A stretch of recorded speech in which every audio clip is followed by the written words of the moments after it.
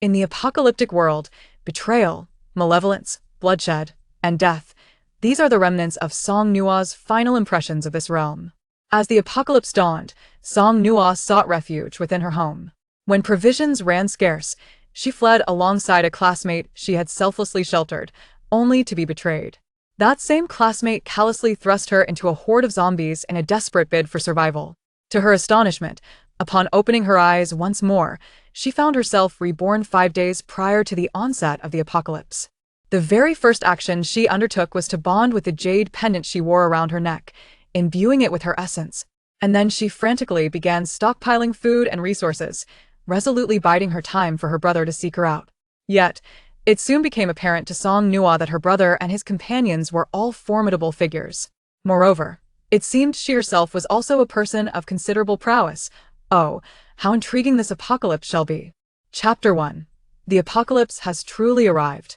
Today is April 26th. The weather clear and sunny. Song Nuo stood at the edge of the sidewalk, her backpack slung over her shoulder, waiting for the red light across the street to turn green.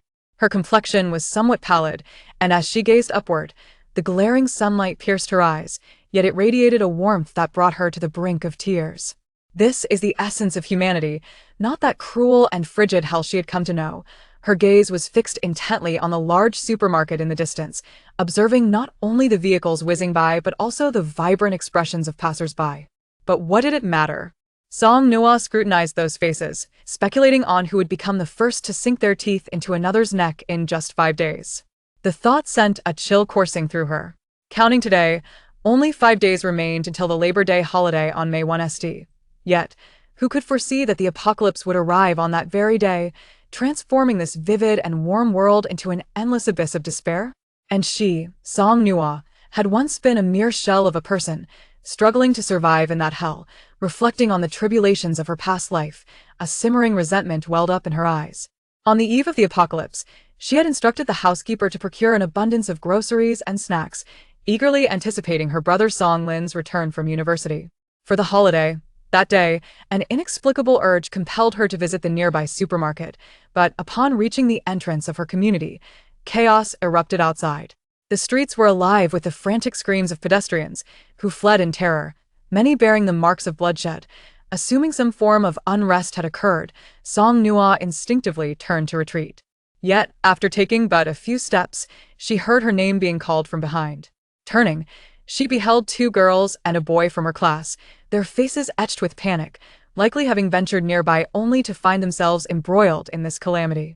Seeing their fearful, pleading expressions, Song Nuo resolved to escort them home with her. Though their relationship was not particularly close, given the turmoil outside, she believed it would be acceptable for her classmates to seek refuge in her home. Without further inquiry, she hurriedly led the 3 back to her residence. Once inside, seated on the sofa, Song Nuo offered each of them a can of cola before inquiring, "What on earth is happening outside?" The 2 girls introduced themselves as Li Panpan and Zhang Xiaoyi, while the boy was named Wei Ziachaod.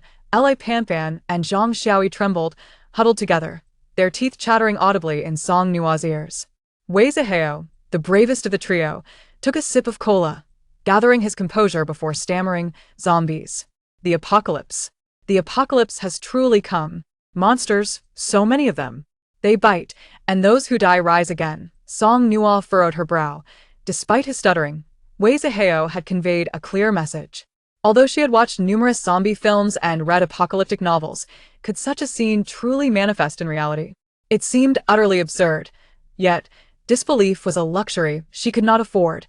No sooner had Wei Zihao finished speaking than Li Panpan and Zhang Xiaoyi erupted into panic screams, a cacophony that pierced Song Nuo's ears. In a flurry, she retrieved her phone, scrolling through her social media feeds, only to be inundated with videos of zombie attacks. The grotesque, blood-soaked scenes invoked a wave of nausea within her. However, she could not afford the luxury of feeling unwell. She quickly dialed her brother Song Lin's number. He was supposed to return home today, but if the situation outside was as dire as the internet suggested, how could he possibly make it back? Fortunately, Song Lin answered, his gentle voice soothing her anxiety. No, don't be afraid. I'm safe for now. The situation outside is quite complicated. Stay at home and don't venture out. It may take me a few days to return, but I promise I will come back to protect you. Just take care of yourself, alright? With a quivering voice, Song Nuo replied, Okay, I'll wait for you, brother. I've stocked up on plenty of food at home, so don't worry about me. I won't go anywhere. With even a sliver of possibility, Song Nuo understood her brother would never leave her alone at home, especially not knowing when he could return. Thus, the outside world must be truly perilous. So, what should she do now? Song Nuo glanced towards her classmates on the couch, feeling somewhat at a loss. Her brother's return was uncertain, and although the food supply was ample, it might suffice for her alone until he arrived. However, with 3 additional mouths to feed, the situation grew precarious. Yet, if she allowed them to leave in such chaos and they encountered misfortune, her conscience would be burdened. Upon hearing that Song Nuo's brother would come to find her, Li Panpan's spirits lifted somewhat, while Zhang Xiaoyi became increasingly distraught, crying out to return home to her parents. In response to Zhang Xiaoyi's distress, Li Panpan hastily covered her mouth, casting a tentative glance at Song Nuo, renowned as an exemplary student, strikingly beautiful and possessing a kind disposition. Song Nuo naturally would not cast them out in such tumultuous times. However, if Zhang Xiaoyi continued to wail for a way home, Song Nuo would undoubtedly have to reconsider their stay. They were not oblivious to the chaos outside. It was likely they would be devoured by zombies before even escaping the confines of their community, or worse, become one of the undead themselves. No. She refused to accept death. Leaning close to Zhang Xiaoyi's ear, Song Nuo whispered a few soothing words, and gradually, the girl's sobs began to subside. Chapter 2. Not worthy of her trust in the midst of utter chaos, Song Nuo felt a disquiet within her heart. However, upon encountering Zhang Xiaoyi, she managed to regain her composure and thus refrained from voicing her thoughts. The 3 of them tacitly accepted that Song Nuo had agreed to harbor them. Her residence, situated in an upscale community, was remarkably soundproof. With the doors and windows securely shut, almost no sound penetrated the silence, creating an illusion that the world remained harmonious and peaceful, or perhaps that the zombie crisis outside had been resolved.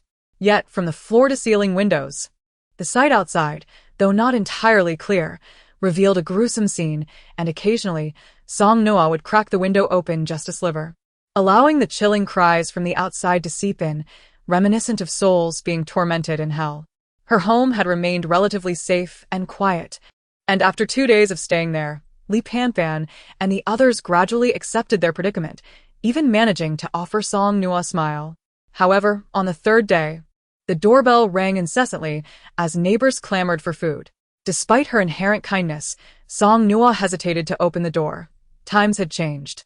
In the past, she would have readily offered anything to a neighbor in need, but now, with 4 mouths to feed, her own provisions were dwindling. How could she spare anything for her neighbors? And what if those neighbors had already been bitten by zombies? Typically, she was alone in the house, and she was well acquainted with her neighbors, which made the number of visitors particularly overwhelming. By the 5th day, it seemed the persistent knocking had diminished, likely due to their realization that Song Nuo would not open the door. Meanwhile, her food supplies were running perilously low, and her brother Song Lin had yet to call back, leaving her in uncertainty about when he might return. Lost in her thoughts, Wei Zihao squeezed the bread in his hand and addressed the 3 girls. The food at Song Nuo's is nearly gone. Tomorrow or the day after, we should venture out to assess the situation and try to gather some supplies.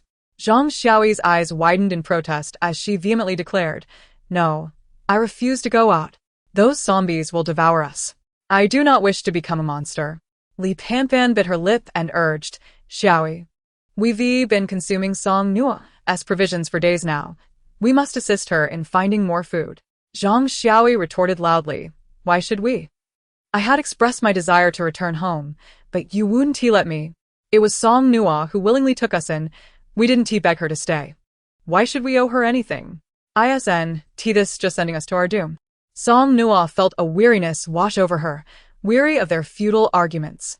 She retreated to her room, clutching the bread in her hand. Whether to regret her choices or not, she understood she must bear the consequences alone. Yet, Zhang Xiaoyi's words left her feeling somewhat despondent. Perhaps it was best to endure hunger for a few days. Once their provisions ran out, they could either leave on their own or starve. The bread in her hand remained untouched as she lay on her bed, slipping into an unbidden slumber. However, Upon waking the next morning and entering the living room, she was taken aback to find Zhang Xiaoyi, who had been in a state of hysteria the day before, apologizing to her. The three of them had come to a consensus to venture out in search of supplies and asked if Song Nuo would join them. With a slight smile, Song Nuo agreed to accompany them. After the events of the previous night, she had come to realize that her classmates were not as trustworthy as she had hoped. While remaining at home offered safety, going out in search of food would provide her with greater peace of mind. After a simple breakfast, the four of them set out together. The community, having been devoid of activity for days, now bore a chaotic appearance. Bloodstains marred the ground, mingled with dismembered limbs. The weather was warm, and flies buzzed around the remnants, emanating a nauseating stench of decay. As Zhang Xiaoyi peered cautiously from the entrance of the building, she immediately retched. Song Nuo felt the churn in her stomach, but endured it silently. Casting a glance outside, she saw no signs of life, nor any zombies. Gritting her teeth, she turned to Wei Zihao and said, "Let us proceed. We must remain vigilant and avoid making noise. If anything goes awry, we return immediately. Our lives are more valuable than any supplies. If today proves fruitless, we can try again tomorrow." Wei Zihao nodded but remained motionless. Sighing internally, Song Nuo realized she could not rely on them as she had hoped. With great caution, she opened the door and stepped outside, taking a few tentative steps. When she reached the bottom of the stairs without incident, Wei Zihao followed, with Li Panfan close behind. Just as Zhang Xiaoyi was about to step out, calamity struck. A zombie suddenly emerged from the nearby foliage, emitting raspy sounds as it approached Song Nuo and Wei Zihao, its body reeking of blood. With Zhang Xiaoyi's piercing scream, the tranquility of the community shattered, alerting lurking zombies who began to shuffle toward their direction. Song Nuo's heart raced, a surge of fear coursing through her. Yet she quickly regained her wits and sprinted back toward the safety of the building. The zombies moved sluggishly, and Song Nuo was swift, capable of safely re-entering the building. However, in a moment of sheer panic, Wei Zihao, having regained his senses, seized Song Nuo, forcefully pushing her towards the approaching zombie and taking the opportunity to retreat into the building, slamming the door shut behind him. Chapter 3. The fabled space within Song Nuo fell to the ground, but there was no time to react. The zombie had already sunk its teeth into her neck, the stench of decay enveloping her senses. Her thoughts drifted away, and at that moment, she found herself devoid of fear. She thought perhaps this was her end. Pain surged through her from multiple wounds, while the zombie drew closer, biting into her flesh. Blood clouded her vision, but through the crimson haze, she caught sight of a car stopping nearby. Her brother, Song Lin, emerged from the vehicle, frantically rushing toward her.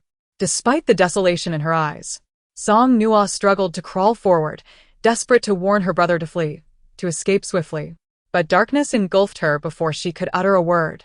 When she next opened her eyes, Song Nuo found herself standing at the entrance of the community with her backpack, appearing as if she were heading to school.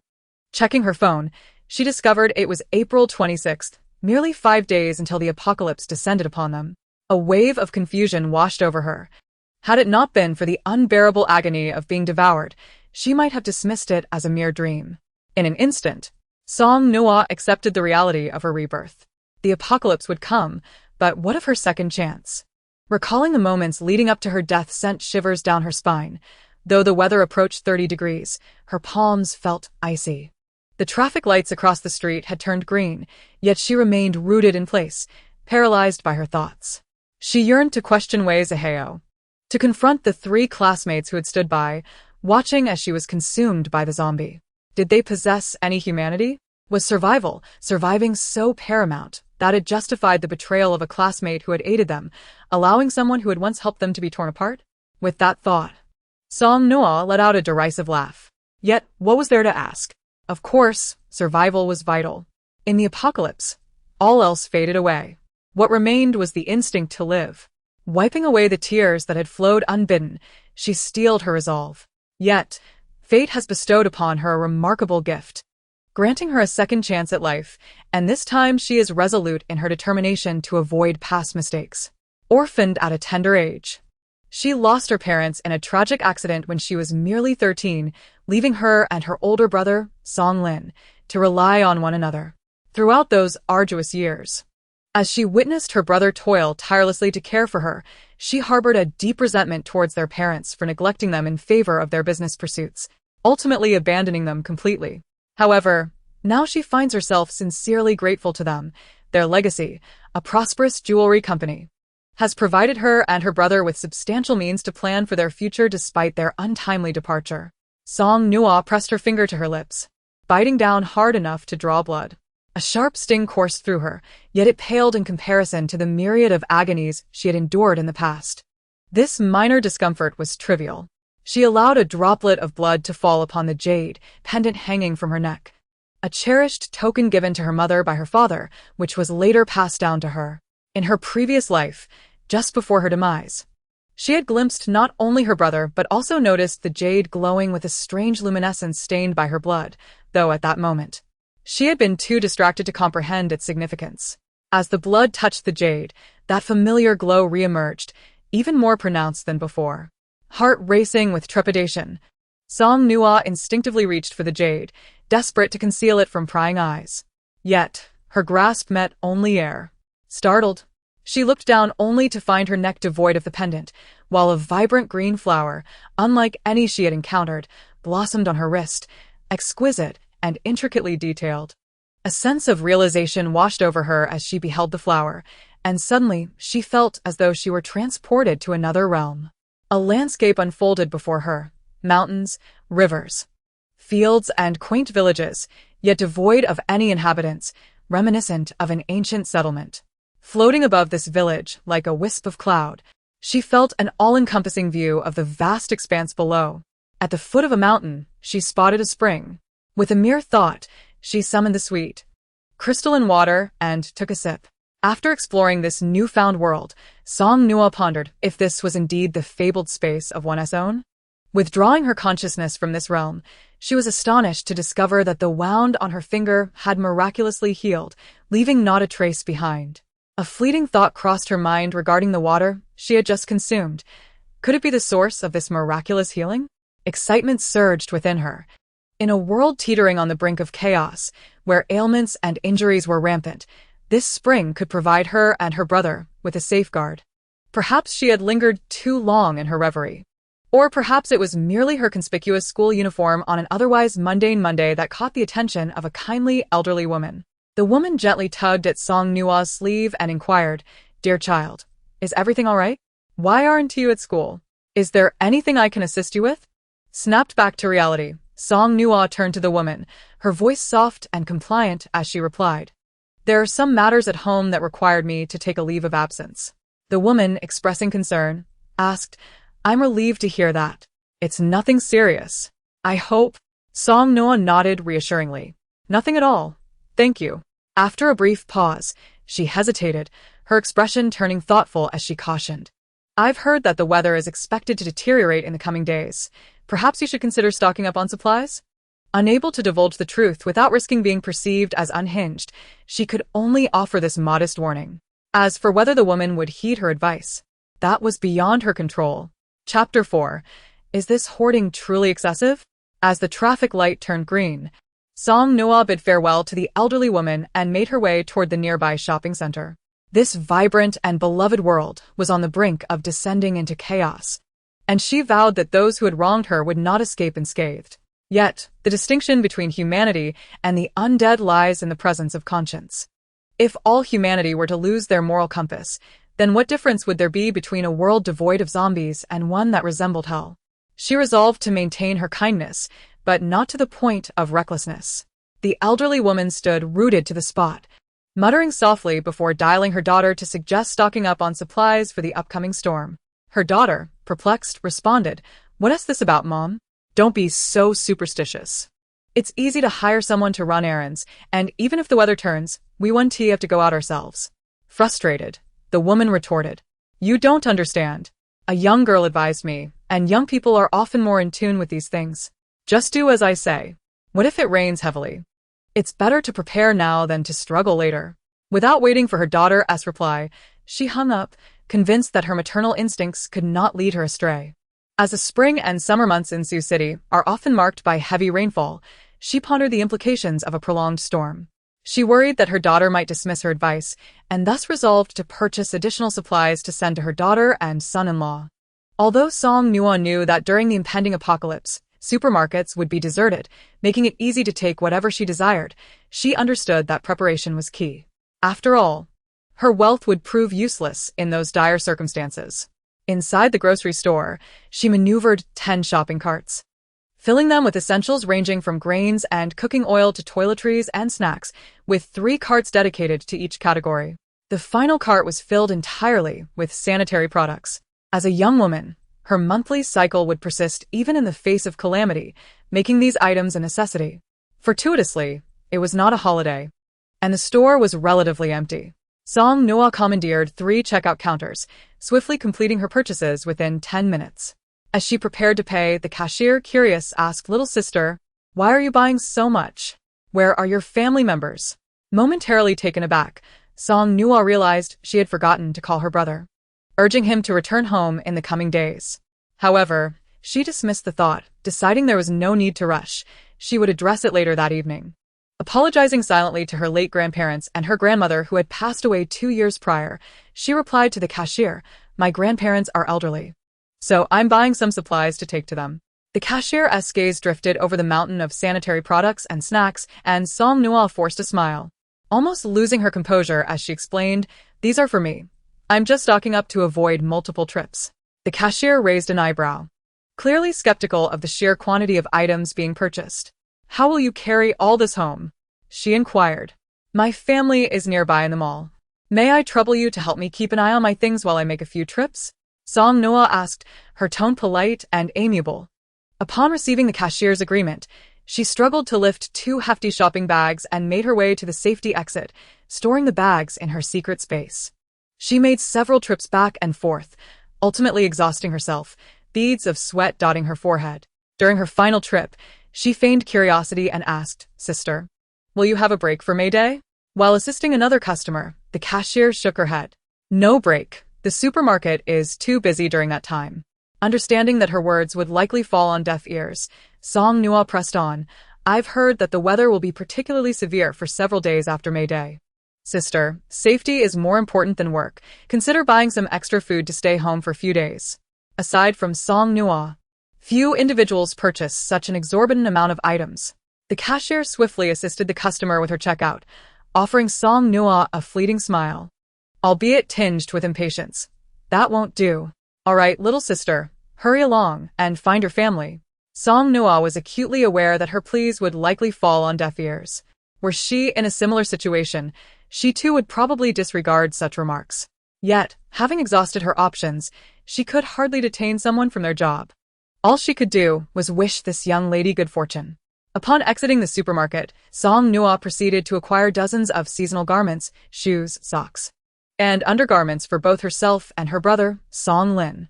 Having attracted considerable attention with her purchases in one store, she subsequently transitioned to another establishment to continue her shopping spree. She resolved to stockpile as many essential items as possible, cognizant that future opportunities to procure them might be limited. The more she could amass, the better. After all, with her newfound spatial capabilities, she could encompass an entire world within her grasp. Despite the advantage of her spatial spring, she still recognized the necessity of preparing a stock of medications, just in case. Unlike everyday goods, which could be accumulated in bulk, pharmaceuticals required a more measured approach. Song Nuo dedicated half a day to traversing the city's pharmacies, acquiring 2 to 3 boxes of various medications from each establishment, resulting in a significant quantity. With her medications secured, she turned her attention to food, daily necessities, and clothing. Although her current provisions were already substantial, she had to consider potential unforeseen circumstances that she and her brother might encounter. Given the opportunity to prepare, mere sustenance was insufficient. Quality was paramount. Even in a post-apocalyptic scenario, she aspired to lead a life of dignity. Chapter 5. A sudden longing for you after amassing staples, condiments, toiletries, and snacks. Along with clothing, Song Nuo opted to rent a storage unit. The process of purchasing items gradually was labor-intensive and time-consuming. Thus, she decided to have her acquisitions delivered directly to the warehouse. She toiled until after 7 in the evening before finally returning home.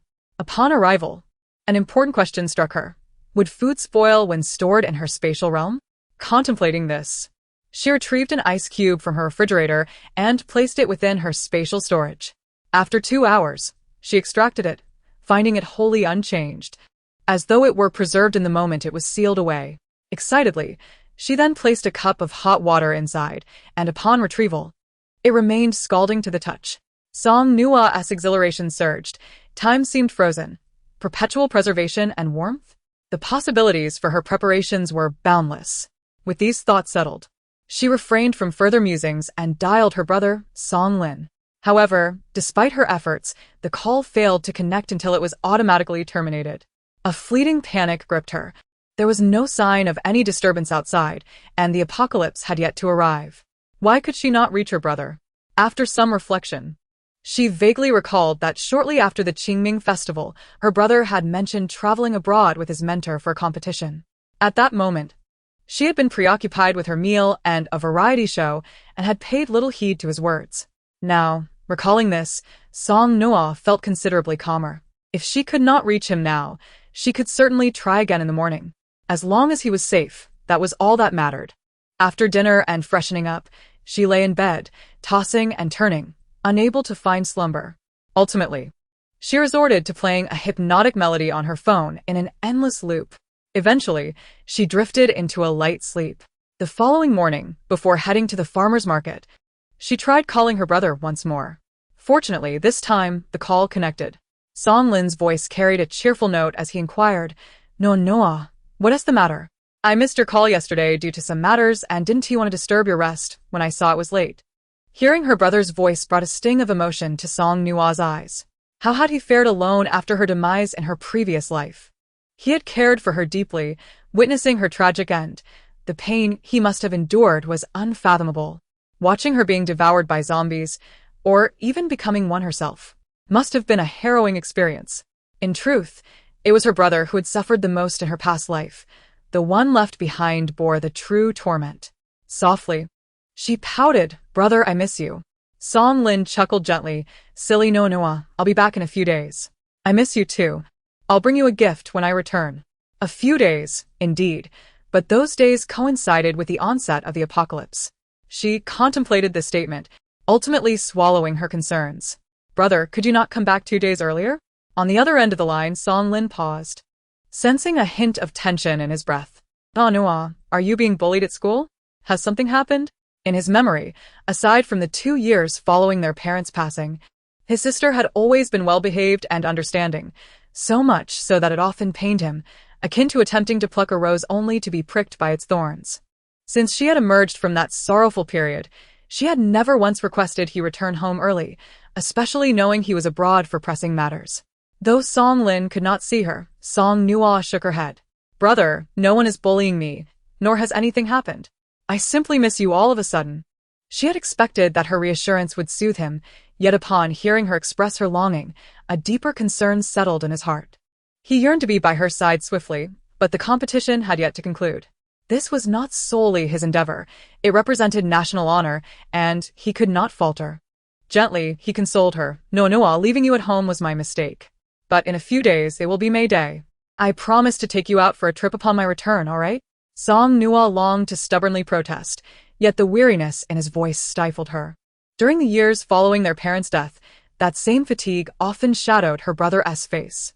He had been but a high school junior then, yet he juggled his studies, managed their family business, and cared for her. Feeling disheartened, she reflected that at least her brother had returned in her previous life just before her demise. And perhaps this time, everything would remain unchanged. She perked up, saying, All right then, brother. I'll wait for you at home, and you must bring me a beautiful necklace. Song Lin, indulgently, responded, Of course, whatever Nuo desires is yours. After all, you are my most precious little princess. After informing Song Lin that she was heading to school, she ended the call and rushed to the farmer's market. Claiming that her family was opening a restaurant, she proceeded to purchase a vast array of staples, vegetables, fruits, poultry, meat, tofu, seafood, prepared foods, and seasonings, nearly emptying every stall she visited. She called for a truck to assist in transporting her acquisitions to the rented warehouse. Once the goods were unloaded and the truck departed, She stored everything within her spatial realm. Following this, she replicated her previous efforts, visiting several more farmers' markets. Upon leaving the final market, she purchased a multitude of vegetable and fruit seeds. Uncertain of whether these seeds would be useful in the future, she concluded that having them was better than having none at all. Chapter 6. The world is mine to contain. On the third day, Song Nuo visited numerous gas stations, acquiring ample gasoline for her spatial storage. Additionally, she procured blankets, tents, baseball bats, golf clubs, axes, and other items that could serve as weapons, along with 2 small generators. Despite her lack of knowledge on their operation, on the fourth day, Song Nuo made numerous reservations at various restaurants, ordering an array of dishes to be delivered to her home, which she then meticulously stored away in her space. She also visited a bakery to procure a bounty of bread and cakes. By the afternoon, having completed her tasks for the morning, Song Nuo found herself at a loss for what to do next. She gazed at a street lined with shops, excluding the ostentatious jewelry and handbag stores, and seized the opportunity to scour the entire street during the afternoon. On the fifth day, she continued her explorations, sweeping through 2 more streets. Over these few days, she had also been in touch with every water delivery company in the city, stockpiling a substantial amount of bottled water. As dusk approached, the sun painted half the sky of vibrant crimson, a sight so beautiful that many paused to admire it. Yet, Song Nuo understood that this was the last vestige of beauty in this world, for come tomorrow, everything would descend into chaos. As the sun dipped lower, she withdrew her gaze and took a taxi to Sioux City's renowned affluent district, the location of her former home. How blissful it had been before her parents passed away. Yet after their demise, she and her brother could no longer remain there, prompting their move to their current apartment complex. After a journey of over half an hour, she finally arrived at the villa from her memories, now cloaked in darkness, its presence unknown to anyone else this night. She extended her right hand, brushing against the tightly shut door, closed her eyes, and when she opened them again, the sight of her once beloved villa had transformed into an empty expanse. A low chuckle escaped her lips as she murmured, "I've said it before. The world that can fit within my grasp is mine. How much more so is this home shared with my brother? Of course, I shall take it with me." Feeling an itch beneath her nose, she reached up to touch it, only to find her hand smeared with blood. Bewildered, she wondered if her spatial abilities could indeed be overextended. Aside from the nosebleed, she felt no discomfort, allowing her to relax. Exiting the villa district, she called for a taxi online and placed a substantial order through a delivery app to be sent home. Just before the delivery arrived, she managed to return home, now with not a single cent left to her name. Previously, she had even taken out loans online to purchase supplies, a venture she would have never dared to undertake before. Yet these were extraordinary circumstances. In truth, she could have easily asked her brother for money to procure more supplies, but the thought felt too peculiar. Her brother was well aware of her financial situation. Suddenly requesting money might lead him to believe she was being extorted.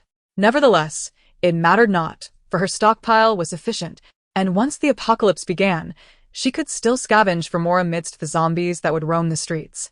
As the deliveries arrived one by one, she had instructed the housekeeper not to come in the days leading up to her rebirth, leaving her to fend for herself in the kitchen.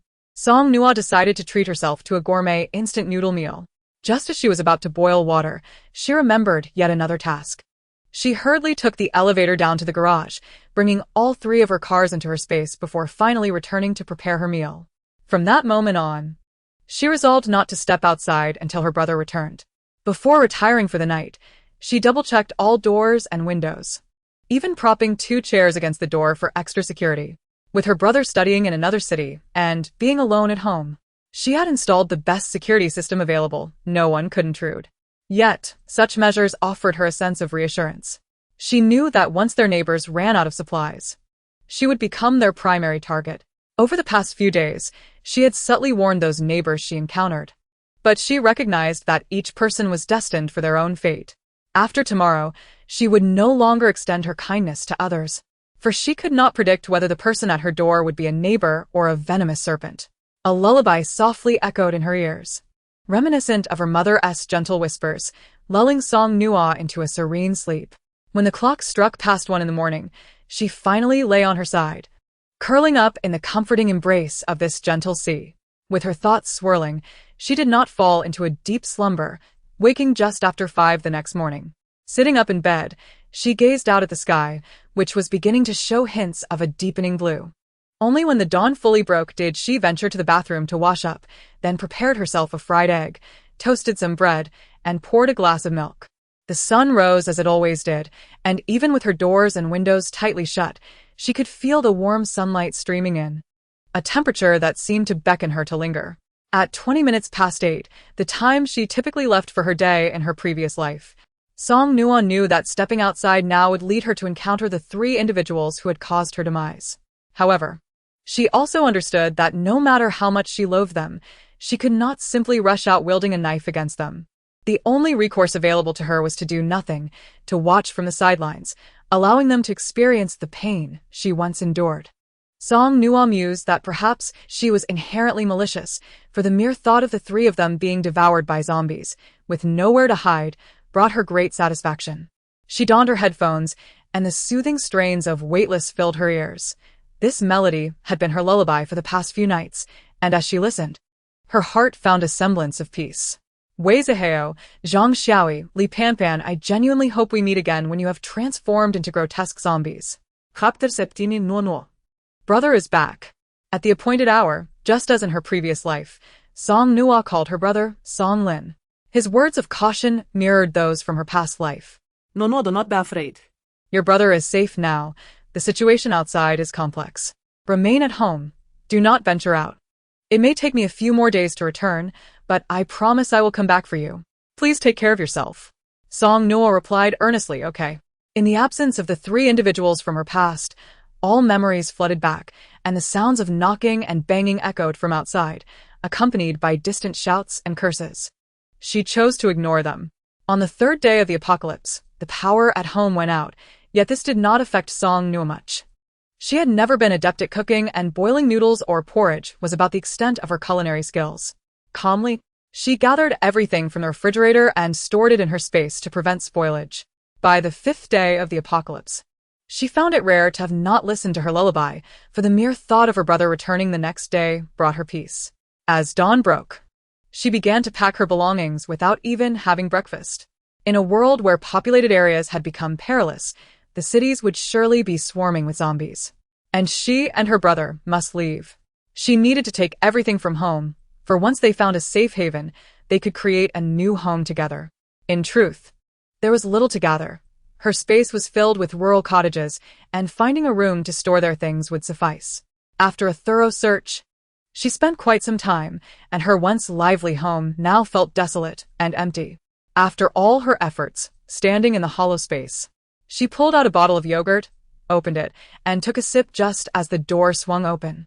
Turning her head, she saw her brother, Song Lin, stepping inside. Song Nuo stood stunned for a moment until Song Lin called out to her in exasperation, "Nuo, I'm back." In that instant, the tides of longing and grievance washed over her like a crashing wave.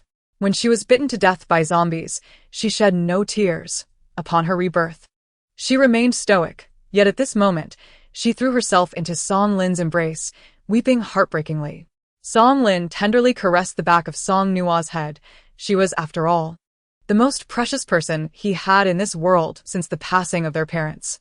When their parents welcomed his sister into the world and named her Song Nuo, they hoped she would always be shielded by their family, blossoming into a soft, beautiful treasure. Sister lived up to their wishes, being both lovely and kind, which made Song Lin feel an immense regret on the day the apocalypse struck. Had he known, he would have heeded her pleas to return home sooner to find her. For days, he had lain awake at night, consumed by worry for her safety. Thankfully, she was still able to rush into his arms like this. Whether she cried or laughed, as long as she was safe, that was all that mattered. Gently patting Song Nuo's back, he comforted her. "All right, no, Nuo, be good now. Don't cry. You'll only invite ridicule. Others?" Song Nuo's sobs halted abruptly as she pulled back slightly from Song Lin's embrace to sneak a glance behind him. Indeed, 3 dashing young men stood behind Song Lin. In an instant, her tears were swallowed, and she found herself unable to suppress a hiccup. The 3 young men stared at her, and an overwhelming sense of embarrassment washed over Song Nuo. Just as she prepared to bury her head back into her brother's embrace to escape her shame, one of the boys with an adorable baby face smiled at her. "Your home is truly bare, huh?"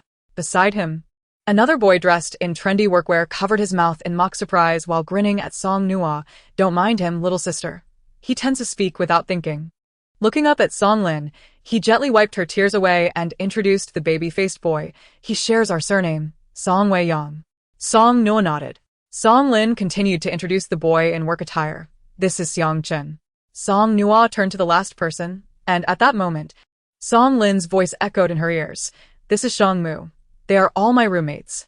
At that moment, Song Nuo was too dazed to nod or shake her head. She simply stared blankly at Shang Mu.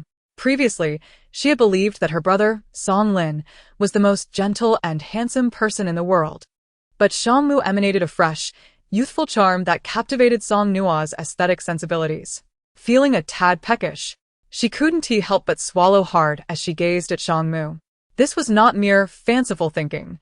There existed a term that described him, a feast for the eyes, and Shang Mu was not just a feast. He was extraordinarily, remarkably appetizing. It was not her lack of ambition. Rather, his appearance was simply irresistible. Thankfully, Song Nuo retained her composure. After all, it wouldn't do to embarrass her brother in front of his roommates during their first meeting. Overwhelmed, she lowered her head and obediently greeted, "Hello, brothers." Song Wei-yang was instantly thrilled. "Great. It's our first meeting?" He rummaged through his pockets, finding them empty. And upon seeing Xiang Chen's teasing gaze, he retorted, "What's your problem? As if you could produce a gift yourself." Xiang Chen fell silent, conceding, "Fine. It's not like any of us have anything to offer. Let us all be embarrassed together. After all, the situation is rather unique." Chapter 8. Is this spatial ability? Just as Xiang Chen was silently relieved, he suddenly witnessed Shang Mu quietly produce a pink diamond-studded cherry blossom hairpin and hand it to Song Nuo. Xiang Chen. Song Wei-yang immediately felt disgruntled. It was their first time meeting Song Lin's sister, yet why was Shang Mu receiving special treatment? He furrowed his brow and muttered, "Shang Mu, you cunning boy. When did you prepare this gift? Why didn't you tell us?" Shang Mu replied, "Originally, when I was competing abroad, Song Lin mentioned he'd bring me to Sioux City for May Day. Since I was coming to Sioux City, meeting Song Lin's sister was inevitable, so I bought a gift when I saw him purchasing one for her. It was originally in a box, but given the circumstances, I discarded it." Song Nuo glanced at Song Lin, who nodded, and only then did she take the hairpin, politely saying, "Thank you, brother Shang Mu." She dared not lift her head, fearing that another glance at Shang Mu's handsome face would bring her further embarrassment.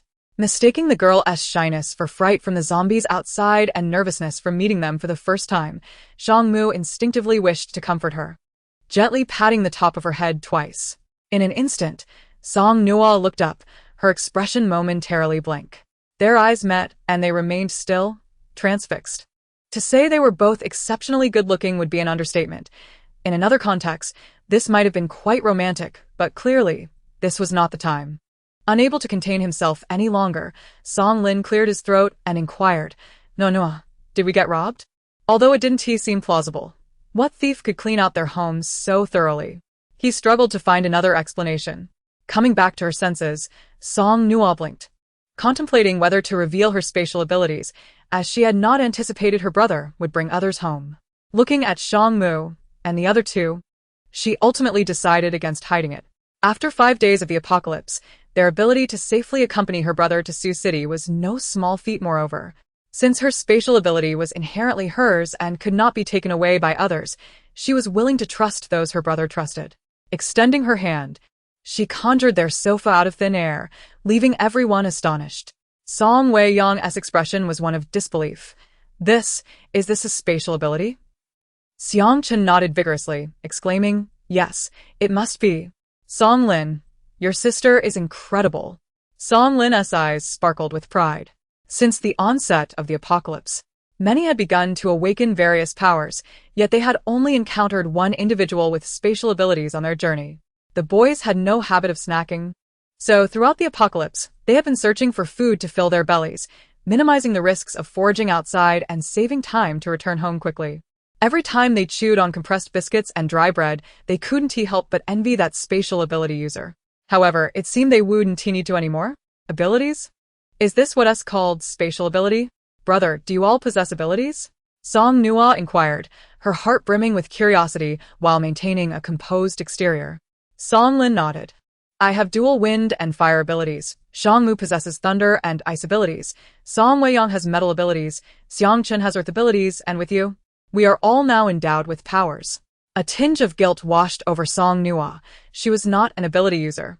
But there was no need to voice that. Let this delightful misunderstanding persist, as it made her feel less out of place. It was truly remarkable.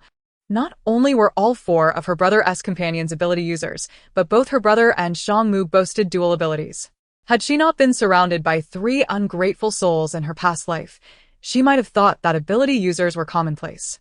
Upon reaching this thought, Song Nuo felt a tinge of despondency. In the room stood 5 individuals, and she alone was a mere muggle.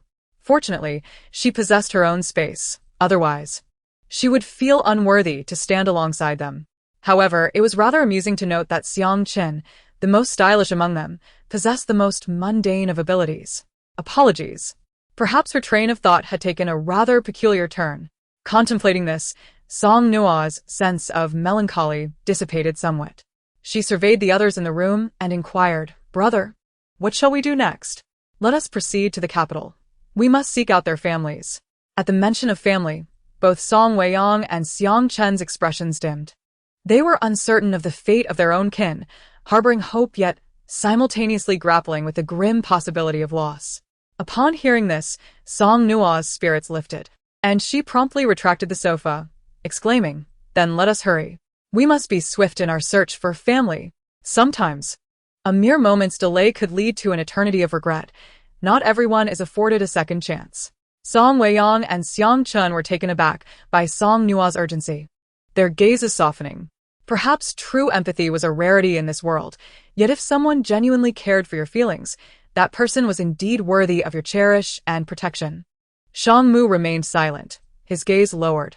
In truth, had it not been for his brother still residing in that household, he would have had no inclination to return to the capital. With a consensus reached, the 5 of them exited the building, with Song Lin and Xiang Mu leading the way, followed by Song Weiyang and Xiang Chen, who formed a protective barrier around Song Nuo as they made their way to the elevator. As in her previous life, the community was eerily silent. Song Nuo anxiously tugged at Song Lin's sleeve, her complexion slightly pale. The further they ventured outside, the more vividly she recalled the excruciating pain of being torn apart by zombies in her past life. Chapter 9. We have successfully passed the challenge. It was not until Song Lin grasped her hand that Song Nuo realized her own hand was trembling uncontrollably. With a wry smile, she pondered, As a human, have you ever experienced the sensation of being devoured piece by piece? She had. Despite her desire to overcome this fear, the psychological and physiological terror was not something she could easily conquer. Song Lin turned to reassure her, Nuo, do not be afraid. I am here. This phrase, which he had uttered during their parents' funeral, was one he repeated countless times throughout her formative years, and he had always upheld his promise. For Song Nuo, those words were the key to a door of safety. Whenever she heard them, she knew she was secure. She understood that her brother would protect her. With her heart finally steadying, Song Nuo remained vigilant, casting wary glances at the greenery nearby. Fearful that the zombies she had encountered in her past life might leap out and harm Xiang Mu and Xiang Chen. Noticing Song Nuo's pace slowing, Song Weiyang curiously asked, Sister, what do you see? Following her gaze to the thicket, he added with an innocent charm, Let me tell you, there was once a zombie hiding over there, but we managed to eliminate it. Song Nuo. So, she was left with a script that merely sufficed for 2 episodes, half of which was rendered useless. A military jeep had come to a halt at the foot of the steps, and it was unclear how they had acquired it. Xiang Mu swiftly opened the door and helped Song Nuo inside, followed closely by Song Lin. Song Weiyang jumped into the passenger seat while Xiang Chen took the driver's seat and quickly started the engine, driving them away from the community. In both her past and present lives, Song Nuo had never witnessed the state of the streets. Now, she was finally seeing it. The streets were overrun with zombies, their decayed forms adorned with splattered blood, shuffling towards their vehicle with a grotesque gait. Xiang Chen frowned deeply, commanding, "Hold on tight." Song Lin and Song Mu each secured Song Nuo, and the vehicle surged forward, causing Song Nuo to be jolted back against her seat due to inertia. She knew that if they were cornered by these zombies, there would be no escape. A cacophony of thuds resonated on either side of the vehicle as Song Lin embraced Song Nuo, covering her ears with his hand. Xiang Chen accelerated down the street littered with abandoned cars, and upon seeing the zombies drawing near, he pressed the accelerator to the floor. In just 5 short days of the apocalypse, the 4 of them had each dispatched numerous zombies. Those once human had transformed into something else entirely, and as they collided with the zombies, Xiang Chen felt none of the guilt he had experienced during his first encounter. The zombies pursuing them were met with sudden bursts of flames or bolts of lightning that struck them down. Even if the world had descended into chaos, those of them still alive had to strive to survive. Fortunately, these zombies were merely strong. Unlike them, they lacked abilities. After more than 2 hours of driving, they finally exited the urban area of Sioux City, though the windshield was now smeared with dark green, viscous zombie blood. Song Nuo sighed in relief, yet regretted not observing the outside world more attentively. She should have taken a closer look at the zombies. Perhaps she could have had one last glimpse of the 3 departed souls from her previous life. As humans and zombies, they stood in stark opposition this time. Xiang Chen exhaled slowly, jesting, "Friends, we have successfully passed the challenge." Song Weiyang retorted with disdain, "Stop boasting. Let us find a place to clean this vehicle. It's utterly disgusting." Song Lin and Song Mu chuckled lightly, not bothering to respond. As the vehicle traversed a street with fewer abandoned cars, the mood among the 5 was notably buoyant. Song Nuo suddenly felt for the cherry blossom hairpin that Song Mu had gifted her, carefully retrieving it to adorn her hair. She admired her reflection in the rearview mirror, delighting in the sight.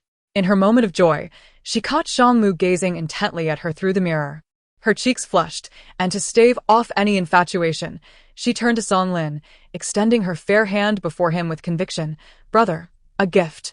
As promised, Song Lin produced a pink mother-of-pearl necklace adorned with diamonds in the shape of roses from his pocket, delicately placing it around her neck. Song Nuo, filled with joy and appreciation, caressed the necklace before touching the hairpin atop her head. It must be said, while both gifts were exquisite, the aesthetic sense of these 2 individuals was remarkably aligned. Noticing her actions, Song Lin explained, "I purchased it from a shop." Song Nuo nodded in approval. "It's beautiful. I love it." With that, she retrieved a box of sugar-free mint candies from her space, distributing a few to Song Lin and Song Mu, taking a few for herself, and passing the remainder to Song Weiyang in the front seat for him and Xiang Chen to share.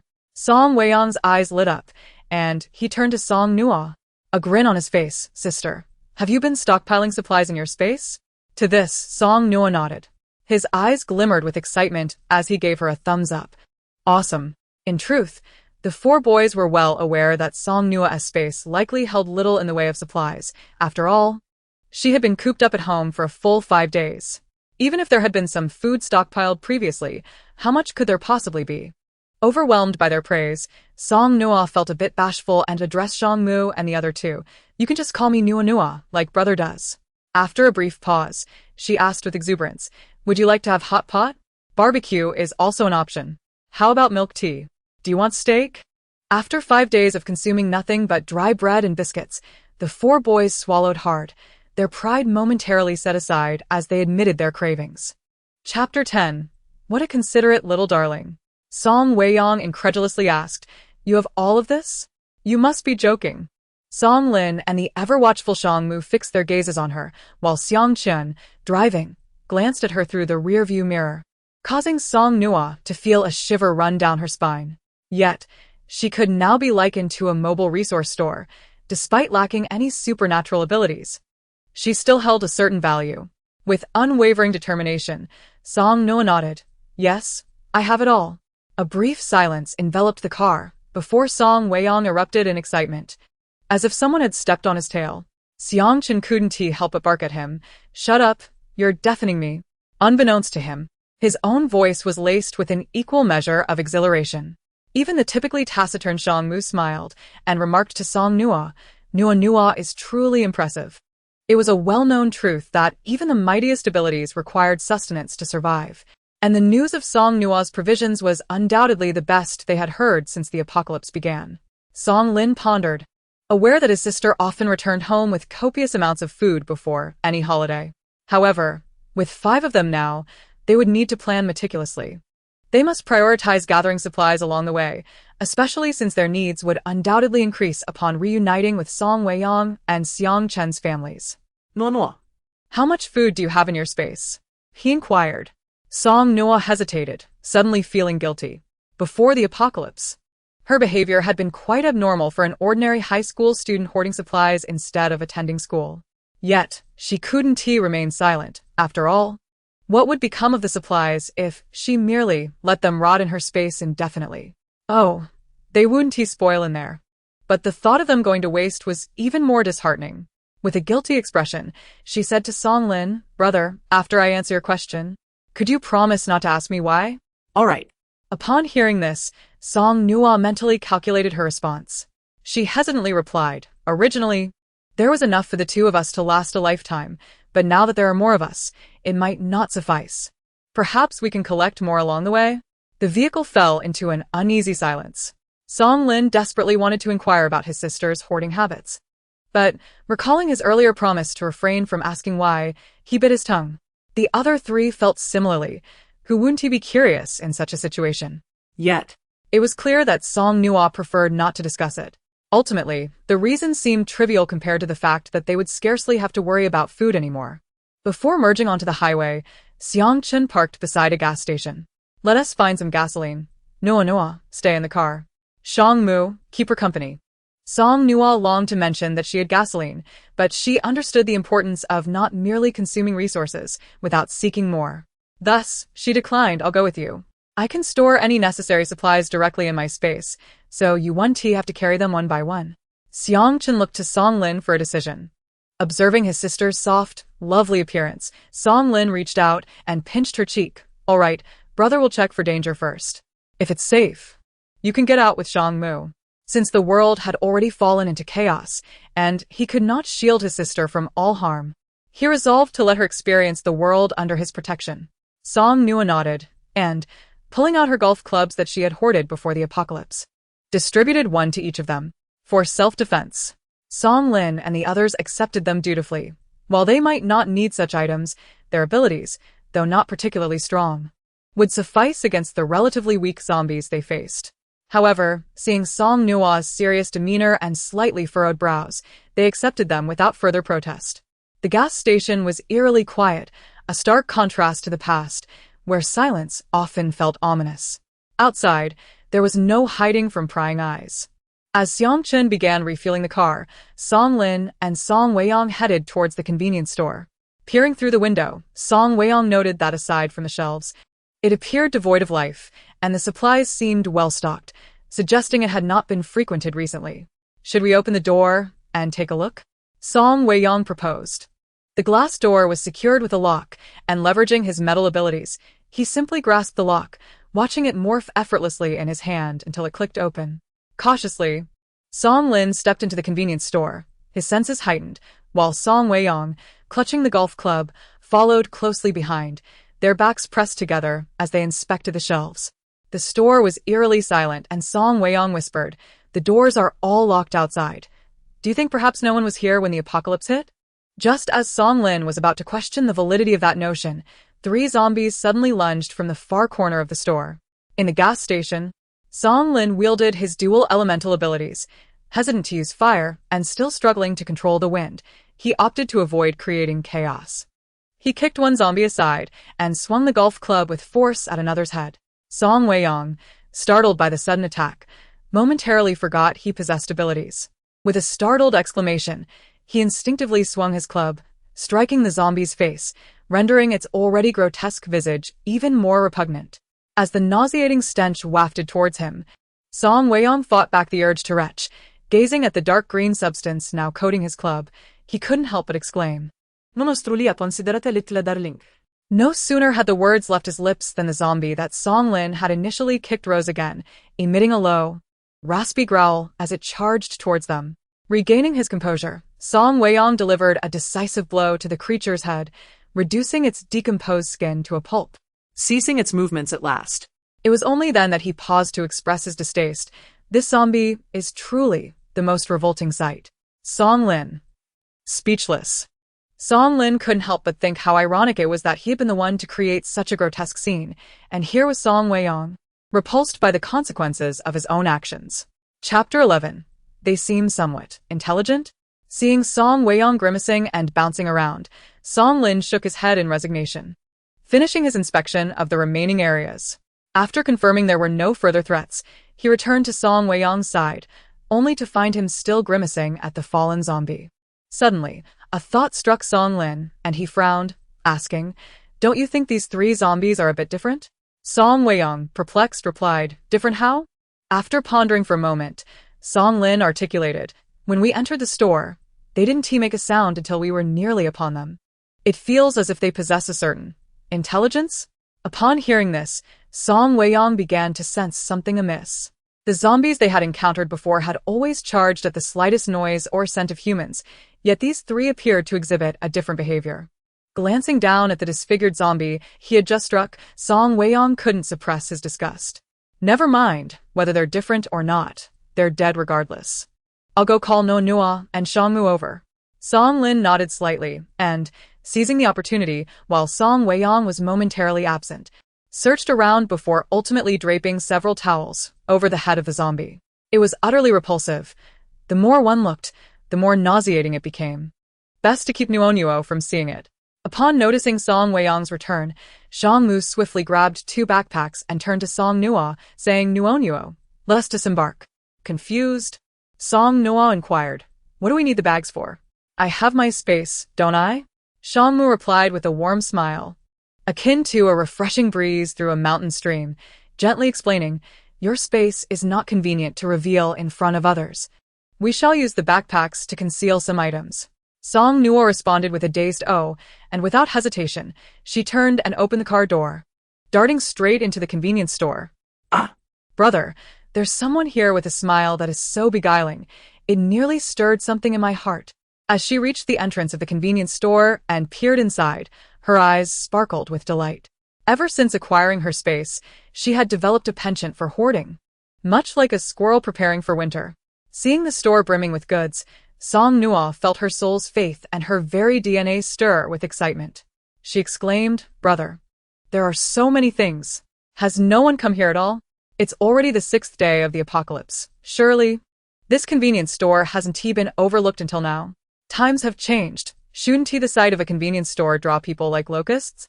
Song Lin replied, "Indeed. There are 3 zombies inside and the door is locked." At the mention of zombies, Song Nuo instinctively shivered, a reaction keenly noted by Shangmu, who gently patted her shoulder in a gesture of reassurance. However, the moment he touched her, Song Nuo flinched and scurried away like a startled rabbit. Does she fear him? Shangmu pondered Song Nuo's previous reactions and realized that she often seemed to shy away from him. This thought brought a smile to his face. Was he truly that frightening? Did the little girl feel the need to evade him? With a soft chuckle, he lowered his head and followed her into the store. Approaching a shelf near the entrance, he casually grabbed a few items, nearly filling the 2 backpacks, leaving the remainder for Song Nuo to store in her space. As she glided past the rows of shelves, her fingers brushed against them, and with each touch, entire rows were left empty. Song Lin and Shangmu watched in astonishment, their eyes not blinking once. Observing the once crowded convenience store now stripped bare, Song Nuo felt an immense sense of satisfaction. She snapped her fingers and, with a hint of pride, declared, "All done." Turning around, she took a couple of steps when her foot struck something hard. Looking down, she saw a stone lying on the ground, still smeared with a dark green, unidentifiable liquid, exuding an air of mystery and disgust. Curious yet repulsed, Song Nuo retrieved a clean towel from her space, wrapped the stone within it, and wiped it clean. When she looked again, it had transformed into a lustrous stone resembling a gem. "Brother, look at this." She began to extend the stone towards Song Lin and Shangmu, but just then, the sound of approaching vehicles interrupted them. Song Lin and Shangmu exchanged wary glances before Song Nuo swallowed her words and tucked the stone into her coat pocket. They quickly exited the convenience store, protecting Song Nuo as they moved. Meanwhile, Song Weiyang and Xiang Chen, who had just finished refueling and loading several gallons of gasoline, approached the store's entrance. At the gas station, in addition to their vehicle, 2 SUVs now stood, indicating that the opposing group was likely larger, prompting the 4 boys to heighten their vigilance. In contrast, Song Nuo, perceiving herself as the weakest among the 5, felt rather at ease. It wasn't that she was naive, but her hands could not carry or shoulder burdens, rendering her anxiety somewhat moot. Her fate rested entirely in the hands of her 4 brothers. It was uncertain whether a conflict would arise. Even if it did, they might not necessarily lose. And should they lose, it couldn't possibly be as dire as a previous life's demise, could it? 8 men descended from the 2 vehicles, all of them male. For a moment, both groups locked eyes before simultaneously averting their gazes. Song Nuo and her companions made their way to their vehicle while the opposing group headed for the convenience store, led by a young man with blonde hair, who sprinted ahead. As they were about to pass each other, the young man paused at the entrance of the convenience store, scrutinizing the interior, then turned and shouted, "It's empty. There's nothing here." Just then, a sinister voice called out, "Stop. Leave your bags and that girl, and I'll let you go." Chapter 12. Shall we test it? Upon hearing the demand for the bags, Song Nuo remained unfazed. He had not packed anything of significance in the backpack. Rather than waste time in a quarrel, it was more prudent to relinquish them and avoid trouble. However, his demeanor shifted coldly at the latter part of the demand to keep Song Nuo. He turned with an icy gaze towards the gaunt-faced man who had spoken. Suddenly, amidst the clear skies, a bolt of lightning struck down upon him. Taken by surprise, the man was rendered unconscious, his hair standing on end from the electric shock. Witnessing their leader collapse in an instant left the remaining 7 subordinates feeling both furious and impotent. They had recognized the gaunt-faced man as their leader solely because he was an ability user. In this chaotic world teeming with zombies, the strong were revered, and the unspoken rule was survival through alliance with the capable. But now, with their perceived strongman toppled, they understood that the opposing party was even stronger. Thus, any notion of retaliation was swiftly quashed. After a brief moment, Song Nuo blinked, politely thanking Song Nuo while feeling a pang of envy. Aside from being a mobile warehouse, she seemed utterly useless. Seizing the opportunity while the other party showed no intent to escalate the situation, Song Nuo and her companions departed, swiftly taking to the highway. Seated in the vehicle, Song Nuo suddenly recalled the stone she had found earlier. She retrieved it and presented it to Song Lin, saying, "Brother, look. This is the stone I picked up at the convenience store. It was covered in zombie blood, but it looks quite nice now." Song Lin examined the stone closely. It appears to be from within a zombie's head. Earlier, he had witnessed Song Weiyang obliterate the last zombie's skull. He remembered hearing a sound akin to something crashing to the ground, assuming it was merely an item that had fallen from a shelf. Now it seemed that this stone was the source. Is this what the apocalypse novels refer to as a crystal core? They truly exist? Song Nuo mused, feeling a tinge of disappointment as she realized she was akin to a character from a television series that only lasted 2 episodes, completely unaware of the unfolding plot. Glancing at the other 4 individuals in the vehicle, she thought, well, they were perhaps worse off than her. At least she retained her memories from her past life. These 4, despite having survived longer than she had, seemed as though they had been served a bowl of amnesia soup, reborn without a trace of memory. Song Nuo looked at her brother, Song Lin, and was tempted to ask if he had ever read apocalypse novels, but as soon as the thought crossed her mind, she dismissed it. After their parents' passing, when would her brother have had the leisure to read such things? Surveying the remaining 3, she concluded this question was more fitting for Song Weiyang. She turned to him, who was now examining the crystal core, and asked, "Weiyang, do you read novels often?" Song Weiyang did not disappoint her. "Yes, I do." Ecstatic, Song Nuo responded, "Do you read apocalypse novels?" "Apocalypse novels?" "No, I don't, Song Nuo." At this very moment, Song Nuo felt a tinge of solitude in her life. She had reached a point where she no longer wished to discuss the matter, for it seemed rather frivolous to speak of events from a novel in such a serious context. Yet, what if? Hadn't she previously never imagined that a crystal core could truly exist within the brains of zombies? The indecision evident on Song Nuo's face did not escape Song Lin's notice, prompting him to inquire, What troubles you, Song Nuo? As a good child who cherished honesty in her brother's presence, Song Nuo immediately shed her hesitation and replied candidly, Brother, I read in a novel that these beautiful stones in the zombies' heads are crystal cores, which can enhance supernatural abilities. Song Wei-yong erupted into laughter, exclaiming, Nuo, you are simply delightful. How can one take the contents of a novel seriously? They are all. The word fake lingered on his lips, but he could not bring himself to utter it. Fake? Yet, the apocalyptic world depicted in the novels had indeed manifested. The existence of crystal cores within the zombies' heads was no mere fiction. So, who could assert with certainty that the claim of crystal cores enhancing supernatural powers was false? The four boys in the vehicle, endowed with supernatural abilities, were momentarily dumbfounded. Xiang Chen suddenly slammed the brakes, bringing the car to a halt by the roadside. Luckily, it was the apocalypse, or else they would have faced penalties. All eyes turned to the glistening crystal core in Song Lin's hand, leaving them momentarily speechless. Xiang Chen, struggling to regain his voice, posed the question, should we give it a try? To this inquiry, the very person who had suggested it, Song Nuo, was the first to protest vehemently, no.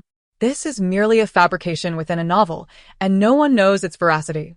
Moreover, this is something extracted from a zombie's head. Who knows what consequences may arise if it is false? More importantly, who would be the one to attempt it? Naturally, her brother was out of the question. And although she had not known the other three for long, they had accompanied her brother to rescue her and had shown her great care. She could not bear to see them in peril either. The concerns that occupied Song Nuo's mind were certainly shared by the four of them. Song Lin declared, let me be the one to try it. Since it was Nuo who found it, it should be me. Upon hearing this, Song Wei-yong immediately objected. What nonsense. If we follow that logic, I was the one who killed that zombie, so I should be the one to try it. Shang Mu shook his head in dissent. You may have slain the zombie, but let me take this on. We can't have you handling everything. Before Xiang Chen could voice an opinion, Song Nuo pressed her palm, taking the crystal core from Song Lin's grasp. How about this? Since you are all arguing, why not none of you try it? I will keep it for now, and we can discuss it later. The four exchanged glances, contemplating. Is this acceptable? Are you satisfied now? Nuo was exasperated. None of them were to try it. Chapter 13. No, I am the blue fatty. As noon approached, Xiang Chen exited the highway, pulling over to the roadside to prepare for lunch. The five of them ventured into the nearby woods, leaning against the banks of a small river. Song Nuo retrieved a dining table and chairs from her space, followed by 5 sets of chopsticks and a large pot of hot pot, causing Song Wei-yang's eyes to widen in disbelief. It really is hot pot. I thought Nuo was referring to a self-heating mini hot pot. Indeed, the hot pot was bubbling with steam. Song Nuo nodded. I had it delivered from the hot pot restaurant. The only downside is that it's not convenient to add ingredients at any moment. The four boys did not perceive any flaw, particularly as Song Wei-yong eagerly settled into a chair, quickly grabbing a slice of beef and tossing it into his mouth. Grimacing from the heat, yet devouring it nonetheless. He sniffled, overwhelmed with emotion. I thought I would never eat hot pot again in my lifetime. Nuo. You have no idea. Just before the apocalypse hit, I was consuming protein powder to build muscle. After the world fell apart, my greatest regret was not enjoying one last hot pot meal. I imagined that if I were to die, it would surely be from cravings. Nuo. You have truly saved my life. Song Nuo found his dramatics amusing. It wasn't he that extreme, was it? Xiang Chen rolled his eyes in disdain, only to hear Song Wei-yong lament. If only I had a can of soda right now, my happiness would be complete. Song Wei-yong spoke without a second thought. Not considering that gathering supplies was essential, they barely had enough resources, let alone luxuries like soda. This hot pot was likely their only indulgence. Yet Song Lin, Shang Mu, and Xiang Chen simultaneously turned their gazes towards Song Nuo. In a world where acquiring resources had become increasingly challenging, the notion of drinking soda felt like a fanciful dream. However, they found it entirely plausible that such a thing could occur in Song Nuo's presence. Upon hearing this, Song Nuo set down her chopsticks, waved her hand, and, remarkably, for cans of soda and a can of coconut juice materialized on the table. Song Wei-yong was utterly astounded. Dropping a chopstick, he murmured, You must be a little fairy descended from the heavens to rescue me. Looking down at her Klein blue dress, she raised her head with utmost seriousness. No, I am the blue fatty. Cough, cough, cough. Xiang Qin nearly choked on the red oil from the hot pot, coughing uncontrollably. Once he regained his composure, he glanced around. One side representing his benefactors and the other his silly friend. The choice was exceedingly clear. He slapped Song Weiyang on the back. Be quiet. No talking while eating or sleeping. Song Lin and Shang Mu exchanged glances, both instinctively placing a portion of food into Song Nuo's bowl, urging, eat quickly, ignore them. Finally, Song Weiyang settled down, obediently consuming his meal. With limited quantities of food, Song Nuo had not anticipated the presence of Shang Mu and the other two. The pot was barely sufficient for herself and Song Lin, and now with 3 more boys, it was evidently inadequate. However, she couldn't deplete all her hot pot supplies at once. Thus, she divided a bun among them. As for herself, she had a small appetite, and the other boys were continuously serving her, leaving her as the only one feeling full. While the 4 of them were munching on buns, a man's voice drifted over from a distance. Can you smell that? It's becoming increasingly distinct. I told you I could smell hot pot. You all didn't believe me. My nose is the sharpest. A gruff voice responded with a curse. Damn it, I'm barely scraping by. And someone is feasting on hot pot? Is there any justice left in this world? Although the 4 boys heard the voices of the 2 men, they remained poised, not lifting their heads. In fact, Song Lin and Shang Mu continued to eat their buns leisurely, with an elegance more akin to noblemen dining on fine cuisine rather than consuming simple buns. In a moment of unprecedented quickness, Song Nuo swiftly gathered the table, pot, and utensils, leaving the 4 handsome boys looking rather foolish as they sat around an empty space. Realizing how ridiculous they appeared was not a sentiment held solely by Song Nuo, prompting all 4 to finally rise. Song Nuo quickly stowed the chairs away, grasping one of each boy to pull them back to the roadside. However, it was too late. The men who had spoken were approaching. To her surprise, there were not 2, but 4 of them. As the 4 men caught the enticing aroma of hot pot wafting through the air, they exchanged glances, their initial reluctance dissipating when they realized the opportunity before them, ultimately deciding to seize the prize. After all, Song Nuo appeared to be a soft and delicate girl, one that they could easily dismiss. As for the other 4 young men, they seemed to be of a similar age, posing little threat. One of the men, with a face full of excess flesh, wore a sinister grin and spoke with an air of menace. Hey, little brothers, you seem to be living quite comfortably. Why not share a bit with the older brothers? Song Weiyang, unfazed, chuckled and replied, Brother, you must have misjudged us. We are but genuine paupers. He glanced down at Song Nuo, who stood at his chest height, pondering, not merely poor, but the kind that requires sponsorship. The aroma of the beef hot pot still lingered in the air, and seeing Song Weiyang's obliviousness, the man widened his eyes in anger, threatening, dare to disrespect us. Huh?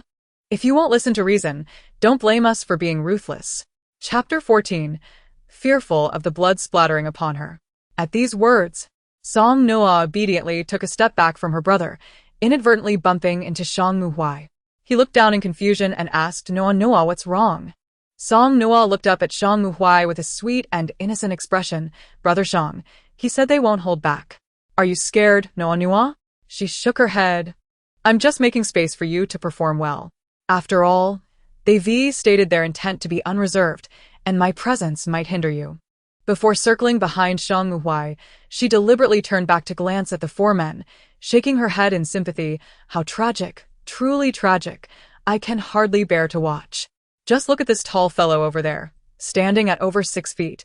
How could he possibly think to challenge us? Song Nuo was entirely unperturbed by the fact that they were all supernatural beings.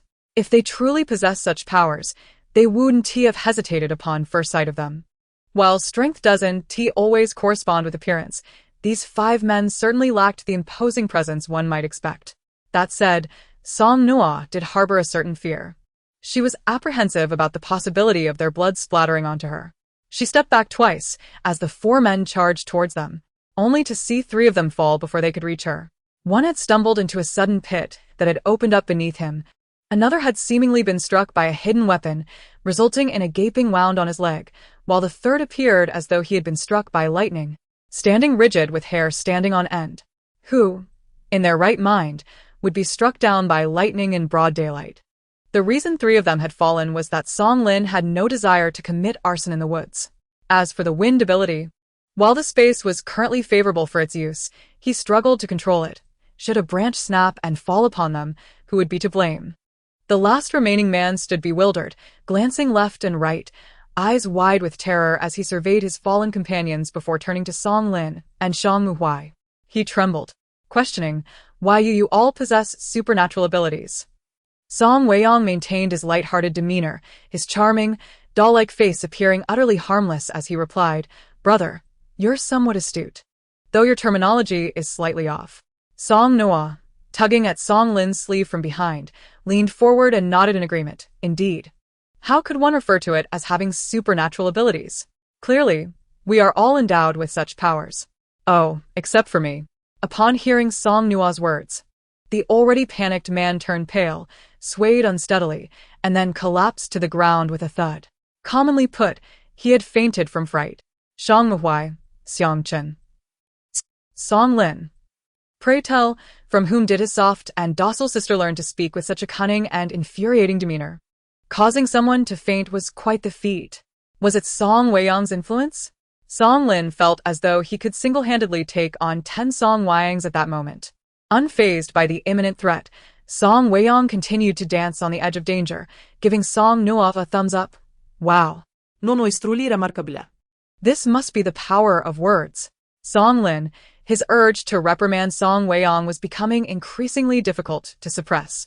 Song Nuo gazed at the fallen giant, murmuring in wonder, could this be the legendary frail willow swayed by the wind, easily toppled? The forest fell into an eerie silence as Song Lin and the others struggled to comprehend what they had just heard. Nuo referred to this nearly 200-pound behemoth as a frail willow, easily toppled. They felt a sense of regret, knowing they would never be able to regard these terms with the same innocence again. Instantly, Song Lin's motivation to reprimand Song Weiyang dissipated. He paused, looking troubled as he addressed Song Nuo, while you may no longer have the opportunity to take the college entrance examination, you should still learn some language skills from your brother at this. Song Nuo and Xiang Chen nodded in agreement, while Song Weiyang, though clearly discontented, directed his attention to Song Nuo. What's wrong? Isn't this great? Look at him. He is so enraged, he can't even get up. He pointed at the man who had fainted, adopting a righteous tone. Song Nuo nodded in agreement and asked Song Lin, "Brother, do you think I lack education?" Song Lin, the apocalypse has arrived, and now his sister has become difficult to manage. With such concerns weighing on their minds, the 5 continued towards the neighboring city of Ning.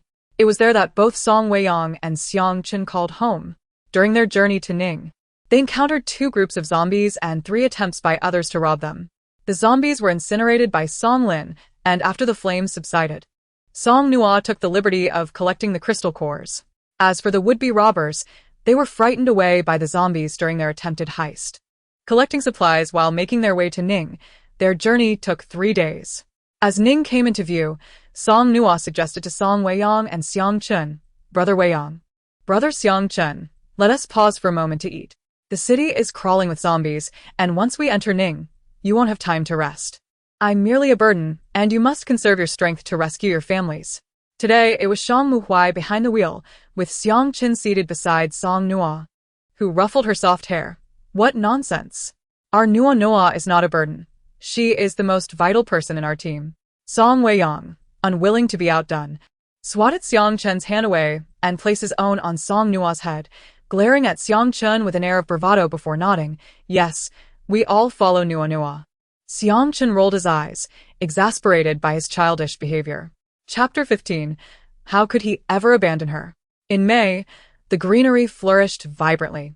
Hearing the 3 converse, Song Nuo and Song Lin initially intended to find a secluded spot to stop, but upon locating one, they discovered it was already occupied.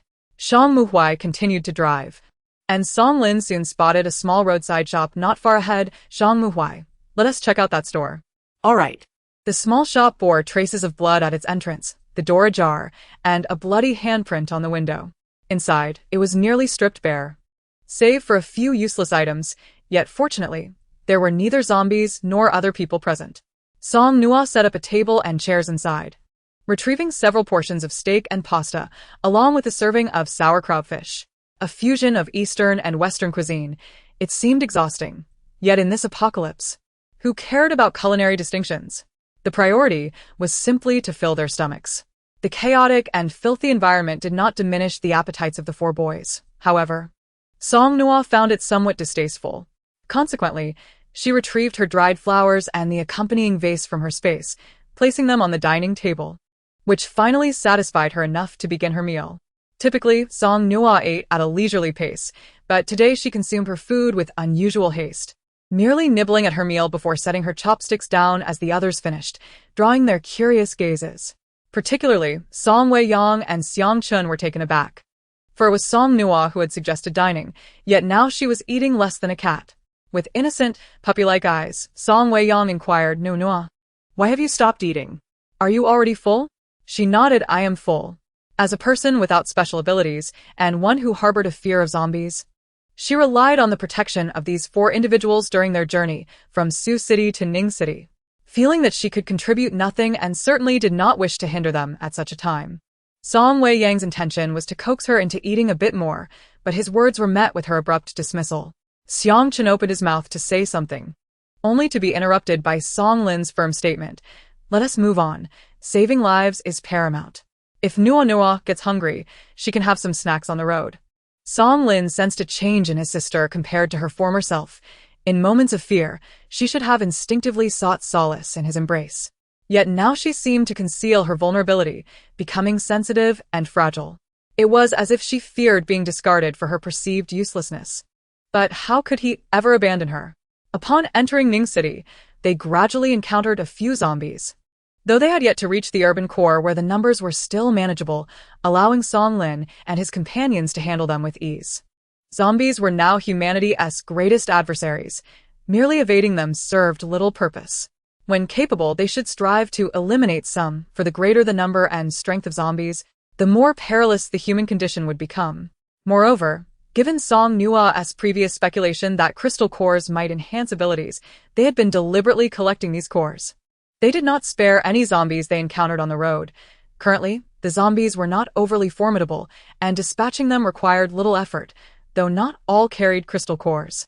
Reflecting on their encounter at the gas station, Song Lin and Song Weiyang speculated that those zombies with cores had likely begun to evolve, lending credence to the notion that crystal cores could indeed amplify abilities. Without actively seeking out additional zombies, they decisively dealt with those they came across. The city had become a breeding ground for the undead, and Song Lin no longer hesitated to employ his abilities for fear of damaging the infrastructure. Xiang Chen used his earth-based powers to ensnare the zombies, while Song Lin incinerated those trapped within the earthen walls with flames. Meanwhile, Song Mu and Song Weiyang did not need to lift a finger, instead disembarking the vehicle to collect the charred crystal cores for Song Nuo, swiftly completing their task. As they entered the city, the afternoon sun shone fiercely, and zombies were not as prone to sudden appearances. Only a few staggered along the streets, lunging at the sight of their vehicle, only to be dispatched by the sharp ice spikes conjured by Song Mu, effectively ending their existence. They did not linger but proceeded directly to the residences of Song Weiyang and Xiang Chen.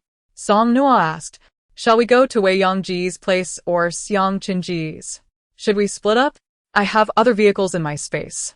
Despite her lingering concerns for her family, when Song Weiyang and Xiang Chen heard this, they chuckled. Xiang Chen explained, Nuo, have we not told you? Weiyang and I are neighbors from the adjacent building, having grown up together. Song Nuo paused, realizing that the bond between Song Weiyang and Xiang Chen indeed appeared exceptionally close, unlike the relationship she shared with her own brother and Shang Mu. She nodded. Is that so? That's wonderful. It means we 1T have to separate. There would be no need to fret over whose family to seek first. The neighborhood where Song Weiyang and Xiang Chen resided was well located, boasting high property values even before the apocalypse. Nearby was a primary school, with the First People's Hospital of the city behind it, a small park to the left, and a commercial district to the right. Although it was not a high-end apartment complex, being an older community, its housing prices were still considered elevated within Ning City.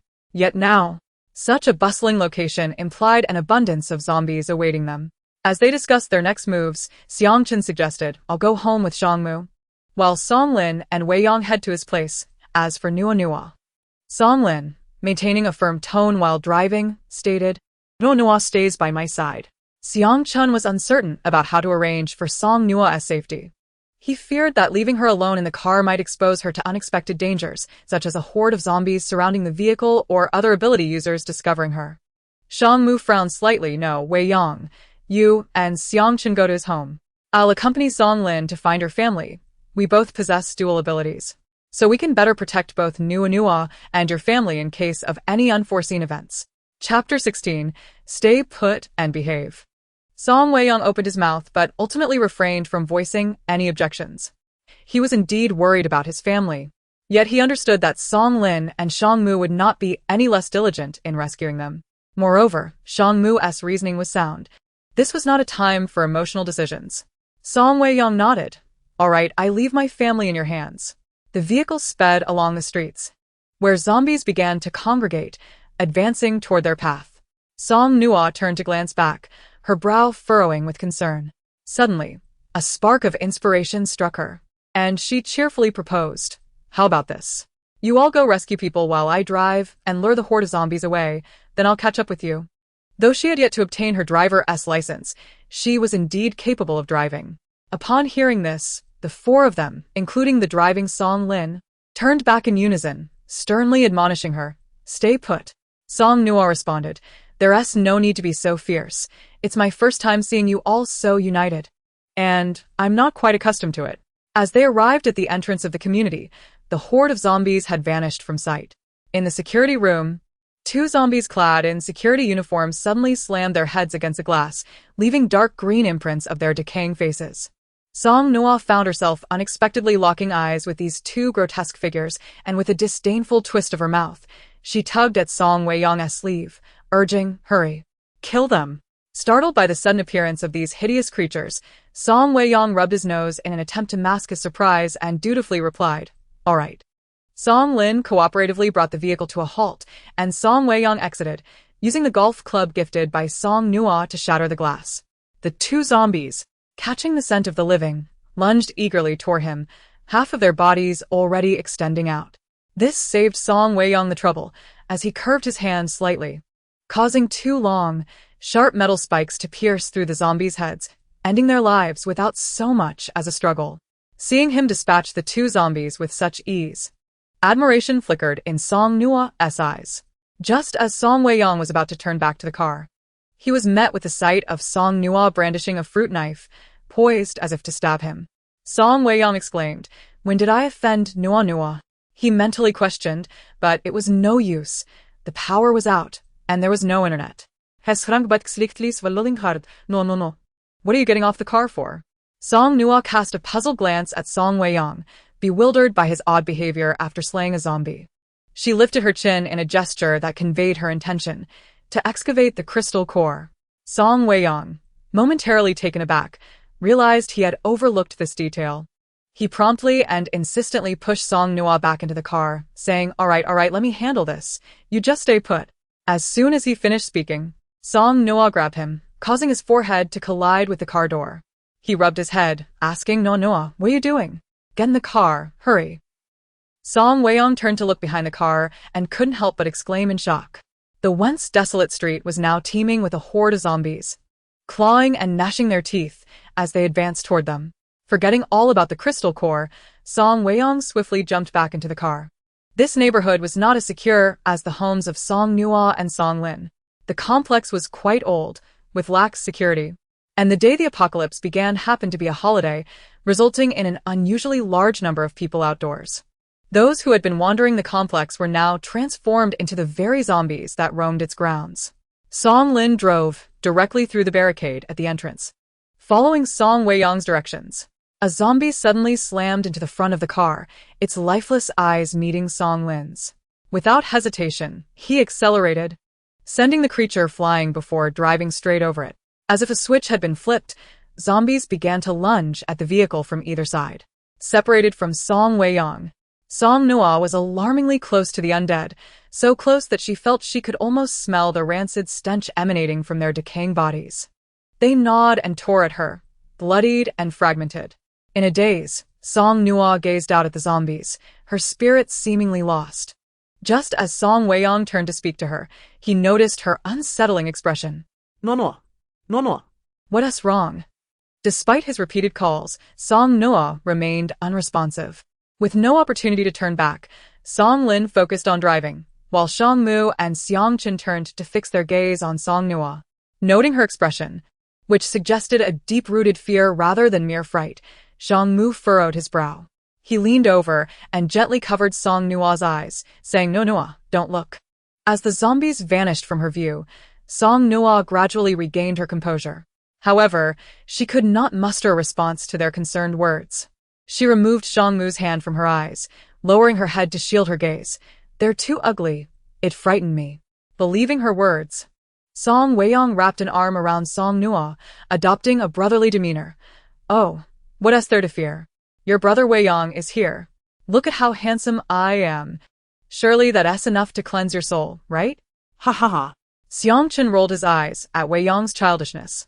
Swatting his hand from Song Nuo's shoulder, "Just speak normally and stop being so handsy." Song Weiyang retorted, "You're just jealous of my close relationship with Nuo. I can't be bothered to argue with you." Xiang Chen shot him a disdainful glance before softly comforting Song Nuo. Meanwhile, Xiang Mu observed her, deep in thought. To him, Song Nuo's earlier reaction seemed less like fear and more like a profound psychological dread, too complex to be encapsulated by a simple expression of fear. During their school days, he had shared a close bond with Song Lin, who often spoke of his sister. Given her previous experiences with zombies, Xiang Mu found it hard to reconcile her reaction with the girl he knew.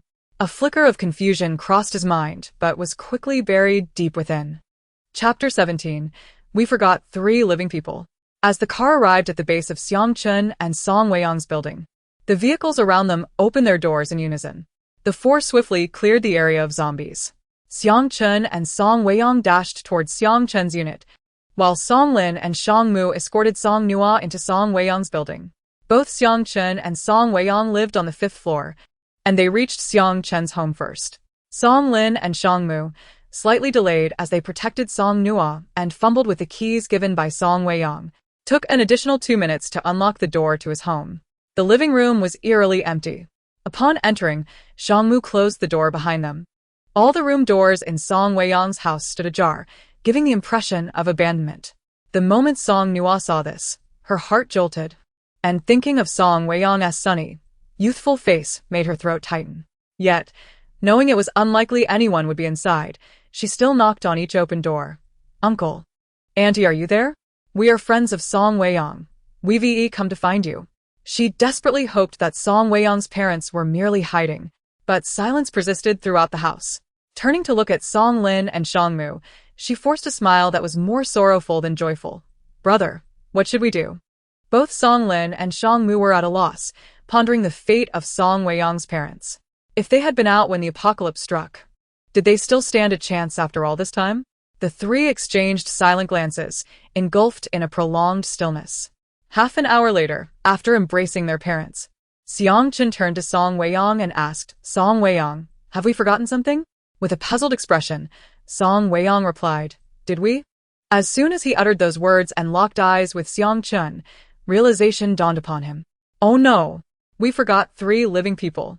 No sooner had the words left his mouth than the 2 bolted toward the kitchen. The kitchen's sliding door was narrow, and they collided as they rushed in, ultimately having to line up to enter, leaving their parents momentarily stunned by their frantic behavior.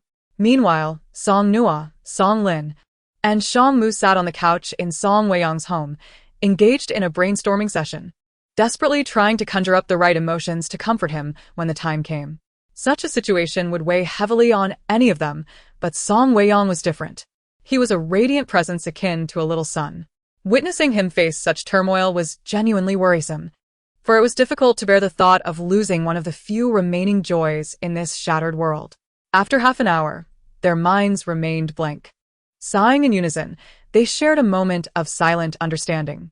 Song Nuo absent-mindedly fiddled with the bow on her skirt, her thoughts drifting far away. As she continued to fidget, her gaze wandered curiously toward the kitchen. She nudged her elbows against Song Lin and Xiang Mu, who were seated beside her. Brother Shangmu, do you hear anything? Initially unaware, Song Lin and Shangmu focused their attention, finally catching the sound. What is that noise? Like something hitting the glass. Song Lin speculated hesitantly. Song Nuo had always had a poor sense of direction, often wandering aimlessly as a child. Fortunately, her parents had taken good care of her during her early years. Had it been Song Lin looking after her, their family would have surely fallen apart. As her brother, Song Lin's sense of direction was not much better. Cautiously, he rose, fixating on the kitchen, wary of a zombie suddenly emerging. Observing the two siblings bracing themselves, Shangmu couldn't help but smirk. If I recall correctly, isn't Xiang Chen's home right next to the kitchen? It is likely the commotion caused by Xiang Chen and Wei Yang. Song Lin cleared his throat, attempting to mask his embarrassment. Is that so? Perhaps due to the early demise of his parents, Song Lin had taken care of his younger sister for several years. Typically, he exuded maturity and composure, and he had not revealed his poor sense of direction to his roommates over the years. At that moment, however, this demeanor struck Shangmu as somewhat peculiar. Shangmu glanced at him in confusion and asked with concern, "What's wrong with you?" Song Nuo, without any defenses, opened her mouth to say, "My brother, but just as she was about to confess his lack of direction, she was swiftly silenced by her brother's hand covering her mouth. Cave-in? Shangmu was momentarily baffled, while Song Lin, with a gentle demeanor, suggested, "Perhaps we should first check the kitchen." To safeguard against any potential danger in the kitchen, Song Lin and Shangmu escorted Song Nuo into the kitchen, one in front and the other behind. As soon as Song Lin entered the cramped kitchen, he froze in place. Song Nuo, curious, peeked around her brother's back and locked eyes with Wei Yang, who was awkwardly stuck trying to climb through the window from the opposite side. Song Nuo stifled a laugh, unable to contain herself. Although the situation was unusual, she had never witnessed such a peculiar method of returning home. Honestly, who would actually find themselves wedged between their own kitchen window and that of their neighbor? Wei Yang, Whitehead, had intended to stealthily slip through the kitchen of Xiang Chen's house to surprise Song Nuo and the others. But he was the one who ended up surprised while they were delighted. In hindsight, it was somewhat successful, albeit awkward. After chuckling, Song Nuo kindly inquired, "Can you still get down?" Wei Yang replied, "No, I can't." Chapter 18. A Friendship's Unfortunate Beating.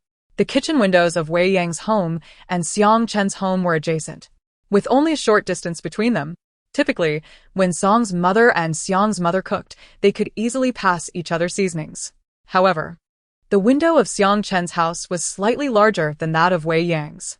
When Wei Yang first discovered that he could stand on Xiang Chen's window, he confidently assumed he could effortlessly cross over.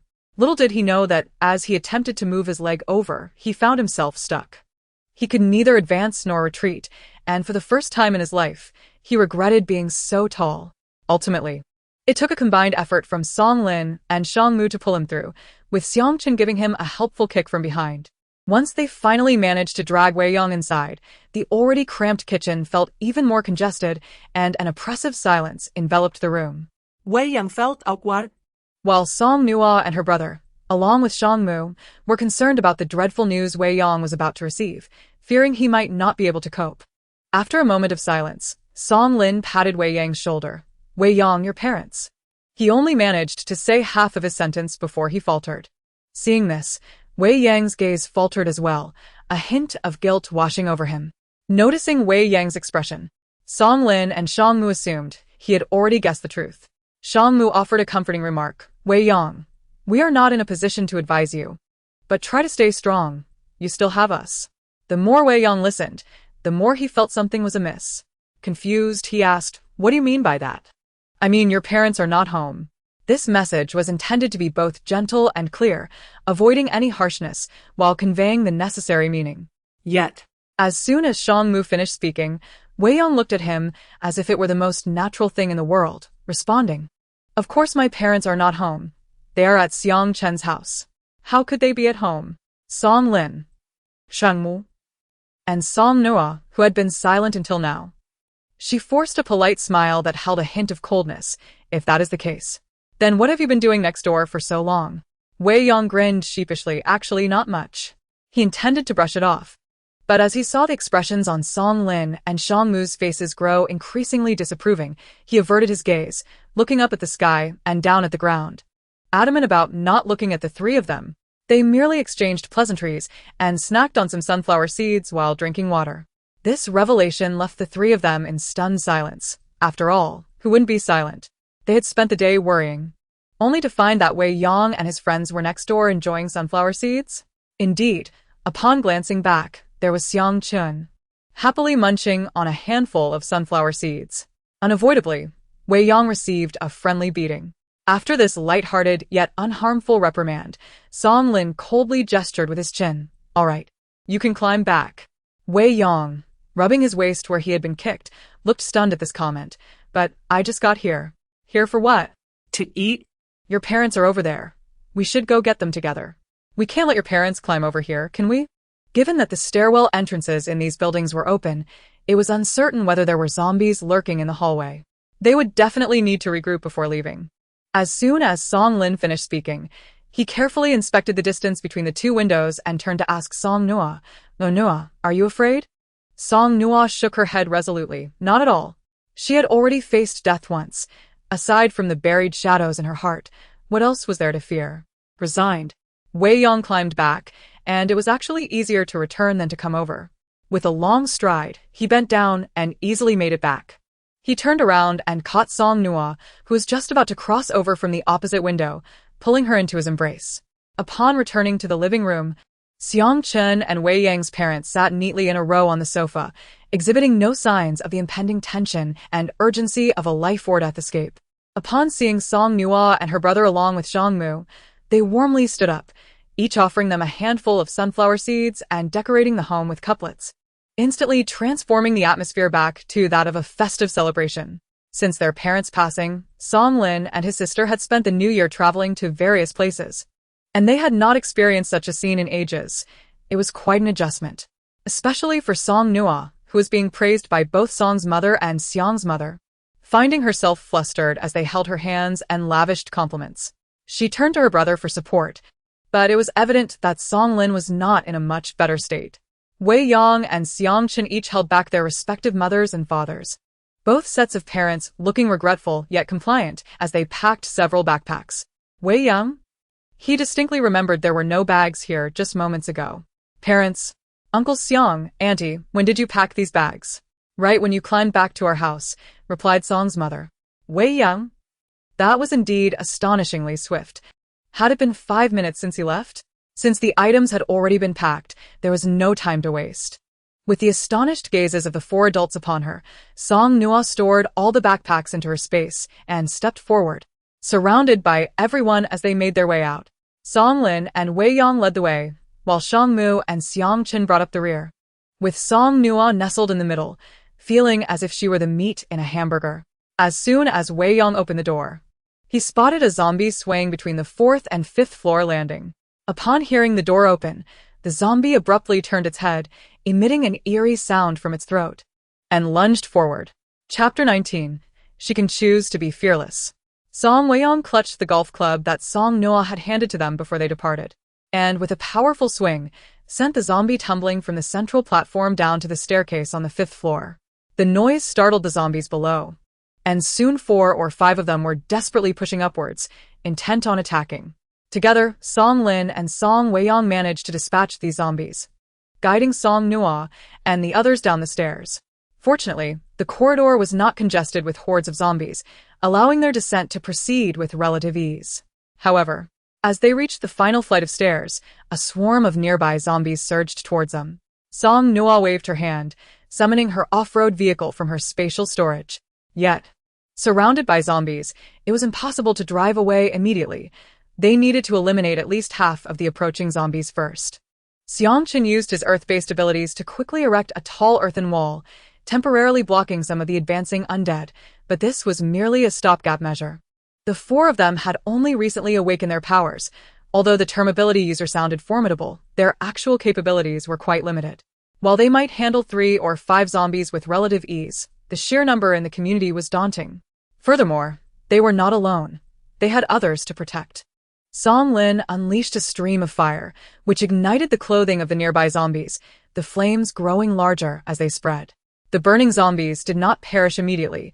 Instead, they continued to lunge at the group. The fire also caught onto other zombies in the throng, but those ablaze became even more troublesome. Witnessing this, Song Nuo conjured ice needles with his ice abilities, piercing the heads of the flaming zombies. After a few moments of struggle, these zombies collapsed to the ground, utterly defeated. They had managed to eliminate 5 or 6 zombies in the blink of an eye. Yet this was a mere drop in the bucket compared to the horde they still faced.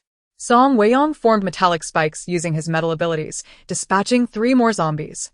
Then grimly remarked, "This is when one truly appreciates the advantages of living in the suburbs." Xiang Chen retorted, "Shut up and focus on killing the zombies. Or we'll all be finished today." Song Nuo raised an eyebrow. "What did you say?" Song Lin, frowning tightly, urged, "Uncle and Auntie, please get my sister into the car first. She'll be scared." Xiang Chen and Song Nuo's father ushered Xiang's mother and Song's mother, along with Song Nuo, into the vehicle, wielding axes and hammers they had brought along. Song Nuo was reluctant to hide in the car, yet as she gazed at the relentless swarm of zombies, an icy chill filled her heart. She understood that remaining outside would not provide any substantial help. In fact, it would only distract them. The 4 of them, Song Lin, Song Nuo, Song Nuo, and Xiang Chen, interwove their abilities, creating a spectacle that, under normal circumstances, would have drawn applause. But in this dire moment of life and death, no one had the heart to admire the display. Their powers were not limitless, and Song Nuo, ever observant, quickly noticed their exhaustion. Soon, they ceased using their abilities, opting instead for the golf clubs that Song Nuo had provided. The zombies, relentless and oblivious to pain, charged at them. The clubs were not sharp weapons. They could not simply decapitate a zombie with a single blow. It required all their strength to crush the skulls of the undead, rendering them unable to attack. What made matters worse was that this was an utterly unfair fight. If they were scratched by a zombie, their lives would be forfeit. Tears brimmed in Song Nuo's eyes as she realized that true strength did not lie in abilities, but in the desire to protect. She recognized that her deficiency compared to her brother and Song Nuo was not in abilities, but in the lingering terror that gripped her heart from her previous death. Even in this second chance, the agony of descending into an abyss of darkness remained deeply embedded within her.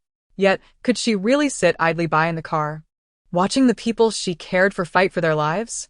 What was the point of her rebirth if she allowed that to happen? Worst case, death was still an option. But she was meant to have died. This life was already a bonus. Why should she cower? With resolve, Song Nuo tightened her grip on the golf club and abruptly opened the car door. Unprepared, Song's mother and Xiang's mother instinctively reached out to pull her back. But she had already slammed the door shut. The sound attracted a portion of the zombies, who turned to lunge at her. The 4 Song Lin, Song Nuo, Song Nuo, and Xiang Chen were horrified as they turned to look at her. Song Lin's expression shifted. "Nuo, what are you doing? Get back in the car." With both hands gripping the club, Song Nuo swung fiercely at the nearest zombie's head. Her strength was insufficient, and the zombie staggered back a few steps before lunging again. Yet, for Song Nuo, this moment was profoundly significant. She had finally rediscovered her courage to resist. Though still weak and far from invincible, she could choose to be fearless. From her spatial storage, she retrieved a fruit knife, suppressing her nausea, and plunged it into the eye of the oncoming zombie. Dark green zombie blood splattered out, hitting the right side of her face with a foul liquid that nearly made her retch. Nevertheless, she did not falter, twisting the knife as it penetrated the zombie's eye, faintly encountering something hard within its skull. That must be the crystal core, she thought. With determination, she withdrew the knife and delivered another strike to the zombie's neck, causing it to collapse at her feet. Chapter 20. A Way Forward. Staring blankly at the fallen zombie before her, Song Nuo's hands trembled uncontrollably, her eyes stinging with unshed tears, overwhelmed by a sudden wave of fear. This time, her fear was not of the zombies, but of the psychological discomfort that arose from taking a life for the first time. The thought that this zombie was once a living person weighed heavily on her conscience. Yet, despite this turmoil, Song Nuo clutched her fruit knife and golf club tightly, for this was the only way to avoid becoming a helpless victim. As Song Lin and Song Nuo fought their way back towards her, forming a protective circle around her, She tightened her grip on the knife and continued to stab at the zombies before her. Noticing her lack of fear, Song Lin felt reassured enough to turn back to continue battling the zombies. As night fell, more and more zombies fell before them, yet the remaining horde was still substantial. Xiang Chen flexed his numbed hands, offering a wry smile as he sighed. If I had known, I wouldn't have let you all come with us to rescue people. Now, it seems we might all fall here together. Song Lin, undeterred, continued to fight, replying, Stop with the nonsense. Are you regretting coming with me to save Nuo? Xiang Chen instinctively retorted, How can this be the same? How is it different? I'm counting on you all to accompany me to Jing City to find my brother. Are you going to regret it if we survive today? Shang Mu chimed in, unable to hold back. Song Weiyang was utterly exhausted, utterly bewildered by the fact that, in such a life-or-death situation, these individuals could still engage in conversation. Should they perhaps host a salon for the three of them? He retorted sharply, All right, Xiang Chen, could you please just hush? With the time you're wasting yapping, we could have dispatched several more zombies. As they fought off the undead, their banter escalated into near argument.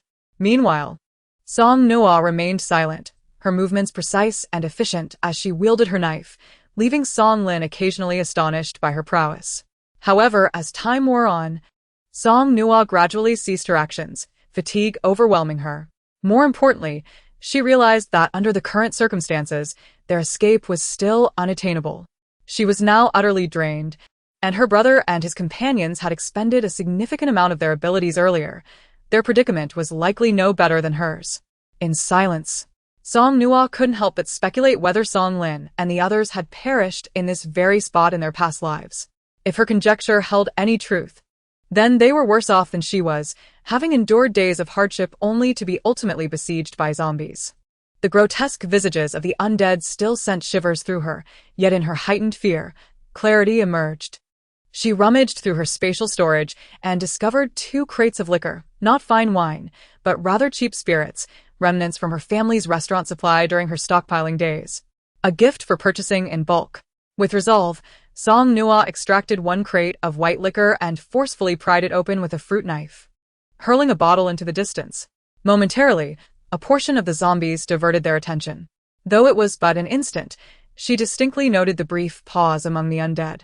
By the time she had halted her actions, Song Lin had already secured their surroundings. At this moment, he perceived the reaction of the zombies near the shattered bottle with greater clarity. Quick, get in the car. Nuo has found a solution, he urged. Their father was adjacent to the driver's seat where their mother and Xiang's mother sat. After dispatching a zombie, he swiftly opened the car door and hopped in. Xiang Chen promptly threw open the back door, calling, Dad, hurry. There was no time for hesitation.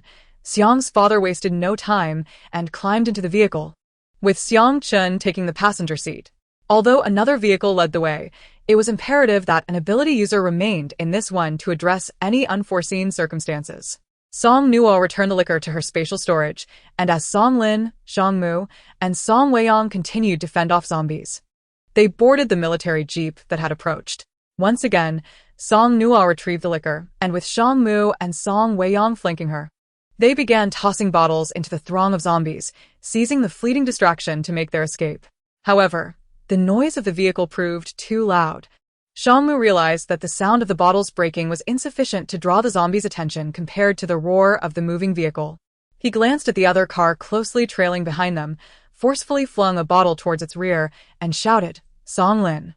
As his words echoed, a spark erupted where the bottle shattered, quickly igniting into flames that obstructed the pursuing zombies. Observing this, Song Nuo retrieved the 2nd crate of liquor from her spatial storage. Together with Shang Mu and Song Weiyang, and in sync with their driving path, they unleashed a brilliant blaze that illuminated the city's night, casting a light upon their route to survival. Chapter 21. The first breakfast buffet in the morning. Driving through the night was inherently inconvenient, compounded by the sporadic interference of zombies.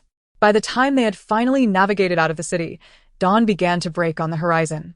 They were acutely aware that there was no moment of absolute safety in this apocalyptic world, yet as the first rays of the sun broke through the clouds, a collective sigh of relief escaped them.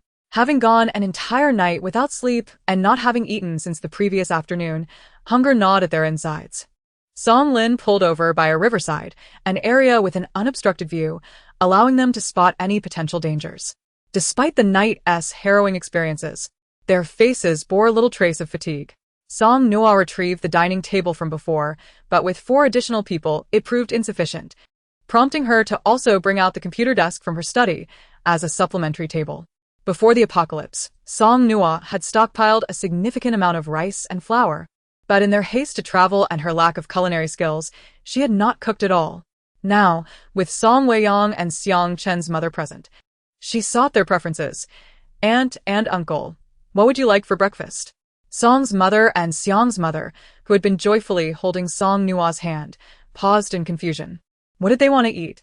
In this apocalypse, having anything to eat was already a luxury. How could they be choosy? Song Nuo's ability to store food was not lost on Song Weiyang and Xiang Chen's parents, having witnessed the extraordinary powers of the 4 boys. Yet, while tables and chairs were commonplace, food was another matter entirely. Who could stockpile such a bounty in their households? Even those with such habits would have surely depleted their supplies by now, given the passage of time since the apocalypse began. Before either of the mothers could respond, Song's father lamented, "Speaking of food, I just remembered we have 2 bags of sesame tangyuan in the fridge, all wasted." Song Weiyang, hearing this, questioned the very essence of survival in this harsh environment, his father preoccupied with thoughts of tangyuan. Song Nuo swiftly counted the heads around her, then retrieved 2 bags of tangyuan, 2 bags of wontons, a tube of dragon beard noodles, a bag of rice, and a pack of frozen custard buns, presenting them to the astonished elders. "How about we make everything? You can choose what you want." After a moment of silence, Song's mother snapped back to reality, her mouth slightly agape. "Goodness, this is the first time in my life I've had a breakfast buffet." Concerned for the well-being of all 7 of them who had gone an entire night without sleep, Song's mother and Xiang's mother took it upon themselves to prepare the meal, urging the others to rest in the vehicle. Song Nuo and her companions initially wished to assist, fully aware that in this world, danger lurked not only in the form of zombies but also in human nature, where a single meal could become a cruel justification for evil. However, both mothers insisted, with Xiang's mother advising, "If you don't rest properly, the next danger will be even greater. Hurry and get some rest. We'll call you if anything happens." Song's mother echoed this, physically ushering the disobedient ones into the car. Reluctantly, Song Nuo left only the pot and a bucket of water behind, handing over a lighter from her spatial storage to Song's mother before complying and settling into the vehicle. To ensure a swift response in case of emergencies, the car windows remained open, allowing a gentle breeze to waft in alongside the faint chirping of birds, while the sunlight streamed in brightly, almost blinding. Even with her eyes closed, Song Nuo felt the intensity of the light. Anticipating breakfast ahead, she quietly leaned back against the seat, trying not to disturb Song Lin and Shangmu. Lost in thought about yesterday's zombie encounter, she suddenly felt a soft, smooth fabric cover her eyes, plunging her into darkness. Her mind began to drift, and before she knew it, she had succumbed to slumber. Aside from cooking porridge, everything else was frozen food and quick to prepare. In about half an hour, Song's mother and Xiang's mother began waking them one by one. As he awakened, Song Lin turned and gently removed the coat he had draped over Song Nuo's face, softly nudging her while calling out, "Nuo Nuo, rise and shine. It is time for breakfast." Yet, Song Nuo remained unresponsive, lying still and motionless. A sudden weight settled in Song Lin's heart as he placed his hand on her forehead, checking her temperature. Indeed, her skin was burning hot to the touch. In a panic, he rolled up her sleeve to inspect whether she had been injured by a zombie. But her arm was smooth and unblemished, devoid of any wounds. As her brother, he felt helpless to examine other areas for injuries. So, he urgently called out to the window, "Aunt Song, Aunt Xiang, could you please come and help me check on my sister?" Shanmu, who had already exited the vehicle, turned at the sound and hurried over, opening the back door with concern etched on his face. "What's wrong with Nuo Nuo?" Song Lin clutched Song Nuo's arm, despair evident in his voice. "She has a fever." "I don't know if it's from last night." He did not finish his thought, but Shangmu understood his implication.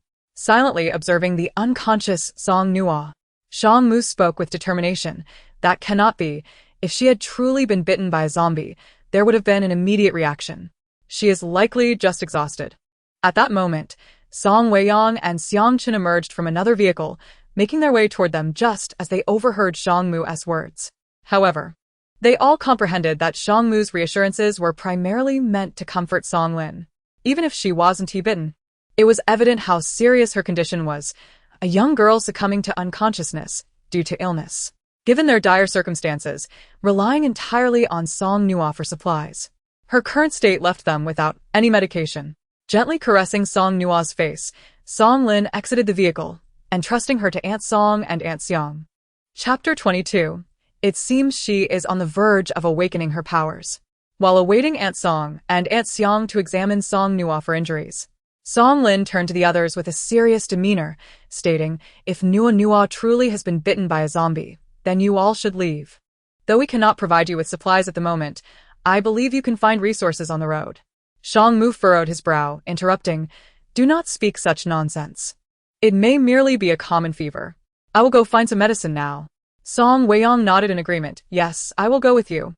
However, as he took a step forward, Xiang Chen caught his arm, causing Song Weiyang to turn back in annoyance. "Why are you holding me back? Don't you want to help Nuo?"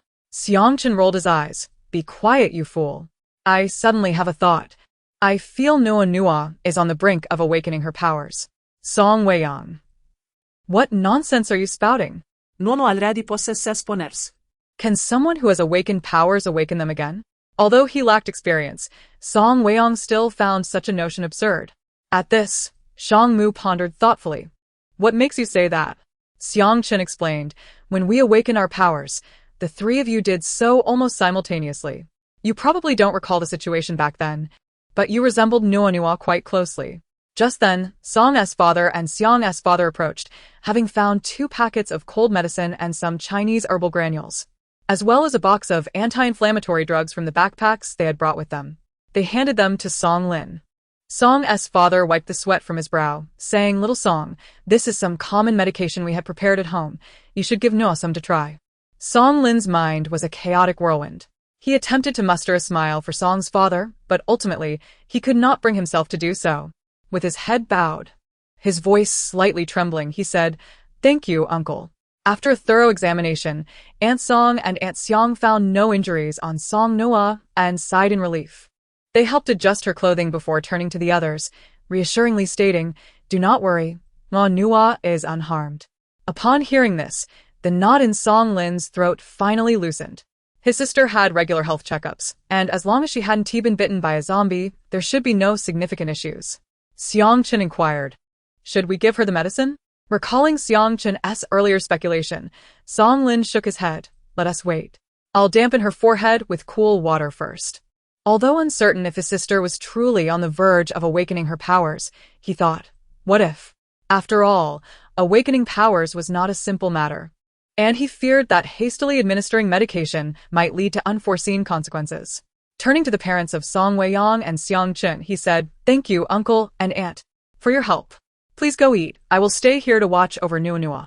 Aunt Song gazed tenderly at Song Nuo in her arms, gently patting her while sighing. "Why are you being so polite? Your uncle and I have yet to thank you for coming to our aid. Given the current state of the world, since we are traveling together, we are family now. There is no need for formalities." Afterward, Aunt Song glanced down at Song Nuo, then looked up and said, "You all have had a long and arduous journey. Go eat. Aunt Xiang and I will take care of Nuo." Song Lin moved his lips, ultimately refraining from refusal. He understood Aunt Song's point. Since they would be traveling together, maintaining distance was unnecessary. He nodded then, "Thank you, Aunt Song and Aunt Xiang." Meanwhile, the unconscious Song Nuo felt as if her heart were being scorched, and her entire body was racked with pain.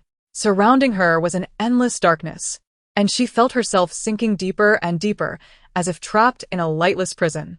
It seemed an eternity had passed when, within this confinement, she began to hear the sounds of chirping insects and singing birds, peaceful and beautiful, coaxing her to sleep, urging her never to awaken again. Apart from the porridge still simmering, the other frozen foods were ready to eat. Song Lin prepared some food for Aunt Song and Aunt Xiang, eating only a few bites himself. As soon as the porridge boiled, he ladled some of the rice broth, taking care to cool it down. He approached the car door and said to Aunt Song and Aunt Xiang, "Aunt Song, Aunt Xiang, I've finished eating. Please go have your meal. I'll take care of Nuo Nuo. Aunt Song and Aunt Xiang exchanged glances, carefully placing Song Nuo in the back seat before exiting the vehicle. Song Lin climbed in, gently adjusting Song Nuo to rest against him, and cautiously fed her the rice broth with a spoon. Although she was feverish and did not respond, he fed her slowly. And instinctively, she swallowed a little of the broth. Though they should have departed after breakfast, Song Nuo remained unconscious. The pots, bowls, and stools were manageable, as they could be stored in the trunk, but the table posed a problem without space to accommodate it. Moreover, given their exhaustion, the group decided to rest here for a day, especially since no incidents had occurred for quite some time, and the area seemed relatively safe. Chapter 23. It is a dual-element ability of water and wood. With Song Nuo still unconscious, Song Lin had no inclination to rest. He remained vigilant, keeping watch over her. By mid-afternoon, the others began to awaken one after another. The sun was now obscured by the trees, no longer blazing as before, and Song Lin felt a wave of drowsiness wash over him. Song Mu opened the car door, being careful not to disturb Song Lin. He approached the rear window, reaching out to touch Song Nuo's forehead, which still felt feverishly warm. With a sigh of resignation, Song Mu walked to the other side of the car window, quietly retrieving a towel he had collected from the convenience store at the gas station earlier. Using his ice ability, he created a block of ice, wrapped it in the towel, and gently pressed it against Song Nuo's forehead through the window. After a while, Song Weiyang and Xiang Chen approached, standing by the car window. Observing Song Mu assist Song Nuobing in applying a cold compress to her forehead, they wished to offer their help but found themselves at a loss for what to do. With Song Nuo still in slumber, they lacked sustenance, and the gnawing sensation of hunger was far from pleasant. As young as they were, it was unacceptable to allow their parents to go hungry. Thus, Song Weiyang and Xiang Chen ventured to the nearby stream, hoping to catch a few fish by sheer luck. Fortune smiled upon them, as they indeed managed to catch several fish. With only one fish each, they decided that Song's mother and Xiang's mother would prepare the fish, concocting a nourishing soup. Though Song Nuo remained unconscious, they had fortunately brought along the kitchen spices during their packing the previous day. As dusk descended, painting the sky in hues of pink, Song Nuo awoke to the enticing aroma of fish soup. Turning her head, she discovered she was resting in her brother's embrace, while Song Lin was peacefully asleep. Cautiously, she sat up, but as soon as she moved, Song Lin stirred awake, his eyes filled with alertness. Nuo. You finally woke up. Upon witnessing her brother's joyful expression, Song Nuo offered a sheepish smile, pondering how to disclose to him the sudden reawakening of her powers. Should she refrain from mentioning it? That seemed implausible. As a fully capable individual, she could not perpetually feign weakness. It was indeed a perplexing predicament. Awakening one's abilities should be a joyous occasion, yet her situation felt disconcertingly different. If she claimed that deceiving them was unintentional, would they be angry? Hearing Song Lin's voice, the others hurried over. Upon seeing that Song Nuo had regained consciousness, Song's mother and Xiang's mother felt immense relief. Finally, you're awake. Your brother was terribly worried. Song Nuo apologized with a gentle smile. Uncle, Auntie, I'm sorry for causing you concern. Glancing at the sky, she realized it was already dusk. Just then, her stomach grumbled audibly, causing her cheeks to flush with embarrassment. Song Weiyang burst into laughter. What a coincidence. Just as Nuo Nuo wakes up, the fish soup is ready. Let us get out of the car and eat. Song Lin opened the car door, assisting Song Nuo out and guiding her to the dining table, where Song Mu presented a bowl of fish soup along with a spoon and chopsticks. The soup was a creamy white, devoid of any fishy odor, and exuded an enticing fragrance. As Song Nuo took a sip, the rich and savory broth filled her with a profound sense of happiness. She picked up her chopsticks to savor a piece of fish, but still recovering from her fever, she inadvertently dropped one of the chopsticks onto the ground. Instinctively bending down to retrieve it, she was stopped by Song Mu, who said, "Stay still, I'll get it."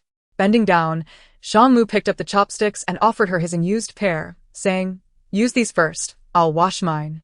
"No need, Song Mu," replied Song Nuo, as she twirled her fingers and a stream of water enveloped the chopsticks in his hand, instantly washing away the dust. Song Weiyang's eyes widened in astonishment. "Wow, you truly have powers? Oh Noah, how is it possible that you've awakened your abilities twice?" You must be the chosen one, deserving of a protagonist's role in a novel. Xiang Chen, with a hint of annoyance, retorted, "Look at your ignorance. I told you long ago that Nuo appeared to be on the verge of awakening her powers." Defiant, Song Weiyang shot back, "Oh really? When have you ever seen someone awaken their powers twice?" Xiang Chen remained silent. Surrounded by her curious companions, Song Nuo averted her gaze, nervously picking at her fingers. After a moment, she hesitantly confessed, "Actually, my space ISNTA power, it's a spatial artifact." Song Lin inquired, "Where did it come from?" "It's the jade that Mom left me. I discovered it by accident."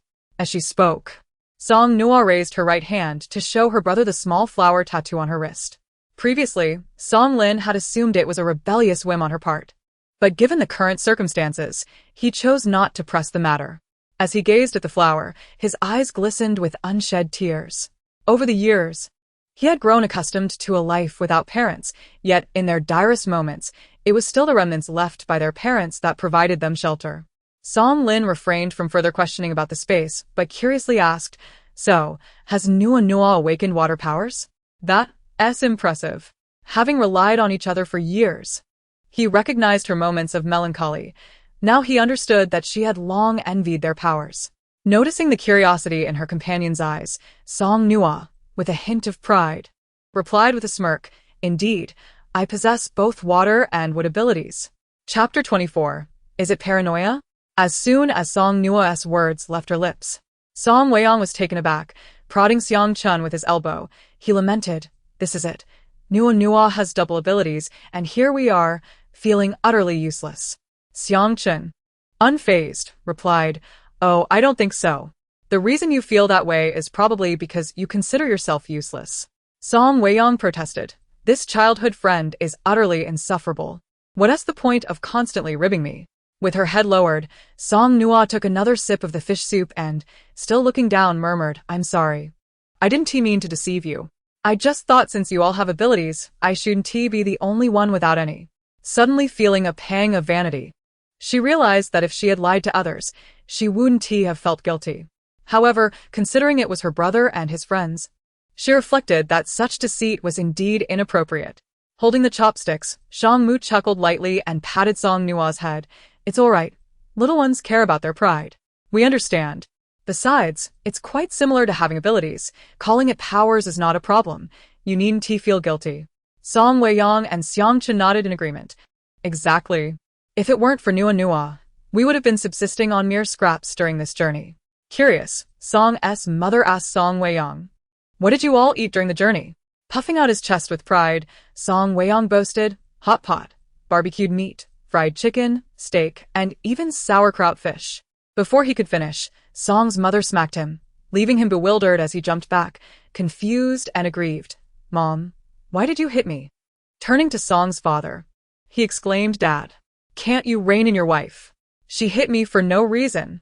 With narrowed eyes, Song's mother retorted, "Who says it was for no reason? Your father and I, along with Uncle Xiang, have been shelling sunflower seeds for 4 days." Stunned, Song Weiyang looked towards the 4 elders. Realizing why they each had a blister by their mouths, they had been relentlessly shelling seeds to the point of exhaustion. Silently, Song Nuo finished her fish soup in one go, then retrieved several bottles of herbal tea from her space, offering them to Song's parents and Xiang's parents. To cool down. Was life even livable in this apocalypse? How could anyone survive on sunflower seeds 3 meals a day? Upon seeing the bottles of herbal tea, both Song's mother and Xiang's mother felt a surge of emotion. Having just been reprimanded, Song Weiyang, unable to resist, reached for the herbal tea in front of his mother, only to be thwarted by her swift reflexes. With a defiant tone, Song Weiyang exclaimed, "You said it was unhealthy to drink soda. I'm helping you finish it." Song's mother merely stared at him, speechless. She took a deep breath, brimming with maternal affection, and delivered a heartfelt command to her son. "Get lost." After a rather unsettling bout of consuming fish soup, filled with playful banter, the soup had long since turned cold, yet she stubbornly pinched her nose and gulped it down.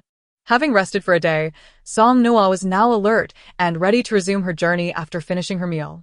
However, after drinking the fish soup, she curiously inquired about the source of the fish. Song Weiyang pointed to a small stream just a few paces away and replied, "From the river." Song Nuo stared at the stream for a few seconds before turning to say, "You all know about the Clean Plate campaign, right?" This question caught Song Lin and Shang Mu closest to her, off guard. Shang Mu hesitantly nodded, "Yes." Song Nuo continued, "What is the main focus of the Clean Plate campaign?" Without a moment's pause, Song Weiyang declared, "Well, it's all about not wasting food." Song Nuo nodded in agreement. "Exactly. The essence is not to waste. When you eat at a restaurant, any leftovers must be packed. If we can't finish the fish from the river, why not take some home too?" Song Weiyang was left in utter disbelief. What on earth did I just hear? He pondered, glancing skeptically at Cheng. "Is this called a clean plate?" "This is a clean river, isn't it?" Cheng raised an eyebrow and simply asked, "So, are you going to eat or not?" Song Weiyang, with a profound expression, replied, "Since you asked so earnestly, then yes. I shall partake." As Song Nuo's space could not accommodate living creatures, the four boys, including Song Lin, were tasked with catching fish, while the parents of Song Weiyang and Cheng handled the killing of the fish. Once the fish were cleaned and prepared, Song Nuo was responsible for placing them into her space. Admittedly, Song Nuo had tasks to fulfill, but in reality, her contributions were minimal. Thus, she occupied herself by wandering along the path, gathering wildflowers and crafting 2 floral crowns.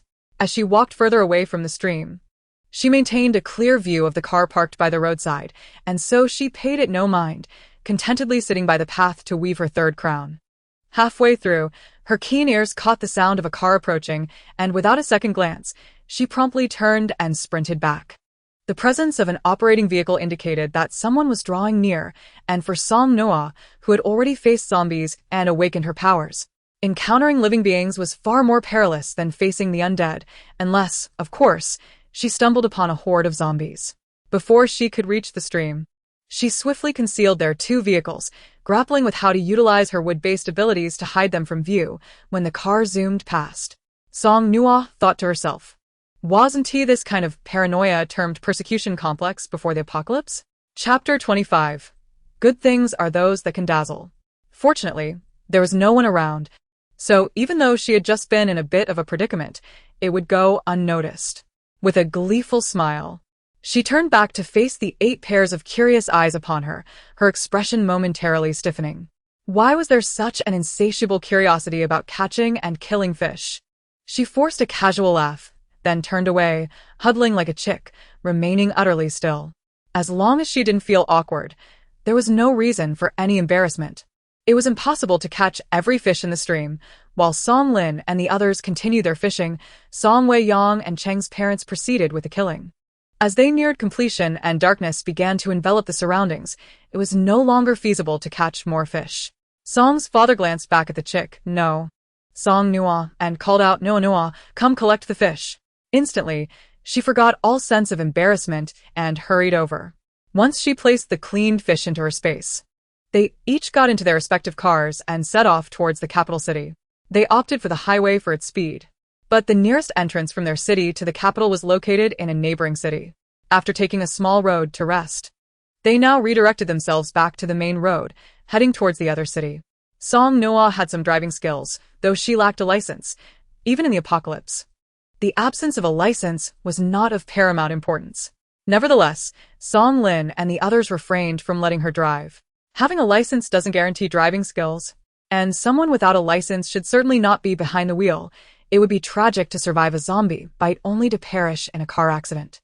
Bored in the car, Song Nuo turned her head to gaze out the window, where darkness enveloped everything, rendering the journey tedious. Suddenly, Song Lin slammed on the brakes, causing Song Nuo to lurch forward due to inertia, but thankfully, Shang Mu swiftly caught her by the collar. "Brother, what's wrong?"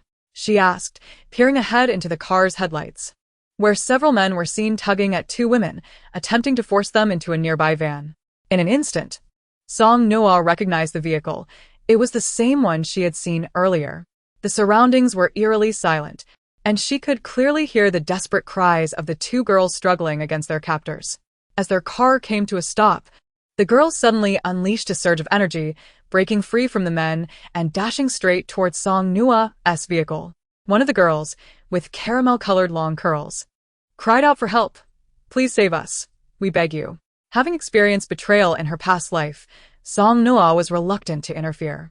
However, she discerned that the men before her appeared to lack abilities. If they had powers, they would have easily intimidated the girls with them, yet they did not. It is one thing to have a good heart and seek assistance for matters beyond one's control, but when the suffering of others lies within one's capacity to alleviate, to turn a blind eye would be somewhat inhumane. With gritted teeth, Song Nuo resolved, "Fine, I'll help." After all, she was a girl herself. Remaining indifferent in such a situation would be utterly heartless. Just as the men began to close in on the two girls, Song Lin, along with Song Wei-yong and Song Mu in the passenger seat, simultaneously flung open the car doors, and Song Nuo followed suit. One of the men, sporting a scar on his cheek, barked menacingly, "I advise you not to meddle." Just as he spoke, two more men emerged from the van nearby. The scarred man glanced back at his companions, then contemptuously surveyed Song Lin and Song Wei-yong, who stood closest to him. The two girls, still on the ground, turned to observe the imposing five men, as well as the seemingly gentle and refined Song Lin and his companions. Their gazes then shifted to the apparently fragile Song Nuo. Their eyes filled with despair. The scarred man, reveling in his perceived superiority, suddenly faltered as the sounds of car doors opening and closing echoed in the night. Followed by Cheng, Song's parents, and Cheng's parents stepping out from the rear vehicle and joining Song Nuo's side. The scarred man's smug expression froze. He had not realized that another vehicle had followed behind, and now there were 9 of them. However, the scarred man's gaze fell upon Song Nuo and her mother. Accompanied by Cheng's mother, his expression softened slightly. A little girl and 2 middle-aged women pose no threat, he thought. As for the remaining 6 men, they were merely one more than their group, and appeared far from formidable. A lean-faced man beside the scarred man asked, "Boss, what should we do? What should we do? Are we afraid of them? Let us take them on." Upon hearing the words of the scarred man, Song Nuo and her companions grew vigilant, anticipating that their adversaries might pounce at any moment. However, to their surprise, the scarred men remained rooted in place, brandishing 2 firearms instead. Song Nuo felt a surge of excitement. After all, abilities were not inexhaustible. Had they possessed guns yesterday, their escape would have surely been far less arduous. Moreover, while firearms might not intimidate zombies, they could certainly instill fear in humans. Anything capable of frightening others was undoubtedly a valuable asset. As someone endowed with spatial abilities, neglecting to collect such treasures would be rather imprudent, wouldn't it? Chapter 26. Are you brave enough to slay zombies? With a subtle movement of her fingers, Song Nuo orchestrated the nearby willow branches to extend gradually, their drooping nature rendering the transformation less conspicuous. The scarred man, unable to suppress his smugness, inquired, "What do you think? Are you scared?" Song Wei-yong, held at gunpoint, rolled his eyes in disbelief. Scared? Of a mere rusty gun when he possessed metal abilities? With an innocent curiosity, Song Nuo asked the scarred man, "Big brother, where did you get your gun?" The man squinted at her, then suddenly broke into a grin. "Little girl, you've got some guts. If you come with me, I'll tell you where I got it. What do you say?" Before he could finish, 2 of his accomplices behind him shrieked in unison. Before he could react, he and another gun-wielding companion were hoisted upside down. As they spun in disorientation, they instinctively struggled, dropping their firearms. The allies of the scarred man barely comprehended the situation before the elongated willow branches swiftly swept the guns to the feet of Song Lin and Song Wei-yong. Song Lin. Song Wei-yong. The 2 turned in unison to look at Song Nuo, who shrugged innocently. "Not my fault." Song Wei-yong couldn't help but chuckle. If it wasn't her fault, whose could it be? She was the only one among them with abilities. If it weren't her, could it be that the willow had come to life? As he laughed, he heard Song Nuo continue, "I just asked him where he got it. If he had been honest, he could have gone looking for it himself. Yet he chose not to speak, clearly wanting to give it to me." Stunned, Song Wei-yong nearly stumbled. He silently bent to retrieve the firearm on the ground, deciding he no longer wished to say another word. So, was it that Nuo excelled in reading comprehension, or was there something deeper at play?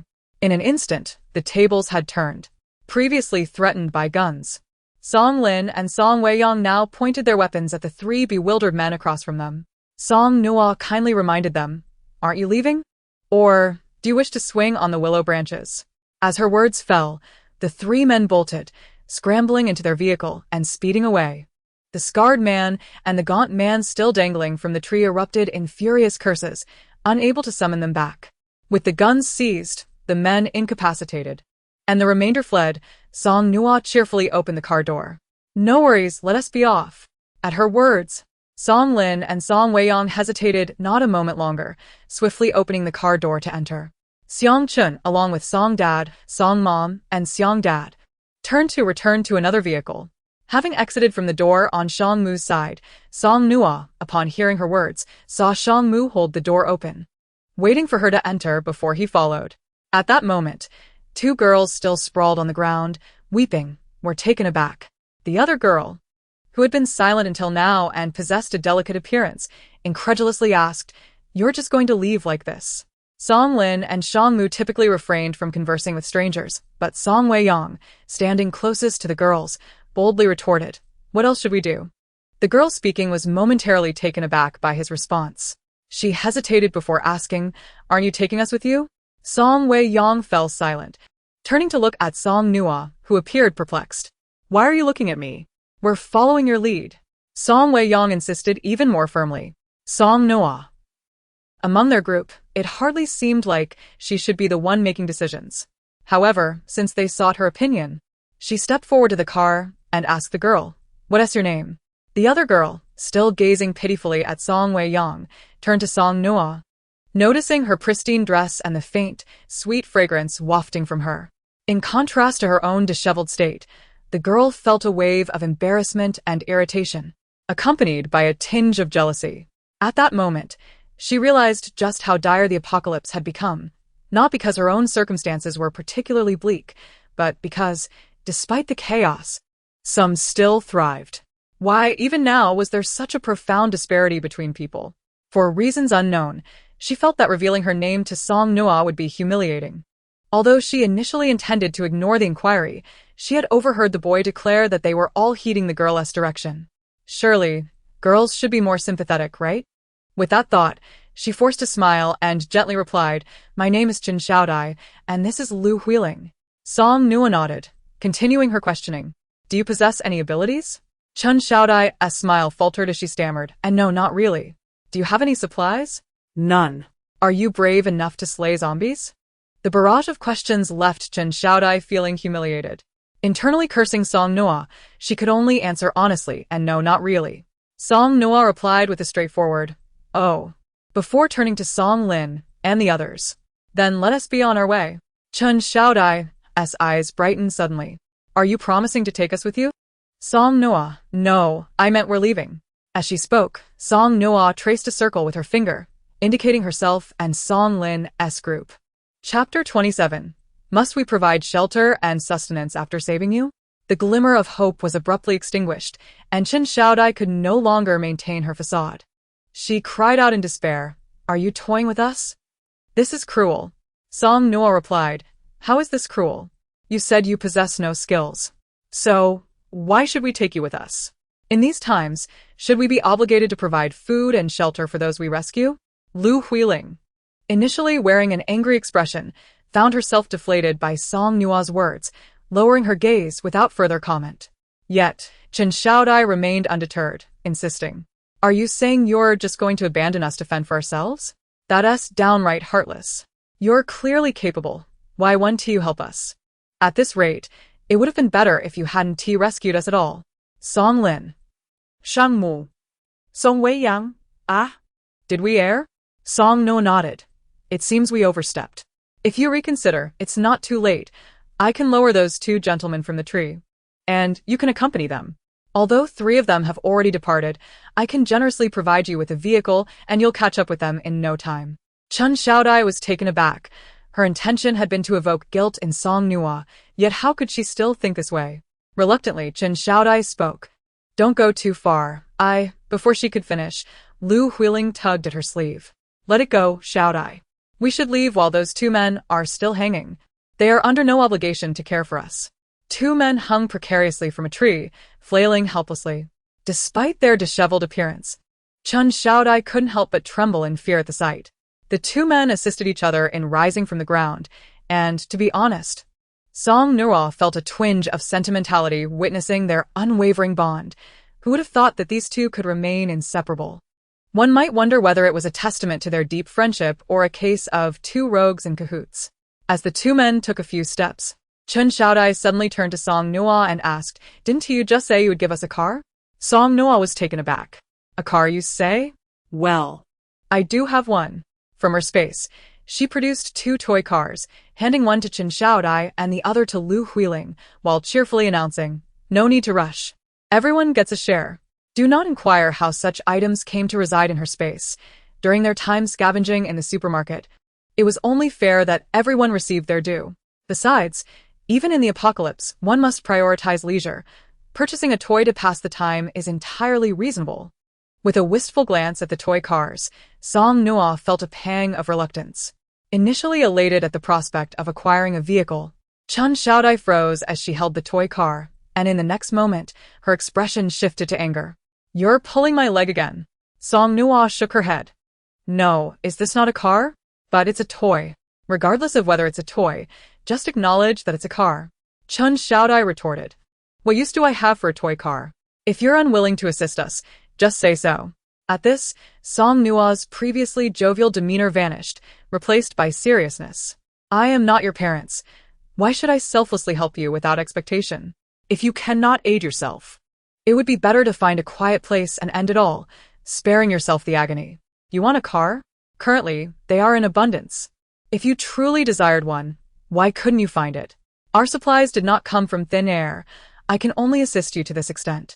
The rest of the journey is yours to undertake. Do you expect me to walk it for you?"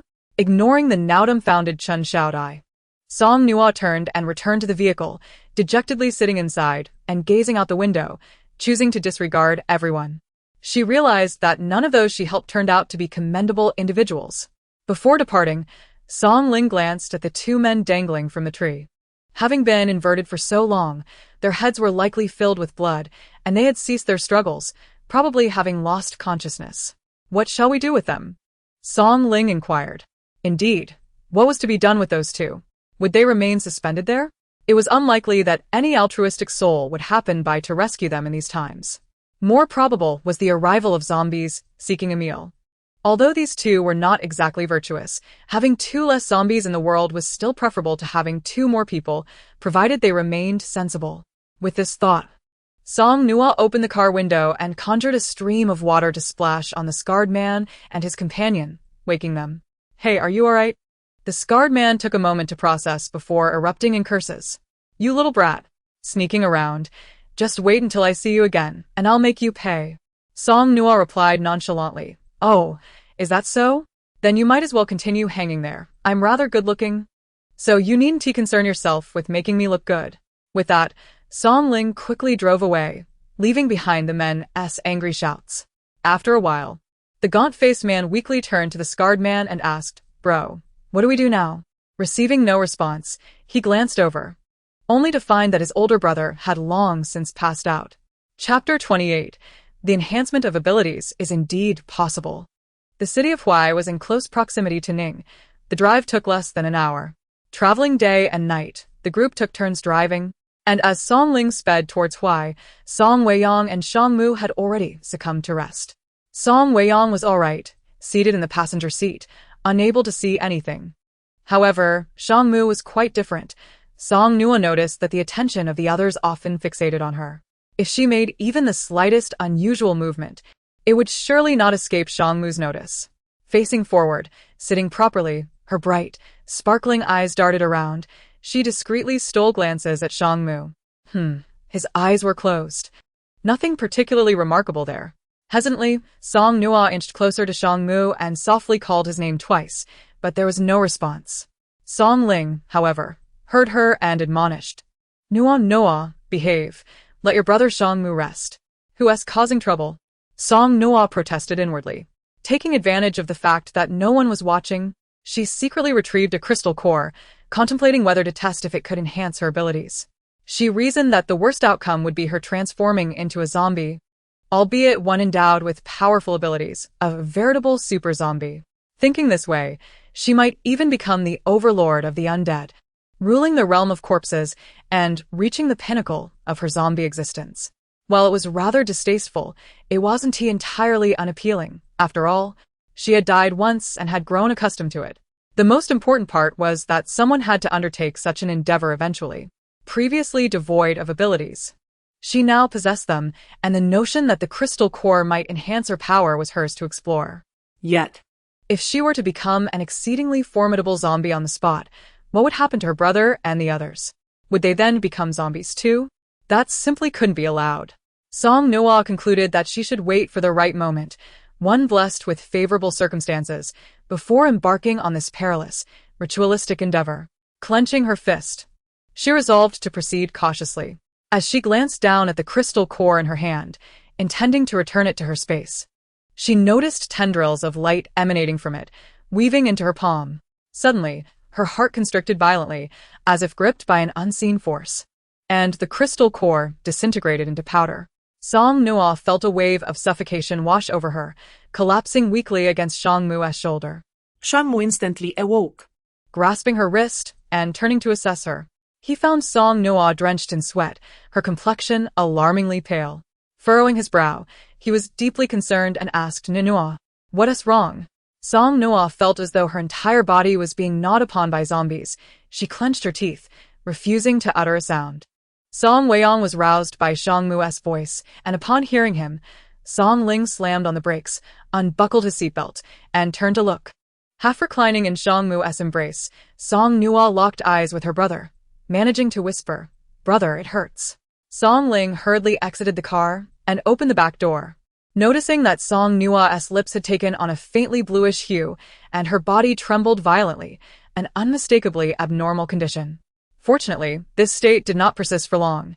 Approximately 10 minutes later, she began to improve. The clammy sweat dissipated, and her complexion returned to normal. Standing outside the car, she remained silent as she listened to the group of 8 individuals lined up before her, reprimanding her. At that moment, she felt an overwhelming sense of regret. Deep, profound regret for having blurted out, "Haha, brother, I succeeded. The crystal core really can enhance abilities." If only she had kept that remark to herself, she wouldn't be standing by the roadside at this hour, subjected to the scolding of 8 living souls. Xiang Chun poked her forehead, inquiring, "Do you now realize your mistake?" Such audacity from a young girl. Had she not considered the consequences of her actions? To dare to undertake such a venture in silence. Song Nuo retorted, "Risks and opportunities coexist." This remark ignited Song Lin's ire, prompting him to roll up his sleeves. "Do you dare to talk back?" Song Nuo, although aware that her brother had never laid a hand on her, felt a surge of guilt for her misdeed and swiftly sought refuge behind Song Mu and Song Weiyang, obediently apologizing, "Brother, I was wrong. I should not have spoken so rashly." There were 2 effective strategies to pacify Song Lin, the younger sister's charm and her heartfelt apology. Upon hearing her admission of guilt, Song Lin's anger dissipated by half. "Do you dare to do it again?" Song Nuo replied, "I do not." For the time being, she certainly did not wish to face the consequences. As for future daring, that was a matter for another day. After a day filled with turmoil, Song Nuo's earlier antics had left everyone quite startled, and now they had little inclination to continue their journey. Their primary concern was the prospect of the crystal cores enhancing their abilities. Song's father pointed ahead, "We will pass through a village before we hit the highway. Shall we rest there?" Xiang's father nodded. However, that village may not be entirely safe either. Yet it is certainly less populated than the city. And even if zombies are present, there shouldn't be many. If what Nuo mentioned about the crystal cores enhancing abilities holds true, it might be worthwhile to see if we can gather some. Thus, they drove for another 10 minutes, arriving at the aforementioned village. Chapter 29. Shall we catch some zombies for fun? The village was named Xinhui Village. Though termed a village, the houses were quite spaced apart. A narrow road led to the highway, with the village's homes scattered around it. Song Nuo's group had switched drivers to Song Weiyang, while Song Lin sat in the back, fixated on Song Nuo. Throughout the journey, she behaved exceptionally well. Observing the layout of the village, Song Weiyang speculated, given the arrangement of the houses, there might still be many survivors. Seizing the opportunity to divert the conversation, Song Nuo chimed in, "Exactly. Even if there are zombies roaming, It would take some time for them to traverse the entire village. Sensing Song Nuo's anxious desire to evade confrontation, Song Lin sighed, rubbing his temples. With a sister like her, he feared a heart attack was inevitable. He interjected, enough chatter. Let's find an unoccupied house so we can explore a bit later. Even in a sparsely populated village, there would be few living souls, as those who remained would likely be fleeing for their lives. Song Weiyang casually selected the nearest house to the highway. Inside, apart from some bloodstains and a severed arm, there were neither survivors nor zombies. However, given the circumstances, it seemed the homeowner had met a grim fate and was likely now a wandering zombie in the village. The furniture bore no dust, yet there were bloodstains present. Rather than laboriously cleaning them, Song Nuo preferred to use her own furnishings. Besides the tables and chairs, she even conjured a sofa from her space for Song Weiyang and Xiang Chen's parents to rest upon. The remaining group gathered around the table, and Song Lin inquired, "So, Nuo, to what extent has your ability improved?" Without hesitation, Song Nuo produced 2 basins and 3 pots from her space, filling them to the brim with water before their eyes. Song Lin. Observing the stupefied expressions on their faces, Song Nuo cleared her throat, feeling slightly embarrassed. Well, my water-based ability has indeed improved, though it seems the enhancement isn't particularly impactful. Shang Mu, after a moment of contemplation, couldn't he help but chuckle pleasantly. It has certainly improved. Previously, you could only wash chopsticks and splash a little water, but now you can produce so much. At least we needn't worry about having no water to drink. Song Nuo replied, "Thank you, but there's no need for such consolation. Even without my water ability, I'd still have plenty of water. Not to mention the numerous barrels and bottles of water stored in her space, the spring water alone would suffice for their entire family." Feeling slightly sheepish, Song Nuo added, My ability still doesn't seem to possess any killing power. I haven't learned that yet. But my ability has indeed improved, right? Should I show you my wood-based ability? For instance, I could." Looking around the room, her gaze landed on the table. No, that was her own. Too precious to part with. With a flick of her finger, she pointed at the original table in the house. For example, I can flip this table upside down. Song Lin could hardly bear to look, while Song Weiyang laughed like a simpleton. Thankfully, Shang Mu and Xiang Chen were more composed. Chuckling gently as Xiang Chen waved his hands, No, that's unnecessary. We understand. Let's just begin. The foremost principle of survival in the apocalypse is to grow stronger. Only by becoming sufficiently powerful can one confront the unknown crises ahead. Everyone straightened their expressions, and Song Nuo retrieved precisely 4 crystal cores from her space. I'm not sure how many cores one can absorb at once, but based on my previous experiences, it's best to avoid dangerous actions. Let's wait a few days before absorbing another core. Song Lin couldn't help but laugh in disbelief. Experience? Avoid dangerous actions? Song Nuo. Her brother was truly in a foul mood and bore a grudge. Each took a crystal core, using their abilities to guide the absorption. Soon, they each experienced symptoms akin to what Song Nuo had previously endured, though their reactions were notably milder. Song Nuo's ordeal lasted over 10 minutes, while the longest among them, Xiang Chen, returned to normal after just 8 minutes. Propping her chin on her hand, Song Nuo observed them and sighed. So, was it because I was too weak that my duration was so long? Xiang Chen, I feel somewhat insulted by that. Upon hearing this, Song Nuo broke into a silly grin and added, I'm at the bottom. Feeling a genuine enhancement in his abilities, Song Weiyang was as exuberant as an overexcited puppy, eagerly asking, Shall we go out and catch some zombies for fun? If zombies aren't sleeping, neither should we. Previously, they would have avoided unnecessary encounters with zombies, but now that crystal cores could enhance their powers, they were inclined to eliminate as many zombies as possible. However, Xiang Chen offered a rather candid assessment of Song Weiyang's suggestion that S utterly deranged. Chapter 30. Is her mentality normal? In response to Song Weiyang's idea, Song Nuo devised a rather peculiar and mischievous game. She produced a golf club, using her wood-based ability to bind a vine to it, and then affixed the severed arm from the house to the end of the vine. The scene was bizarre, and the behavior unsettling. Song Lin could hardly bear to witness it. He furrowed his brow and asked Shang Mu, Is my sister's mentality normal? Shang Mu hesitated. I'm not entirely sure. Let me ask. Tentatively, Song Nuo inquired, Noa Noa, what are you doing? Song Nuo cheerfully replied, I'm fishing for zombies. Song Mu. 5 young individuals ventured out under the cloak of night to engage in clandestine activities, while 4 elders lacked the vitality to intervene. Before departing, Song Nuo earnestly cautioned, Uncle and Aunt, please secure the door tightly. If we do not return, under no circumstances should you open it, even if a 3-year-old child is wailing or an 80-year-old lady falls before the door. Song's father chuckled heartily. Noa Nuo's words are rather vivid. Embarrassed? Song Nuo replied modestly, it's nothing special. With a slight smile, Song Ling couldn't resist and playfully flicked her forehead. Off you go. The sooner you return, the better. Do you really think Uncle is praising you? Before leaving, Song Nuo, still apprehensive, utilized her wood-based abilities to secure the door latch from within, ensuring her peace of mind as she skipped joyfully ahead alongside Song Weiyang. Walking beside Song Ling, Song Mu whispered, I've confirmed it. Nuo Nuo is indeed acting somewhat unusually, though it's not severe. There's a remedy. Just keep your distance from Song Weiyang. Song Ling replied, I suddenly feel that my Nuo Nuo is perfectly normal. It's you all who seem rather peculiar. The village, with its widely spaced homes, lay shrouded in silence, devoid of even the faintest sound of insects, let alone humans or zombies. After wandering for a brief while, Song Weiyang, with a glum expression, inquired, What's going on? Half the village is out, yet there's not a single zombie in sight. This shouldn't be the case. Previously, they had seen another vehicle belonging to Chin Kai on the road, and now he found himself somewhat bored and yawned. Hearing Weiyang's complaint, he replied listlessly, We've only explored half the area. What's the rush? Song Nuo pondered. This doesn't seem right.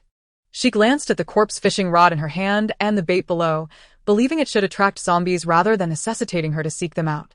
Could it be that the bait was no longer fresh? Surely zombies wouldn't concern themselves with such trivialities. With no electricity, they relied solely on the flashlights Song Nuo had provided to illuminate their surroundings.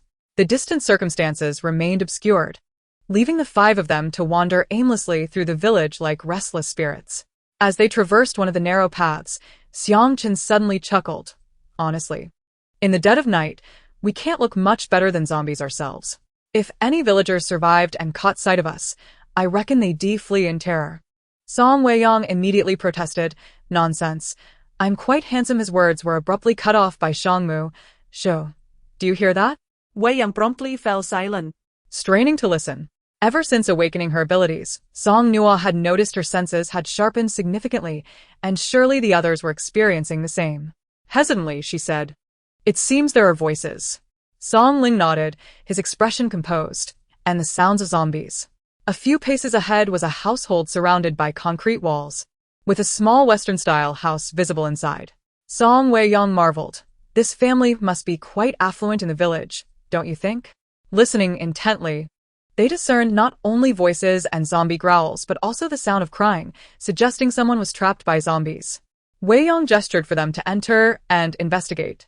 Though Song Nuo hesitated, recalling the ungrateful person she had previously saved, she ultimately decided to proceed, reasoning that her primary goal was to collect crystal cores, and rescuing people was secondary. A mantis stalks its prey, and tonight, let the zombies experience the sensation of being ensnared. Song Ling and the others extinguished their flashlights and found a corner by the wall. With a push against the wall, they effortlessly scaled it, leaving Song Nuo momentarily bewildered outside. A faint light emanated from within the house, and when she pointed to herself and gestured helplessly, Song Ling and Song Mu pulled her up by her arms. Just as she steadied herself atop the wall, Weiyang and Xiang Chun leapt down, catching her off guard. Having been lifted up, she was now embraced as she descended, and the excitement she had felt about her newfound powers quickly dissipated. The front door of the house stood ajar, a heavy stench of blood wafting from within. Weiyang stealthily approached the door and peered through the crack, only to freeze in shock. Xiang Chun, standing behind him, gently tapped his shoulder. What did you see? Weiyang turned to look at Song Nuo, his expression complex. Nuo Nuo, you've encountered fellow practitioners. Song Nuo replied, fellow practitioners? What do you mean? Are they high school students frantically cramming for exams? Before she could inquire further, Weiyang glanced again and made a gesture implying something sinister. Those inside, they can't possibly be suffering from that dreadful illness, can they? Are they really feeding live flesh to zombies? The expressions of Song Ling and Song Mu darkened, and even the previously carefree Xiang Chun grew solemn. Song Nuo glanced down at the severed arm she had carried along, feeling a chill run down her spine. She quickly discarded the vine she had hung on her golf club, convinced it had become tainted. Song Ling pulled Wei Yang aside, and with Song Mu and Xiang Chun, they peered into the room. Inside, 2 zombies were tied up, all of them children. In addition to the zombies, several young girls were also bound. As he watched, Wei Yang saw a man wielding a knife, slicing into the arm of one of the little girls, who lay motionless on the ground, evidently unconscious. While blood pooled around her, the man remained indifferent, despite the gruesome scene unfolding. The room was not occupied solely by this man. There was also an elderly couple alongside him, making a total of 2 men and 2 women, likely 2 couples. 2 women were crying silently, one of whom attempted to rush out to save the girl being mutilated, but was firmly restrained by another man. Having traversed through the apocalypse, Song Ling and the others had witnessed their fair share of bloodshed, yet this scene struck them with a sense of despair deeper than they had ever felt before. Without a moment's hesitation, they charged into the room. Song Nuo followed closely behind, but upon witnessing the horror within, she felt her entire being freeze. The elderly couple held a rod with fresh human flesh dangling from it, as if fishing, tantalizing the 2 small zombies. The zombies emitted low growls, tearing into the bloody meat. The floor, adorned with pale marble tiles, was now drenched in blood, and the girl, who was being mutilated, was unresponsive, her blood flowing relentlessly onto the ground. Upon their sudden intrusion, the 2 small zombies ceased their feeding and turned to snarl at the newcomers. The man, who had been cutting the girl's flesh, dropped her arm and pointed his knife at them, coldly demanding, "Who are you? How did you get in here?" Wei Yang stepped forward, kicking the man to the ground. "We are your worst nightmare. How could you commit such atrocities?" Song Ling coldly regarded the man sprawled on the floor, stating, "Wei Yang, don't waste your breath on them. Kill those 2 zombies." Hearing this, the 2 women, who had been sobbing moments before, immediately ceased their cries and stood protectively in front of the zombies and the elderly couple, pleading, "No, please, don't kill our children." The elderly woman was startled by the intimidating presence of Song Lin and his companions. Regaining her composure, she began to shout in a piercing voice, "Aged yet sharp, expel them. Quickly drive them out. Second son, why are you just standing there? These people are intent on killing your son, my grandson. You must throw them out." No. Killing them would suffice for my grandson's sustenance for quite some time." The man, who had just been comforting one of the women momentarily, displayed a flicker of hesitation on his face, but ultimately seized a kitchen knife from his own table and advanced menacingly towards Song Lin and his group. Instinctively, Song Nuo raised the golf club in her hands and struck without mercy. The club connected violently with the man's arm, eliciting a pained scream as the knife clattered to the floor. Never before had Song Nuo encountered such depravity, and it repulsed her to the core. She mocked him mercilessly. "If you can't even defeat me, who are you trying to intimidate with that knife?" At her words, the man glared at Song Nuo with malice. Beside her, Song Mu delivered a swift kick to the man's leg, causing him to cry out in distress. Song Nuo raised her golf club again, threatening, "What's with that fierce look? Are you dissatisfied? What are you glaring at? Do you wish to lose your eyes? I could easily pluck them out and feed them to the zombies." The man trembled in fear, finally submitting to her intimidation. Shang Wei's earlier kick had been particularly forceful, striking the abdomen of the man who had been slicing flesh from the little girl, leaving him writhing in agony. Utilizing her wood-type abilities, Song Nuo bound the 2 men with vines, leaving only 2 women and 2 elderly individuals who possessed little combat capability.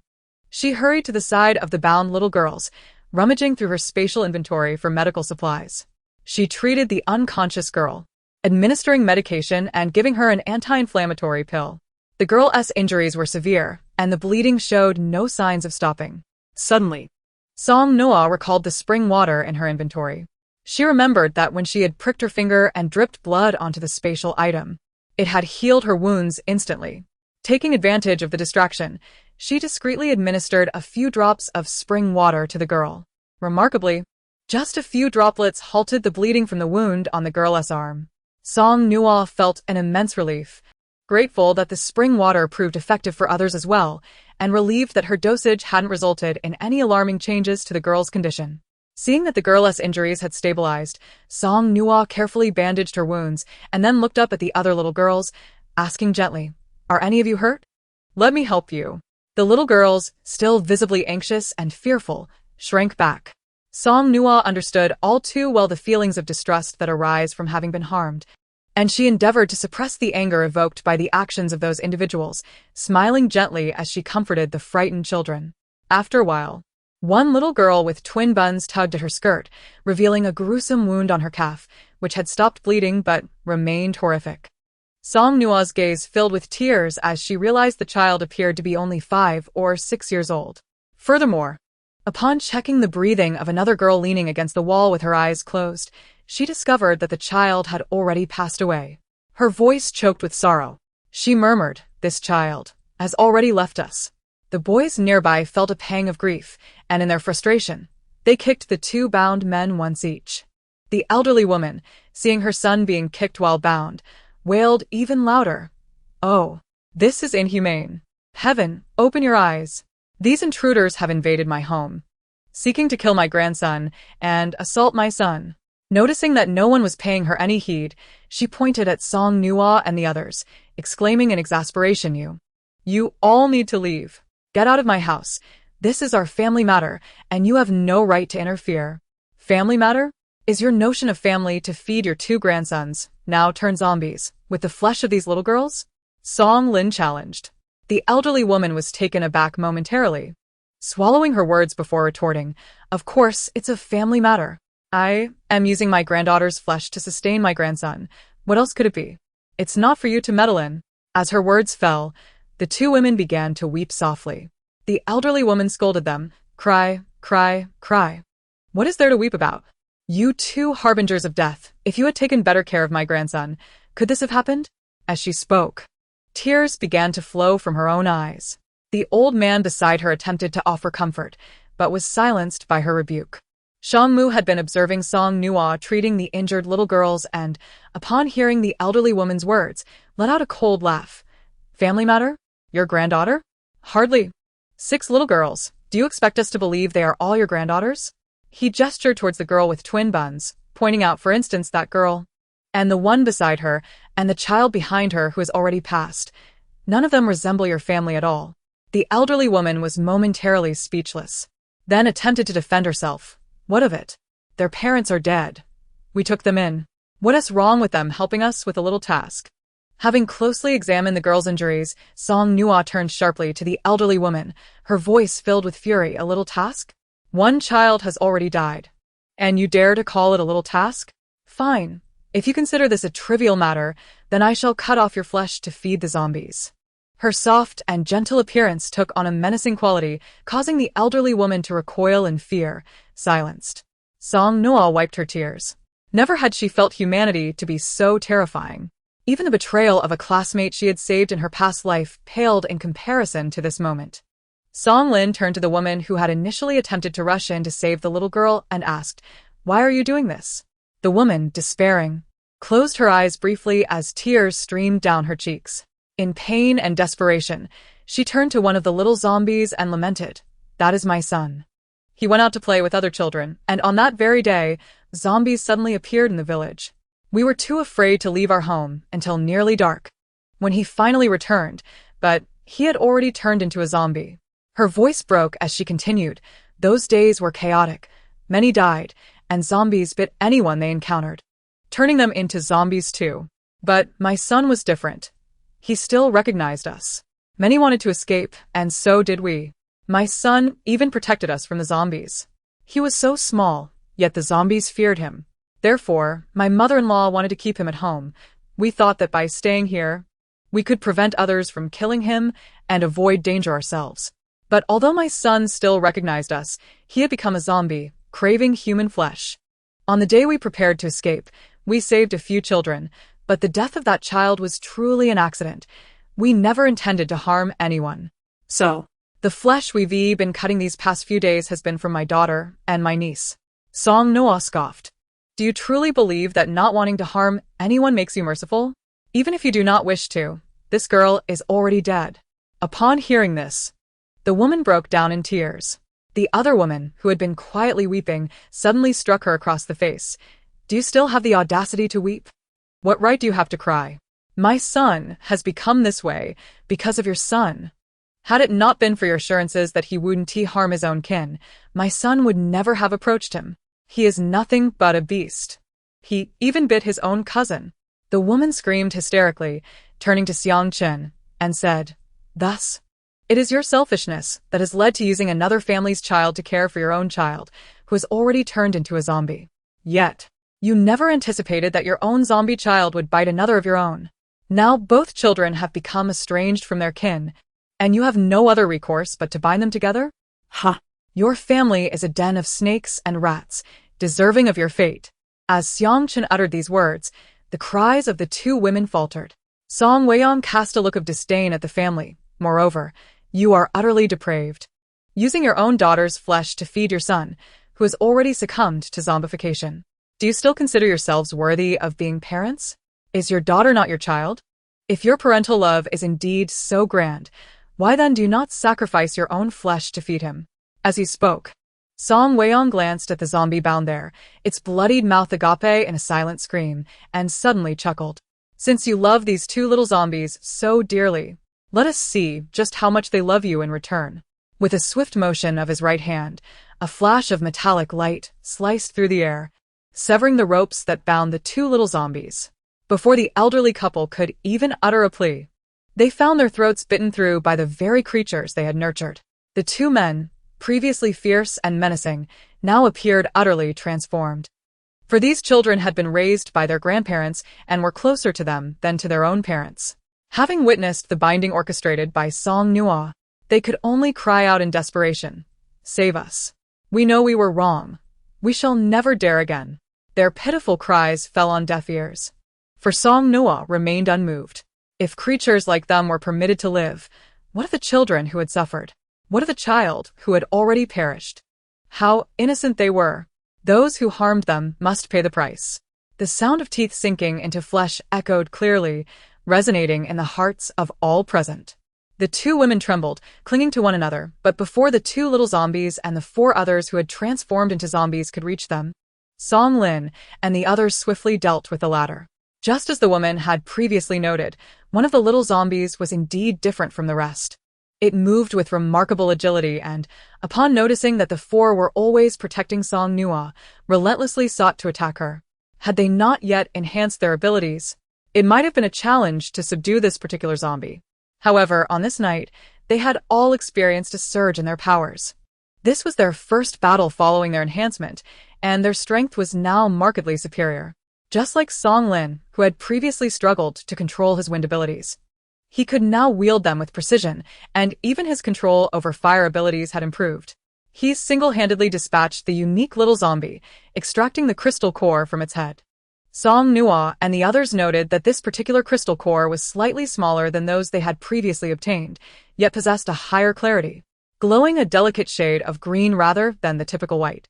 As for the two remaining women, after a brief discussion, Song Nuo and her companions chose to spare them. Not out of forgiveness, but because the young girls still required care, and their group could not possibly take them along. Moreover, the two women had expressed their revulsion towards their actions earlier. While they had participated, they still possessed a flicker of conscience. Most importantly, the two little zombies were no longer present. Even if the women harbored further intentions, they were now moot. Before departing, Song Mu addressed them. Your son has long since departed. Rather than cling to unrealistic obsessions, it would be wiser to care for these children.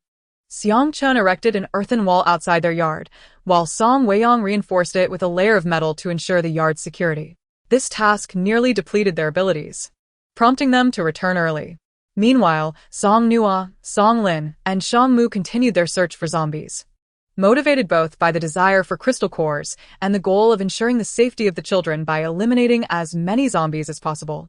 Yet, as dawn approached, they had scoured nearly every corner of the village, only managing to find 3 or 4 zombies. On the way back, Song Nuo expressed her unease. Why are there so few zombies? Surely we haven't overlooked any places? Song Mu contemplated for a moment. It seems unlikely. I wonder if it has something to do with that little zombie. Song Lin furrowed his brow. Are you suggesting that the woman mentioned that the zombies in the village fear that little zombie? Chapter 34. Do not bully my sister. Song Mu spoke these words with an air of calmness, but they carried a deeper significance. Song Nuo pondered for a moment before realization dawned. Many villagers fled the village to escape the zombies. So it is possible that the zombies have also left to avoid that little one. Song Mu's lips curled into a slight smile as he observed Song Nuo walking ahead of him, her height reaching his chest, allowing him to see the top of her head. He couldn't resist the urge to gently poke her head with his finger. As the poke landed atop her head, Song Nuo instinctively looked up, meeting Song Mu's gaze, which held a soft, warm smile, exuding the charm of a gentle and refreshing youth. Seeing her glance up at him, Song Mu chuckled softly before responding to her earlier remark. I was merely guessing. Song Lin, walking beside Song Mu, reached out to support the back of Song Nuo's head, gently guiding it back down, chiding her.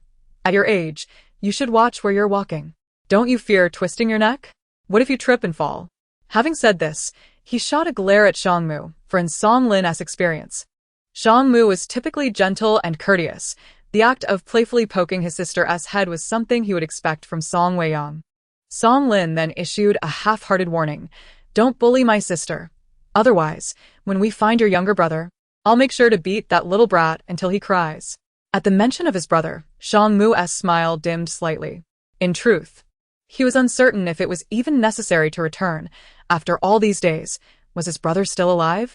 Ever since their mother fell ill and passed away, and their father remarried, that house had ceased to feel like home for him and his brother. When he left for university, he had nearly taken his brother with him. But their father adamantly refused, insisting on keeping him close after his stepmother bore a daughter and ceased to conceive again.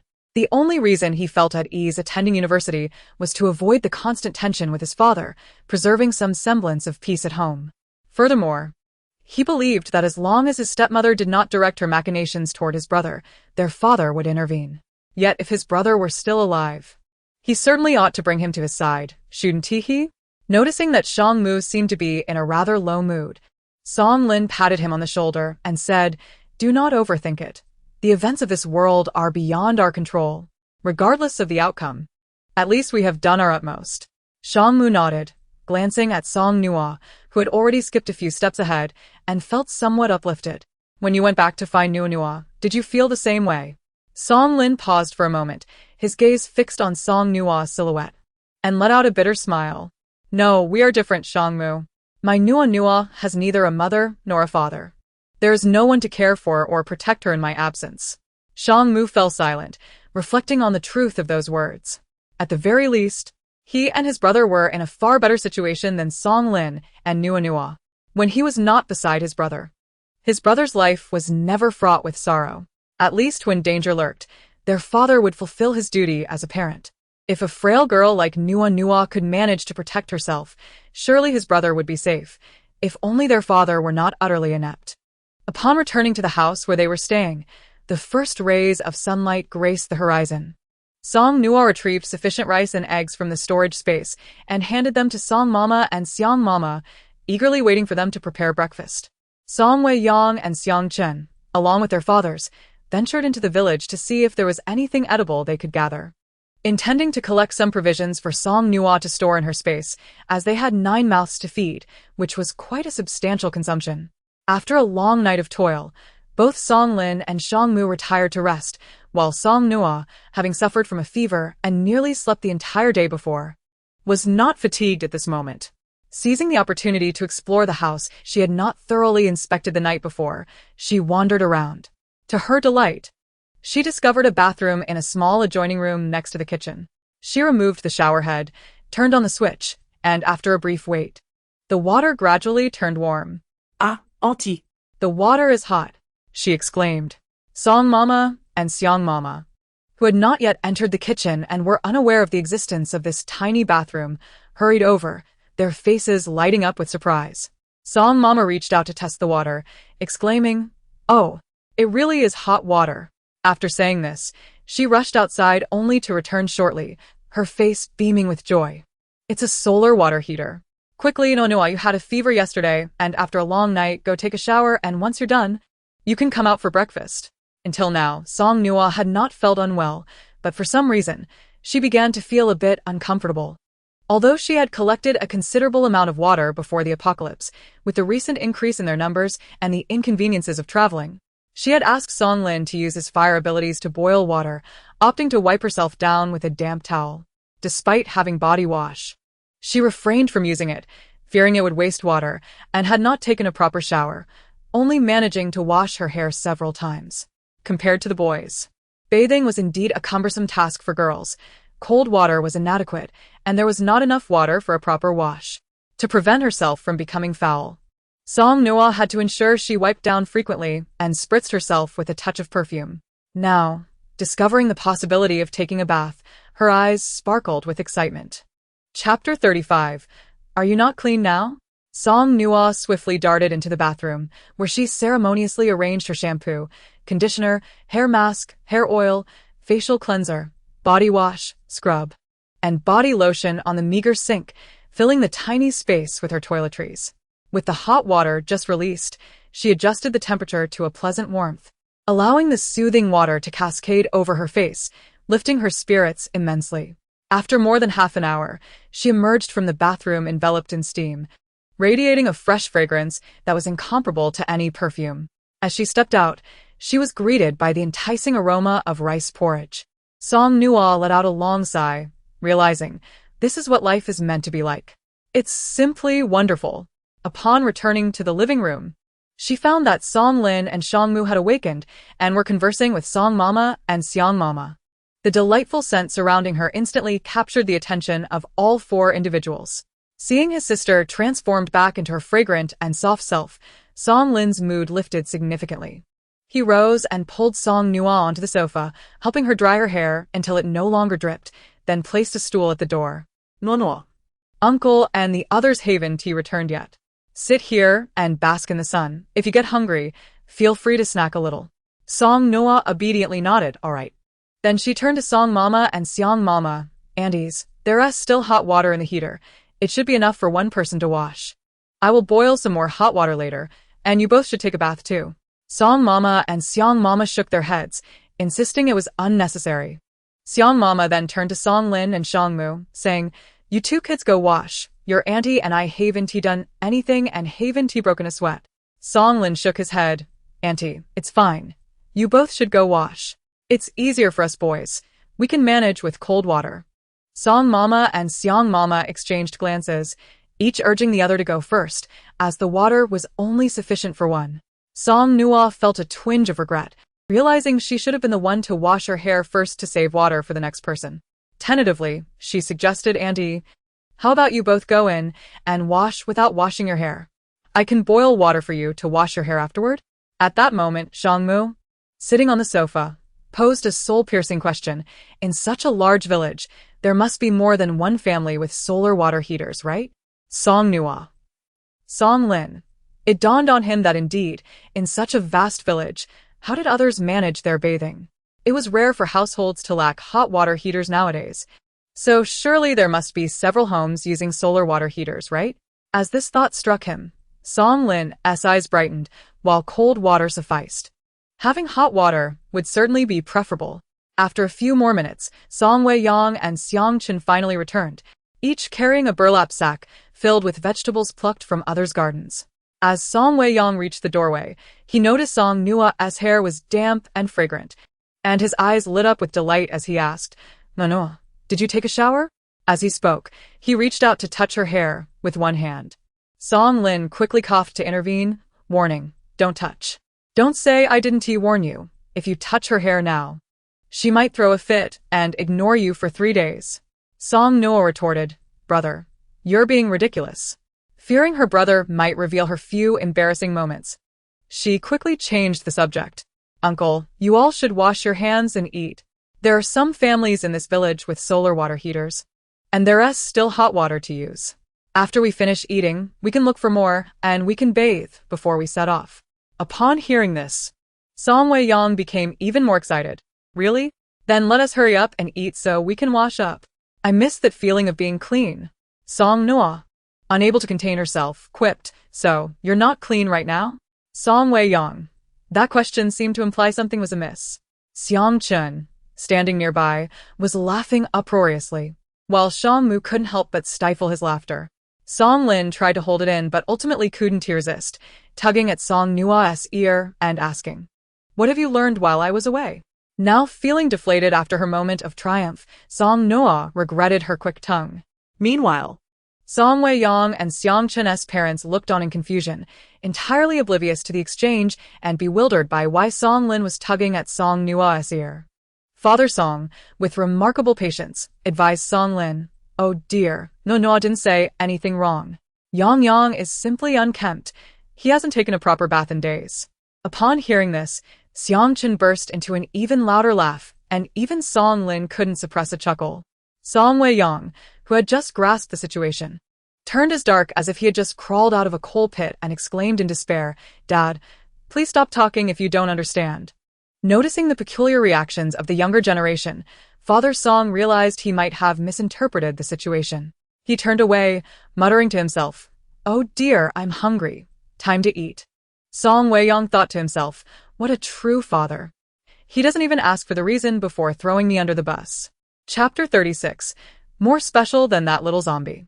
Apart from Song Nuo, the breakfast was devoured ravenously by everyone else. Once finished, they set out to find a place to bathe. Although they had cleared the zombies from the village the previous night, they decided to pair up for safety. Xiang Chen teamed up with his father, Song Wei-yong was with his mother, and Song Lin paired with Father Song, while Shang Mu ventured alone to another household. Meanwhile, Xiang's mother remained at the place they were lodging, as there was just enough water for one person, and Song Nuo stayed behind to protect her. After everyone returned from their baths, they reconvened at the household they visited the previous night to ensure the little girls were well taken care of. Song Nuo left them some medicine and food before departing the village. Having stayed up all night, Song Nuo felt rejuvenated after her bath. It wasn't until they hit the highway that drowsiness crept in, and she, along with her brother and Shang Mu, dozed off in the back seat. Due to a lack of sleep, Song Wei-yong and Xiang Chen opted to rest in another vehicle, with Father Song and Xiang's father driving the two cars. Song Nuo slept soundly until noon, and when she opened her eyes, she groggily glanced outside to find the car parked at a service area. Her brother and Shang Mu were seated beside her, watching her intently. "What are you staring at?" Song Nuo asked, bewildered. Song Lin, who was reaching out to feel her forehead, quickly withdrew his hand as soon as she awoke, then pointed outside at the bustling activity of others. "We're just waiting for you to wake up for lunch." With that, he and Shang Mu exited the vehicle, leaving Song Nuo in a daze. It suddenly dawned on her that her brother was likely concerned she might engage in some reckless behavior again.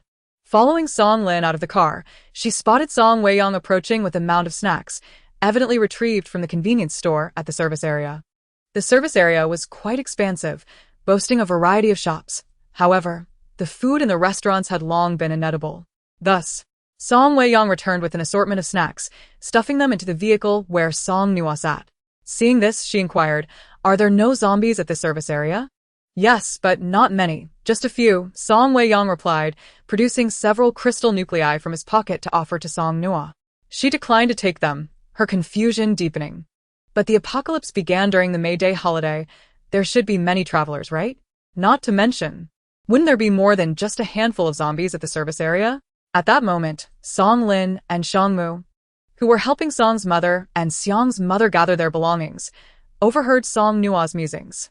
Song Lin set down what he was carrying and gently tapped her on the head, advising, "Children shouldn't overthink. It stunts your growth. Go help your aunts prepare lunch." "Okay," Song Nuo replied, rubbing her head, but after taking a couple of steps, she turned back, made a silly face, and called out, "Brother, you're a big bad egg." After which, she dashed away. With a resigned expression, Song Lin dismissed her childish antics and turned to Shang Mu, asking in earnest, "What do you think about what Nuo just said?" Shang Mu pondered for a moment before responding, "To be honest, I find it quite strange. It seems that since we left Ning City, we have hardly encountered any zombies. The situation at Xinhui Village can be dismissed, but Nuo has a valid point. If there are indeed zombies at this service area, there shouldn't be so few." Song Lin nodded in agreement. Indeed, Unless this service area harbors a zombie as unique as the little one from Xinhui village, which we have yet to discover. At this, Song Nuo's expression shifted. If that is the case, then this zombie might be even more extraordinary than the one from Xinhui village. We should hasten our preparations and leave immediately after lunch. Song Weiyang had been present when they dealt with the little zombie in Xinhui village. But he and Xiang Chen had returned to their lodging house first and were oblivious to Song Nuo and Song Nuo's speculations. Now, he looked perplexed and confidently suggested, "Do you think it could be that our abilities have improved, causing the zombies to fear us? So when they see us, they immediately hide?" Song Lin. Song Nuo.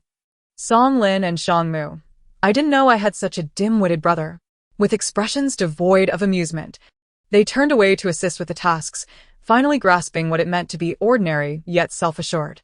Since Song Nuo woke up late, coupled with Song Mu and Song Lin's speculations, they collectively decided to have lunch on the road. Though they were unsure if the absence of zombies at the service area indicated a latent danger, it was prudent to steer clear of anything that seemed unusual. The convenience store at the service area still had plenty of items that remained uncollected. Some specialty shops offered vacuum-packed goods, but after discussing, they decided against gathering more supplies. Song Nuo distributed hamburgers to everyone, and soon they were back on the road, swiftly departing the service area. Chapter 37. A heist inspired by mood. Not long after they left, a faint sound emanated from the back kitchen of a noodle shop within the service area. A figure emerged from the corner, deftly arranging the bodies of the surrounding zombies. If Song Nuo and her companions had still been there, they would have been astonished. For this agile figure was not human, but a zombie. After tidying up the remains of the other zombies, it cast its eyes around, appearing somewhat human-like. Yet its decayed and disfigured face unmistakably revealed its true nature. Upon completing its task, it licked the dark green zombie blood from its lips, revealing a strange and rigid smile. As they sped along the highway, Song Nuo sat by the window, idly opening a bag of snacks that Song Weiyang had brought. After taking a bite, she discovered they were tomato-flavored chips. Instantly, her expression soured, and she made a face of distaste before reluctantly offering the chips to Song Lin. "They're tomato-flavored." Curious, Song Mu leaned in for a closer look, while Song Lin asked, exasperated, "What? Are you envious?" "Fine, from now on. Any snacks she doesn't eat are your responsibility." Song Mu. "Not at all. Isn't Nuo fond of tomatoes?" Song Mu questioned, puzzled. He had seen Song Nuo happily munching on a tomato larger than her palm when they were heading to Ning City to rescue Song Weiyang and Xiang Chen's parents. Sighing, Song Lin began to vent to Song Mu. "It's one thing to keep quiet, but once you speak, you'll realize just how strange she is. She delights in tomatoes, yet possesses a distaste for tomato-flavored foods. She relishes oranges, but finds herself disinclined towards anything with an orange essence, such as orange juice. She enjoys corn, but is equally averse to snacks that carry its flavor. As her brother, I find myself becoming her refuse bin during these moments." The corners of Song Mu's lips began to rise as he listened, ultimately leading him to stifle a smile. Song Nuo reached out to cover her brother's mouth, but failed, growing irritated and turning her gaze towards the window. Although she could not see Song Mu's expression, she could hear Song Weiyang's boisterous laughter, which incited her to turn and punch Song Lin in frustration, then puff her cheeks and face the outside once more. The weather was growing increasingly warm, yet Song Nuo preferred the natural breeze over air conditioning, especially now, as the car sped along. The wind felt particularly refreshing, prompting her to open the window. In the past, she couldn't extend her head or hands out of the window, but now, with zombies more numerous than humans and the undead incapable of driving, Song Nuo felt justified in leaning out, curiously surveying her surroundings. Xiang Chen drove closely behind their vehicle, and in a cheerful mood, Song Nuo waved at them. Soon noticing that her mother, imitating her, leaned out and waved back, creating a delightful scene between the two. As Song Weiyang drove, he caught sight of this through the rearview mirror and jested, Nuo, if you lean out any further, you might just fall. And we'd have to stop to retrieve you." Remembering his previous mockery, Song Nuo huffed defiantly, yet obediently settled back in her seat. Initially, Song Weiyang was merely jesting, but unexpectedly, as soon as Song Nuo returned to her seat, he abruptly slammed the brakes. Had she still been leaning out, she might have indeed been flung from the vehicle. Xiang Chen, trailing behind at a safe distance, reacted swiftly, jerking the steering wheel to execute a sharp turn. Skidding several meters backwards before managing to halt, narrowly avoiding a collision with the guardrail. The sudden turn sent everyone's hearts racing, and it was fortunate that Xiang Chun was behind the wheel. Otherwise, a crash between the two vehicles seemed inevitable. Despite Song Lin's attempt to steady her, the unruly Song Nuo still collided with the front seat. Song Mu, seated by the window, was unable to attend to her, but upon witnessing her bump her head, he immediately inquired of Song Wei-yong what happened. Song Wei-yong, having shed his earlier jovial demeanor, replied solemnly, "There were nails on the road ahead. If it weren't for the clear weather allowing me to see the reflection, I might have driven right over them." Moreover, ever since he acquired his metallic abilities, his sensitivity to metal had heightened, enabling him to notice them in time. The group disembarked to investigate, and indeed, they found the ground littered with a plethora of tacks. Had they passed over them, the tires would surely have been punctured. Shaken by the recent event, Xiang Chun's hands trembled as he approached the scattered nails. Finally understanding the earlier situation, otherwise, he would have certainly taken offense at Song Wei-yong. The nails were distributed evenly, ensuring that any vehicle passing by would inevitably be impaled. Song Wei-yong, fuming, nearly spat blood. What a lack of decency. Every day, they do nothing of worth. Worse than dogs, even zombies possess more humanity. Song Lin attempted to placate him, saying, "All right, let us clean this up and depart swiftly." Hearing this, Song Lin was about to use his wind abilities to sweep the nails aside when Song Nuo pressed down on his hand. "I want the nails." After declaring this, she used her powers to gather every last tack, offering no explanation as to her intentions, and the others refrained from questioning her. After all, she was merely a young girl, prone to peculiar whims. Clutching a heap of nails, Song Nuo pondered, "If I encounter a wealthy resource provider another day, could I perhaps orchestrate an act of redistributing wealth? Wealth, the other party. Poverty, myself." Us. Chapter 38. Truly inhumane. Just as Song Nuo finished collecting the nails, before they could turn back to their vehicle, a group of approximately 10 individuals emerged from both sides of the highway, advancing towards them. Without waiting for the others to speak, Song Nuo, with a semblance of experience, theoretically, inquired, "Don't tell me you're here to rob us?" "I understand." The leading man did not engage, scanning the group before asking, "Did you enter the service area you passed earlier?" Song Lin pulled Song Nuo behind him, replying, "We did." The man's pupils dilated as he scrutinized them once more, this time with a more cautious demeanor, and tentatively asked, "Were you originally this many?" This line of questioning was clearly aimed at gauging their numbers, ensuring they had no backup. It seemed they were indeed intent on capturing something. The group tensed. Yet they did not anticipate that the man would simply observe them before stepping aside, allowing his subordinates to clear a path. "You may go." Song Nuo. Bewildered, Song Nuo, along with the others, found themselves in a haze. Was this all just a pretext to engage in conversation after puncturing tires with nails? Nevertheless, as the other party showed no inclination towards conflict, it was prudent to avoid further complications, and they swiftly turned to enter their vehicles and depart. The man and his followers watched as their two cars drove away, and one of the subordinates queried, "Boss, they clearly seem like a big catch. Why let them go?"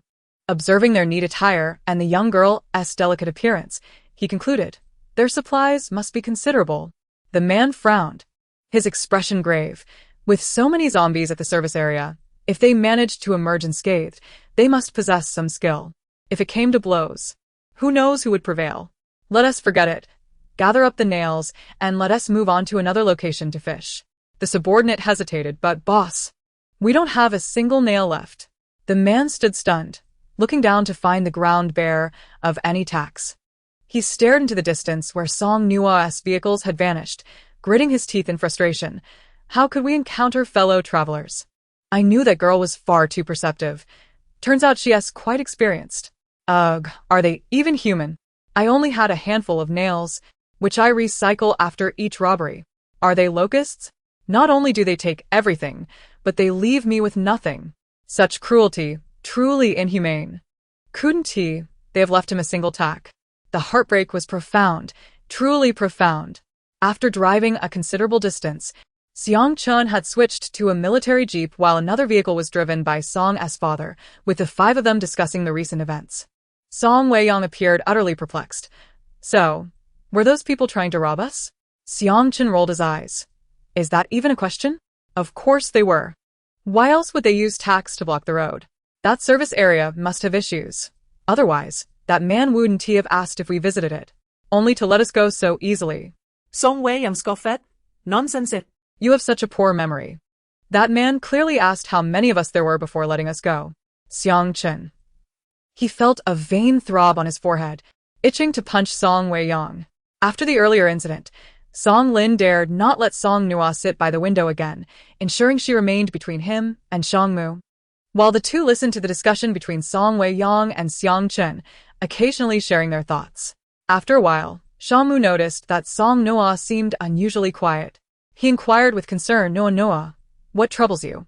Song Nuo, appearing deeply contemplative, replied, I am reflecting on the importance of learning from the experiences of others. Next time we embark on our endeavor, when we engage in our noble pursuit of redistributing wealth, we must remember not to stray too far from our traps. Otherwise, we may find ourselves in a predicament where we fail to seize the hen while losing the rice. She held a thumbtack in her hand, her expression earnest. Shangmu responded, forget I asked. Having made her point, Song Nuo seemed quite pleased and encouraged. If it perplexes you, then do not dwell on it. If we have another opportunity in the future, we can return and revisit this. The distance from Huai City to the capital was not particularly great. In the past, even with the slowest of vehicles, one would reach the destination within a day. However, times had changed. After an extended period of travel, they finally arrived at the next service area. Unlike the previous one, this service area was choked with various abandoned vehicles about a kilometer away. There were even a dozen cars that had collided in a chain reaction, some with their fronts deeply lodged into the rears of others. The vehicles were haphazardly parked, and it was nearly impossible to spot any that were intact. Given these circumstances, driving through was out of the question. Song Nuo had no choice but to store the car in her space, and the 9 of them had to traverse the distance on foot. Chapter 39. Offended by the water ability. Song Lin and Song Weiyang forged ahead, while Shangmu and Xiangchen brought up the rear. Between them were Song Dad and Xiang Dad, both possessing some physical strength, but lacking abilities. Their role was to protect Song Mom and Xiang Mom, as well as the central figure, Song Nuo. Song Nuo felt utterly helpless. Despite being an ability user herself, and even possessing dual abilities, her current powers felt utterly ineffectual. She could hardly boast of any offensive capabilities. Her sole function was to use her wood-based abilities to bind the zombies. Yet, even without offensive power, her abilities were still abilities, were they not? She had dispatched zombies before. Now, with her powers, it would be even easier to bind them, impede their movements, and then eliminate them at her leisure. However, Song Weiyang and Xiangchen's parents disagreed. Just as she was about to dash forward after disembarking, Song Mom caught her by the collar and shoved her between herself and Xiang Mom, admonishing, What are you doing, young lady? Are you going to invite the zombies for a drink? Song Nuo retorted, Excuse me, my water abilities have been offended. The vehicles were jammed into various formations along the road. Some areas allowed 2 people to pass simultaneously, while others permitted only 1. Some spots were so cramped they required sideways maneuvering, and others still necessitated climbing atop the cars to traverse. Many vehicles bore splotches of dried blood. Song Nuo, carefully led by her parents, stepped onto the hood of a car and leapt down, slightly losing her balance in her attempt to appear nonchalant. Beside her, a zombie suddenly slammed its head against the car window, its decayed visage coming into view, looking rather menacing. Song Nuo thought, What a misfortune. She turned her head, pretending not to notice the creature. After all, she had no expectations of obtaining a crystal core from that zombie, given that it had been trapped in the car, revealing its lack of intelligence. Amidst the cluster of vehicles, a zombie occasionally wandered close to them. Upon hearing their commotion, it struggled to lunge at them but was thwarted by the obstructing cars, causing them to rattle. Song Lin and Song Weiyang swiftly collaborated to dispatch the few zombies that approached, leaving Song Nuo with no opportunity to intervene. And the atmosphere settled into a semblance of peace. The kilometer-long journey felt more exhausting than scaling a mountain. What usually took about 10 minutes stretched to nearly 2 hours due to the arduous climbing and descending. Yet, they had no intention of entering the service area. A mere glance revealed that the number of zombies there was considerable, merely a glimpse of those outside, not accounting for the entirety within the service area.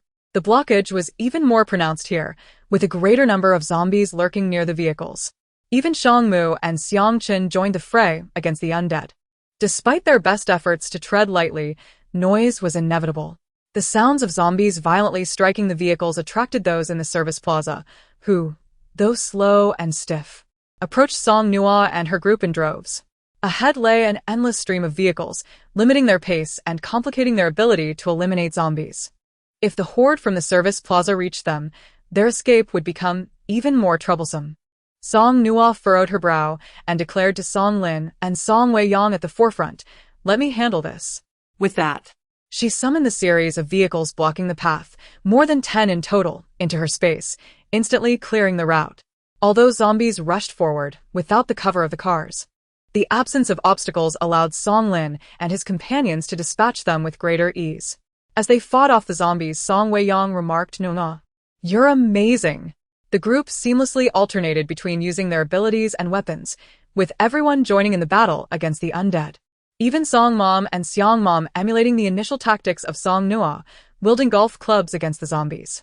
They advanced rapidly, with Song Nuo collecting the vehicles ahead while releasing those behind from her space, all while remaining vigilant for any zombies that might ambush from the sides.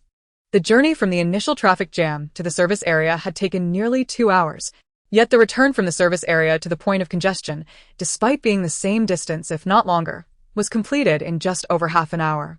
Once again, Song Nuo gathered the last batch of vehicles into her space, releasing their 2 cars anew, and the group climbed back in. The boys, accustomed to regular exercise, handled the distance with relative ease. Song Dad and Xiang Dad maintained decent stamina, but Song Mom, Xiang Mom, and Song Nuo were different. They collapsed into their seats as soon as they boarded. Sweat dripped from Song Nuo, who felt her earlier bath had been in vain. A mix of frustration and indignation bubbling within her as she fantasized about annihilating that horde of zombies. After settling into the car, Song Weiyang, in a playful mood, teased, "Noa, how do you distinguish our vehicle from those on the road? What if you accidentally tossed ours among them?"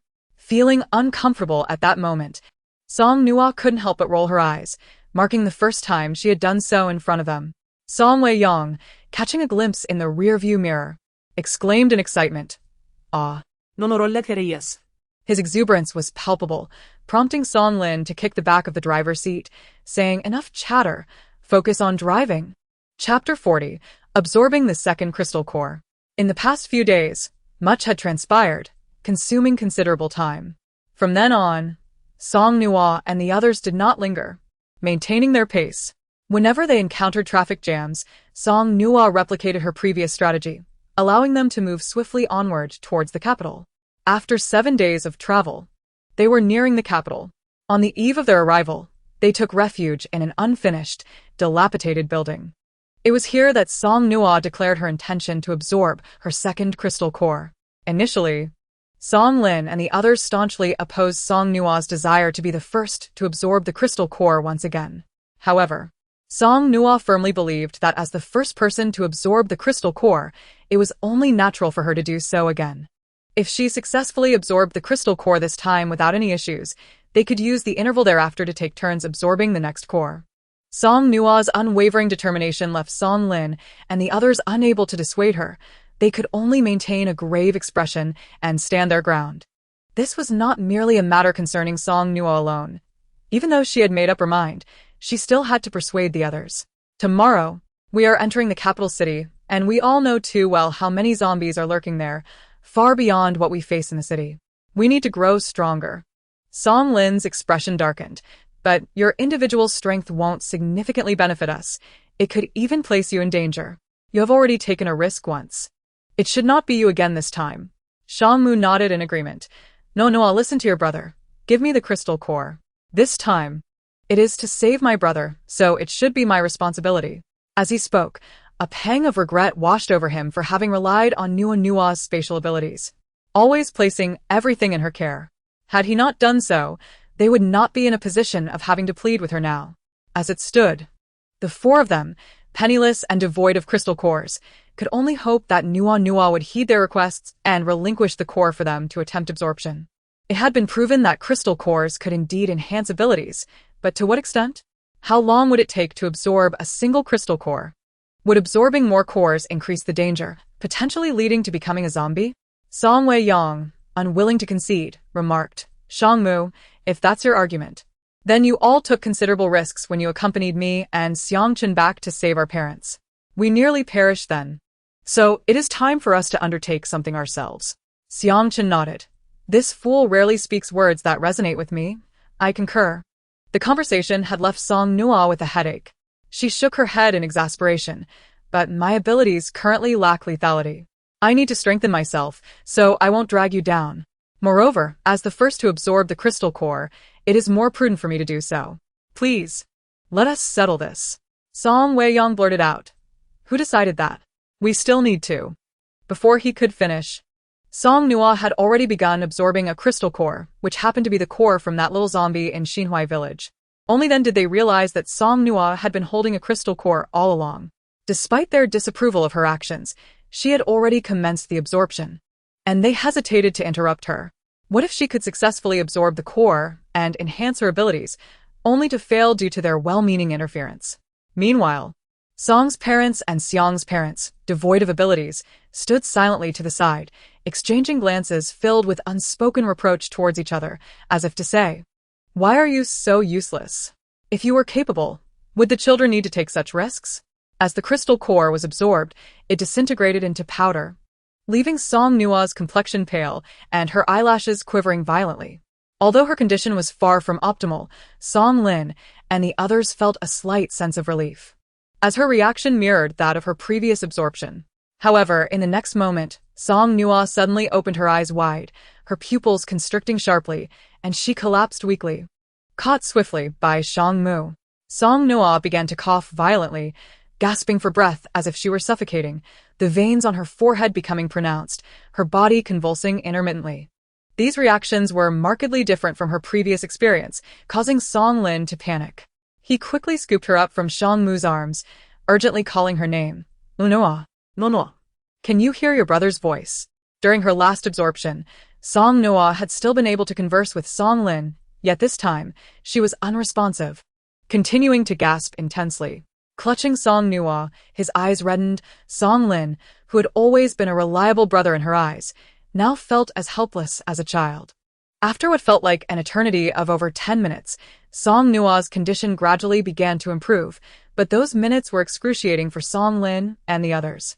When Song Nuo finally regained her senses, Song Lin fixed her with a stern gaze for a long time before coldly stating, hand over all the crystal cores.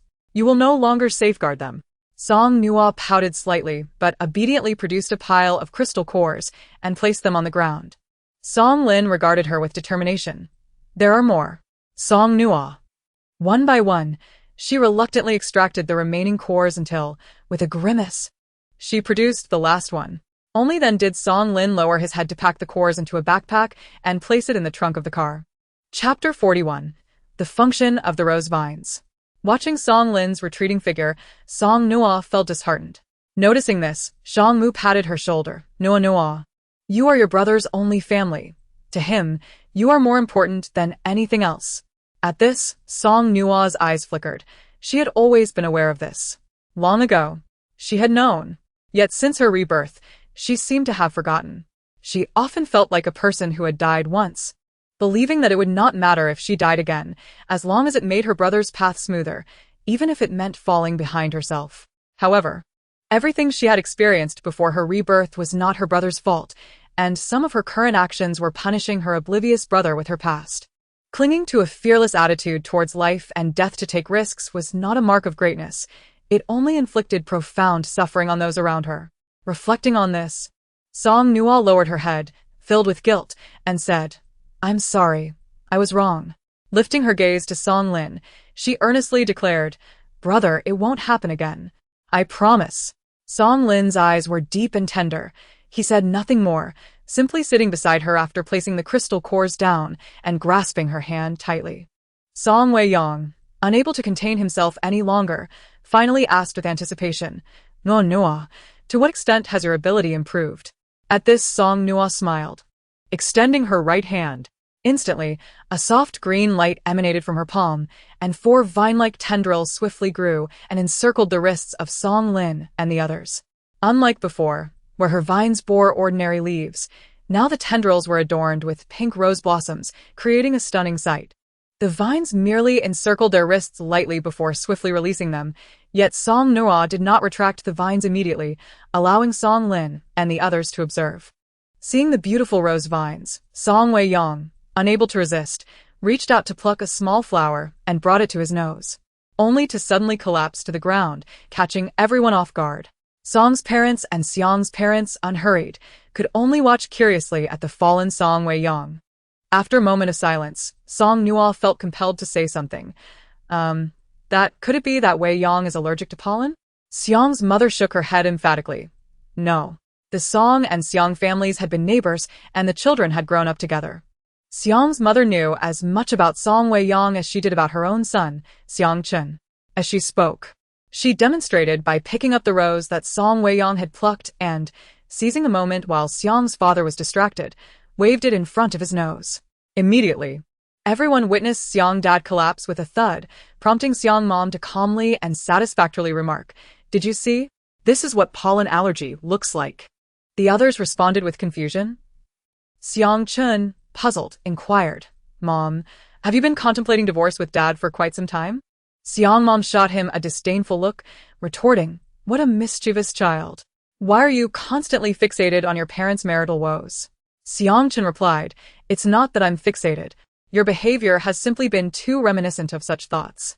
Song Nuo, caught in a dilemma, asked, "Then what has happened to Weiyang?" Shang Mu delicately pinched a bit of pollen, cautiously inhaling it. Instantly, he felt the world spin and his mind cloud. He shook his head in an attempt to clear his thoughts, though it proved ineffective, as this was merely the effect of a minuscule amount. Supporting his forehead with his hand, Shang Mu weakly stated, "This pollen induces a state of dizziness." Song Nuo was momentarily taken aback, but quickly accepted this explanation. After all, she had encountered individuals with pollen allergies before, yet none had succumbed so rapidly. Hearing this, Xiang Mom glanced at the prostrate Xiang Dad and muttered to herself, "So it wasn't a pollen allergy. I wondered why it seemed so different from the usual." Xiang Chun remained silent. Song Lin examined the rose vines, noticing that beneath the foliage and blossoms lay numerous sharp thorns bearing barbs. Contemplating, he pressed his finger against one of the thorns, and in an instant, a droplet of blood formed. It was evident that if these thorns were only a tad larger, their lethality would rival Song Weiyang's current metallic abilities.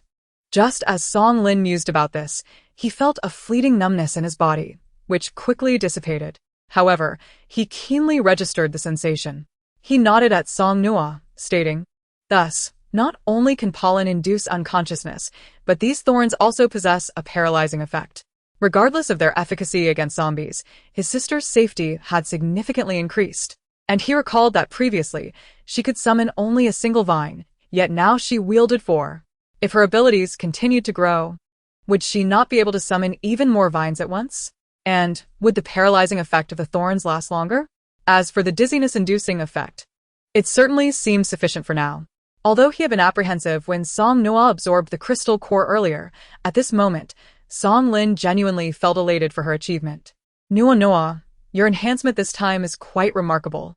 Song Nuo gazed at the fallen Song Weiyang and Xiang Dad, the dazed Shang Mu, and her brother, who had pricked his hand on his own vines. For a moment, she was unsure whether to rejoice or feel pity for them. She forced a somewhat awkward smile, saying, yes, but could you please refrain from carelessly meddling with my powers in the future? It's rather embarrassing when my abilities are used on my own people." Nevertheless, it was undeniably gratifying. She was growing increasingly formidable. Chapter 42. The more beautiful, the more dangerous. Over half an hour later, Song Weiyang and Xiang Dad finally regained full consciousness. Shang Mu fared slightly better, although he felt dizzy. The effects faded after about 10 minutes due to his limited exposure to the pollen. Upon awakening, Song Weiyang's face was ashen. After listening to Shang Mu and Song Lin's analysis, he cast a resentful gaze at the rose in Song Nuo's hand, exclaiming, "Indeed, the more beautiful, the more perilous." Xiang Chun scoffed, "You brought this upon yourself." Who told you to pick a flower? He continued, that was Nuo's ability, not the ordinary rose you see every day. Thankfully, the pollen merely induces dizziness and isn't toxic. Otherwise, you might have ended up playing cards with the Grim Reapers by now. Song Wei-yong remained silent. Xiong Dad was the truly unfortunate one. After all, he had done nothing to provoke this calamity, merely suffering due to his wife's presence. With a forlorn expression, Xiong Dad asked Xiong Mom, "Why are you unaffected?" Xiong Mom shrugged, "I have no idea." Song Nuo speculated, "I suspect it might be because this wasn't an intentional use of my powers, thus the pollen didn't disperse actively. Only Uncle Xiong and Wei Yang, who inhaled the pollen, fainted." After saying this, she mumbled, "I wonder if this has any effect on zombies." Song Wei-yong looked horrified. "No effect on zombies? That can't be. If it doesn't affect zombies, then it only has an impact on us? Does that mean Nuo's ability is meant to assist zombies?" The mere thought of such a possibility rendered everyone silent. Song Nuo awkwardly remarked, "Believe it or not, it is indeed possible. Zombies, as it seems, do not require respiration, right? Thus, pollen might genuinely be ineffective against them." After much deliberation, they ultimately decided to venture outside and capture a zombie for experimentation. After all, practice leads to knowledge. Given the current abundance of zombies outside, it was hardly a challenge to find one or two. Zombies have no rights. Capturing one is a mere formality. Indeed, zombies were not difficult to locate. With a mindset eager for consumption, the zombies were equally intent on devouring the living, and under the hazy moonlight, fate would lead them to this destined encounter. Song Wei-yong ventured out and, within a mere 10 minutes, returned with a bound zombie. Upon hearing the creature's incessant moaning, Song Nuo found it rather bothersome. Thus, she located a used towel and gagged its mouth before releasing it. Once freed, the zombie stiffly shuffled towards Song Nuo. She extended her hand, binding it with her rose vines. As the vines tightened around the zombie, the sharp thorns pierced its flesh. Everyone clearly observed the zombie's movement halt for approximately 2 to 3 seconds before it resumed its advance. Song Nuo recognized that the thorns were indeed effective, But the pollen should have had no impact. after pondering, she decided to bind the zombie's head directly with the vines. Her original thought was that since the zombie's weakness lay in its head, would not directly attacking it with the vines yield more pronounced results? However, to her astonishment, once the vines encircled the zombie's neck, it collapsed to the ground without a sound. Song Nuo. Surely this zombie isn't feigning death? The paralyzing effect of the thorns couldn't possibly cause it to faint outright, could it? Isn't that the pollen's role? More importantly, zombies don't breathe. How could pollen be effective? Zombies, it seems, shouldn't even faint, right? After a prolonged wait with no observable reaction from the zombie, Song Nuo withdrew her rose vines. When they approached the immobile creature, Song Wei-yong skeptically asked, "Is it dead?" Xiang Qin stroked his chin, speculating, "It must be dead, right? It can't possibly be asleep." Shang Mu produced a fruit knife, saying, "Let's see what's inside its head." As soon as he finished speaking, he sliced open the zombie's skull. Dark green blood gushed forth, foul and repugnant, yet they paid little heed to this, as they beheld countless round holes within the zombie's cranium, all stemming from its neck.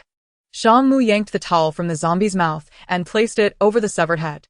Indeed, the thorns of the vines, upon piercing the zombie's body, could rapidly grow and elongate, directly damaging the zombie's skull, leading to its demise, much akin to a parasitic effect.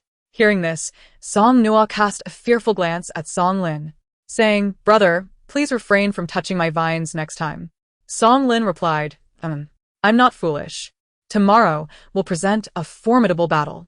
After discerning Song Nuo's extraordinary abilities, Song Wei-yong, responsible for both excavation and burial, must also take charge of disposing of the corpses of the zombies.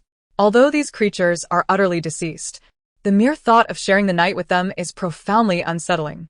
With substantial tasks awaiting them the following day, Song Nuo and her companions will allow their fathers, Song and Xiang, to take turns keeping watch through the night, while they rest in the car alongside their mothers. Should any unforeseen events arise, they can awaken the 5 of them while ensuring the vehicle's protection to mitigate immediate harm. Chapter 43. There are no living souls left. The moonlight, as luminous as frost, blankets the ground. In this early summer season, it does not feel frigid, but rather exudes a gentle warmth. The fire within the building continues to burn. Its scorching heat palpable, yet dispersed by the drafts sweeping through the vast structure. Rarely unable to sleep, Song Nuo finds himself increasingly restless. Listening to the rhythmic breaths of others, his thoughts consumed by the well-being of his younger brother and whether they will be able to locate him the next day. As he contemplates, a delicate scent of roses seems to waft through the air, gradually relaxing his mind until he finally succumbs to slumber. A night of peaceful rest ensues, with no disturbances. At dawn, before the first light of day, Song Nuo and her companions stealthily set out, not informing their parents. The four of them possess no extraordinary abilities, and should they accompany the group, they risk falling into peril. If the five of them were to find themselves overwhelmed, neglecting the care of their parents would lead to dire consequences they wish to avoid. In this secluded area, it is wiser to leave Song Weiyang and Xiang Chen's parents behind to await their return. Should they fail to come back, at least fewer lives would be at stake. Before departing, Song Nuo ensures there is an ample supply of food and water. Song Weiyang utilizes his abilities to seal several vacant walls, leaving a small opening in a corner that allows for passage, but remains unsealed with metal. Xiang Chen then layers a thin coat of soil over the exterior, which Song Nuo subsequently covers with vines using her wood-based powers. Even if someone approaches, they would never suspect there are people inside, and even if they did, gaining entry would not be guaranteed. As Song Nuo and her friends drive a short distance outside the city of Jing, they encounter 3 or 4 individuals whose complexions appear rather pallid, a middle-aged couple and a young man, likely a family of 3. Upon their vehicle approaching, the young man immediately positions himself protectively in front of the middle-aged pair. After conferring briefly with her companions, Song Nuo alights from the car alone. Upon seeing a lovely young girl emerge from the vehicle, the young man visibly relaxes, yet remains cautious as he inquires, "What brings you here? Why are you obstructing our path?" With a charming smile, Song Nuo greets him warmly. "Hello. We are here to search for our family in Jing. May I ask if you have just come from the city? What is the situation like there now?"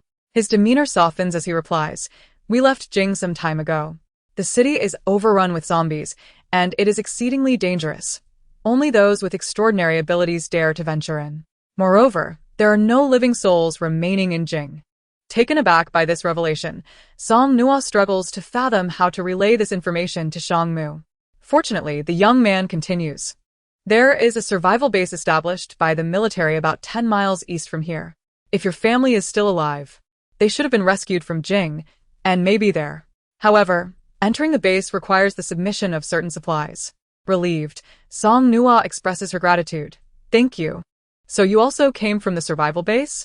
He nods. "Indeed. While at the base, one must fend for themselves, so we ventured out in search of food." The young man, along with the couple behind him, appears to be struggling with their current situation. Contemplating their plight, Song Nuo retreats to the car, concealing 3 bags of bread and 3 chocolate bars behind the door before returning to present them to the young man. "This is a token of gratitude. Please accept it." Desire flickers in his eyes as he hesitates, ultimately declining. "Food is incredibly precious now. I merely answered your question. I cannot accept such a valuable gift."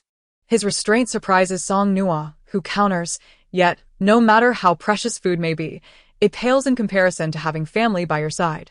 Had you not shared this information, I might not only have failed to find my family, but could have perished in Jing. Life must take precedence over food. Without people, food loses its value." The young man glances back at his parents and finally accepts the food from Song Nuo, expressing his gratitude. "Thank you. May I ask your name?" "I am Lin Chen. If you and your companions make it to the survival zone, I can assist you in your search." Song Nuo yam Song Nuo. "Should the need arise, we will certainly reach out to you. We have matters to attend to, so we must take our leave." Waving goodbye, she quickly hops back into the vehicle, urging Xiang Chen to drive back to the derelict building with haste. "Hurry, we must return to the unfinished structure. What if they believe we merely took a stroll? Would they buy that?" Realizing the gravity of their oversight, Xiang Chen instinctively accelerates toward the building. After driving several meters, he suddenly questions, "Wait, aren't we supposed to be heading into Jing?" Song Nuo explains, "I just learned that everyone in Jing has been rescued. There is a survival base about 10 miles east where Shang Mu's brother may be. We need to return and fetch our parents first before heading to the base." The pressing concern now is whether we can minimize the scolding we receive based on how quickly we drive back. Reflecting on their morning escapades, the five of them feel as though they have been struck by a bolt from the blue. Chapter 44, the Jing City Survival Base. The vehicle is enveloped in a prolonged silence, leaving them uncertain whether to feel embarrassed or guilty. Song Nuo swallows hard and tentatively asks, "If I tell my parents we merely went for a joyride, do you think they'll believe us?" Xiang Chen nods, based on my understanding of our parents. They are more likely to break our legs. Song Nuo, exasperated, laments, "What a predicament. We left with such grandeur, and now we return in utter humility." The five of them return to the unfinished building, with Song Nuo slowly peeling away the outer layer of vines. Xiang Chen silently pushes aside the earthen wall, while Song Nuo seems to carry the weight of defeat as he retracts the metal barrier. As the wall is removed, the dim interior of the derelict building is instantly illuminated, revealing their parents, Song and Xiang, who gaze at them with piercing eyes, a mixture of coldness and fury evident in their expressions. In short, they appear utterly incensed. Song Nuo, feeling the pressure, steps inside with a sheepish grin, attempting to lighten the mood. What a lovely day it is. We just took a little trip to enjoy the sunrise. Seeing you were still asleep, we thoughtfully sealed the walls to prevent any unwelcome intrusions that might disturb your slumber. Hope you both slept well. Mother Song immediately smiled with a face full of maternal affection, though not genuinely well. That's good. Come here. Song Nuo scrutinized his mother's expression and deemed it to be quite normal, thus obediently approached her. In the next moment, however, he found himself having his ear pinched painfully, eliciting a scream akin to that of a pig being slaughtered. "Are you trying to deceive me? What is it? Are the supplies too heavy to carry into the space? You leave all this behind and run off to watch the sunrise? What? Is there an entrance fee for watching the sunrise? Afraid that bringing supplies along would incur extra charges?" As a childhood friend, Xiang Chen couldn't help but chuckle upon witnessing Song Nuo's predicament, flashing a brazenly mischievous smile at Mother Xiang. "How can you still laugh? Come here." Xiang Chen's smile gradually faded, and he turned to look at Song Lin and Shangmu with envy, silently mouthing, "Save me." Mother Xiang, with an icy demeanor, retorted, "Don't even look at them. None of them can escape." Song Nuo, Song Lin, Shangmu. Indeed, it was a fine day, yet no one emerged unscathed. The five of them received individual reprimands, their spirits dampened as they busied themselves packing their belongings, climbing into the vehicle with dejected expressions. In fear of taking a wrong turn, Song Nuo and the others retraced their route back to where they had encountered the family of three, then proceeded in the direction indicated by the young man. As anticipated, following this path led them to a survival base, constructed alongside several rows of factory buildings. Upon their arrival, they observed numerous individuals of all ages and genders, fervently erecting protective walls and gates. Beside the entrance, several mobile units were lined up with long queues. Once they alighted from the vehicle, they casually approached a passerby and inquired, "Excuse me, what is happening here?" The individual was a slender middle-aged man who adjusted his glasses with the back of his hand, glanced at the questioner, Song Lin, and responded amiably. "Are you from out of town?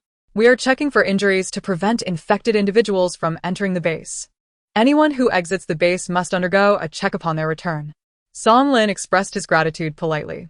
Their distinct demeanor and spirited appearance quickly attracted the attention of some reception personnel at the base entrance, who approached them. A young man, leading the group of 3 or 4, courteously yet warmly inquired, "Hello, we are the reception staff for the base. My name is Tang Heng. You are ability users, aren't you? Feel free to ask me anything you are unsure about." Having previously gathered some information about the base from the young man, Song Nuo, affecting a demeanor of familiarity, inquired, "May I ask how much supplies are required to enter your base?" Tang Heng explained, "Currently, ordinary individuals must submit 6 pounds of food to enter the base, while ability users can pay half. However, as the base is under construction and urgently needs the participation of ability users at present, they can enter without submitting any supplies. This is part of our talent recruitment initiative." Tang Heng beamed with optimism, his eyes gleaming with anticipation, genuinely welcoming Song Nuo and her companions to join the base.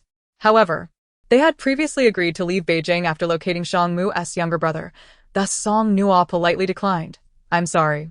We are only here to find someone and do not intend to stay in the base for long, so we will submit supplies as required. Each person would contribute 3 pounds, totaling 15 pounds for the 5 of them. Even with Song Dad and Song Mom included, it would only amount to 39 pounds of food. While this might seem substantial to others, for Song Nuo, it was merely a drop in the ocean. Rather than risk unforeseen complications when leaving later, it was better not to take advantage of the offer. Disappointment flickered across Tang Heng's face. Yet he noticed that Song Nuo appeared to be the youngest among them. Maintaining a hopeful expression, he glanced at the others. But no one objected to Song Nuo's statement. With a resigned sigh, he remarked, "Well, that is truly unfortunate. But I do hope you will reconsider once you enter the base." He then shifted the conversation. "With so many of you, do you have enough food?" This question ignited a sense of wariness among Song Nuo and her companions. Before they could ponder Tang Heng's intentions, he casually inquired, "Have you discovered anything from the zombies you've killed? Our base is in need of such materials for research to find ways to combat zombies. So we can accept that as a substitute. 1 crystal core can replace 1 pound of food." The mention of things from the zombies sent a singular word racing through Song Nuo's mind, crystal core. However, Tang Heng's demeanor did not suggest that he merely sought materials for research. Given the current scarcity of food, it seemed unlikely that they appeared to be in need. Yet, Tang Heng still proposed the exchange of crystal cores for food, indicating that the base was indeed eager for crystal cores. Song Nuo surmised that the base likely already understood the significance of crystal cores and wished to keep their extraordinary properties hidden from ability users like themselves. Innocent and harmless was Song Nuo's signature trait, while playing the fool was Song Weiyang's forte.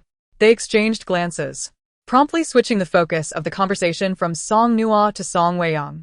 With wide, innocent eyes and a face full of curiosity, Song Weiyang asked, "Things from the zombies?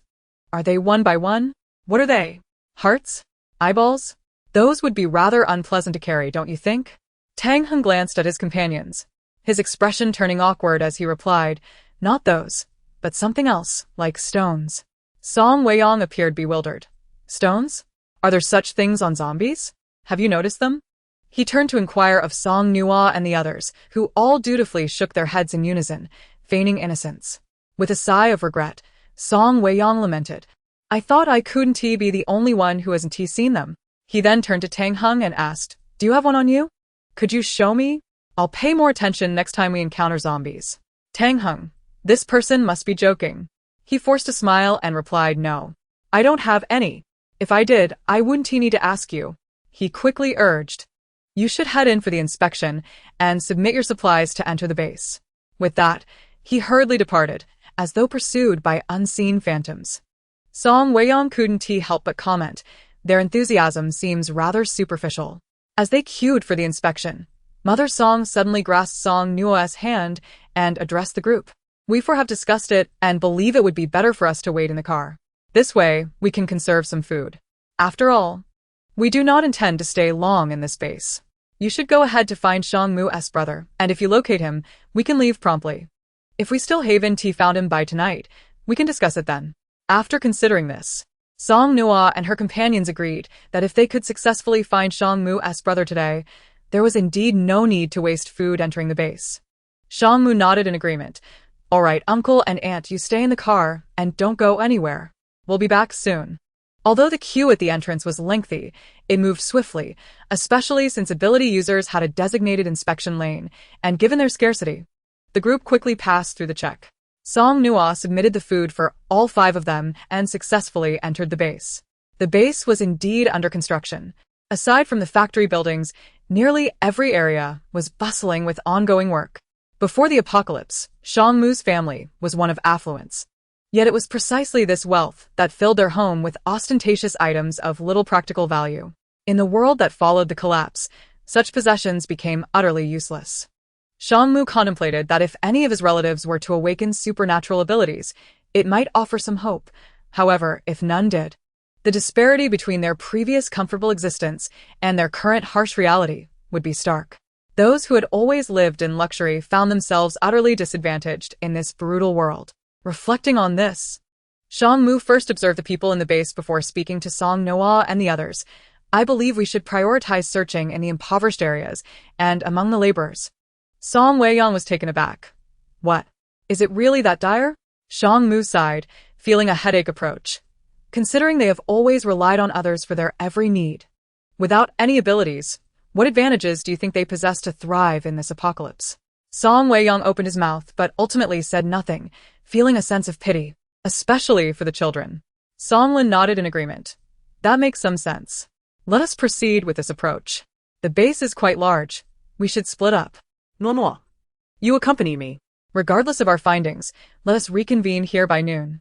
Once they separated, Song Nuo suddenly realized she did not know Song Mu's brother's name. She turned to Song Lin and asked, Brother, do you know what Song Mu's brother is called or what he looks like? Song Lin nodded. His name is Song Jie. I've seen a photo of the two brothers before, but he may be difficult to recognize now. After all, there is quite a difference between a young master from a wealthy family and a child covered in dirt. I see. I understand now. Song Nuo nodded thoughtfully. Song Lin raised an eyebrow. What do you understand? Approaching a section of the under-construction protective wall, Song Nuo noticed many children assisting with the labor, moving bricks and fetching water.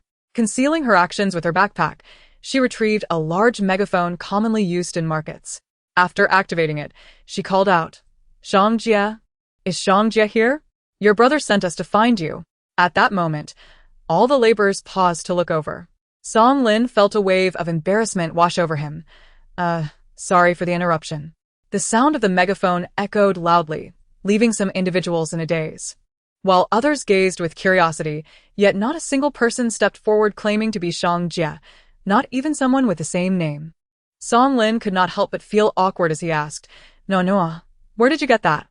I asked the vendor for it when I was shopping for supplies. She explained that during her visit to the market, she had cleared out one of the stalls. The vendor, a kind-hearted individual, had looked at his empty stand and said, Since you've bought so much from me, it wouldn't be fair not to give you something. Here, take this megaphone. Your family is opening a restaurant, right? You'll surely find it useful for your grand opening. Thus, an incongruous item found its way into Song Nuo's collection. Unfazed by her embarrassment, Song Nuo continued to call out through the megaphone. As long as she was not embarrassed, the situation could hardly be considered awkward. Fortunately, the onlookers quickly grew accustomed to her presence, returning to their tasks as if she and Song Lin did not exist. After calling for a while without any sign of Song Jie, Song Nuo decided to take a break and pulled out a bottle of juice from her backpack. This act drew the attention of many nearby workers. Juice. They barely dared to drink even a sip of water, and here was this young girl enjoying juice. Who wouldn't feel envious? However, Song Nuo paid them no mind, sipping her drink. Song Lin's gaze swept over the few individuals nearby, and upon meeting their eyes, they quickly looked away. While some understood fear, others remained oblivious. Just as Song Nuo took a few sips, she felt a tug at her skirt. Looking down, she saw a small girl with her face smeared in dirt standing before her, a clear black handprint on her pristine white dress. Hey, give me a sip of your juice, the little girl demanded. Song Nuo was taken aback. Excuse me? pain? Yes, pain. Painful for my heart. She thought to herself that if this were an adult, she would certainly teach them a lesson in practicality. However, this was merely a child, and despite her domineering tone, Song Nuo felt she couldn't respond harshly. So, she smiled gently and replied, No. Whose spoiled child are you? What a nuisance. The little girl glowered at Song Nuo, who met her glare unflinchingly. So what if she was a child? Song Nuo herself was still underage. Seeing Song Nuo's resolute demeanor, the little girl burst into tears. Previously, whenever she desired something, it was always granted to her. Why should it be different now? As her sobs grew louder and more pitiful, she suddenly struck Song Nuo. And just as she was about to hit again, Song Lin swiftly grasped her wrist. Initially intending to comfort the crying child, Song Nuo felt perplexed. Indeed, there is a reason why bratty children are bothersome. No more comforting, let them be. With no one to soothe her, the little girl eventually stifled her sobs and glared at Song Nuo, exclaiming, You are so annoying. Just like that useless burden. Take him away. Hurry up and take him away. You're infuriating. Song Nuo was left speechless, feeling as though her head might explode from the child's tantrum. She turned to Song Lin with impatience. Brother, could you handle her? I'm about to lose my mind. Song Lin recalled that when Song Nuo had been calling out for Shang Jie, the little girl had been nearby, albeit with her head down playing. Useless burden. Song Lin's thoughts shifted, and he crouched down, speaking kindly. Little sister, what is your name? Shang-Chi. Upon hearing this name, both Song Lin and Song Nuo felt a surge of excitement. Although Song Lin had never heard Song Mu mention his stepmother's daughter's name, the shared surname alone was enough to spark their interest. Eagerly, Song Lin inquired, the one you called a useless burden, what's his name, and where is he? Shang-Chi scrutinized Song Lin for a moment, recalling Song Nuo's earlier exclamations about that detested burden, and rolled her eyes. I won't tell you. Song Lin felt fortunate that his sister was already in her teenage years, had she been as young as this girl.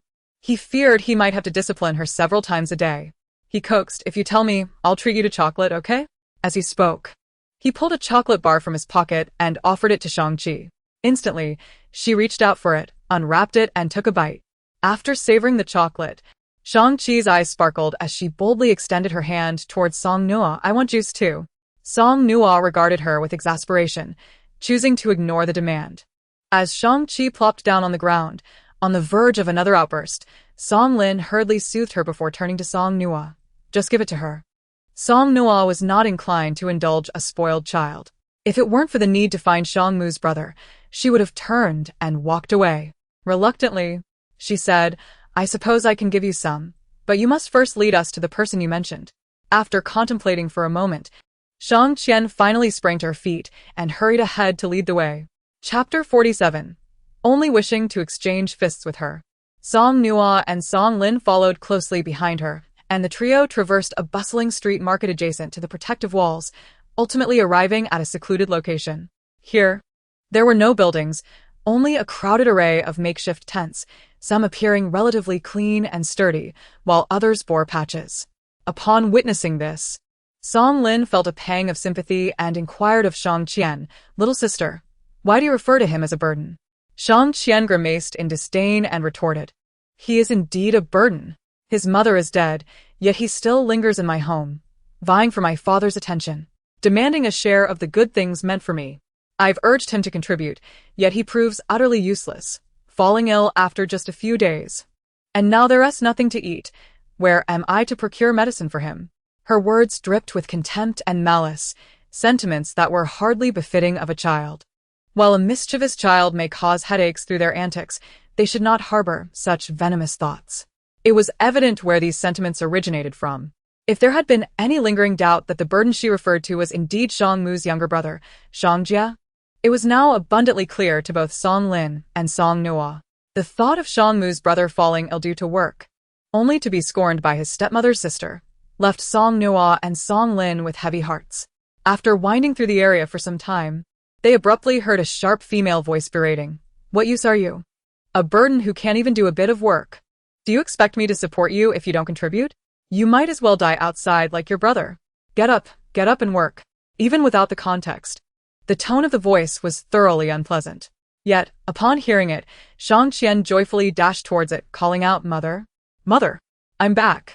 Song Nuo and Song Lin exchanged glances and hurriedly followed, arriving at a tattered tent where a woman was attempting to drag a pale-faced little boy out. Upon hearing her daughter's voice, the woman displayed no semblance of tenderness or concern, but rather turned and lashed out, yelling and yelling, Are you calling for a ghost? All you do is run outside, yet you never bring back any food. Song Nuo noted that the boy's lips were dry and cracked, and his face, strikingly similar to Shang Mu's, appeared weak and drained, as if his vitality was being steadily siphoned away. A surge of anger welled up within Song Nuo, making her heart tremble. Despite the bright sun of May and June, a chill enveloped her. She confronted the woman indignantly. This child is so small and gravely ill. And you still force him to work? Are you even human? The woman glared defiantly, retorting, What do you know? Mind your own business. Are you just bored and looking for trouble? If he doesn't work, how are we to eat? Song Nuo sneered. You, a fully capable adult, refuse to work to support your family, yet you send a child to toil for your sustenance? You are hardly better than a beast. Where is his father? Can he not work as well?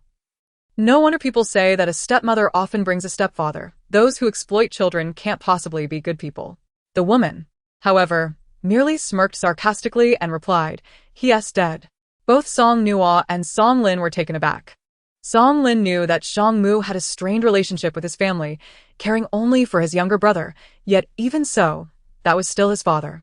Coldly, Song Lin stated, "You clearly do not care for this child. We will take him with us."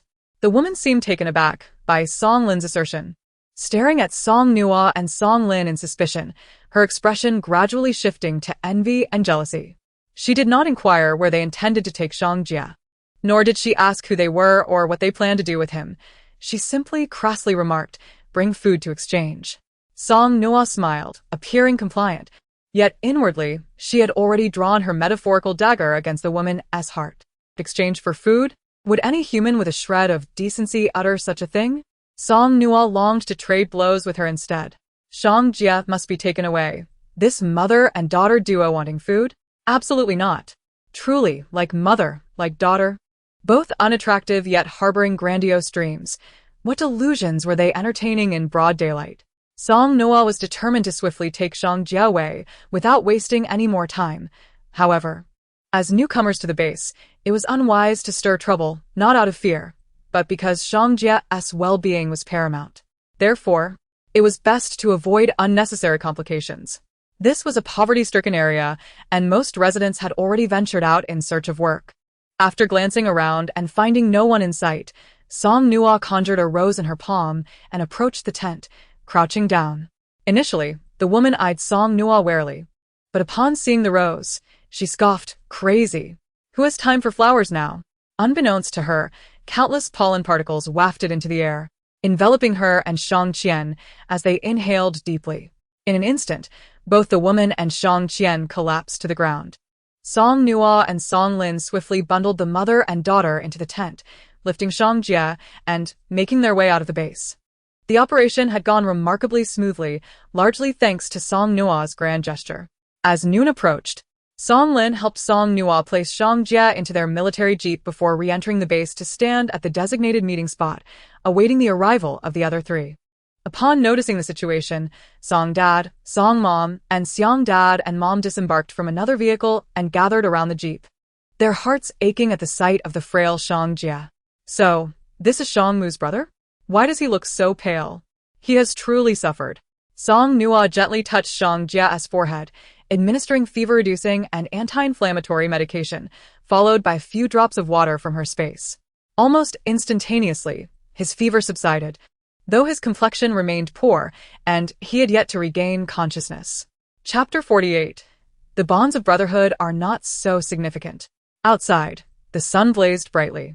Song Nuo persuaded Song Dad, Song Mom, Xiang Dad, and Xiang Mom to return to the other vehicle, dampening a towel to clean Shang Jia's face before offering him more water. This time, Shang Jia quickly opened his eyes, though still weak. He appeared to be in comparatively good spirits.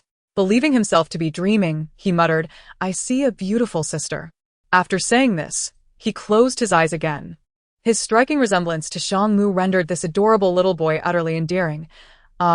Not just endearing, but rather, eliciting a deep sense of affection. Song Nuo wished to temper her excitement, yet the fact that he called her a beautiful sister was undeniable. Although it was true, it felt as if Shang Mu were praising her. Oh dear, how could one not be moved by such a sentiment? Song Nuo gently caressed the little boy's face, taking the opportunity to awaken him while also relishing the moment. "Wake up, you are Shang Mu's brother, Shang Jia, right? I am a friend of your brother, and you will see him soon." At the mention of his brother, Shang Jia sat up, gazing curiously at Song Nuo before inquiring, "Are you my brother's girlfriend?" Song Nuo replied, "No, I am the sister of your brother's college roommate." Oh. Song Nuo thought. Did he sound somewhat disappointed? At such a young age. How outrageous. She proceeded to explain their group's circumstances, then asked, "How old are you?" 7. His articulate and obedient demeanor compelled Song Nuo to pinch his soft, tender cheeks once more, reflecting on the plight of a child who has lost his father and is subjected to the cruelty of a stepmother. Song Nuo took a piece of biscuit and some milk to accompany him, hoping to ease his hunger. Shang Jia hesitated, unsure whether to accept. But Song Nuo gently pressed it into his arms, reassuring him, "Don't be shy. From now on, we are family. You should call me sister." With a serious expression, Song Jie pursed his lips and politely replied, "Thank you, sister." He opened the milk in his embrace and obediently drank it. Song Nuo recalled how worried her parents had been about Song Jie and decided to inform them. As she opened the car door and had yet to step out, Song Jie grasped her hand, asking, "Sister, where are you going?" She explained, "We have 2 cars. The other one carries 4 uncles and aunts who are quite concerned about you. I am going to tell them that you are awake." Song Jie tightened his grip instead of loosening it, saying, "I want to go with sister." Without any other option, Song Nuo brought him to meet the concerned adults, who showered him with affection until they had their fill. At last, she spotted Song Ling returning with Shang Mu. Shang Mu rushed out of the base and enveloped Shang Jie in a warm embrace. Seeing his younger brother safe and sound finally eased Shang Mu's anxious heart. Shang Jie cried in his brother's arms for a long while until Song Ling gently reminded him, "Finding Shao Jie is a good thing. Shall we return to the unfinished building? Now that we are reunited, we should celebrate." He then whispered to Shang Mu, "Let's leave here quickly. That mother and daughter are unconscious from the rose pollen Nuo used to prevent them from causing trouble when they wake up, which would be quite troublesome." Shang Mu nodded, bending down to wipe his brother's tears, gently saying, "Shao Jie, brother will take you away from here. From now on, these uncles, aunts, brothers, and sisters will all be our family." Upon hearing this, Shang Jie nodded and took a step back to hold Song Nuo's hand. Shang Mu was taken aback, feeling that his younger brother didn't seem to miss him much. Moments later, he heard his adorable brother shyly declare, "Then I want to sit with sister." Shang Mu thought, "All right, it seems my brother does not value sibling bonds as much after all." As for the death of their father, Song Ling merely informed Shang Mu, who refrained from asking further questions and did not bring it up with Shang Jie either. Although their relationship had not been the best, there was still a pang of sadness. However, in this apocalyptic world, life and death had become commonplace. Grief must remain in the past to muster the courage to face the future. With his brother by his side, he felt a sense of gratitude. Upon returning to the unfinished building, Song Nuo recalled her brother's suggestion to celebrate and decided to bring out a feast she had prepared before the apocalypse from her space. As she set the food on the table, Shang Jie's eyes widened in astonishment. This was not the first time Song Nuo had revealed her spatial abilities to him, but the previous milk and biscuits were too inconspicuous for him to notice. Now, with a grand table of dishes suddenly appearing, he was utterly shocked. Shang Mu explained to his brother, "This is Sister Nuo's spatial tool." Shang Jie nodded obediently, internally exclaiming, "Don't hide it. This is magic." Song Ling casually suggested a celebration, yet it felt more like a feast. Especially during mealtime when Song Nuo introduced everyone to Shang Jie to ensure he could keep track of who was who, creating a scene reminiscent of a family gathering. After lunch, they all sat together as Song Nuo brewed a cup of flower tea for everyone. Each person held a cup of tea, creating a delightful atmosphere. The pink petals unfurled beautifully in the hot water, adding to the visual splendor. At that moment, a wave of happiness washed over them. If only Song Weiyang would remain silent. Observing the lovely pink petals in his cup, Song Weiyang could hardly contain himself and finally asked, Nuo, what kind of flower is this?" "Rose," she replied. Xian Chen, who had just taken a sip, spat out his tea in surprise. Song Nuo, confused, questioned, "What's wrong? You can drink it. Don't you know the benefits of rose tea?" She proceeded to enthusiastically explain its health benefits, showcasing her knowledge of wellness. Yet, everyone's question remained, can your roses really be brewed for tea? Chapter 49, Their Journey Through the Apocalypse. Everyone stared at Song Nuo in disbelief. She was truly something else.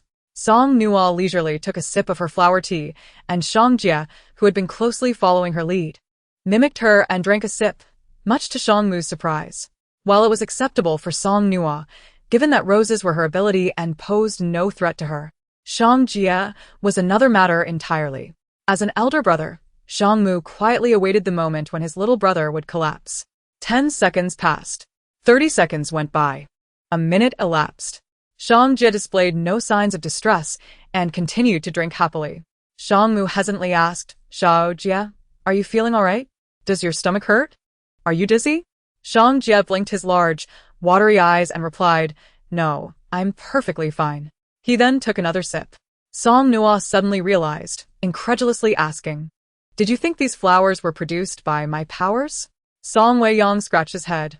Huh? Aren't they? Song Nuo nearly burst into laughter. Of course not. I bought these before. There are not just roses. There are other flowers too. Would you like me to get you a cup? No, that's fine. Roses are great. However, their comments sparked a thought in Song Nuo's mind. Perhaps she should truly experiment? What if her flowers could indeed be consumed? Wait. Her flowers were edible. They just made one sleepy. With that realization, Song Nuo felt a surge of joy, recognizing the excellence of her abilities, beautiful, useful, and even capable of remedying insomnia. Now that they had found everyone they sought, they did not plan to remain in the capital. The next destination became a topic of discussion. Song Dad, Song Mom, and Xiang Dad, Xiang Mom were the elders, so they wanted to hear their opinions. Song Dad waved his hand, indicating, "We've discussed it and are happy to follow your lead. As long as we are with you children, we are content to go anywhere." Besides the elders, there were 10 of them in total, with Song Nuo being the only girl, so they also inquired about her wishes. After some consideration, she shared her thoughts. I believe we currently lack a specific destination. Given that, we can explore different places. This way, we can gather supplies while searching for a suitable place to stay. Now that there's a survival base in the capital, perhaps other areas have them too. We've been on the move and haven't explored properly. Moving forward, we can wander a bit more and settle at a base we like, or if not, we can establish our own survival base. This idea resonated well with everyone. They certainly wouldn't part ways. If the opportunity arose, building their own survival base would not be out of the question. They quickly reached a consensus, and after a brief rest, Song Ling and his companions each absorbed a crystal nucleus to enhance their abilities slightly before embarking on their journey through the apocalypse. As their journey was primarily aimed at finding their future dream home, they had no intention of heading north, where the winters were too harsh for Song Nuo, and would be unbearable for her parents as they aged. Song Nuo felt that her trip to Beijing was truly rewarding, as she had acquired a devoted admirer. Perhaps due to the hardships that Zhang Jie had previously endured, he genuinely believed that only Song Nuo possessed exceptional prowess, despite being aware that his own siblings were all capable of extraordinary abilities. With someone so earnestly adoring her, Song Nuo graciously accepted this admiration. This time, they opted not to take the highway, leisurely driving along the road. In a cheerful mood, Song Nuo engaged in playful banter with Zhang Jie when suddenly, Song Weiyang slammed on the brakes. The scenario felt oddly familiar, yet this time they were not speeding, and Xiang Chen also leisurely applied the brakes. When Song Nuo glanced ahead, she was not surprised to see a group blocking the road. There were quite a few of them, around 14 or 15, each wielding a large machete, though Song Nuo thought they would be better suited with oversized scissors. For no reason other than the vibrant hues of their hair, red, orange, yellow, green, blue, indigo, and violet, evoking a retro aesthetic, they resembled either flamboyant hairdressers or individuals with a unique sense of style.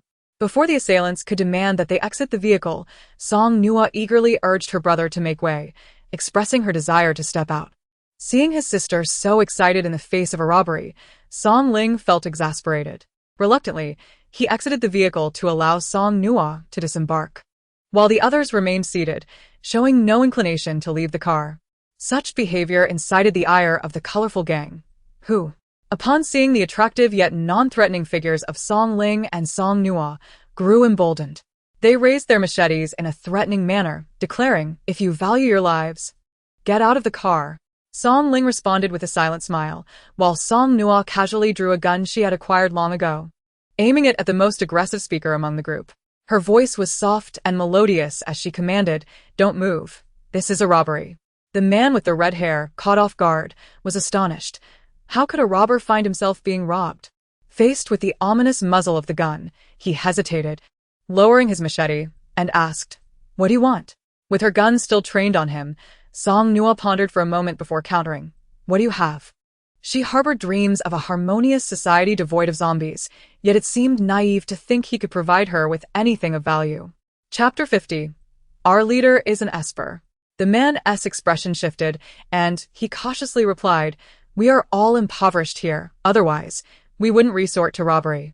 However, we reside nearby in a town, and there are several supermarkets with supplies that remain untouched, though they are infested with zombies. We are too afraid to venture in. But you have a gun. If you can eliminate the zombies, we could offer you those supplies, provided you leave some for us. How does that sound? Song Nuo possessed a mobile treasure trove of supplies, a treasure trove that only yielded and did not take and was hardly sustainable. This was an opportunity to procure goods. How could she turn it down? She nodded. All right, lead the way. Song Nuo and Song Ling returned to the car, following the dilapidated vans of the gang towards the nearby town. Song Weiyang inquired, "Now, Nura, do you think we can trust them?" The calculation they were making was audible even from a distance. They were simply too inept to brave the supermarket themselves and expected us to assist them in eliminating the zombies. We only have 2 vehicles. Even if we filled them to the brim, how much could we possibly take? The rest would still belong to them. If we fail to eradicate the zombies and end up in danger ourselves, it wouldn't matter. They could simply upgrade their old vehicle. Song Nuo scoffed. Her frustrated demeanor amused Song Ling and Shangmu, prompting Song Ling to tousle her hair. Do you really intend to go? Of course. If they dare to scheme against us, we shall teach them the meaning of losing everything. Preparing to salvage her image in the eyes of her admirer, only to hear him excitedly exclaim, "Sister, you are amazing." Song Nuo felt a rush of satisfaction. The admiration of her devoted fan was unwavering. Shangmu, this brother is beyond saving. In the lead van, a short man with green hair asked the red-haired leader, "Brother Fong, are we really taking them to our town? The supermarkets there should belong to us. How can we lead them there?" The red-haired man smacked the green-haired man on the back of the head. "Are you foolish? There are so many zombies in those supermarkets. What could those few kids and young girls possibly gain? If by some stroke of luck they manage to kill the zombies, our boss will simply eliminate them afterward. They won't be taking anything with them.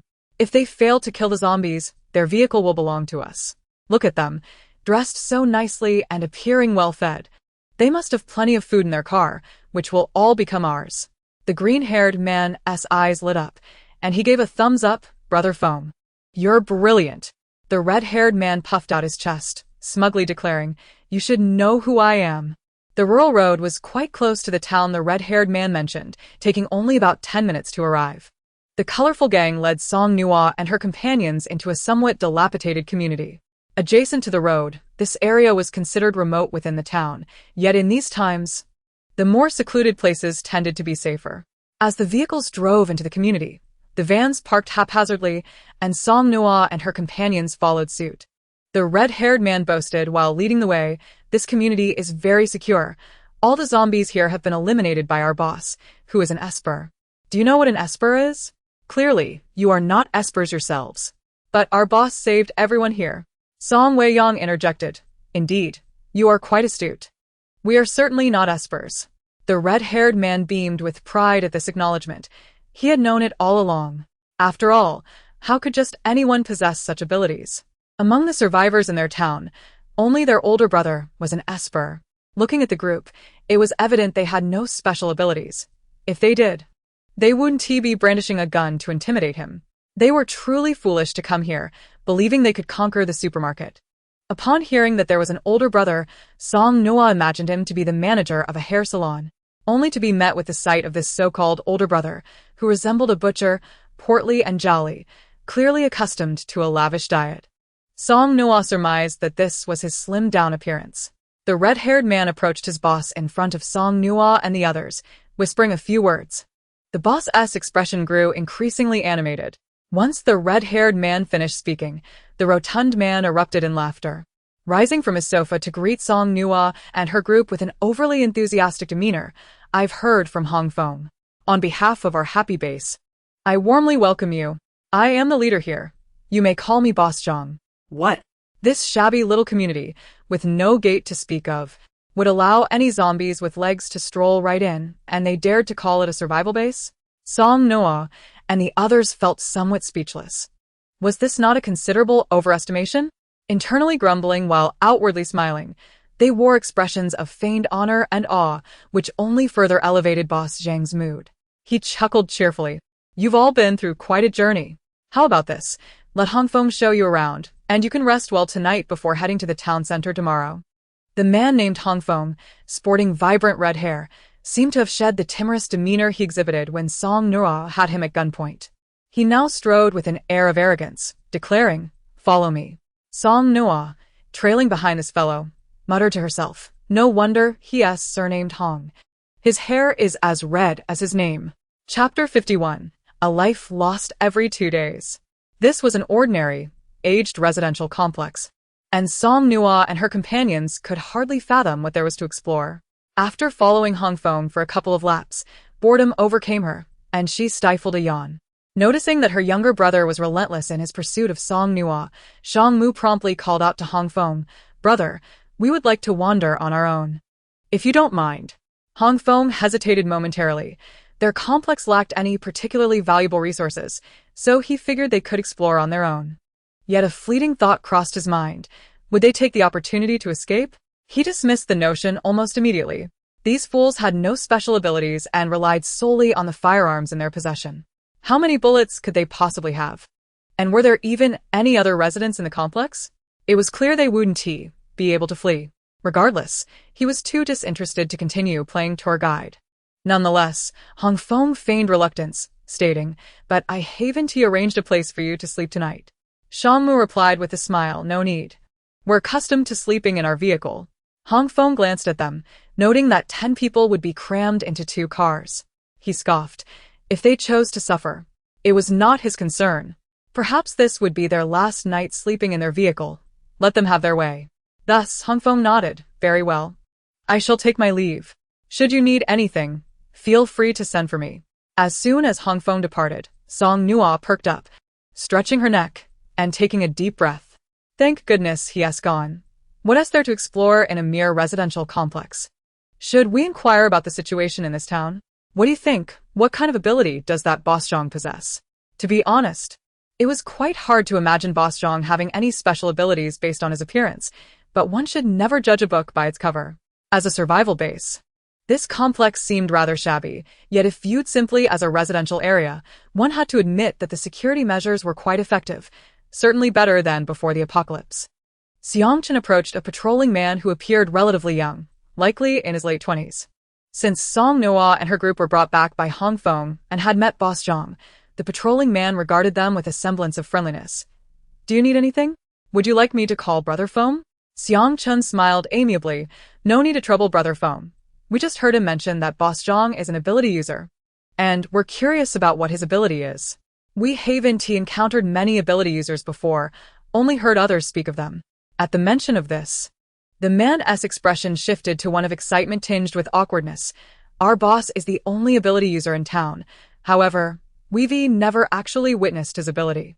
Oh, I see. "Thank you," Xiangchen replied with a smile. The man said no need to thank me, but as he was about to leave, Song Mu suddenly inquired, "If I may ask, are there no elderly people here?" Upon hearing this question, the man's expression grew strange, and he stammered, "No, none." Leaving behind this perplexing answer, he hurried away before Song Mu could ask any further questions. The man's behavior clearly indicated something was amiss, and Song Nuo recalled that since their arrival at the complex, they had seen quite a number of people, yet conspicuously, none appeared to be elderly. Given that there was something odd occurring, how could they ignore it? Thus, they continued to explore the complex and eventually spotted an elderly lady standing at a second-floor window, observing them. However, upon realizing she had been seen, she quickly turned and retreated. That night, Song Nuo and her companions made their way back to the building where they had seen the elderly lady earlier. Stealthily entering the residential area, standing before the door of the corresponding apartment on the second floor, Song Nuo exchanged glances with the others, then gently knocked on the door.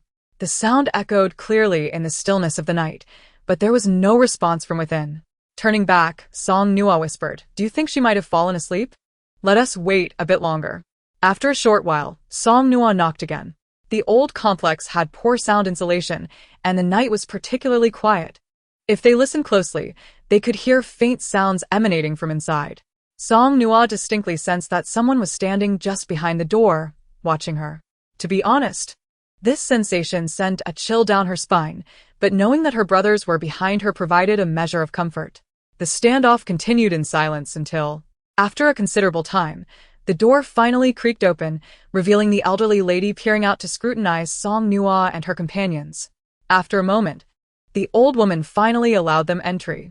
Inside, the living room was illuminated by a single candle, casting a dim, flickering light that struggled to brighten the darkness of the night. Song Nuo observed as the elderly lady reached for a cup and carefully poured water from an unopened bottle into it, offering it to them. They were taken aback. In these times, the importance of water was self-evident, and there was only that one bottle available, yet this kind-hearted woman was willing to share it with them. Since this was an elderly lady, Song Lin and the others had previously conferred and decided that only Song Nuo would engage in conversation with her. Feeling somewhat at a loss, Song Nuo politely expressed her gratitude and inquired, "Grandma, are there very few elderly people here? When we visited during the day, I didn't see any grandparents around. The complex seems quite safe. Why don't you come downstairs to bask in the sun?" The old woman's expression momentarily stiffened before she responded, "They die, one every 2 days." She gently patted Song Nuo's hand, her face softening with warmth, urging her to drink. "Go ahead, I won't be around much longer. It would be a waste to let it sit here." Chapter 52. The Zombie Hunting Ground. Song Nuo and her companions could hardly have anticipated such a grim answer. They initially believed that perhaps Boss Zhang thought elderly people wouldn't be of much assistance and might consume resources, hence limiting their freedom. Listening to this revelation sent shivers down their spines. If one person died every 2 days, it certainly couldn't be attributed to accidents or natural causes. Instead, it appeared that this complex was deliberately orchestrating the slaughter of the elderly. But why? If it was merely to conserve resources, they could simply expel the elderly, or, more cruelly, eliminate them altogether. Why the fixed schedule of one death every 2 days? Confounded, Song Nuo posed the question, why is this happening? How are these elderly individuals being killed? Tears suddenly welled in the elderly lady's clouded eyes as she replied, "Every 2 days. That Boss Zhang takes someone to the town center, and when they return, they bring back some food, but the person taken doesn't come back." Everyone's brows furrowed tightly at this revelation, and it was at this moment that Song Weiyang could no longer contain himself, exclaiming, "That Boss Zhang is truly inhuman." Song Weiyang pondered, if Big Brother Zhang could venture into the town center and return with provisions, why would he need to bring an elderly man without any assistance inside? Surely, this was merely a ploy to use him as bait to attract zombies, or perhaps a sacrificial pawn during a critical moment. Shang Mushi contemplated for a moment before gently inquiring, "Elder, do you happen to know what special abilities Big Brother Zhang possesses?" The elderly lady reflected carefully. "I have not seen it myself, nor have many others. It was only after he returned from the town center claiming he had abilities that we accepted it. Each time he entered or exited, aside from one person dying, he emerged unscathed, leading the townsfolk to assume he possessed some sort of power." Such tales were indeed astonishing. They had previously heard that the town center had been barricaded, and upon their arrival, they had witnessed the blocked entrance. Though the townspeople insisted there could not be as many zombies as in the city, it was evident there were still numerous threats. If Big Brother Zhang dared to traverse the town center and return with supplies, why would he not venture into the supermarket at Hong Feng's behest? Surely, it could not be that the heat had driven all the zombies inside to avoid the sun, leaving the streets devoid of any undead presence? Moreover, how could an ordinary person suddenly acquire special abilities, whether it was to establish authority or soothe the populace? His failure to reveal any powers in front of others seemed rather illogical. Song Nuo pushed the water cup closer to the elderly lady. "Grandma, please don't be upset. Have some water. Could you tell us more about what specifically transpired in this town?"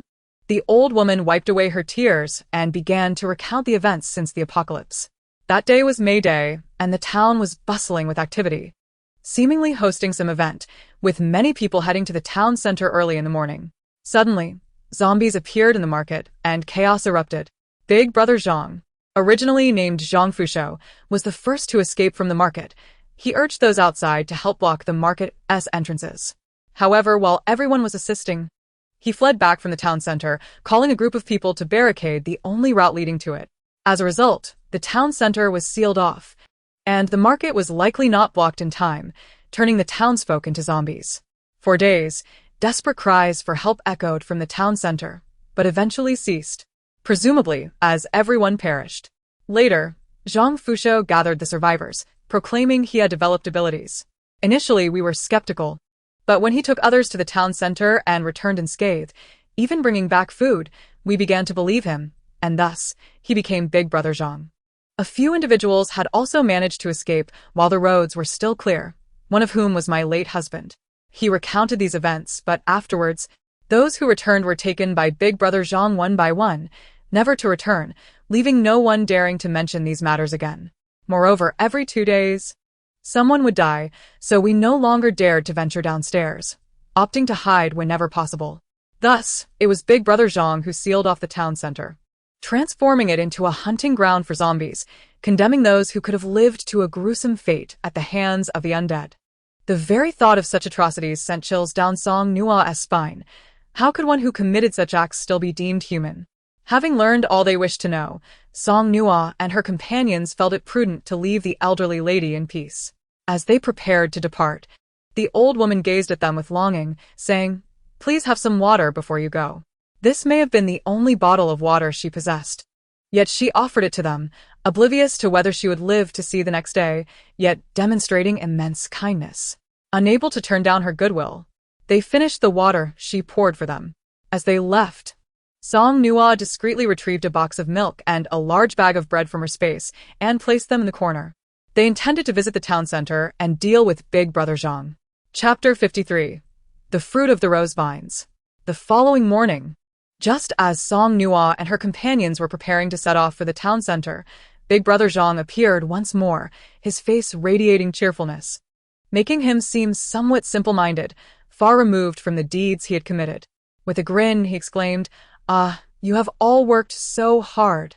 Is there anything you still need? I can have someone prepare it for you, no need to be shy." Song Weiyang rolled his eyes. "We need a special ability user to accompany us. What do you think, Big Brother Zhang?" Taken aback, Zhang laughed heartily. This young brother certainly has a sense of humor. His laughter was exaggerated, yet Song Nuo and the others maintained their serious demeanor, leaving him to eventually cease his mirth in boredom. "Since preparations are complete, I wish you all the best of luck," he declared. Song Dad, Song Mom, and Xiang Dad, Xiang Mom, along with Song Jie, were left behind in the community, as Song Nuo and her friends were concerned for their safety and did not wish to hinder the children. Big Brother Zhang watched the scene with a smile until Song Weiyang and Xiang Chun took their respective seats in the driver's seats of 2 vehicles, at which point his expression shifted. "Why do you still need to drive? The town center is quite close. There's no need for a vehicle." As Shangmu was about to enter the car, he turned and smiled. "It is close, but how will we transport the supplies if we don't drive?" Big Brother Zhang fell silent, unwilling to concede, yet realizing he too could enter the town center, he could always return afterward. Thus, he donned his characteristic smile once more. "That makes sense." Fong and his subordinates opened the blocked entrance, allowing Song Nuo and her companions' vehicles to enter before promptly closing it again. Upon seeing this, Song Lin scoffed, quick on the draw, just as expected from Big Brother Zhang's underlings.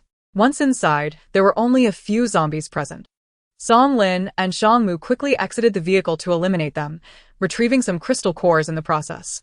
Song Nuo concentrated, conjuring a soft green light in her palm, which flickered for a moment before dissipating, leaving behind 4 pink, candy-like objects.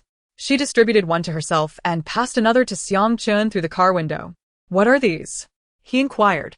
Song Nuo replied, "These are the fruits born from the roots of my rose vines. Each vine produces only one. I have a feeling that consuming them might grant immunity to my rose vines, but it is merely a feeling and not a certainty. The choice is yours." Considering the thorns on the rose vines and the effects of the rose pollen, they hesitated for a few seconds before ultimately deciding to consume the rose fruit. After waiting a few moments, Song Nuo asked, "What do you all think?" Song Weiyang smacked his lips. "Not bad, just not sweet." Song Nuo. What a gross understatement. In disbelief, Song Nuo retrieved a rose and had Song Lin and Shangmu smell it, ensuring they experienced no adverse effects before they pressed on toward the town center. The town center featured a circular platform adorned with a metallic sculpture, dividing the streets into 4 quadrants. As they traversed the road leading from the entrance to the sculpture, the number of zombies was initially sparse. But as they dispatched the undead, more and more began to converge from the distance. Song Weiyang and Xiang Chun drove side by side in their vehicles, flooring the accelerator as they bulldozed through the horde of zombies ahead, finally coming to a halt beside a metallic sculpture. The 5 of them disembarked, standing with their backs to the sculpture, splitting up to confront the oncoming swarm of the undead.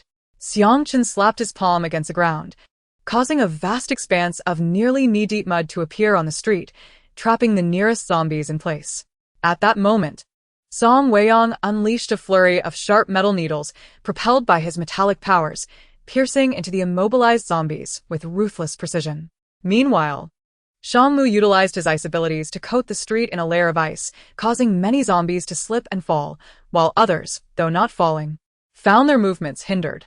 He then unleashed a strike of lightning towards the zombies, turning what should have been a tense siege into a chaotic scene of zombies slipping and sliding on the icy surface. Song Lin opted for a more direct approach, employing fire while simultaneously controlling it with his wind abilities. Even if a burning zombie attempted to wander away, the wind powers ensured that the flames remained contained. While Song Lin could deftly manage his fire, he lacked the ability to control flames on other already ignited objects, which would only extinguish once completely consumed. However, after enhancing his powers once more, he had acquired the capability to deplete and compress the air around objects, effectively extinguishing flames. In stark contrast, Song Nuo's combat scene was the most ethereal, reminiscent of a city blossoming with flowers. Rose petals danced in the air as the girl, with her palm outward, summoned 4 rose vines that gracefully twisted and coiled among the zombies, ensnaring or slicing through their heads. Wherever the vines extended, roses bloomed. This vibrant and romantic tableau concealed a terrifying lethality. All knew that among the fallen corpses of the zombies, none bore an intact head. Those merely grazed by the thorns had long since met their demise at the hands of Song Nuo's ice spikes and Song Nuo's metal needles, leaving no survivors. Chapter 54. A robbery turns into a robbery. While Song Nuo and the others were valiantly battling the zombies, in the happy community, Song's father and mother, along with 4 adults and a child, squatted at the entrance, anxiously watching the blocked road. Fong attempted to beckon them into the community, but they ignored him. He hurried over to inform Boss Zhang about the situation, who merely chuckled nonchalantly. Let them be. By the way, you mentioned they had firearms. How many do they possess? Fong paused for a moment, speculating. Perhaps one? I only saw that little girl with a gun. That certainly implies there are more than one, Boss Zhang replied. If they only had a single firearm, they wouldn't entrust it to a girl who knows nothing. Yet, he deemed it unimportant. Even if each of them had a gun, it was merely a case of naive audacity. Fong chimed in. Indeed. They're just a bunch of fools. Only a powerful ability user like you can navigate such perilous zones with ease. Flattered by the compliment, Boss Zhang waved Fong off, signaling him to leave. The zombies lingering in the town center were either slain or trapped, allowing Song Nuo and her companions to methodically clear several larger supermarkets in the area, leaving no grain behind. These were the very supermarkets Fong had mentioned, and they adhered to their promise, taking nothing beyond those select establishments. This was not merely out of obligation, but rather consideration for the elderly, like the grandmother from the previous night, who still needed to survive in this town. Even if they thought little of others, they had to think of these old folks. Otherwise, Song Nuo would have truly wished to empty the entire town. As lunchtime approached, no calls were heard from the blocked road, and those guarding the entrance lamented, "It seems these young ones may not return." Upon hearing that no one had come back, Boss Zhang heartily indulged in an extra bowl of rice at noon. He cared little for the supplies. So many had perished in this town.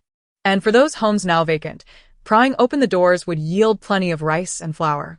Had it not been for the need to improve his rations and ensure his subordinates' loyalty, he wouldn't have bothered making frequent trips to the town center, where the stench of the zombies was utterly nauseating. After clearing out several larger supermarkets, leaving only what their 2 vehicles could carry, they prepared to return, putting on a facade of compliance. Having waited all day, Boss Zhang and Fong were elated, thinking Song Nuo and the others wouldn't return, when suddenly a subordinate stationed at the community entrance exclaimed, "They've come back." Startled, Boss Zhang widened his eyes and rushed to the entrance, only to find the 2 familiar vehicles parked outside. However, the vehicles were present without their occupants, inciting Boss Zhang's frustration as he questioned the guard. "Where are they?" Unaware of Boss Zhang's agitation, the subordinate excitedly replied, They've brought back 2 vehicles full of supplies and are distributing them to the surviving families in our community. Bring them back. The subordinate finally noticed that Boss Zhang seemed less than pleased, yet could not comprehend why he was upset. Surely, the return of supplies was a good thing? The subordinates dispersed to locate them, and upon their return with the group, they found Boss Zhang, who had previously been irate, now wearing a look of joy. With a grateful expression, Boss Zhang addressed Song Nuo and her companions. I can't thank you enough. You've truly been a tremendous help. Yet, it was a pity about those 2 vehicles. The supplies were there, and they could retrieve them any time. But such fine vehicles would be lost if they missed this opportunity. The more he pondered, the more regretful he became, leaving him nearly speechless. However, considering that the group could only carry so much in those 2 vehicles, his mood lightened somewhat.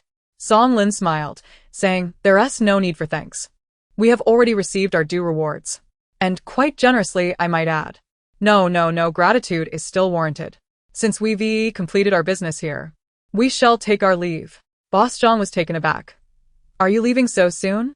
Song Nuo rolled her eyes secretly. Did he expect them to stay for a meal? Or for him to drag them to feed the zombies? Thinking of those 2 vehicles, Boss Zhang awkwardly suggested, since it's already so late, you must be tired. Why not rest for the night and depart tomorrow? That was precisely what Song Nuo and her companions had been waiting for. Their relationship was one of mutual robbery, and should they remain silent, it would only cause Boss Zhang to overthink. Yet, if he extended the invitation himself, it was a different matter altogether. As soon as Boss Zhang uttered his invitation, Song Nuo and her companions began their performance. Song Nuo feigned a pout. Brother, I don't want to stay here. Boss Zhang, don't.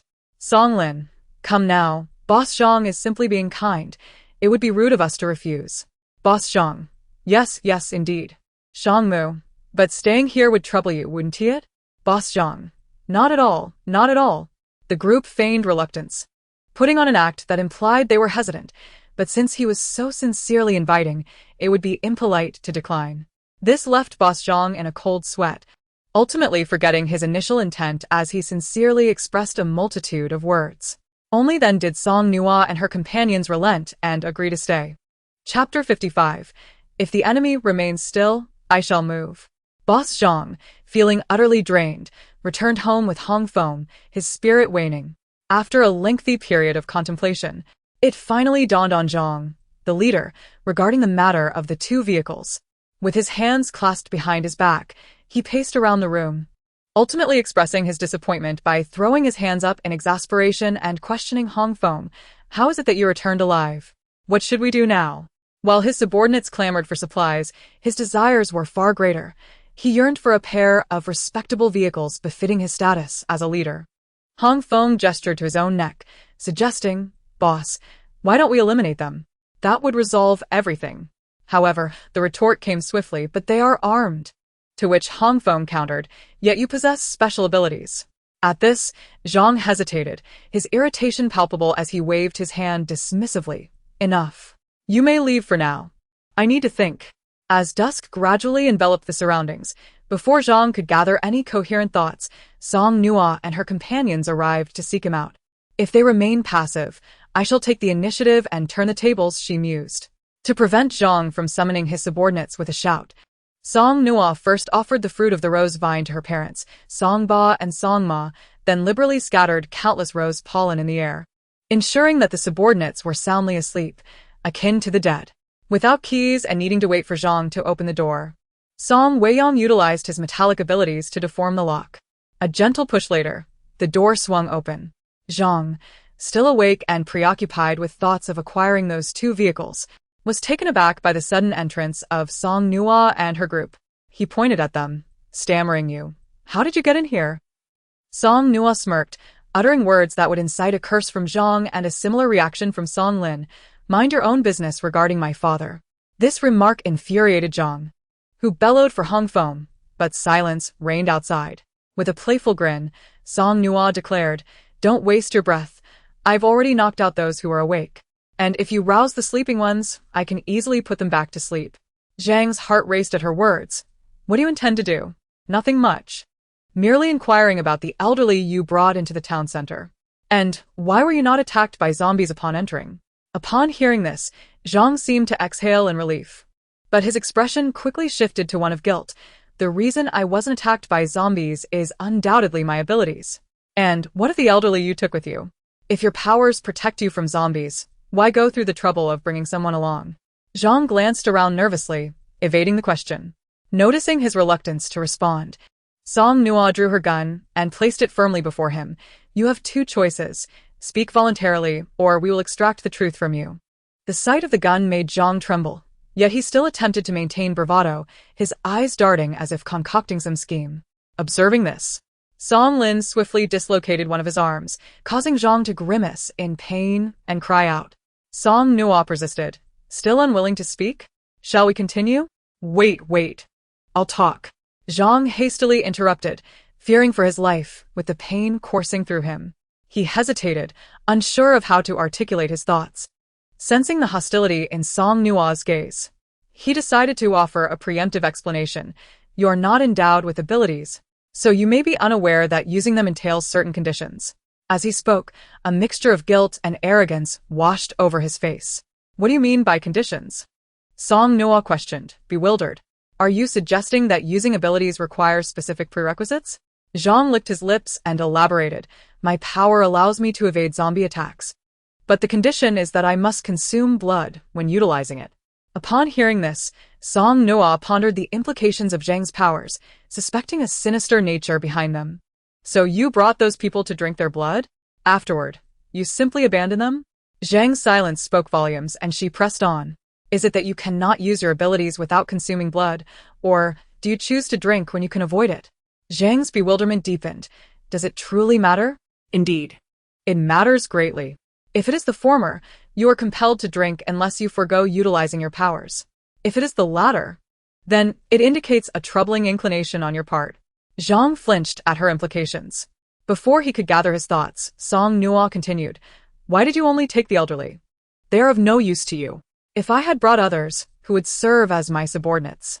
Only blood consumption, Song Mu interjected, doesn't kill anyone. Why not bring them back? If you cannot protect them, why not drink their blood first? Zhang's gaze flickered, his guilt intensifying. The act of drinking blood was inherently abnormal. How could he possibly allow them to return alive? Moreover, it was not within his control. He had merely indulged in blood. Who could have predicted they would transform into zombies? Now that they had already become zombies, how could he bring them back? Chapter 56. Do you wish to kill or confess? Yet, these thoughts remained locked away within his heart, secrets he dared not share. Although Song Nuo and her companions discerned that Zhang harbored undisclosed matters, he steadfastly refused to divulge anything, no matter how they pressed. His silence was inconsequential to them. They had no intentions of allowing Zhang to live. Having slain so many elderly, such a person had no right to exist, particularly as Zhang's demeanor had unmistakably revealed his thirst for blood. His so-called abilities were anything but normal. However, despite the abnormality of his nature, Zhang remained a living being, and thus, Song Nuo could not bring herself to act against him. The four young men hesitated, ultimately deciding upon a fair and just method to determine who would take action. This method, widely recognized, was simply known as rock, paper, scissors. As the perennial loser of rock, paper, scissors in their dormitory, Song Weiyang unexpectedly emerged victorious with ease. However, he clearly did not desire this opportunity. Brandishing a fruit knife in front of the wide-eyed Zhang, still gagged and restrained, hesitating to strike. Though Zhang was far from virtuous, he was still alive. And as a well-bred young man, how could he easily take it? After much inner turmoil, Song Weiyang ultimately set the knife down. Is there not a possibility that we could resolve this with a more gentle and tactful approach? Xiang Chen scoffed mercilessly. Gentle and tactful? Do you wish to kill him or confess your feelings? What gentle method do you propose? Song Weiyang shot him a sidelong glance, continuing to voice his thoughts. For instance, a large quantity of sleeping pills could prove fatal? Song Lin shrugged. We have no sleeping pills. Turning to Song Nuo, Song Weiyang probed. What about you? Song Nuo replied. What are you looking at me for? I don't have any. I possess cold medicine, antibiotics, and painkillers, but none of that. Could the rose vine pollen achieve such an effect? Song Nuo raised an eyebrow. If you think that rendering him unconscious will allow for a more merciful approach, then go ahead. With that, A delicate pink rose blossomed in the palm of her hand. Song Weiyang used pollen to render Zhang Laoda unconscious and, armed with a fruit knife, mentally prepared himself to strike. Just as the blade was about to descend, Song Nuo suddenly exclaimed, "Wait, what is it?" "I was just ready to go," Song Weiyang replied, a hint of grievance in his tone. At that moment, Song Nuo recalled a rather audacious thought. What makes one crave blood? What could possibly evade a zombie's attack? The group fell silent, and Shang Mucheng pondered, zombies. Exactly. Do you think it's possible that Zhang Laoda is no longer human but rather a zombie? Looking at Zhang Laoda, who had just been conversing with them, they wondered how someone like him could be a zombie. Song Nuo reminded the others, remember the little zombie we encountered in Xinhua village? Its mother said that initially, the little zombie recognized its family. This little zombie was somewhat special. Could Zhang Laoda also be a unique type of zombie? This comparison suddenly rendered the absurd notion much more plausible. Shang Mucheng speculated further. It's possible that Zhang Laoda, like that little zombie, is an evolving zombie. Or perhaps he's been infected by the zombie virus at a slower pace. He may already exhibit zombie traits, but, akin to the little zombie in its early days, has not completely lost his humanity. Song Nuo nodded in agreement. Or perhaps both scenarios are true. Shang Mucheng extended his hand to Song Weiyang, saying, "Weiyang, hand me the knife." At this, Song Weiyang eagerly passed the knife to Shang Mucheng, relieved to have someone assist with such a daunting task. As he handed over the knife, he silently vowed never to lose at rock, paper, scissors again. Shang Mucheng took the fruit knife, turned Zhang Laoda's head to the side, and instructed Song Lin, cover Nuo's eyes. Once Song Lin confirmed he had done so, Shang Mucheng plunged the knife into the flesh and skull. Upon encountering a hard object, he deftly pried it out, revealing a crystal core. However, this core was incomplete, measuring only half the size of a normal one and still tainted with Zhang Laoda's blood, which was neither the dark green of a zombie's nor the hue of typical human blood, but rather a nearly blackish red. It appeared that this was indeed the case. Perhaps once the crystal core fully developed, Zhang Laoda would completely transform into a zombie, and at that point, it was likely no one in the town would survive. More importantly, this unique type of zombie, once matured, would be far more difficult to contend with than ordinary zombies, potentially rendering humanity's survival even more precarious. Having identified Zhang Laoda as a zombie, they felt no moral hesitation in taking action. Song Lin promptly set Zhang Laoda's corpse ablaze, ensuring he watched as it turned to ash before they departed from his dwelling. Chapter 57. You really are a dog. Under the cloak of night, Song Nuo and the others stealthily departed from the town, refraining from disclosing any details about Zhang Laoda to anyone. The entire situation was too fantastical. If they were to inform their subordinates, it was likely they would dismiss the idea of Zhang Laoda being a zombie and instead believe that the group had murdered their leader. The zombies in the town center had mostly been dealt with by them, leaving only a handful remaining. There were still ample supplies in the town, sufficient to sustain the residents of the happy community for a considerable duration. Song Nuo and her companions were under no obligation to exterminate every last zombie. In this apocalyptic world, no one would coddle anyone else. As long as someone in the community mustered the courage to confront the remaining zombies, their lives would not be unbearably difficult. If they continued to shy away from facing the zombies, survival would only become increasingly challenging. As the first rays of dawn broke, Song Nuo and her companions halted their vehicle, exhausted from the previous day's battles with zombies and a night of travel. They decided to pause for breakfast before setting off again.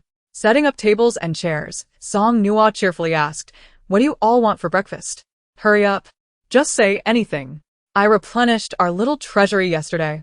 The question of what to eat was indeed a perplexing one. Had she not asked, they would have simply been served whatever was available. However, after half an hour, Song Mama and Xiang Mama were still busy preparing porridge and stir-fried dishes. Reluctantly, Song Nuo exchanged glances with Shang Jie before recalling that during a large grocery run prior to the apocalypse, she had purchased some toast from a bakery. Her eyes lit up as she turned to Shang Jie, exclaiming, "How about sandwiches? Let me make you a sandwich." Shang Jie, a devoted younger brother, was not picky at all. He eagerly nodded, "Okay." Although Song Nuo was not adept at cooking, preparing a sandwich required minimal skill. As a simple DIY task, she executed it with ease. With great enthusiasm, she retrieved the toast, followed by lettuce, meat floss, and cheese, then ham and cucumber, finally pulling out an egg. After slicing the toast, washing the lettuce and cucumber, she stared at the lone egg in silence, gazing expectantly at Song Lin. With a resigned sigh, Song Lin acquiesced and began frying the egg for Song Nuo. Song Jie, still young with a small appetite, had already devoured one of Song Nuo's homemade sandwiches by the time the porridge was ready, alternating between sips of milk and bites of the sandwich until he was utterly stuffed. Once he finished, Song Nuo inquired, "Are you full?" He nodded obediently. "I am." "That's good," she replied, retrieving a box of cake from her space, indulging in it without a care. Song Jie. This action was almost too much to bear. Even Song Lin, as the older brother, felt a twinge of embarrassment. His mischievous sister, who had once been so easygoing, was now anything but. Song Papa and Xiang Papa, assisting Song Mama and Xiang Mama with the cooking, instinctively looked up at Song Nuo's words and burst into laughter. Song Mama chuckled. They truly are like real siblings, two little treasures together. Watching the little one gaze longingly, Song Nuo made sure to feed him a bite of cream. Just as she took a few bites herself, she felt something land on her shoulder. Turning her head, she saw a small bird. Its feathers a pale green with black-tipped wings and tail, and a tuft of white fluff on its forehead, staring at her with its tiny, bead-like eyes. Song Nuo blinked, and the bird blinked back. It appeared diminutive, not much larger than the palm of her hand, yet quite beautiful, though plump, quite the rarity in this post-apocalyptic world. Noticing its boldness, Song Nuo extended her hand towards it. Unfazed, the bird inspected her hand and then gracefully hopped onto her palm. Indeed, it was a tiny creature, only slightly larger than a rice dumpling. "I'm so excited," Song Nuo exclaimed, looking up to call out to Song Lin, "Brother, let's have roasted quail." The bird? Perhaps it understood her words about wanting to eat it, for it began chirping loudly. Upon hearing about the quail, Song Weiyang scampered over, not questioning whether it was indeed a quail, and instead lamented, how could such a tiny thing be enough to eat? The bird. "I am truly not human, but you are indeed a dog." As Song Weiyang reached out to caress it, the plump little bird pecked his hand playfully, albeit not very aggressively. Song Weiyang pouted. Such a small creature has quite the attitude. "Is it hungry?" "It must be." Song Nuo replied, "Otherwise, it wouldn't be so unafraid of people, would it?" Song Nuo was uncertain whether birds could consume cream, so she scooped out a small piece of cake beneath the cream and placed it beside her. The plump little bird immediately pecked at it, finishing it in no time, and then gazed intently at Song Nuo. After several back-and-forth exchanges, the little bird finally seemed satisfied, and when Song Nuo offered it more, it refused to eat any further. Gently, Song Nuo brushed her finger against the soft white feathers on its forehead and said, "All right, you've eaten enough. It's time for us to have our meal." The little bird blinked its eyes, chirping a few times at Song Nuo, then curled its claws and settled on her arm, refusing to budge. Chapter 58. A plump chirp. Just then, the porridge was ready, and Song Mu brought a bowl over. Upon seeing the scene, he speculated, "Could it be that this little creature wishes to stay with you as a pet?" Song Nuo responded, "Who in their right mind would keep a pet in this apocalypse?" "Well, she would. Hee, after all, she was from a wealthy family." Song Nuo poked the little bird's head and asked, "Do you want to stay? If so, blink your eyes." The little bird tilted its head and blinked adorably. Seeing this, Song Nuo couldn't help but grin, declaring, "Congratulations, little bird. I hereby announce you as a formal member of our team." The sight of the two, one human and one bird, both with silly expressions, was utterly delightful. Song Nuo did not take the matter of blinking too seriously.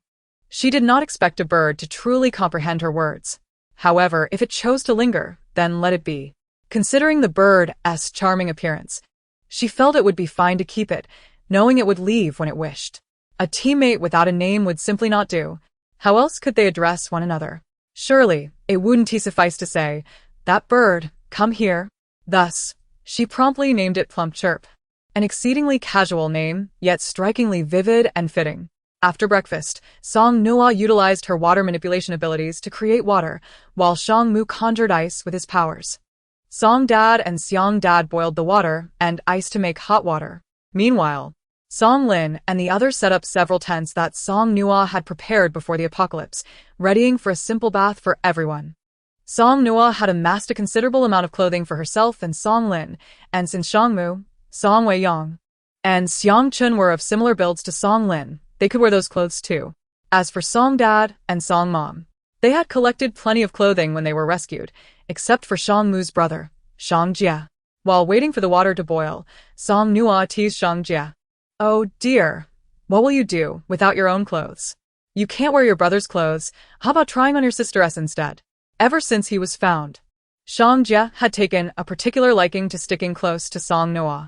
No matter how she teased him, he always chuckled, but at this moment, upon hearing her suggestion, he surprisingly pouted and turned his back, sulking.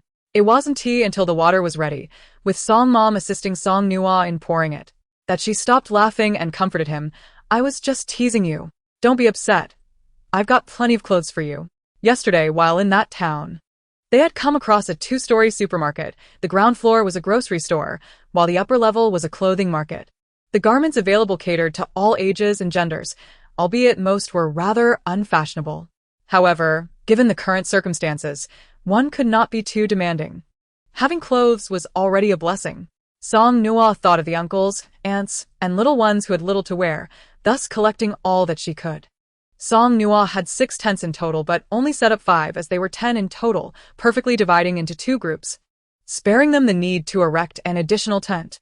After bathing, Song Nuo emerged with her hair still damp, capturing the eager plump chirp that attempted to perch atop her head, giving it a bath as well. While washing it, she chattered, "Really now? Can't you be a bit more considerate? I just finished bathing and look at you. You must be getting dirt and blood from all your escapades with zombies. And you want to fly onto my head? Are you aiming for the skies?"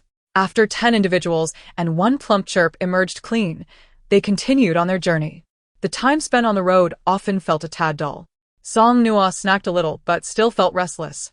So she leaned down and teased the chirping plump chirp on her shoulder. "How boring. Can you give us all a chirp?"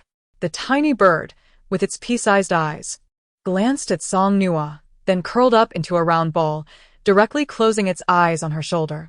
Song Nuo thought that the plump chirp might have a bit of a temperament, still holding a grudge over its bath. With a sigh, she gazed out the window, muttering, "I wonder when we will encounter the next survival base." Upon hearing her words, Plump Chirp suddenly opened its eyes, flapping its wings and chirping a few times before hopping onto the shoulder of the driving Song Weiyang, giving him a peck. Then flying out of the window and ahead of the vehicle, Song Weiyang shouted in frustration, "You little Plump Chirp. Do you believe I will pluck your feathers clean?" As it flew, Plump Chirp glanced back, chirping again, which only infuriated Song Weiyang further. He accelerated, zipping ahead of Plump Chirp and leaving it trailing behind. Its chirps still audible. Xiangmu couldn't help but be amused, questioning why one would argue with a bird. It probably wanted them to follow. Couldn't we just communicate civilly? Why resort to hostility? Xiangmu replied, "Are you certain you would understand its civil conversation?" Song Weiyang admitted, "Well, it seems I truly cannot comprehend bird language." He reduced the speed of the vehicle, allowing Plump Chirp to lead the way. As the bird flew past the car, it shot a glance at Song Weiyang with its little green bean eyes, seemingly in disdain. After winding for about 4 or 5 miles behind Plump Chirp, Song Weiyang and Xiangmu in the passenger seat spotted a long, tall earthen wall ahead. Song Weiyang's eyes brightened. A survival base. "Well done, Plump Chirp." The now-returned Plump Chirp chirped in response. Chirp, chirp, chirp. Chapter 59. You must be ability users, right? This survival base appeared smaller than the one in Jing City. Yet its earthen walls were solidly constructed, indicating it had been established for some time and was still under construction. For a survival base, protective walls are paramount. Without them, there is no security, thus they are never truly completed. A military jeep and an evidently expensive luxury vehicle were parked at the entrance of the survival base. The individuals stepping out were dressed in clean, vibrant attire, immediately catching the eye. Workers atop the wall, and those queuing outside to enter the base, turned their attention toward them. In an apocalypse, those who dress so splendidly must possess some skills. Soon, a middle-aged man approached, somewhat hesitating as he assessed who among them was the leader. After a moment of indecision between Song Dad and Xiang Dad, he warmly greeted them. Smiling, "Hello, I am Wang Zhen, one of the leaders of this base. Given your demeanor, you must be ability users, correct?" Both Song Dad and Xiang Dad were taken aback, pointing to the group of young people he had overlooked. "We are not, they are." Wang Zhen was also surprised, turning to see that indeed, these young ones were the ability users. They looked good, but their youth made them appear harmless, which had led him to overlook them initially. Wang Zhen, regaining his composure, smiled again and said, "I truly misjudged. My apologies." Song Nuo's appearance usually left a favorable impression, and he smiled. "It's understandable. After all, we don't exactly wear our abilities on our faces." Wang Zhen laughed heartily and then inquired, "May I ask if you all wish to join our base?" Song Nuo nodded in response.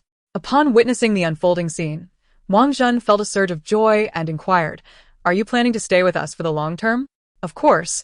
We also wish to remain here indefinitely, but it ultimately depends on whether the base is suitable for our continued presence." "Indeed. Indeed. Ha ha ha. Allow me to facilitate your entry into the base." As he spoke, Wang Zhen prepared to escort Song Nuo and her companions into the base. Observing this, Song Nuo curiously asked, "Aren't we required to undergo a check for injuries?" No. Wang Zhen replied with a hearty laugh. "The base has complete faith in your abilities. Only ordinary individuals would fall prey to zombies. If you were to undergo an examination, it would imply doubt in your capabilities."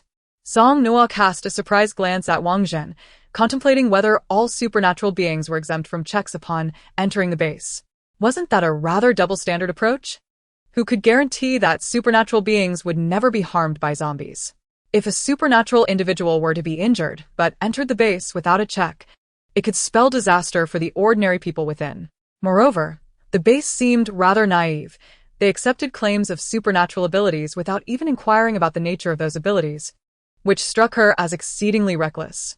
Previously, at the Jing city base, there had been thorough checks for injuries, including examinations of supernatural abilities. Merely pondering these two aspects led Song Nuo to conclude that it was unlikely they would be able to stay at this base for long. With these thoughts lingering, she further queried, "What about our family members? Will they also be exempt from checks since they lack abilities? And is there a requirement to submit supplies upon entering the base? If so, how much?" Wang Zhen, exhibiting remarkable patience, stood at the entrance of the base and explained, "As you are all supernatural beings, we naturally trust your families as well.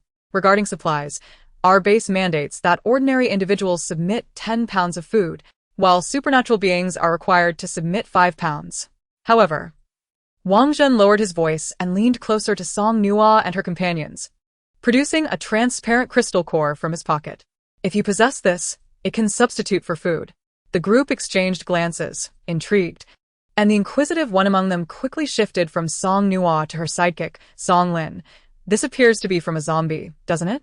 We happen to have a few of these as well, though we are unsure of their purpose. My sister merely kept them because she found them appealing." "What exactly is their utility?" Wang Zhen's expression stiffened momentarily before he feigned indifference. "Oh, it's nothing much. The base merely believes that items from zombies are likely to be harmful, potentially contaminating the environment or leading to infections, so we collect and destroy them uniformly." "Is that so?" Song Lin responded, seemingly sympathetic yet subtly probing. "Brother Wang, you should be cautious. Such dangerous items shouldn't be kept in your pocket." Wang Zhen's lips twitched. "You make a valid point, young man. I shall ensure to store it safely." Song Lin nodded and turned back to Song Nuo with a stern demeanor. "Did you not hear what Brother Wang said? Hand over those few items to him immediately." The little girl, believing her brother was unaware of her previous clandestine collection of crystal cores during their zombie hunting escapades, retorted silently, "Not that you can act all righteous. I know your ulterior motives. You're merely worried I'll secretly absorb the cores, right? I've changed my ways." Frustrated with her brother, yet unable to openly confront him in Wang Zhen's presence, Song Nuo offered a friendly smile, cleverly concealing her actions by retrieving several crystal cores from her spatial pocket. Reluctantly, she presented them to Wang Zhen, who was grinning broadly, eyes gleaming with delight. However, this was not what irked Song Nuo the most. What truly vexed her was that after taking her crystal cores, Wang Zhen had the audacity to say, "Little girl, you must heed your brother's advice. You shouldn't play with such perilous items. Remember to bring such things to Brother Wang next time you find them." Song Nuo, With a smile plastered on her face, internally she seethed. She genuinely wanted to give him a good thrashing. He had just taken her crystal cores and was already plotting for the next time? Was he dreaming? Did he think her a fool? This base had once been a rural elementary school, and the earthen walls were currently being reinforced against zombie incursions. The school comprised only a few rows of buildings, with the remainder being hastily erected temporary structures. Some construction was underway, but given the limited size of the rural school, not many new buildings were being added. The first temporary structure within the gates of the base was designated for the collection of submitted supplies. Song Nuo's father and Xiang's father drove their vehicles into the base, unloading provisions acquired from the town's supermarket. Having given Wang Zhen 6 crystal cores, which accounted for 6 pounds of food, they now needed to supply the remaining amount in food. Supernatural beings were required to submit 5 pounds each, while ordinary individuals had to submit 10 pounds. With 10 people in their group, the 5 supernatural beings contributed 25 pounds, and with 5 ordinary individuals, that totaled 75 pounds of food. Song Nuo couldn't help but chuckle. This base was quite something. While its safety measures were lacking, its demand for supplies was significant. After deducting the 6 pounds for the crystal cores, they needed to submit 69 pounds of food. Upholding a frugal mindset, Song Nuo's mother and Xiang's mother initiated a bargaining session. Song Nuo's mother asserted, "We have a child among us. Surely a child should not be charged 10 pounds of food." Xiang's mother concurred, "Precisely. How much can a child consume? They ought to be charged less." Wang Zhen responded, "Unless the child is still being carried and cannot walk, all must submit food. If there are objections, a token reduction may be granted. However, generally, children over 5 years old are charged the standard amount." After a round of negotiations, it was settled that Zhang Jie would submit 5 pounds of food, and with Song Nuo's crystal core, it amounted to 6 pounds. Upon submission, Wang Zhen assisted them in securing a room, which was essentially a repurposed classroom outfitted with bunk beds and thick curtains hung over the windows. They bid farewell to Wang Zhen with polite smiles and closed the door, engaging in a discussion about the base's circumstances. It appeared that the ability of crystal cores to enhance supernatural powers had become common knowledge, though everyone was keen to keep it a secret. Shan Mu nodded. As time passes and more individuals confront zombies, some will inevitably uncover the truth. However, that is of little consequence. We simply need to ensure our stockpile of crystal cores remains undiscovered. Perhaps they will evolve into a new form of currency in the future. Speaking of which, what are your thoughts on this base? Song Nuo rolled her eyes. Not impressive. The scale is too small, and the lack of checks for supernatural beings and their companions poses serious safety risks. Song Lin agreed. Indeed, it's not favorable. We can only rest and regroup here for a few days, but we certainly cannot linger long. How about this? After we finish our meal and rest a bit, we can venture out to gather more information about the base while we have the chance. Upon hearing this, Xiang Chen appeared troubled. But what will we eat for lunch? Song Weiyang looked at him incredulously. Xiang Chen, please refrain from asking such questions. If others hear you, it will be rather ostentatious. Others ask because they have nothing to eat. Your inquiry suggests you have an abundance of options, which is just cruelly indecisive. Xiang Chen, with an air of exasperation, remarked, "That is not my intention. What I mean is, if we consume the usual fare that we are accustomed to, the aroma may waft out and attract unwanted attention, leading many to fixate upon us."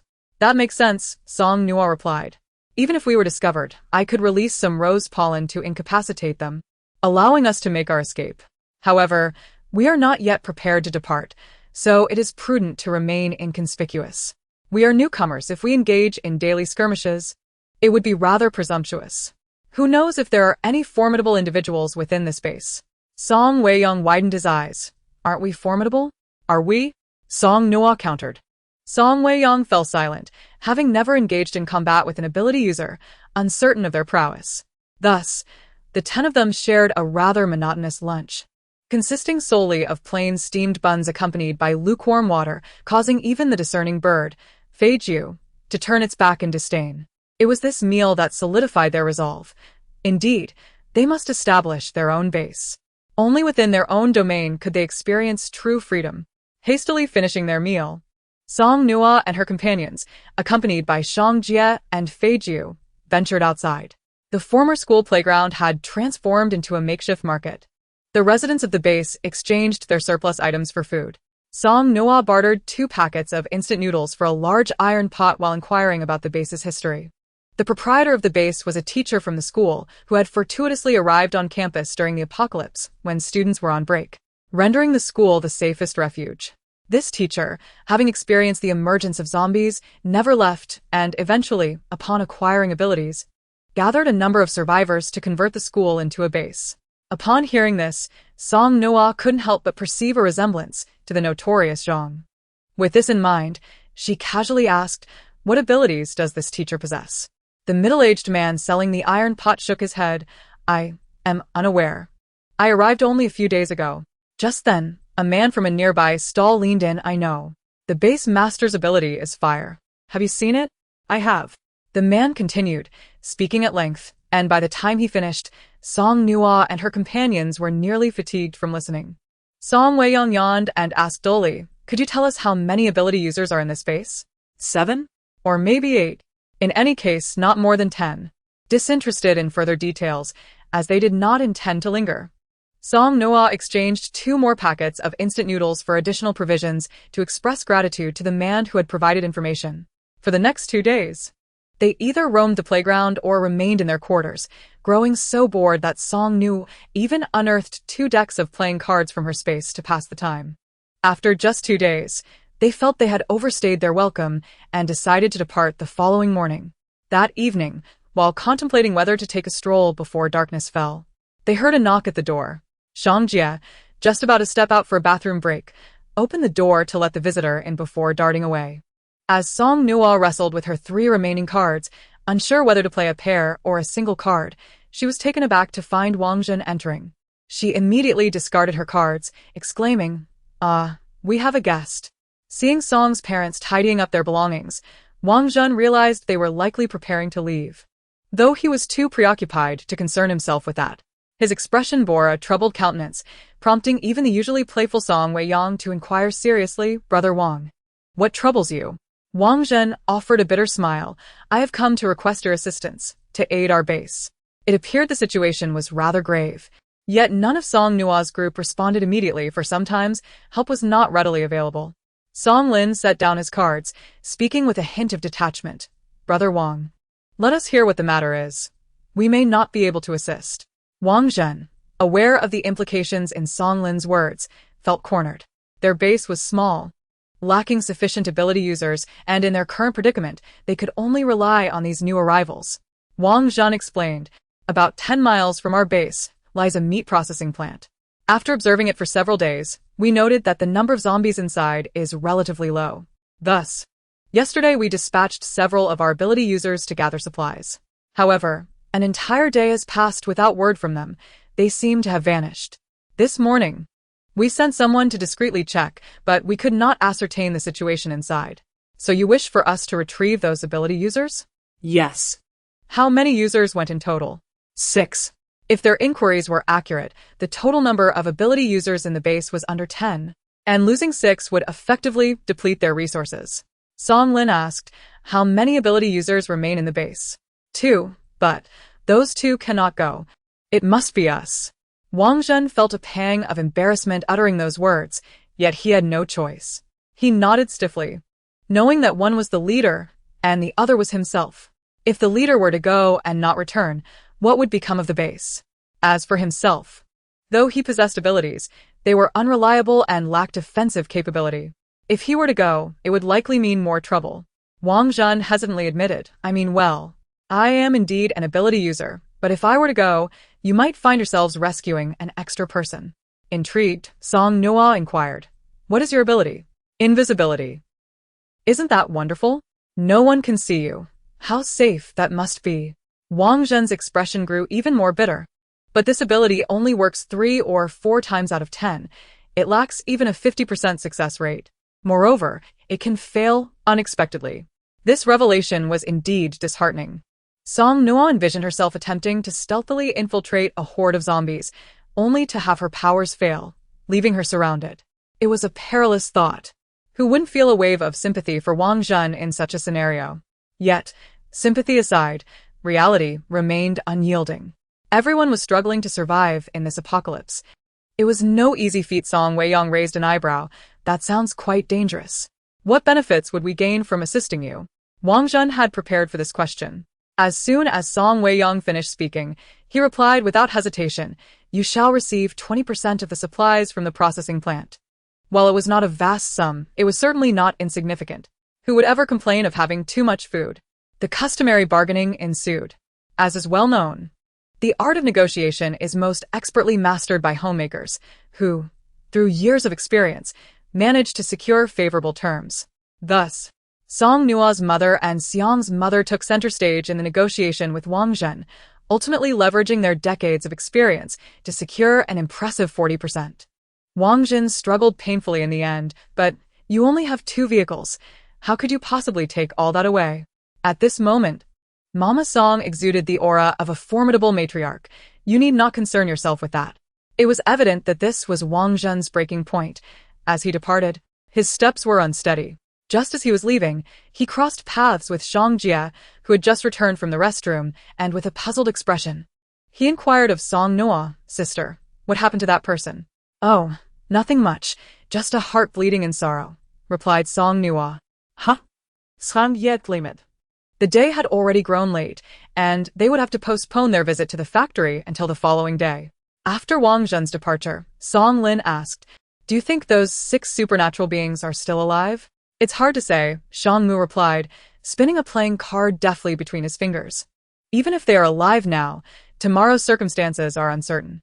However, since they are supernatural beings and the base is aware that crystal cores can enhance their abilities, it remains to be seen to what extent their powers have evolved and what exactly they have encountered." "That sounds quite perilous. Do we really need to go?" "If those 6 cannot make it out, how can we 5? Suggested one of them. "Shall we just pack up and flee under the cover of night?" "Don't be cowardly," Xiang Chen retorted.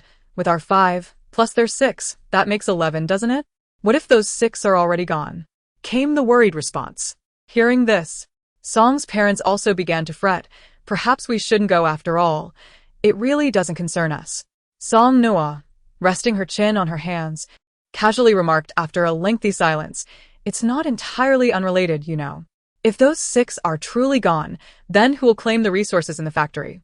Shang Jie blinked in thought and tentatively suggested, "Would it be ours?" Song Nuo shook her head. "No. It cannot be said that it is ours. It is indeed ours. The factory is right there. Naturally, whoever can seize it claims it." This was somewhat audacious, but it made a certain sense. Unless the factory's owner was still around, no names were inscribed to claim it. Whoever retrieves it shall take possession. That night, a torrential downpour began, marking the first rain since the apocalypse had begun. Song Nuo and the others could not sleep, not due to anxiety, but because the cacophony outside was too overwhelming. The rain excited many, leading to shouts echoing into the night, occasionally accompanied by thunder and lightning. Fortunately, the rain came and went swiftly, allowing them to catch some sleep before dawn. Upon rising the next morning, Song Nuo realized the rain had not ceased but had merely diminished to a drizzle. The fine mist hung like threads from the heavens, enveloping the entire base in a delicate fog. Many people were outside, wielding pots and pans to collect rainwater, and Song Nuo joined in, using the rain to brush her teeth and wash her face. They had planned to depart that day, and despite the incident with Wang Zhen, they remained resolute in their decision. If those 6 supernatural beings were alive and they could rescue them, they would leave with the necessary supplies. If those individuals had perished, they would still aim to secure the resources and would not return. When Wang Zhen came to see them off and noticed that Song's parents were also getting into the vehicle, a conflicted expression crossed his face, yet he ultimately remained silent. He understood he had no grounds to restrain them. Assisting was a matter of kindness, while refusing was a matter of duty.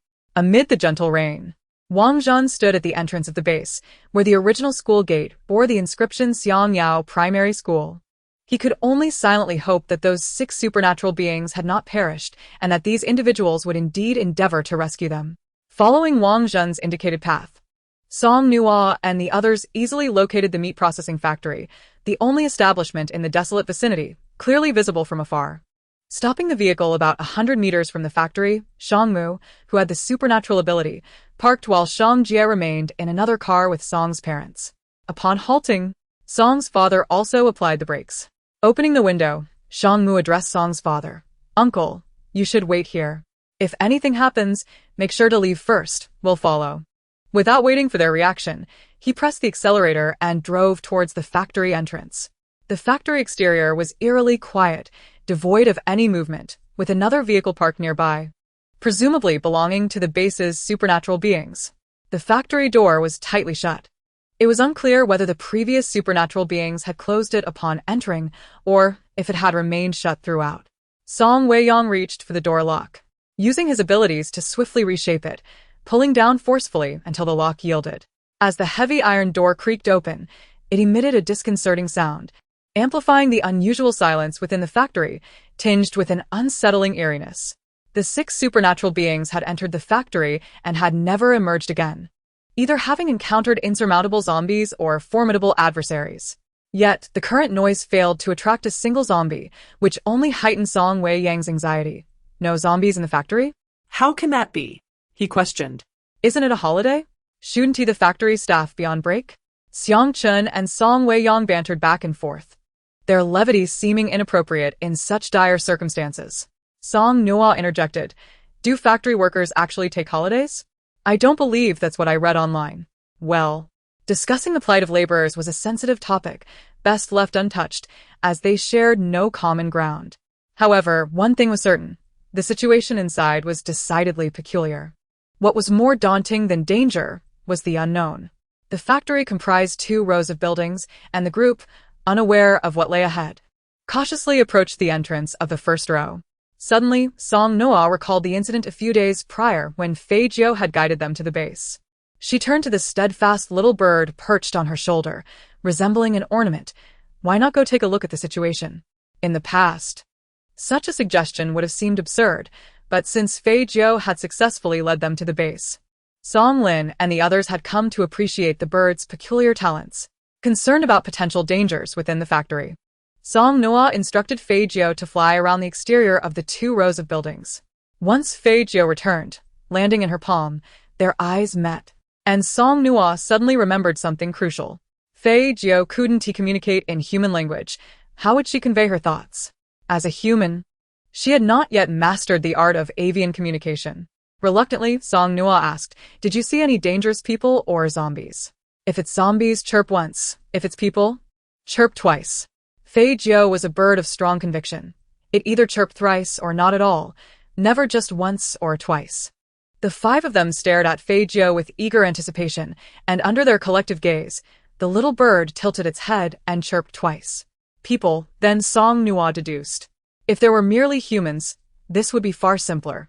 Initially, she had feared encountering numerous formidable zombies, which would have posed a headache, but if they were just people, that was manageable. Regardless of who those individuals were or how many there might be, she unleashed her rose vines, allowing them to stealthily extend into the 2 rows of buildings, releasing countless pollen grains. After a lengthy wait of nearly 3 minutes, the rose vines transformed into shimmering green and pink specks, dissipating into the air. Only then did Song Nuo and her companions enter the factory, where they discovered a room at the far end of the 2nd floor filled with a multitude of fallen individuals. Upon counting, they found 6 people who had been severely beaten, bound, and bruised, undoubtedly the 6 ability users from the base. As for the other 8 individuals, given the state of the 6, it was evident that they too possessed abilities. However, it remained unclear whether their advantage lay in numbers or sheer strength. Nonetheless, Song Nuo held little interest in this dilemma. A battle that she had envisioned as fierce and arduous had been effortlessly resolved by her rose pollen. She leisurely observed as Song Lin and the others untied the base S ability users, while also restraining the remaining ones, even delivering a kick to one of them. "Brother, tie him up tighter. He shouldn't be able to escape even if he were being slaughtered." Song Lin replied, "Your brother isn't capable of that." Once they had secured everyone, Song Nuo and her companions dispersed to inspect the supplies within the factory, cataloging the meat products that had not yet spoiled or decayed. Fortunately, the factory was equipped with its own generator, and to their delight, they discovered that the food remained untainted. Song Nuo immediately transformed into a hoarder, bustling back and forth, collecting nearly 80% of the factory's provisions. Upon reflection, they realized that had Wang Jin not requested their assistance, they would have been unaware of the factory's existence. Thus, taking everything felt a bit unjust. After all, one shouldn't fleece a sheep without regard. Originally, the agreement was to divide the spoils 60-40 in favor of the base. But with the base's ability users incapacitated, they had rendered no assistance in the gathering process, thereby altering the circumstances entirely. As the laborers, they felt entitled to a larger share, for it was said that those who worked more should receive more. The factory's regulations still adorned the wall. As for why the division was 2/8 instead of 4/6, the latter was a result of negotiations between Song Mama and Xiang Mama with Wang Zhen, but presently, Wang Zhen was not engaging in discussions with them. Thus, a 2/8 split was quite reasonable, as it was Wang Zhen himself who had suggested it. With their respective portions secured, they transitioned from mere participants to major beneficiaries, returning to check on the bound ability users, locking them in a room, while relocating the base's ability users to another space and casually handing the key to one of the restrained individuals. They then swaggered out of the factory, resecuring the entrance. The original lock had been rendered inoperative by Song Weiyang, necessitating the use of an iron chain to secure the door. Upon witnessing Song Nuo and her companions emerge unscathed, Song Papa exhaled in relief. Thank goodness, nothing happened. He then drove the vehicle to the factory entrance, and they departed southward. Chapter 64. Who Stole My Pot? The incessant drizzle persisted until nearly noon, and after 2 days of consuming only steamed buns, Song Nuo felt as if her palate had grown weary of such blandness, almost as if it were begging for more substantial flavor. As the rain abated and the sun had yet to appear, the vehicle came to a halt. And having just looted the meat processing factory, Song Nuo produced a bag of starched sausages from her storage, exclaiming, "Let us have grilled sausages." Unfortunately, despite having fire and sausages, they lacked dry wood, forcing them to opt for fried food instead.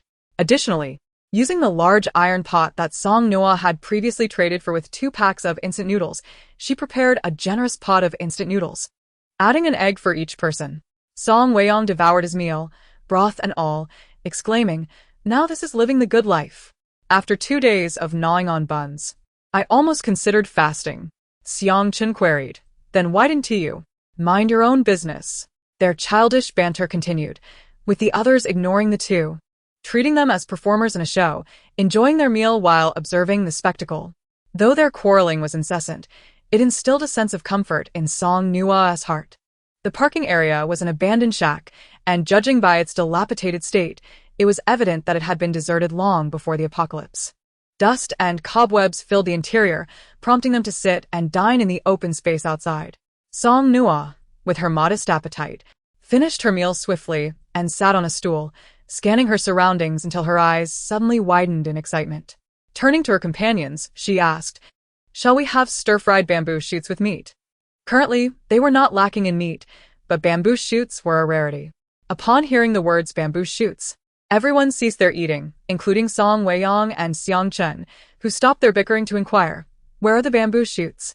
Pointing to a high earthen slope to the right front of the shack, Song Nuo said, "There's bamboo over there. Let us go dig for bamboo shoots."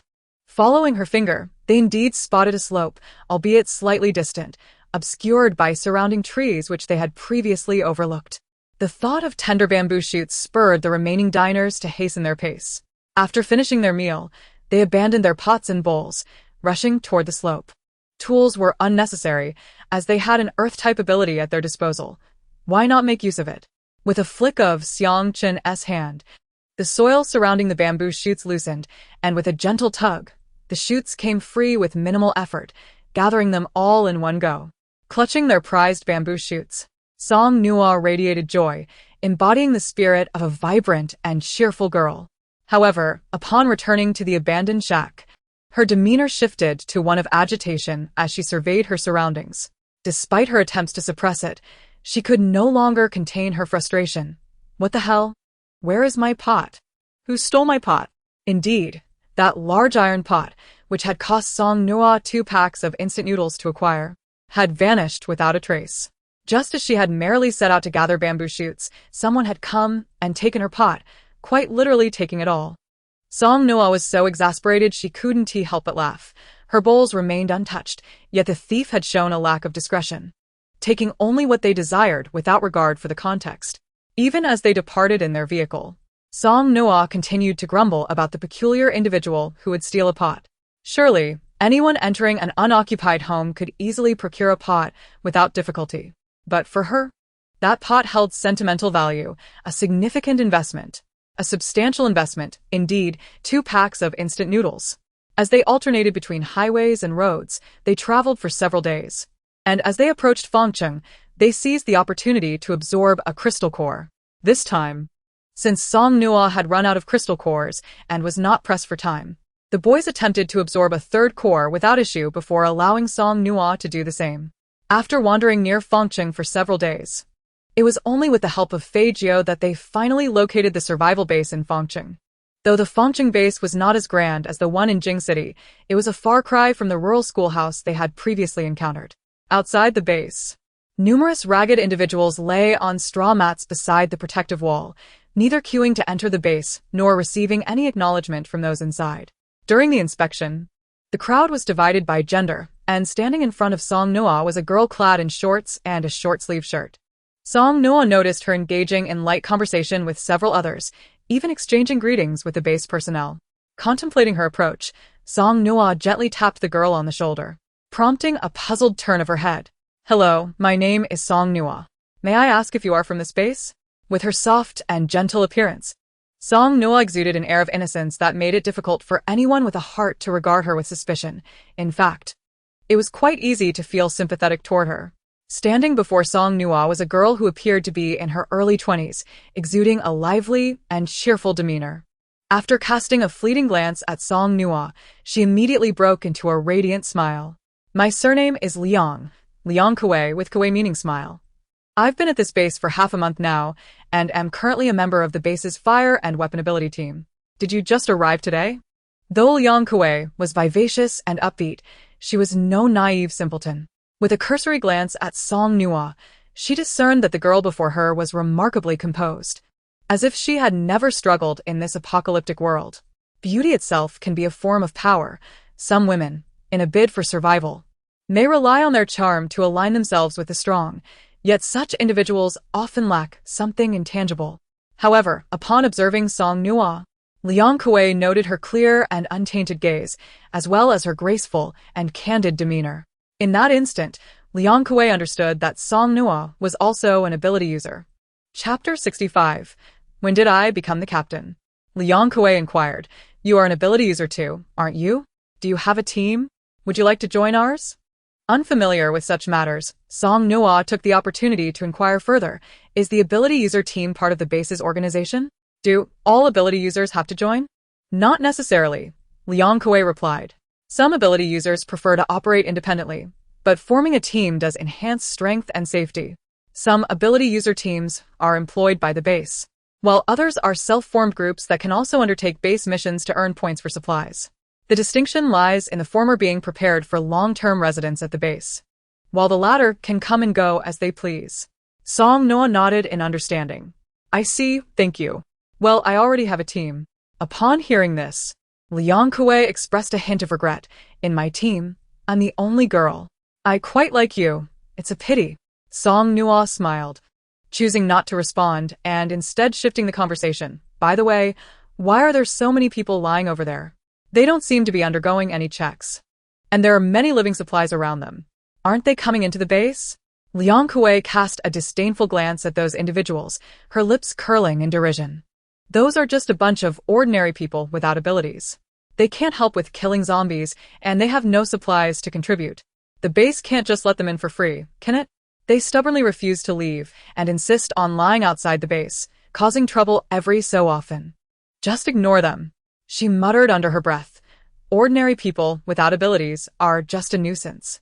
Since the onset of the apocalypse, Song Nuo had either been alone or with her brother and his companions, never having interacted with girls her age. In truth, not only did Liang Kuei express a fondness for her, but Song Nuo also found Liang Kuei's personality appealing and even considered spending more time with her while at the Fongcheng base. Yet, the moment Liang Kuei uttered those words, such thoughts began to wane. Although her remarks were not entirely ungrounded, the air of contempt conveyed an attitude as though ability users were superior, relegating ordinary people to the status of mere ants in their eyes. Song Nuo was uncertain whether Liang Kuei's scorn was directed solely at those outside the protective walls or if all ordinary individuals without abilities held such a position in her heart. However, Song Nuo knew she could not align herself with her views. Whether one deemed her overly sentimental or simply kind-hearted, it mattered not. She had her Uncle Song, Aunt Song, and little Jie, all of whom were ordinary people. They were her family, and thus Song Nuo could never endorse Liang Kuei's perspective. As zombies tore apart humanity, humans could also look down upon their kind. It remained uncertain which was the true destroyer of humanity, the zombies or humanity itself. It was not the ordinary people without abilities who deserved disdain. Lacking abilities was not their fault. If given the choice, who wouldn't desire to become stronger? The true fault lay with those who, despite having the capacity to strive for survival, chose to do nothing but hope for pity from others. The base undoubtedly faced its own challenges. Resources were a pressing issue. Allowing too many such individuals into the base would be unfair to those who had contributed supplies.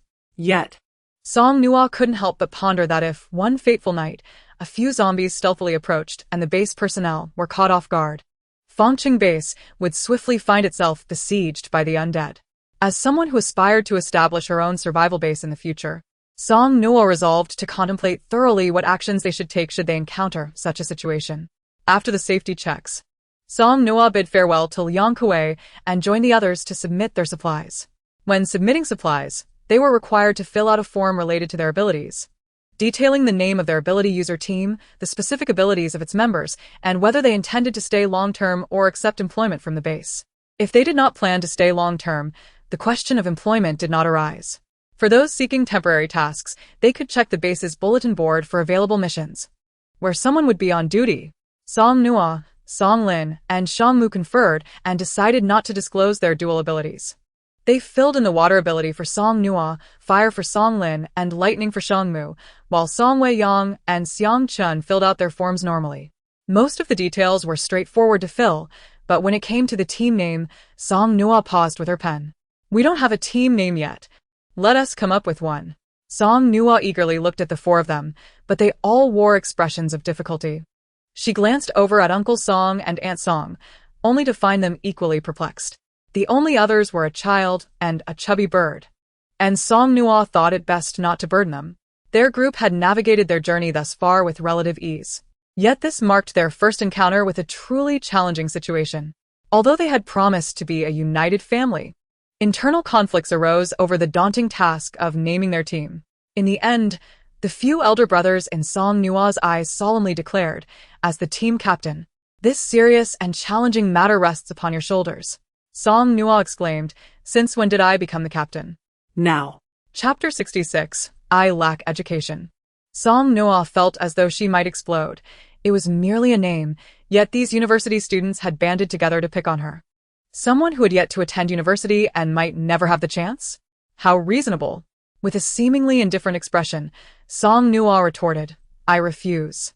I haven't graduated from high school. I lack education." Not only were Song Lin and the others taken aback, but even Uncle Song and Aunt Song were astonished by her unexpected refusal. The perspective she presented was indeed unique. After a heavy downpour a few days prior, the sun shone brightly now, making it somewhat uncomfortable to stand outside. Not only humans, but even the chubby bird began to hop around, chirping impatiently at their inactivity. Observing the bird's antics, Song Nuo suddenly had an idea. With a spark of inspiration, she exclaimed, "How about we name our team a little team?" The other 8 took a while to comprehend Song Nuo's thought process. A chubby bird, officially named a chubby bird, and we, an ability user team, thus we are a little team? Song Lin responded, "Sister, you truly have a way with words. I am genuinely proud of you for mastering the art of naming with such whimsical creativity." To avoid being called out in public later, they solemnly rejected the name a little team. Seeing that they all disliked the names they had chosen for themselves, Song Nuo felt a tinge of regret. Was that name truly so undesirable? She found it rather distinctive. Glancing down at the form, she had clearly inscribed a resolute no in the section for long-term residents, her handwriting neat and precise. Since they had no intention of staying long-term, what was the point of having a team name? Never mind, she decided they would forgo a name for now and address it later. After all, they had no plans to settle in, so what purpose would a name serve? Just a fleeting visit, perhaps? Once she concluded her thoughts, Song Nuo handed the form to the attendant at the window, accompanied by the room number and key she received from her, and the entire group departed with purpose. In this apocalyptic world, it was remarkably easy to discern whether someone was an ability user or an ordinary person based on their demeanor and attire. The state of Song Nuo and her companions was notably exceptional. Even among many ability users, one could effortlessly identify the disparity between them and Song Nuo's group. As they traversed the path, other ability teams encountered Song Nuo's group and felt a jolt of surprise. They could not fathom that half of Song Nuo's companions were not ability users. They privately pondered that the team with the largest number of ability users at the base consisted of merely 8 individuals, yet this newly arrived group boasted 10 members. Unbeknownst to Song Nuo, they had inadvertently become the object of scrutiny for all the ability users at the base. However, for ordinary individuals lacking abilities, who had been struggling for some time, Song Nuo and her friends appeared to be a tempting opportunity. Especially with the 4 handsome boys in their group, they attracted the attention of several women. Initially oblivious to this, Song Nuo only noticed when Fei Jiu chirped on her shoulder, prompting her to glance over and see a rather attractive woman in a red dress and high heels staring intently at her brother. Song Nuo felt a mix of emotions. While she was not averse to having more sisters-in-law, she was slightly perturbed by the prospect of someone else wanting to partake in her food. Thus, she promptly took her brother Song Lin's hand, lifted her chin slightly, and shot a challenging glance at the woman, letting out a haughty hum. The woman was incensed, nearly jumping in frustration. If not for the knowledge that she could not defeat Song Nuo, she would have wanted to confront her. In their team, Song Nuo was the only girl, and her companions, including Shang Mu and the others, were unable to recruit anyone else to serve as a distraction, leaving them to watch as they hurried along. Near the outskirts of Fongcheng, there had once been a devastating tornado that left many in distress, prompting the construction of numerous 2-story houses for the affected individuals. Given the ample supplies provided, the staff at the base assigned them the largest and finest house available. Song Nuo, along with her mother and Xiang's mother, occupied the upper floor, while Song Lin and the others settled in the living room downstairs, taking turns on night watch. Since their journey from the survival base in the capital, Song Nuo had developed a fondness for exploring the small markets at each base they visited. Perhaps because the inclination to shop is inherent to every girl. Song's father and Xiang's father remained behind to assist their mothers in organizing the house. Meanwhile, Song Lin and his companions intended to scout the base, gathering information about ability teams and potential missions. With her strong abilities, Song Nuo felt confident in her ability to protect herself, leaving only Shang Jie and Fei Jiu to venture into the market together. The market was situated at the center of a crossroad and a small circular plaza, conveniently close to the house they had been assigned. Beyond the plaza lay 2 rows of houses, and further back was the market. The moment Song Nuo stepped into the circular plaza, numerous gazes were drawn to her. She was adorned in a pale yellow short-sleeved dress, complemented by apricot-colored Mary Jane shoes, her hair styled in an adorably whimsical bun, adorned with matching bow hair clips. She radiated vitality, appearing more like a pampered princess from a wealthy family than someone who had navigated the trials of a post-apocalyptic world. Furthermore, perched on her shoulder was a charming light green bird, making her presence resemble a vibrant and refreshing painting. As Song Nuo led Shang Jie from stall to stall, encouraging him to express his preferences for her to purchase, she was simply enjoying the experience of wandering rather than feeling compelled to buy anything. The essence of shopping lay in the joy of exploration. Moreover, most of the items on offer lacked practicality, often falling short compared to her own possessions. Nevertheless, before departing, she had packed a bag with some food, which she entrusted to Shang Jie to carry. Whether they made purchases was inconsequential, but they still needed to be prepared. Noticing the curious stares of those around them, Shang Jie instinctively leaned closer to Song Nuo, taking her hand as he thought, "I must keep a close watch on my sister." Brother said her sense of direction isn't very good. The duo, a charming girl and a youthful boy, garnered double the attention. Not only were they visually appealing, but they also appeared vulnerable and easily deceived, which was even more enticing. After perusing just 2 stalls, a young man, approximately 26 or 27 years old, approached them, extending a bag of milk candies towards Song Nuo. Instinctively, she turned her gaze to him. He smiled, his appearance quite handsome, particularly his alluring fox-like eyes. However, having been surrounded by her brothers, Song Nuo had developed a certain immunity to handsome men. Not to mention that even the 7-year-old Song Jie beside her could be expected to grow into a striking young man, given their brother's good looks. While the man before her was not particularly remarkable, he was decent-looking, with his eyes being his only standout feature. Unmoved, Song Nuo turned back to examine the items at the stall. The man, taken aback, paused momentarily before asking with a smile, "My name is Zhongyu. What is yours?" He found it intriguing that he rarely encountered a woman who remained indifferent after seeing his captivating eyes. From the moment Song Nuo arrived, Zhongyu had taken note of her. He did not believe that looking well-dressed signified anything meaningful. In this world, where people were preoccupied with scavenging resources, few had the luxury of focusing on their appearance. Those who did were typically dependent on ability users living off their support.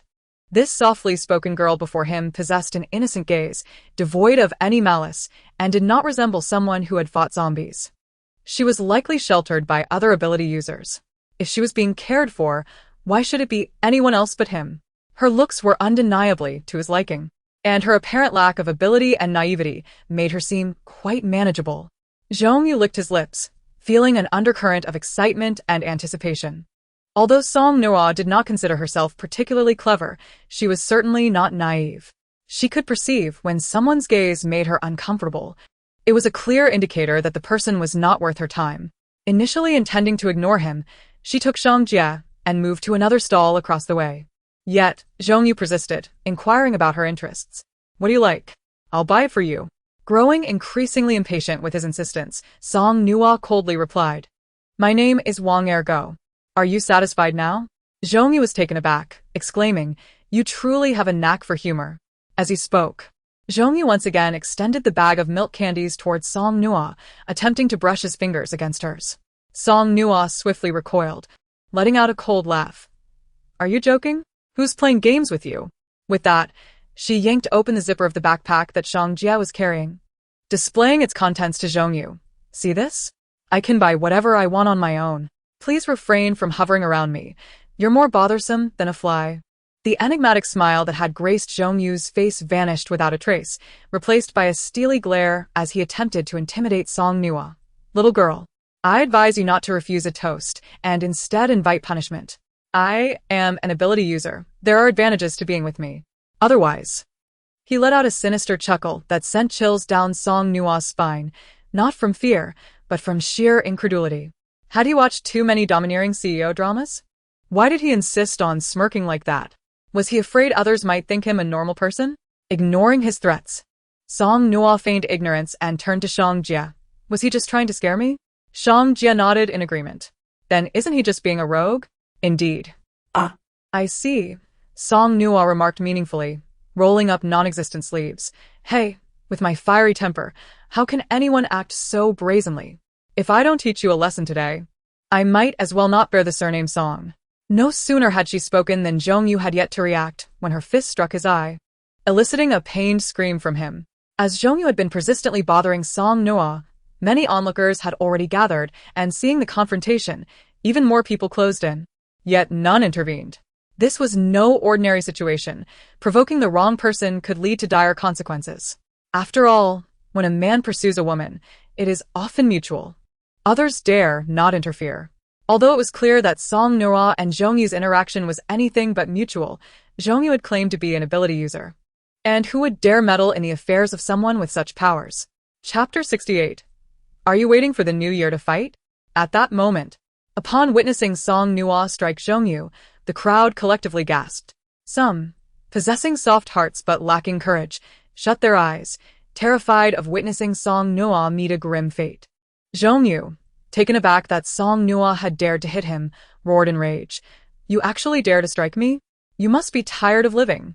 With that, he prepared to slap Song Nuo. However, Song Nuo's reaction was swifter.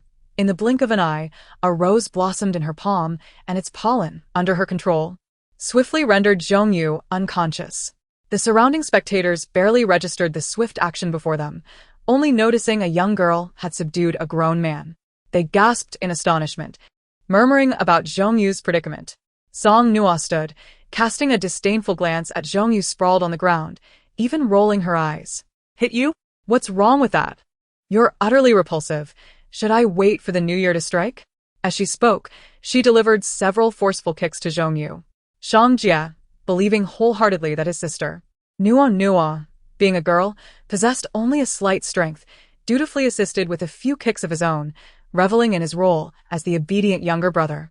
Together, they left Zhongyu with a battered visage, his once handsome features transformed into that of a bruised unfortunate. Had it been anyone else who had struck someone, they would have fled the scene, yet after thoroughly thrashing Zhongyu, Song Nuo was in high spirits, undeterred in her desire to continue exploring the market with Shang Jie, walking confidently and calmly. At this moment, Shang Jie, puzzled, inquired, "Sister, why did you knock him out before hitting him?" Because fighting in public is unacceptable. It creates a negative impact and can injure others or cause property damage. This reasoning resonated with those around them, who nodded in agreement. However, Song Nuo swiftly added, "But if he's unconscious, it's different. That's not fighting, it's merely him receiving a one-sided beating. As long as he doesn't resist, no one else will be harmed, and there won't be any damage to property." Shang Jie nodded in enlightenment. "Ah, I see. One learns something new every day." The vendor before them mused, "You two siblings are quite something. Where did you find such a lively character?" Zhongyu lay still, and those who dared to approach cautiously checked for his breath. Seeing that he was still alive, they left him be.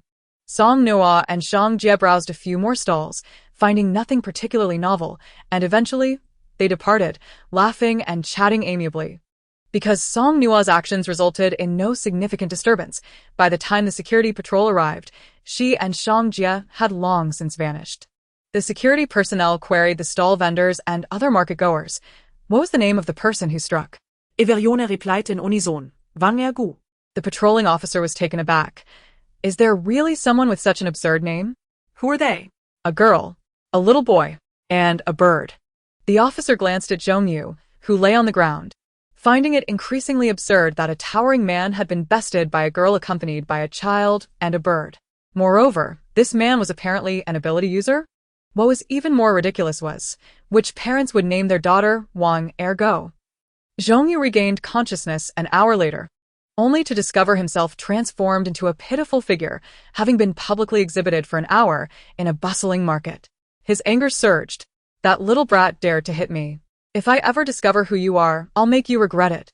He sulkily made his way home, covering his face as much as possible to minimize his embarrassment, regardless of whether he was recognized or not. Not long after Song Nuo returned, her parents had prepared dinner, and Song Lin and the others were already back. No. Did you have fun? Very much so. I enjoyed hitting people too. During dinner, Song Nuo recounted her encounters, inciting anger in her parents. Well done. This three-word verdict concluded any doubts about the appropriateness of Song Nuo's actions, despite their recent arrival.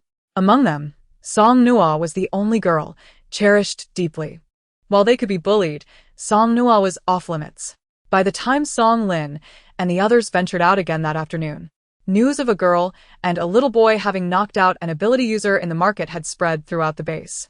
Wherever they went, whispers of curiosity filled the air, speculating the audacity of those two to confront an ability user and how they managed to achieve such a feat. When Song Weiyang overheard their musings, he kindly interjected, "To knock out an ability user, they must undoubtedly be an even more formidable ability user." The previous discussants suddenly felt their inquiries were rather foolish, redirecting their astonishment towards the prowess of the assailant's abilities. Song Lin and Shang Mu straightened their postures with pride. "That's my sister, my brother." Chapter 69, Don't Jinx It. Today, Song Lin and his companions had a preliminary understanding of the situation at the base. During dinner, they shared their findings with Song Nuo and their parents. Currently, there are 8 teams of long-term employed ability users at the Fongqing base, with team sizes ranging from 4 to 6 members. The largest team, known as the Liang Squad, consists of 8 individuals and is widely recognized as the strongest ability user team at the base. As for other ability users, their numbers fluctuate frequently, making it difficult to ascertain their precise count, but there are approximately 11 or 12 such teams at present, with this figure subject to change. The missions at the base are categorized into 3 levels of difficulty: simple, intermediate, and difficult, corresponding to 3, 5, and 10 points respectively. Upon the successful completion of a mission, each team member earns the corresponding points, which can be exchanged for supplies at the base's resource hall.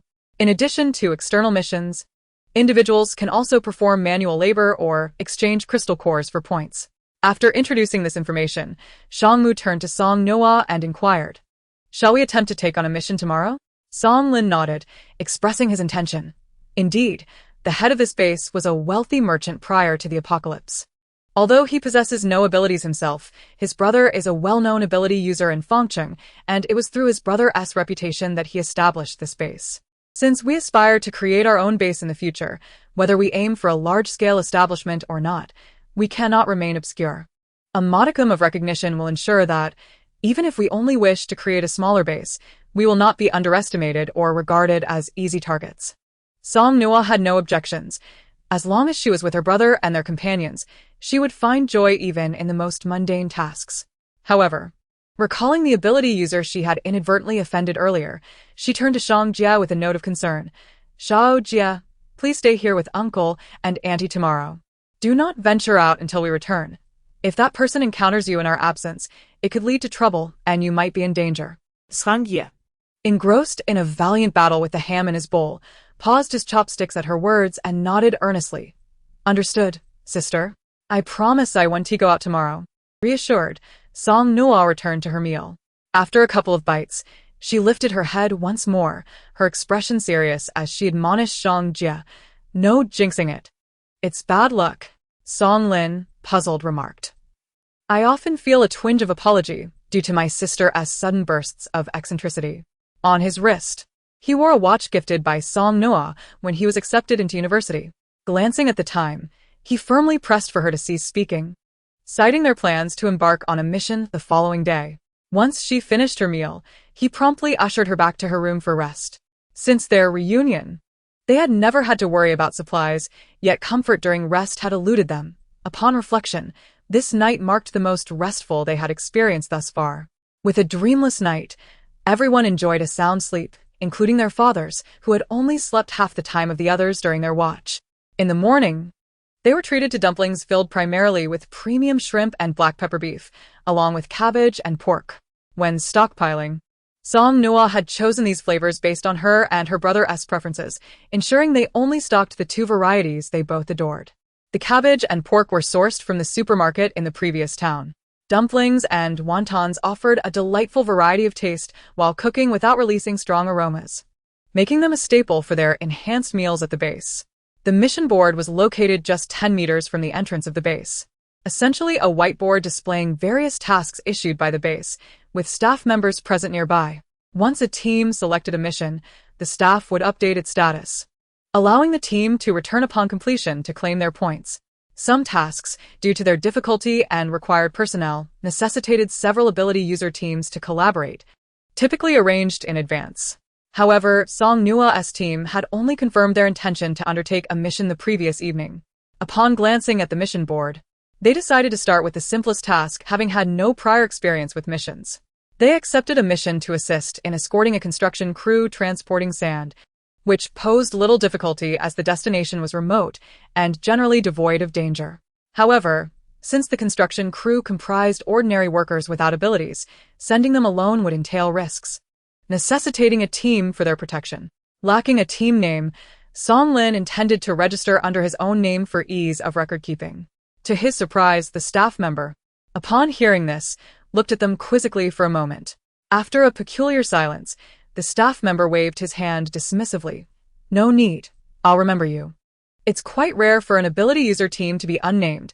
I've seen many teams at the base, and you are the first. Just wait by the entrance. I'll send someone to notify you when the team is ready to depart in about 5 minutes." This was the advantage of securing missions in advance. It allowed for scheduling, enabling them to set off promptly the next day without the need for last-minute arrangements. Unbeknownst to Song Nuo and her companions, simple missions were seldom lacking in volunteers, often attracting weaker ability teams eager to seize the opportunity. This particular task had just been released that morning, and their timing was fortuitous, allowing them to easily claim it.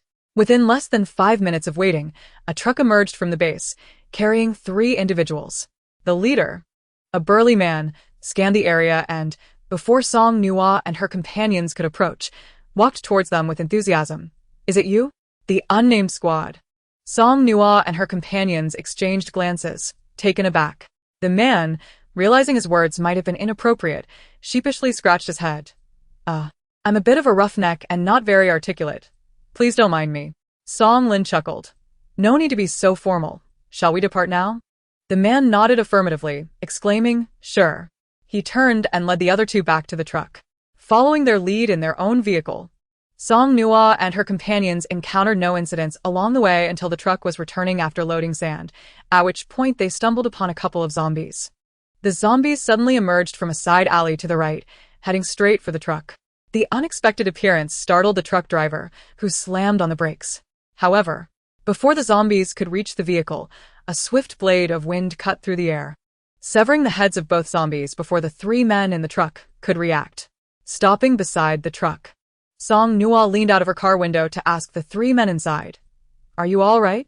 The men, glancing at the lifeless bodies of the zombies on the ground, wiped the sweat from their foreheads, looking at Song Nuo, who appeared completely unfazed. The contrast between the calm demeanor of the young girl and their own panic was stark. One of the men could not help but explain, "Well, we frequently travel this route. There used to be few residents here, and it had been cleared out, so zombies are generally absent." The implication was clear. It was not that they were cowardly. The suddenness of this encounter had simply taken them off guard. Song Nuo, not quite grasping the nuance, blinked and replied, "Shall we proceed?" The man, momentarily speechless, could only nod in response, although she seemed to have understood the explanation. It appeared that the message did not quite resonate with her. This particular mission had been remarkably effortless upon returning to the entrance of the base. Song Lin glanced at the watch adorning his wrist. They had set off shortly after 7, and it was now nearing 10. As they arrived at the base, the truck driver disembarked and greeted Song Nuo and the others with warmth and gratitude. When parting ways, the driver, who had conversed with Song Nuo during their journey, hesitated momentarily before reiterating, "We truly are not that frightened of zombies." Song Nuo was taken aback, momentarily perplexed by the driver's earlier remarks. Amused yet exasperated, she responded, "You are indeed brave, but I am quite terrified. My heart races every time I encounter one." This left the driver at a loss for words. After all, who among the normal populace could remain unfazed upon encountering a zombie? Surely, one must feel at least a modicum of anxiety, fear, or disgust. Nonetheless, the driver couldn't help but remark, "Well, you certainly don't appear to be very frightened." "I'm merely pretending," she waved off, and with that, Song Nuo and her companions bid farewell to the drivers and sought out the staff to report their completed task, earning the corresponding points, and additionally accepting a challenging mission scheduled for the following afternoon. At the time of their acceptance, only 2 slots for teams remained. After securing the task, they proceeded to the supplies hall, having no intention of lingering, naturally spending their points, for there was little use in carrying them away.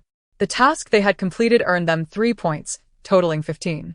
While 1 point could be exchanged for a bun, 15 points was a considerable sum for an ordinary person. Yet for Song Nuo and her companions, it held little significance. They had little interest in buns, and instead opted for several packets of instant noodles, intending to add their own vegetables, eggs, and ham while cooking, which would blend seamlessly with the standard provisions of the base. As they approached their residence, Song Lin glanced back at the bustling market of the base and recalled how his sister had been harassed during her visit the previous day. He inquired, "Would you like me to accompany you to the market?" Song Nuo felt a twinge of temptation.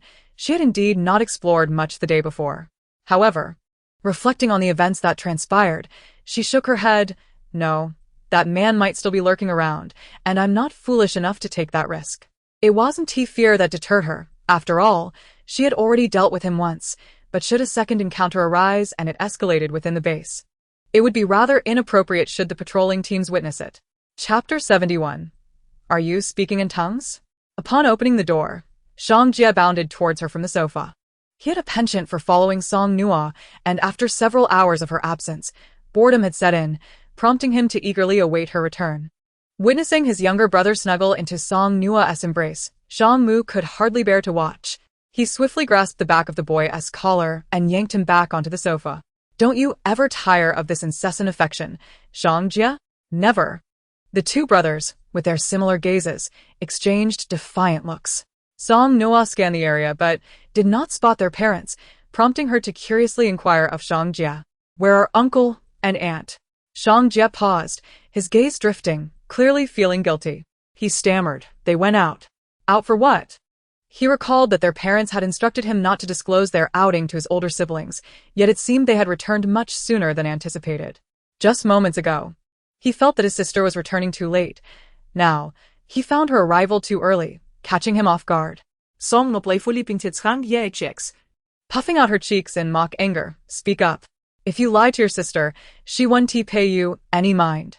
Song Jia's eyes widened, and he instinctively began to betray his allies. Uncle and aunt went to find work. His loud proclamation reached the ears of their parents, who had returned early, still covered in dirt and sand. "Weren't you supposed to uphold the honor of a man, promising not to disclose anything to your older siblings?" they thought, chiding him for his betrayal. Before Song Nuo could inquire further, Song Dad and Seong Dad quickly offered their explanations. "It's nothing serious. You children are always busy with this and that, and as your elders, we cannot simply do nothing and lounge around," Song Dad began. Seong Dad concurred. "Old Song is right. Ideally, we should be looking after you, but since you possess abilities that we cannot match, we must do what we can. We plan to build our own base and have gone to learn how to repair the protective walls." Elders often strive to assist their children whenever possible. And while Song Nuo understood her parents' intentions, she had just encountered trouble the previous day. Given that many ability users seem to look down upon ordinary people, she couldn't help but worry that her parents might face bullying outside. With a serious expression, she asserted, "But uncle and aunt, we have never assisted you in cooking, and I haven't even washed a single bowl after meals. You've often kept watch while we've been away. You have every right to pursue your interests, but you must not underestimate your contributions. It is your presence that allows us the peace of mind to pursue our own endeavors." Additionally, she added with a hint of apprehension, "What's more, I did offend someone yesterday. If they recognize you as having entered the base with me, what would happen if you face danger while we are absent?" Song Lin and the others remained silent, yet their solemn expressions confirmed their shared concerns. Consequently, their parents had no choice but to relent. "All right, we won't go out anymore. We won't sneak out again while you're away. And we acknowledge that repairing walls is indeed laborious." Song Nuo, in a mock stern manner, insisted, "Exactly. Such arduous tasks should be left to the older brothers, while you should rest at home." After being chastised, Song Dad and Song Mom had nothing further to say and retreated to the kitchen to prepare a meal with the instant noodles and other provisions that Song Nuo and her companions had exchanged. With no pressing matters in the afternoon, Song Nuo initially planned to lounge on the sofa, munch on snacks, and tease Song Jia while playfully tormenting Fei Jiu, enjoying a leisurely afternoon. However, merely 10 minutes after finishing lunch, a knock echoed at the door of their residence. Given that they had no acquaintances in the base, it was unlikely that anyone would come looking for them, if not for the normality of the knocking. Song Nuo might have thought it was that individual named Zhongyu from the previous day.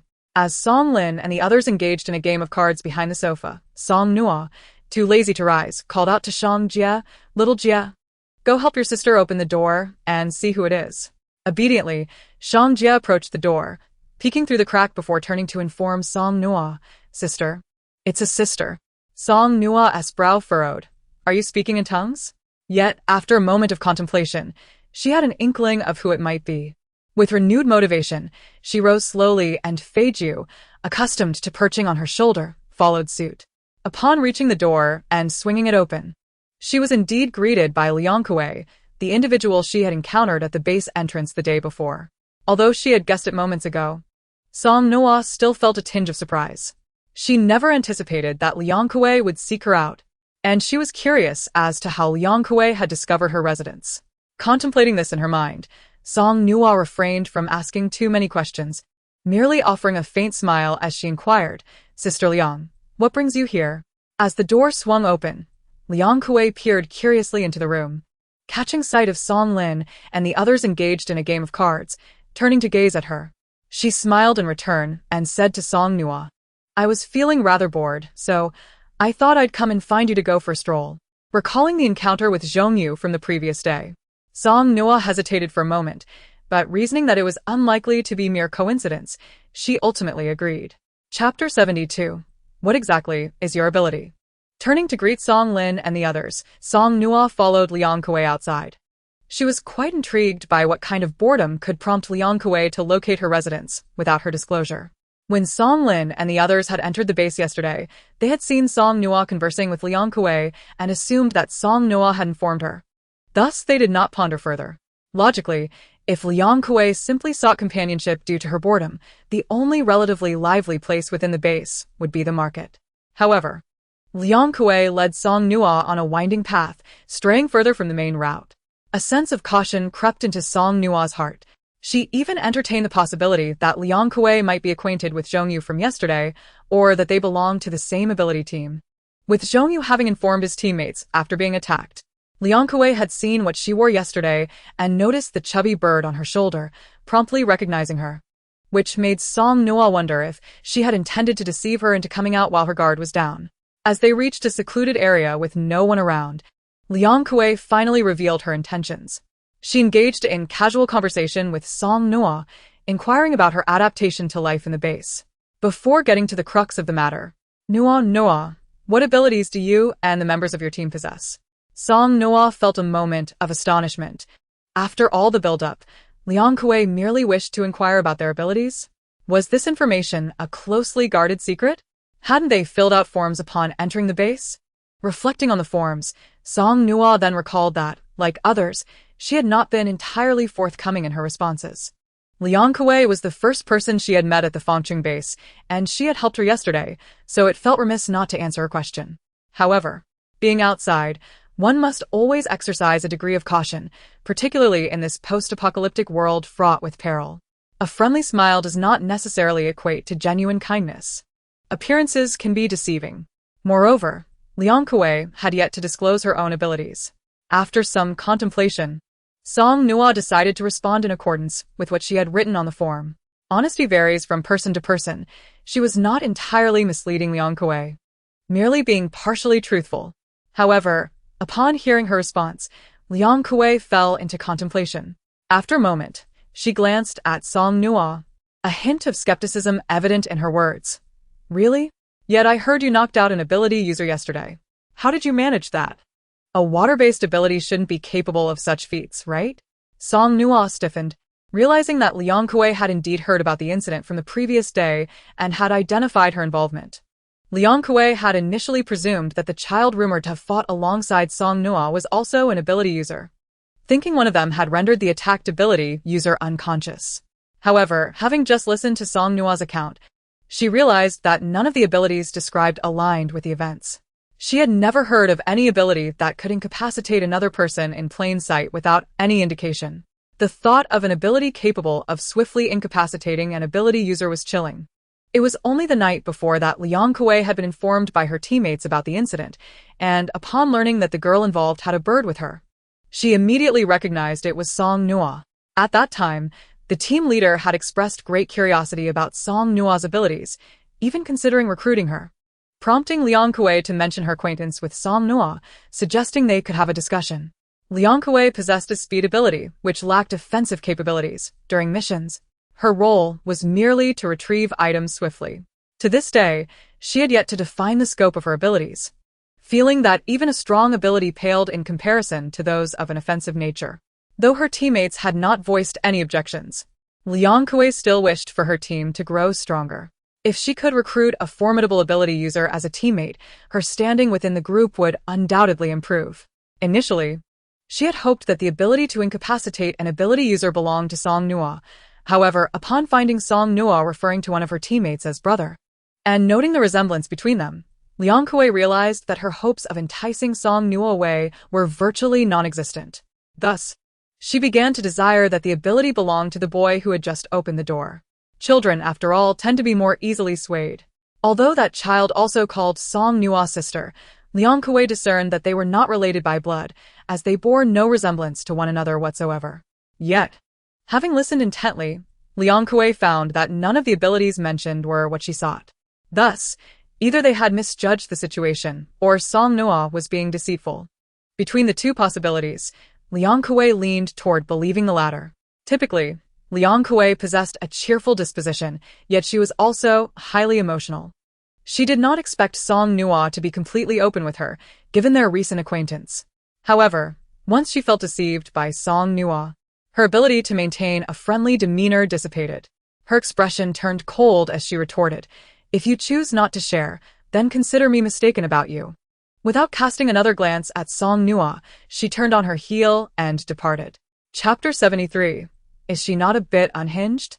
Liang Kuei, a speed-type ability user, was fueled by her frustration and unwillingness to remain in Song Nuo's company.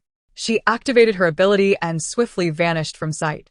The area was already populated with numerous houses, surrounded by trees and a small river, unlike the orderly layouts of urban complexes, and even separated by roads. During the establishment of the base, an expansion had taken place, and after Liang Kuei had led Song Nuo on a winding route, she now found herself lost, acutely aware of the profound silence around her, suggesting a scarcity of visitors. Song Nuo, lacking a keen sense of direction and essentially directionally challenged, attempted to navigate her way back, but every path felt unfamiliar. Due to the establishment of the base, the roads were blocked and no vehicles traversed them, making them appear indistinguishable from other concrete paths. At this moment, she couldn't even ascertain whether she had crossed a road upon her arrival or how many she had passed. After wandering for a while, she crouched beneath a tree, lethargically drawing 2 circles in the dirt, then lifting her gaze to engage in a staring contest with the chubby bird perched on her shoulder. The bird's bright, agile eyes met the round, bead-like eyes of her companion, and after a moment, Song Nuo retrieved a small piece of bread from her space and crumbled it to feed the bird. Once the bird had finished eating, she gently stroked its head with her finger and said, "Take me back." The bird danced on the ground a few times before flapping its wings and soaring into the air, leading the way for Song Nuo. Liang Kuei approached the entrance of the house where Song Nuo and her companions resided, her heart ablaze with indignation. She had pondered the matter thoroughly. In this current world, everyone yearned for their team to grow stronger. Although Song Nuo selfishly refrained from divulging the truth, she had surmised that the extraordinary ability belonged to that very child. After all, if the power was indeed Song Nuo's, then as long as she chose to remain, there was naught Liang Kuei could do. The only plausible scenario was that the possessor of this ability had no connection to Song Nuo, and should that individual be persuaded, Song Nuo would be powerless to intervene. Thus, it had to be that child. Just as Liang Kuei resolved to knock on the door and speak with the child, she suddenly realized that she had left Song Nuo alone. If she were knocked now, how would she explain to Song Nuo's brother where Song Nuo was? After a moment's hesitation at the door, it swung open unexpectedly, revealing the very child she sought, illuminating her face with surprise. Shang Jie had merely intended to check if Song Nuo had returned, but upon opening the door, he found Liang Kuei, who had come looking for her, standing before him. Instinctively glancing around, he found no sign of Song Nuo. Leading to his confusion, his sister had departed with this person, yet she had not returned. Upon seeing Shang Jie, Liang Kuei's heart leapt, and she waved, beckoning him to step outside. Although Shang Jie initially had no desire to engage with Liang Kuei, as she was a stranger to him, he recalled that she was acquainted with Song Nuo and felt compelled to inquire about his sister's whereabouts. Thus, he emerged, leaving the door ajar. As Shang Jie approached Liang Kuei and opened his mouth to speak, she eagerly queried, "Little one, what is your extraordinary ability?" Song Nuo. Though still quite young and in elementary school, he understood that one must first ascertain whether another possessed such abilities before inquiring about them. This thought dampened his spirits. He longed for an extraordinary power himself, allowing him to join his brother and sister on missions and protect them. However, he quickly set aside his melancholy and earnestly replied to Liang Kuei, "I do not possess any extraordinary ability." How could this be? Liang Kuei's previously cheerful expression abruptly faltered. She found herself questioning her own ears. Had someone instructed this child to keep his abilities a secret? It was indeed a possibility. much like their team leader, who possessed dual abilities, yet only one was known to outsiders. Generally, she too refrained from revealing her powers, not out of suspicion, but from a fear that others might deem her abilities too feeble. Yet, upon scrutinizing Shang Jie's earnest expression, she discerned the sincerity in his gaze. At that moment, she was rendered speechless. If it were neither Song Nuo nor this child, then who could it be? Surely it could not be that bird? Before she could ponder further, Shang Jie inquired, "Isn't my sister with you? Where is she now?" Liang Kuei was taken aback, as she had not received the answer she sought. With little interest in continuing the conversation, she apathetically responded, "Song Nuo did not return with me. She will likely be back shortly." Shang Jie's eyes widened in alarm as he raised his voice. "You left my sister behind and returned alone?" His concern grew. He knew Song Nuo struggled with her sense of direction, while she would not get lost within the base. The experience of being unable to find her way was surely distressing. Liang Kuei frowned, her displeasure evident as she retorted, "What are you saying?" "She will return shortly." Of course, she would return, Shang Jie thought, aware that Fei Jiao had accompanied Song Nuo. However, the person before him had led his sister away only to abandon her elsewhere, now questioning him about extraordinary abilities. Was she not acting irrationally? Chapter 74. Would anyone have such a vivid imagination? Shang Jie's voice, somewhat raised, carried into the house, prompting Shang Mu, who had been engaged with his father, to step out and inquire, "Shao Jie, what is the matter?" Shang Jie turned to his brother and exclaimed, "Brother, this person left Nuo Nuo behind." Shang Mu. His brother certainly had a way with words. Had feio acompanhado no. Shang Jie nodded. "Then Nuo Nuo will not be lost," he said, before Shang Mu immediately turned to Liang Kuei and asked, "Excuse me, our Nuo Nuo struggles with her sense of direction. May I ask where you and Nuo Nuo went?" Upon seeing the striking resemblance between Shang Mu and Shang Jie, Liang Kuei momentarily faltered, quickly realizing the gravity of her actions, and promptly informed Shang Mu of their whereabouts. Shang Mu expressed his thanks in a detached yet polite manner before hastily taking Shang Jie to the location Liang Kuei had mentioned in search of Song Nuo. Liang Kuei stood rooted, watching their retreating figures. Her lips moved, yet no words escaped. In that moment, she felt a flicker of regret, but it was swiftly overshadowed by her resolve to return and discuss matters with her team leader. While her suspicions about a bird seemed somewhat absurd, the words of that child's brother suggested the bird might indeed be quite remarkable. This was, in fact, good news. Capturing a bird would undoubtedly be far simpler than persuading a living person to willingly join their ranks.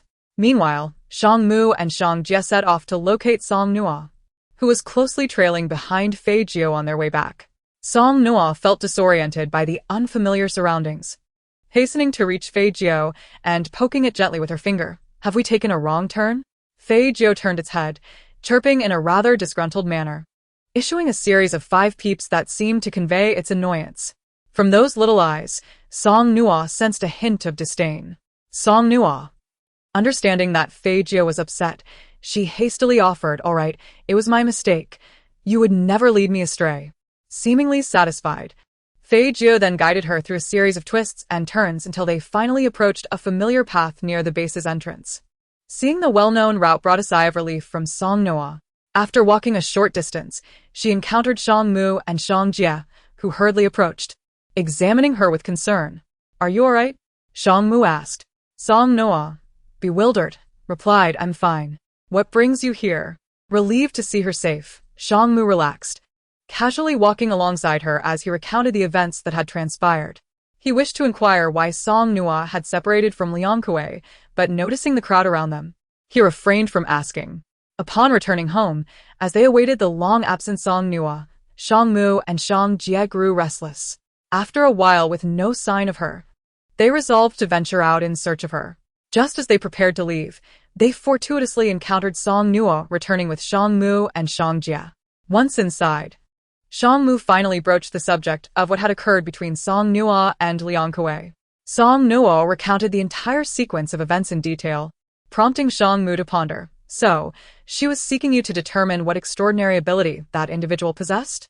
Did she leave in anger upon receiving no answers?" "Yes." While it was not uncommon for girls to become upset and ignore one another, the question remained, why would Liang Kuei, having become so irate, come to their residence. Shangmu then turned to Shangjie and asked, "What did that person say to you?" She inquired about my abilities, and I responded that I possessed none. Subsequently, she fell into a daze, prompting me to ask about her sister's whereabouts, at which point you emerged, dear brother. Shangmu contemplated the situation. Considering the previous relationship between Liang Kuei and Song Nuo, it seemed that her inquiry into their abilities was devoid of any malicious intent. It was more likely that she aimed to win over a capable ability user.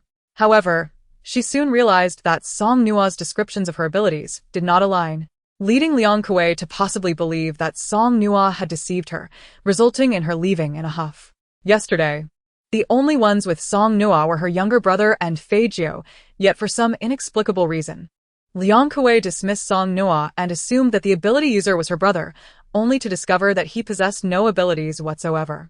If Liang Kuei remained obstinate, Shangmu's expression grew increasingly complex. Surely, her next target wouldn't be Fei Jiu, would it? Observing Fei Jiu perched on Song Nuo's shoulder, pecking at her clothing with its diminutive beak, appearing rather foolish, Shangmu felt a whirlwind of emotions. Surely, no one could possess such a vivid imagination? Although Shangmu found the notion rather absurd, she confided in Song Nuo, "It seems that Liang Kuei's team may attempt to seize Fei Jiu from us." Song Nuo responded with a look of bewilderment. Surprised, she opened her mouth, hesitated, and finally managed to utter, "Are they also directionally challenged?" Song Ling and the others were somewhat astonished by Song Nuo's line of reasoning. Shangmu gently elucidated. She might believe that the ability you employed against that ability user yesterday belongs to Fei Jiu. Song Nuo blinked in astonishment, and soon thereafter, Song Ling and the others heard her, the often outlandish one, exclaim, "She is utterly ridiculous." Chapter 75. Thinking you were about to awaken your powers, though there were speculations. Shangmu did not dare to confirm whether Liang Kuei would genuinely act in such a manner. However, even if she entertained such thoughts, it mattered little. They spent every day with Song Nuo, whether embarking on missions or remaining in their residence, ensuring that Liang Kuei would never find an opportunity to encounter Song Nuo alone with Fei Jiu. After running around for so long, Song Nuo was quite fatigued. Following their discussion, she reclined on the sofa, closed her eyes, and inadvertently drifted off to sleep. When she awoke, she found that the sky outside had darkened. She stared blankly at the ceiling, momentarily forgetting her location on the sofa. As she turned over, she nearly tumbled to the floor, but a hand reached out from the front, catching her just in time. Startled, Song Nuo took a deep breath, still lying on the sofa, her head tilting forward to see her brother sitting beside her on a single sofa, while Fei Jiu stood on the armrest, staring at her with wide eyes, chirping in delight upon noticing her awakening. Song Nuo. Song Ling remained silent, reaching out to touch her forehead, relieved to find her temperature had subsided.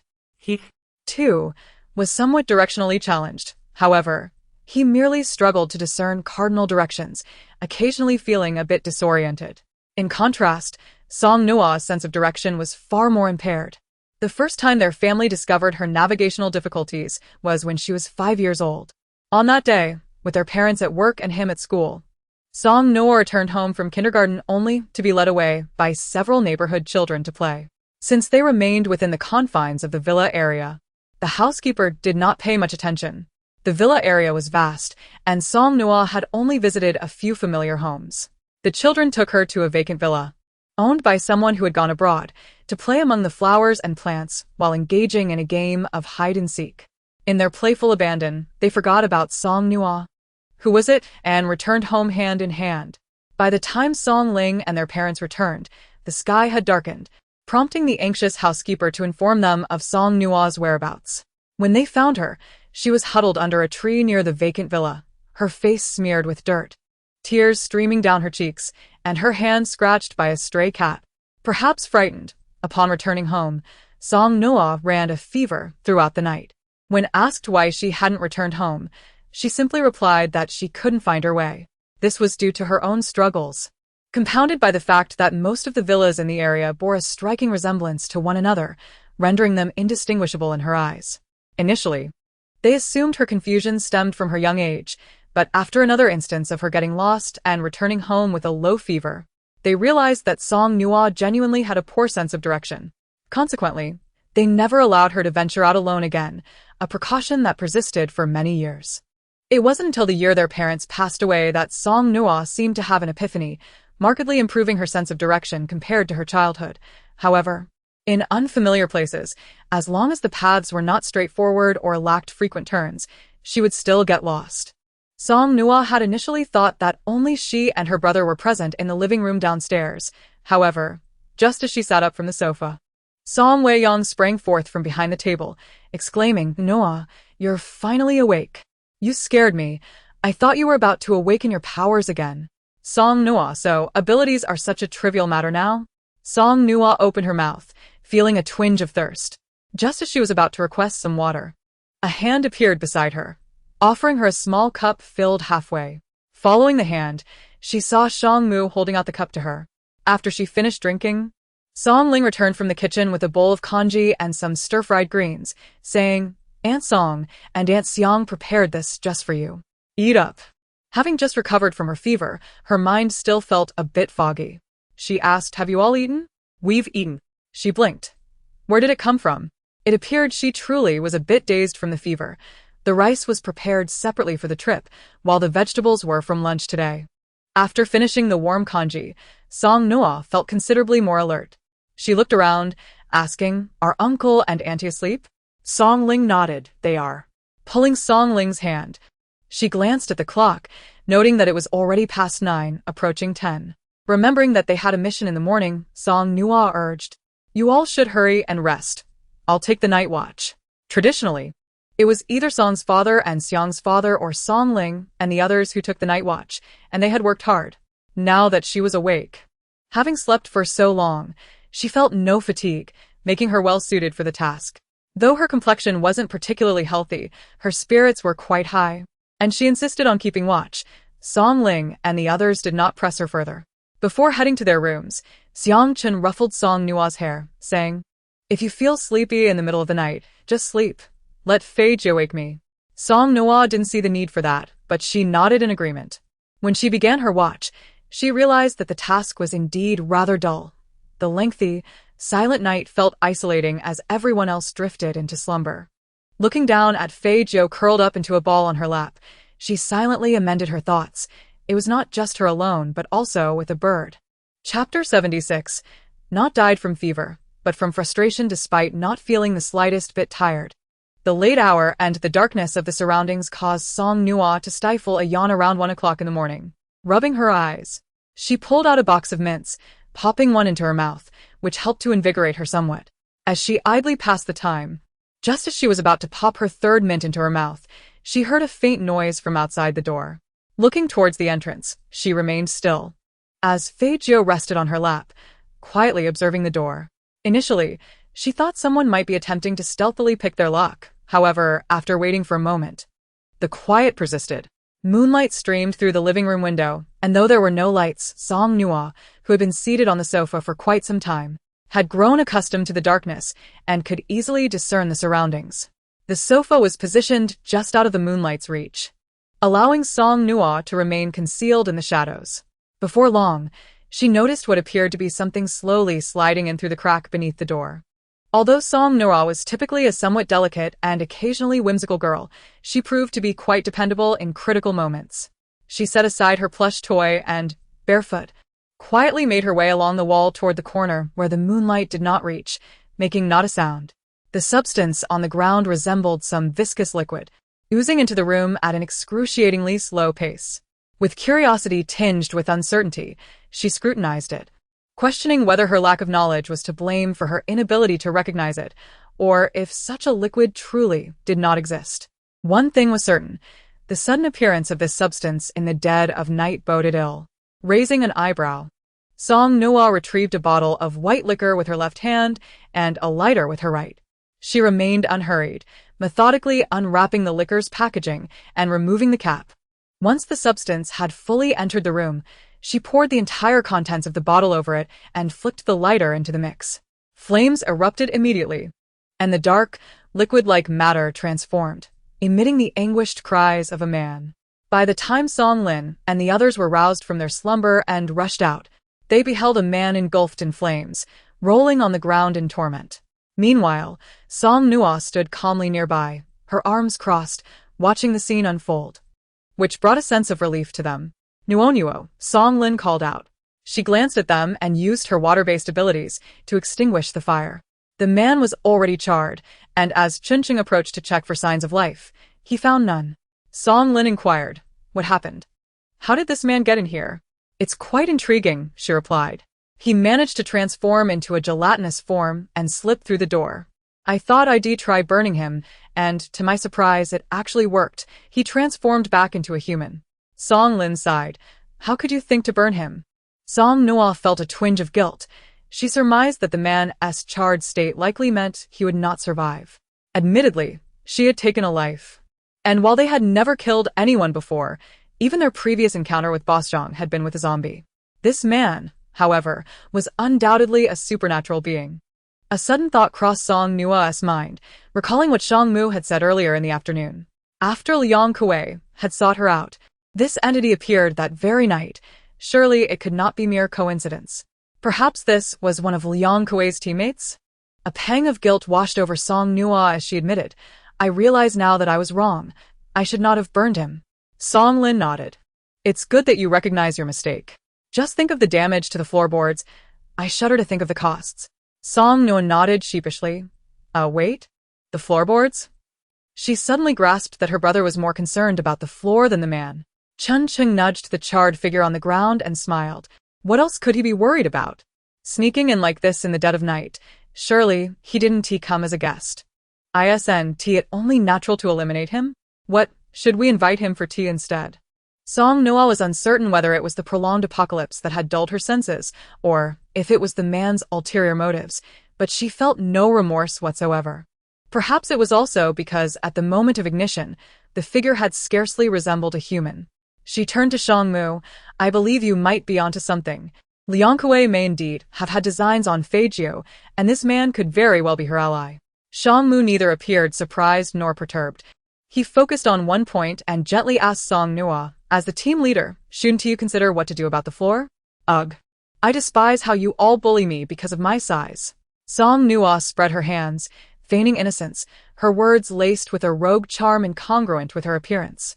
"What does it have to do with me? It was he who crept in and caused this mess." That night, Song's father and Chen's father had been upstairs with their respective mothers, and upon descending to witness the scene, they exchanged glances, but said nothing, promptly beginning to clean up the aftermath. Chunqing remarked, "This man isn't dead yet." After hearing Song Nuo's words, he checked for breath again. "Oh, now he is." With that, he signaled for their fathers to proceed with the cleanup. Song Nuo was taken aback. So, it turned out that she hadn't killed him through the flames, but rather through her exasperation? Well, that certainly alleviated her guilt a notch. Chapter 77. Awaiting Reckoning. Following this incident, neither Song's father nor Chen's father intended to sleep any longer. They urged Song Nuo and the others to return to their rooms and promptly set out to handle the supernatural being's remains. Coincidentally, Song Nuo was indeed feeling somewhat weary. Had it not been for the recent events, she might have already fallen asleep. She felt too lazy to go upstairs and instead reclined on the sofa, intending to continue her slumber there. Remembering how she had nearly toppled from the sofa earlier, Song Lin lifted her and carried her to his room, opting to sleep on the sofa himself. Summer mornings dawned early, and shortly after Song's father and Chen's father returned from dealing with the body, daylight fully broke. Song Nuo woke first, washed up, drank some water, and hesitated between preparing breakfast or not. In the end, she decided against burdening them further. Song Lin, unable to sleep soundly, was stirred by her movements. Rubbing his temples, he inquired, Nuo, why are you up so early?" Having just dispatched a supernatural being in the dead of night, Song Nuo was not so carefree. She pondered whether someone would come seeking retribution today. "Are they coming to settle the score?" Song Lin raised his eyebrows in surprise, though the moment was perhaps not the most appropriate. He couldn't help but find it amusing. Last night, he had seen her sleeping soundly, leading him to believe she was completely unafraid. Yet, even as Song's mother and Chen's mother prepared breakfast, Song Nuo remained distracted and no one arrived. Unable to suppress her doubts, Song Nuo wondered, could it be that last night's man had no connection to Liang Kuei? She glanced at Song Nuo, who lightly tapped the table with his fingers. Let us wait a little longer. Song Nuo counted the moments on her fingers and finally, around 8 o'clock, the loud banging on the door echoed through the house.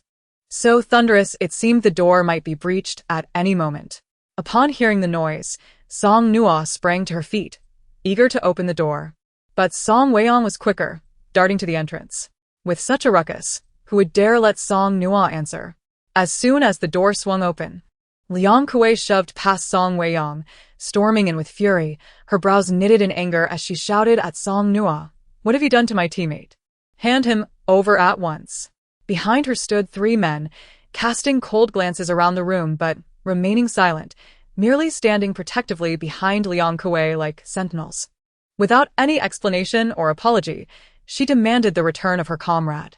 Initially, Song Nuo felt a pang of guilt, but now it had vanished.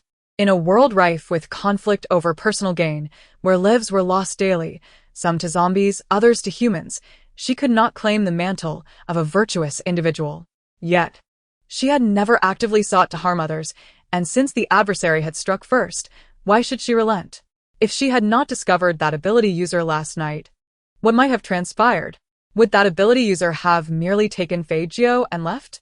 Moreover, by what right do they presume to take Feijio? Liang Kuei first sought information on her own, then had her teammates take action that evening. Her audacity was truly remarkable. Song Nuo coldly curved her lips and, devoid of emotion, inquired, You are searching for your teammates, not mine. Why have you come to me? Stop pretending. My teammate must be hidden by you. Liang Kuei retorted. Song Nuo replied, Pray tell, why would your teammate be here with me? That is because Liang Kuei had not finished her sentence when one of her teammates tugged at her sleeve, successfully silencing her. It dawned on Liang Kuei that she had nearly revealed something she ought not to have. Nearby, many individuals, drawn by the commotion, gravitated closer, eager to witness the unfolding drama. Liang Kuei glanced outside at those whispering, rendered speechless and feeling a tinge of bitterness. Speechless? Song Nuo asked, her expression impassive. You cannot even articulate why your teammate is here, yet you come to demand a person from me? You. Liang Kuei stammered. One of her teammates surveyed the room and noticed the peculiar state of the floor, nudging Liang Kuei to direct her gaze downward. Upon observing the floor's oddity, Liang Kuei found her confidence restored. Then explain, what is the matter with this floor? Song Nuo answered matter-of-factly. What? Can't you tell? It is obviously damaged. Are you volunteering to help with repairs? After the floor was scorched during the night, Song Weiyang had mended it with his metallic ability. Unless one looked closely, the repairs were not readily apparent, but a downward glance would reveal the stark contrast. Frustrated, Liang Kuei struggled to contain her exasperation. I meant, how did this floor come to be damaged? Does your home reside by the sea, that you meddle so? Well, since you are so eager to know, I shall enlighten you. Last night, someone set our place ablaze, and fortunately, I discovered it in time, sparing us from harm. Alas, I startled the arsonist, and he managed to escape. As she spoke, Song Nuo feigned regret, suddenly placing a hand over her mouth in disbelief. Could it be that the assailant last night was your teammate? No wonder you seek to claim someone from us. What offense have I committed to warrant such treatment? Since we have come to no harm, let us dismiss the arson, yet you must compensate for the damages. After Song Weiyang opened the door, he pulled Song Jie aside, lowering his head to stifle a laugh, fearful of disrupting Song Nuo's performance. Chapter 78. How could someone be so shameless? Liang Kuei was rendered speechless by Song Nuo's words. Incredulous that anyone could possess such audacity to demand compensation from her. Unable to restrain herself, she countered, Do not slander me. My teammate came here clearly for yet. She faltered, aware that the true motive was hardly more commendable than arson, and once spoken, they would lose the chance to act. Thus, it must remain concealed. What is it? Liang Kuei pursed her lips, falling silent. Song Nuo, disinterested in further entangling herself with Liang Kuei, declared, If you cannot articulate it, then perhaps you should return. That individual escaped when I discovered him. Liang Kuei glared fiercely at Song Nuo, who remained unperturbed, her fierce demeanor faltering, replaced by a brazen gaze directed at Liang Kuei. This only served to infuriate Liang Kuei further, who left with a parting threat, You will regret this. As she departed, Liang Kuei's teammate, who had previously urged her to look at the floor, cast a meaningful glance at the Fei Jiao perched on Song Nuo's shoulder, inciting in Song Nuo a desire to hurl her slipper at them. What are you staring at? What kind of conditions do you have at home that you aspire to keep such a bird? Once Liang Kuei and her companions had vacated the premises, the onlookers dispersed, and Song Weiyang proceeded to close the door, turning to Song Nuo. What a pity we did not have the chance. Otherwise, Nuo, you should consider enrolling in a film academy. Really? Song Nuo felt a surge of delight, surprised to discover she had a knack for acting. Seeing Song Nuo's smug expression, Song Ling could not resist teasing her. If you were to become an actress, I would have to support you for life. With no acting talent, relying solely on words, her ability to fabricate lies was a spectacle in itself, often inciting more irritation than deception.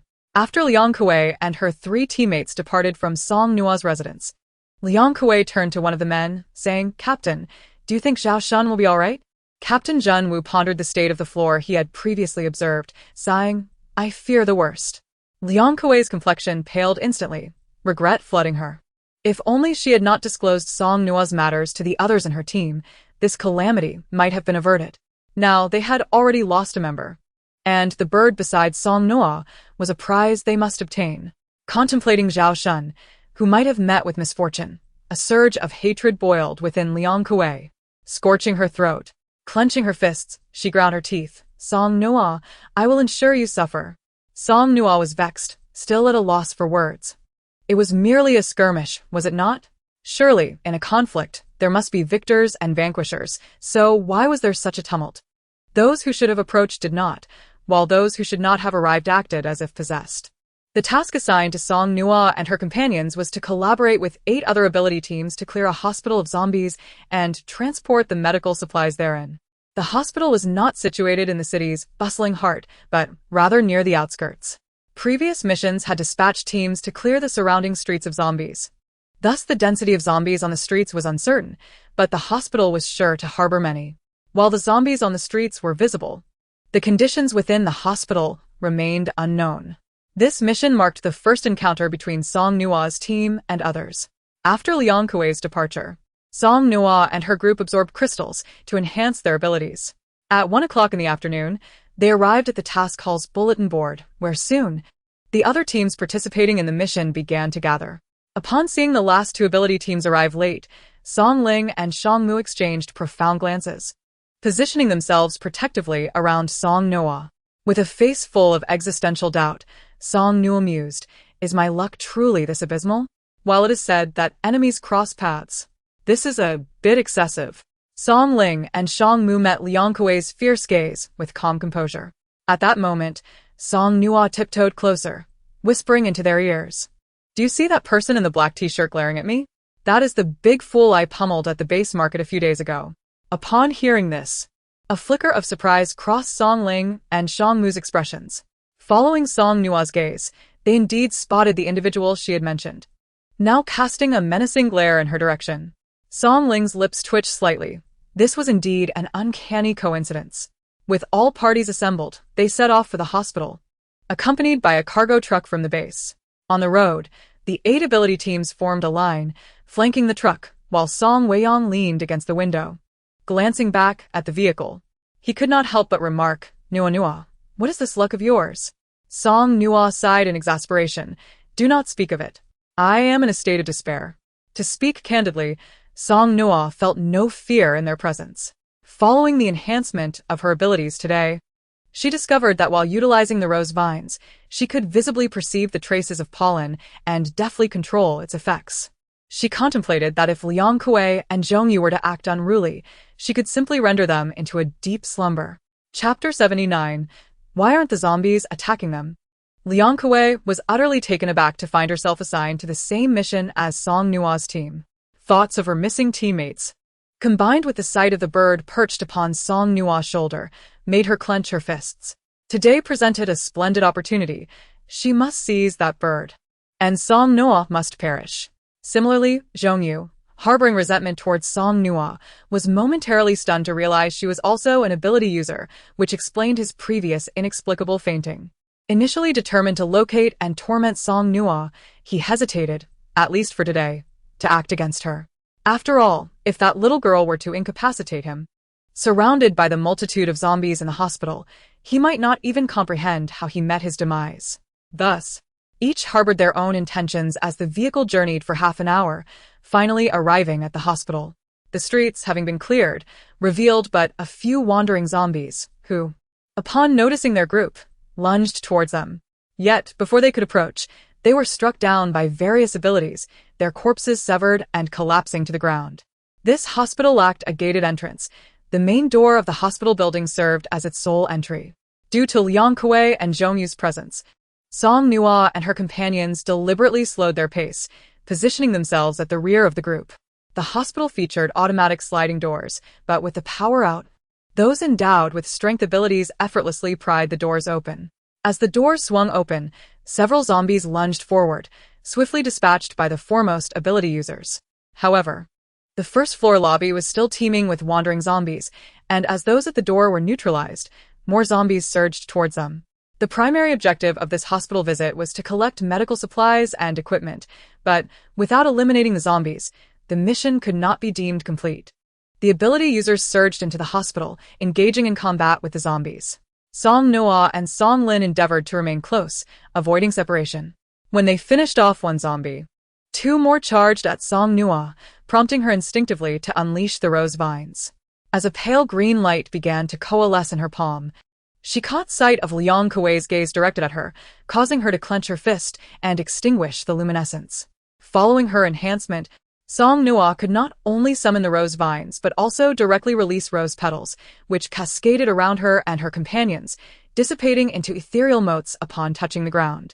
Aware that her rose pollen held no effect on the zombies, she nonetheless sought to prevent any of her adversaries from taking advantage of the situation, particularly those among the two opposing teams of ability users.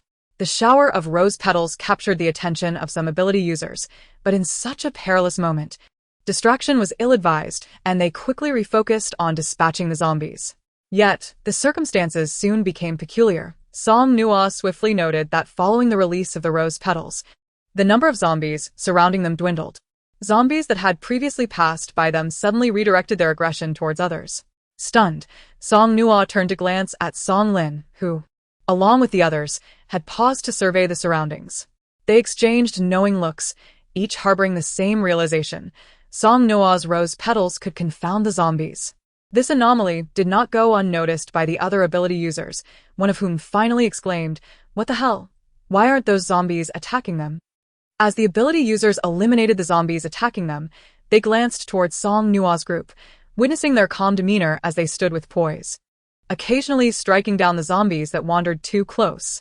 In a moment that should have been fraught with tension, Song Nuo and her companions appeared remarkably graceful.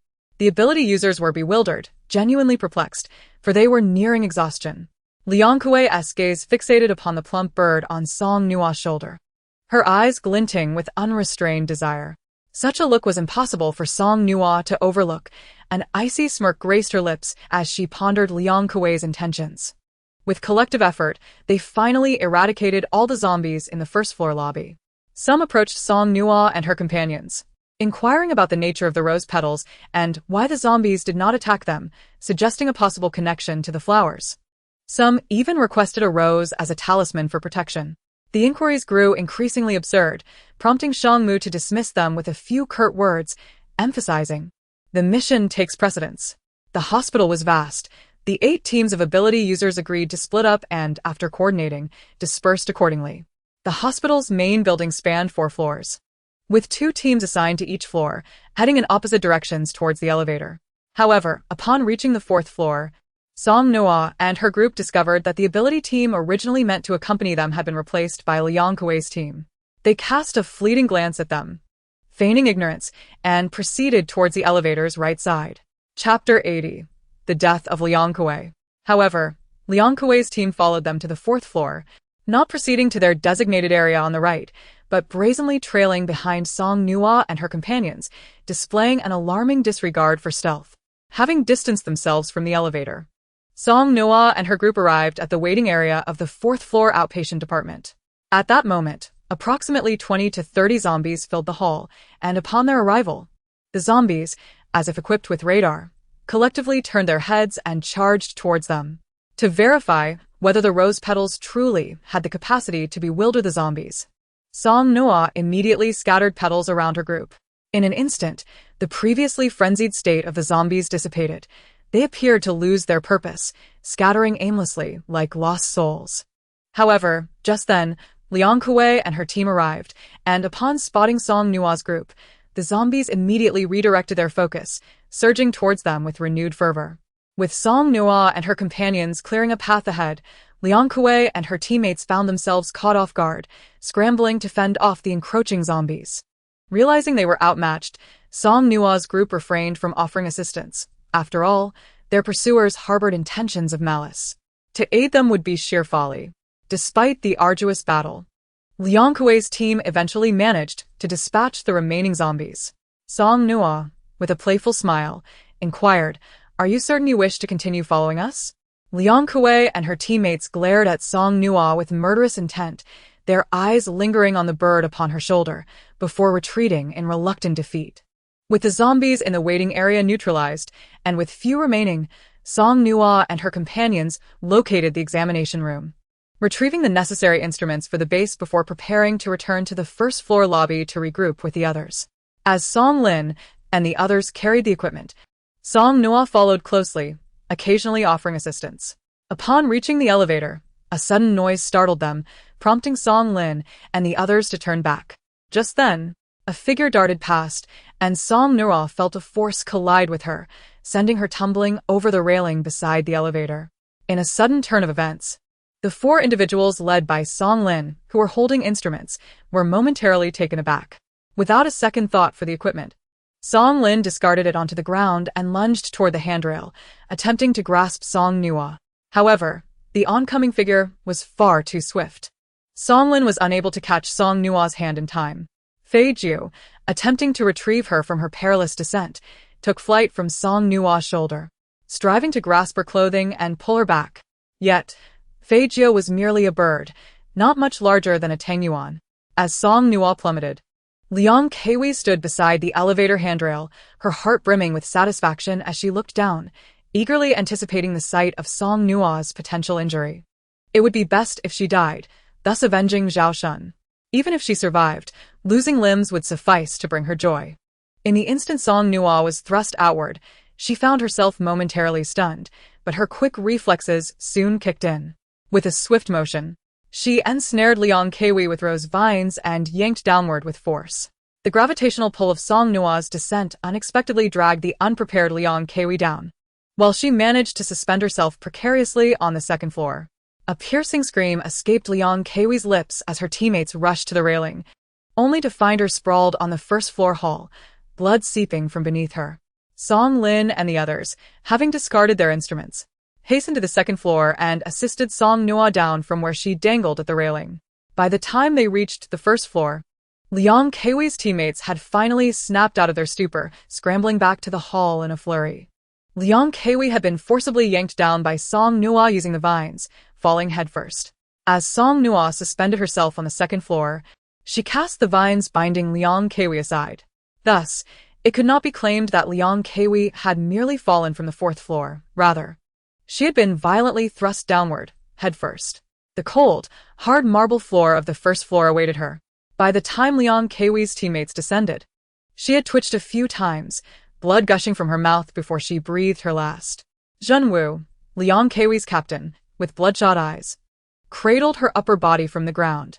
The back of her head had taken on a distorted shape, blood cascading down like rain from an eave during a storm, splattering onto the floor and creating countless crimson blooms. Amidst the bloodshed, Song Nuo's rose petals lay scattered, transforming into points of light before vanishing, vivid yet morbid. Zhenwu, unwilling to accept the reality, checked for Liang Kuei's breath, only to discover that she had indeed perished. Glaring at Song Nuo with fury, he shouted, "Song Nuo, you have gone too far." The events had unfolded with alarming speed, leaving Song Nuo no time for contemplation. Instinctively, she had pulled down the one intent on harming her. And having been swung to the second floor, she had acted decisively. Glancing at the pool of blood, she felt a pang of discomfort, yet not a shred of regret. Liang Keiwei had harbored intentions to kill her. It was not as if she could thank her with a smile. Even if she had slain Liang Keiwei, it was ultimately due to Liang Keiwei's own shortcomings. Having already burned one to death last night, and now having caused another's demise, Song Nuo, though not a reckless outlaw, felt an inkling of anxiety. Chapter 81. I must kill her. Song Lin's expression was frigid as he embraced Song Nuo, shielding her from the gruesome scene. Who is truly the one who has gone too far? The resounding crash of Liang Keiwei's fall echoed throughout the empty hall, unmistakably heard even on other floors. While some ability users were still occupied with clearing zombies in their designated areas, those who had already finished swiftly emerged upon hearing the commotion. The team of ability users had been familiar with the Fong team for quite some time. Although there were no deep bonds with other teams, they recognized one another. Witnessing Liang Keiwei lying in a pool of blood, her captain Zhen Wu glared at the young girl from another team. Typically, ability users refrained from intervening in each other's disputes, yet the sight before them commanded attention. Someone cautiously inquired, "Zhen Wu, what has transpired here?" With a rage-filled gaze, Zhen Wu pointed at Song Nuo, cradled in Song Lin's arms, exclaiming, "She has killed my teammate. I will avenge her today." The surrounding ability users exchanged glances, remaining silent. It was evident to all that with only 3 members on Zhen Wu's side against 5 on the opposing team, and considering the strength of their abilities, it was highly improbable for Zhen Wu and his companions to prevail. Zhen Wu was acutely aware of this, which prompted his desperate plea. This girl is so young, yet harbors such malice. Today it is my teammate who has perished. Tomorrow it could be yours. I implore you all to assist me. This was a blatant attempt to incite everyone against them. Song Mu slightly narrowed his eyes, intercepting Song Weiyang, who was on the verge of confronting the opposing team. He was curious to gauge the stance of the others. Speaking kindly was reserved for those with sense. If these individuals were truly oblivious, Song Mu felt no obligation to hold back. From the previous encounter in the hall, he surmised that, individually, these users' abilities appeared weaker than theirs. Perhaps they were not yet aware of the significance of crystal cores or how they could enhance abilities. Fortunately, these ability users had navigated through numerous trials and none were fools. No one wished to be used as a pawn. One person asked, "We wish to know what exactly happened." With a gentle smile and calm demeanor, Song Mu addressed the crowd. "Allow me to clarify the situation." He then turned his attention to Zhen Wu, his eyes gleaming with coldness. "You claim that our Nuo has slain your teammate.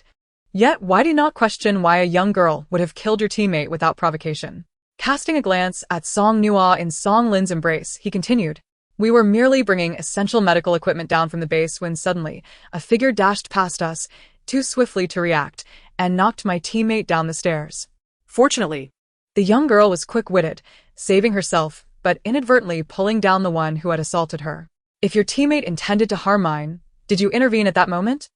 Zhen Wu had not, as he was entirely unaware of Liang Keiwei's intentions.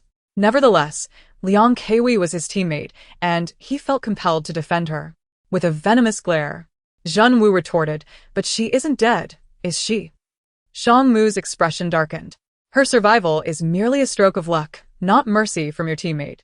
Had she reacted just a moment slower, it would be her lying here now." Silence fell over the gathering, and after a prolonged pause, one ability user who had previously teamed up with Zhen Wu remarked, "Zhen Wu, perhaps it is best to let this go. After all, it was your teammate who initiated the attack. This truly cannot be laid at their feet. I understand your dissatisfaction over your teammate's death, but we simply cannot assist you in this matter. It was a thankless task that only risked enmity, and without justification, how could they possibly intervene? The consequences of one's actions must be borne by oneself. If you could not match your opponent, why provoke them in the first place?" Seeing no support forthcoming, Zhen Wu found it intolerable. He had already declared his intentions. If he simply let this slide, where would he save face? In the future, will anyone be able to humiliate them at will? As this thought crossed his mind, Zhen Wu relinquished the lifeless body of Liang Keiwei and rose to his feet. A flame erupting from his palm and surging towards Song Nuo. Zhen Wu's fire-based abilities were considerably inferior to Song Lin's. Before he could make a move, Xiang Chen extinguished the flame with his earth-based power. Zhen Wu's 2 teammates, witnessing this, were about to take action when suddenly Song Nuo turned around.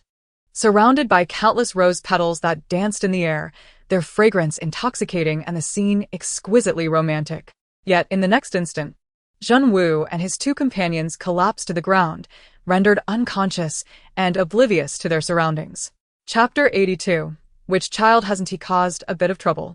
Eradicating the weeds without uprooting their roots allows them to sprout anew with the spring breeze.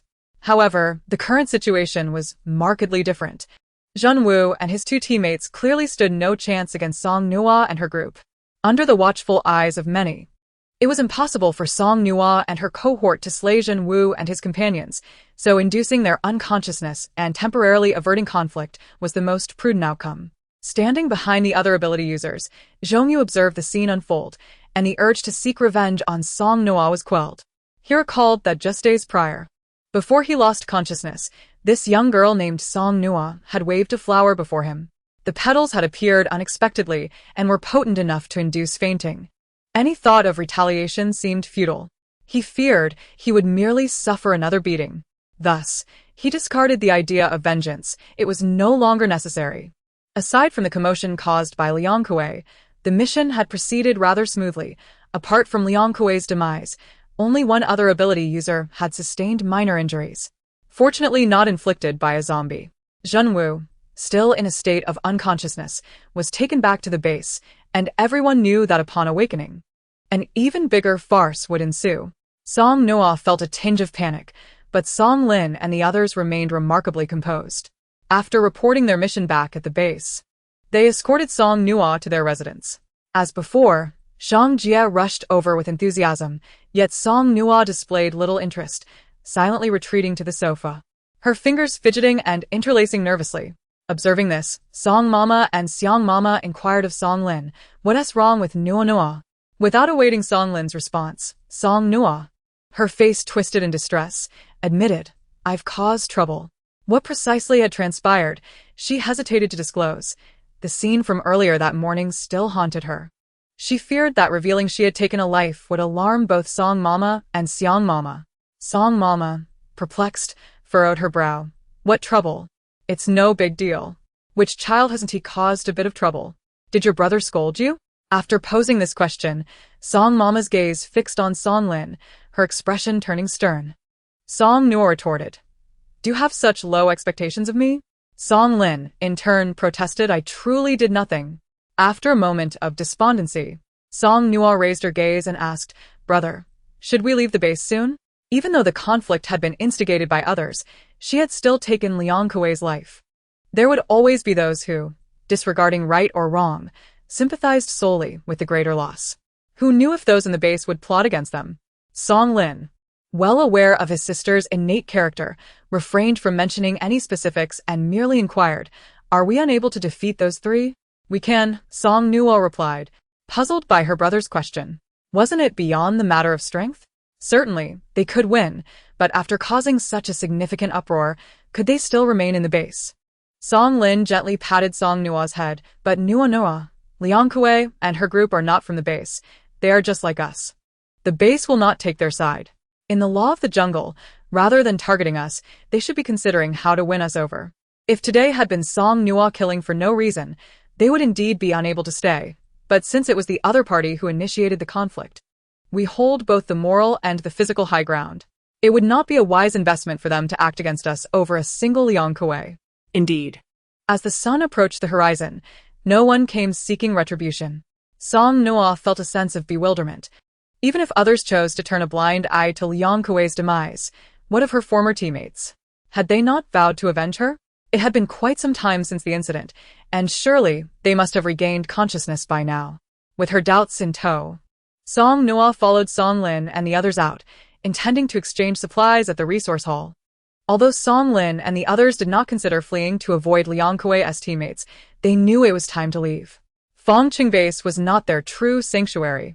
Since departure was inevitable, it was better to do so sooner rather than later, sparing Song Nuo from overthinking in the meantime. Upon entering the resource hall, they encountered a throng waiting to exchange supplies. However, the moment Song Nuo and her group stepped inside, the previously boisterous hall fell eerily silent. The hall was filled with ordinary people and ability users, including some who had accompanied Song Nuo to the hospital that day.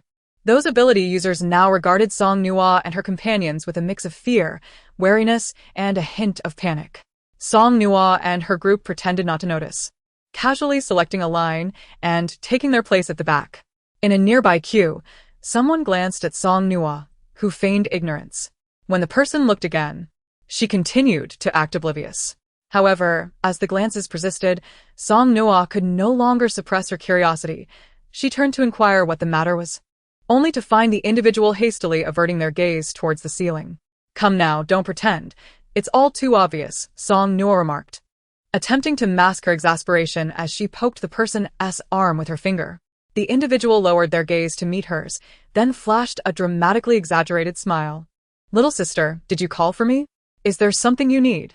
The smile was truly an eyesore. Chapter 83. That is the protagonist's halo.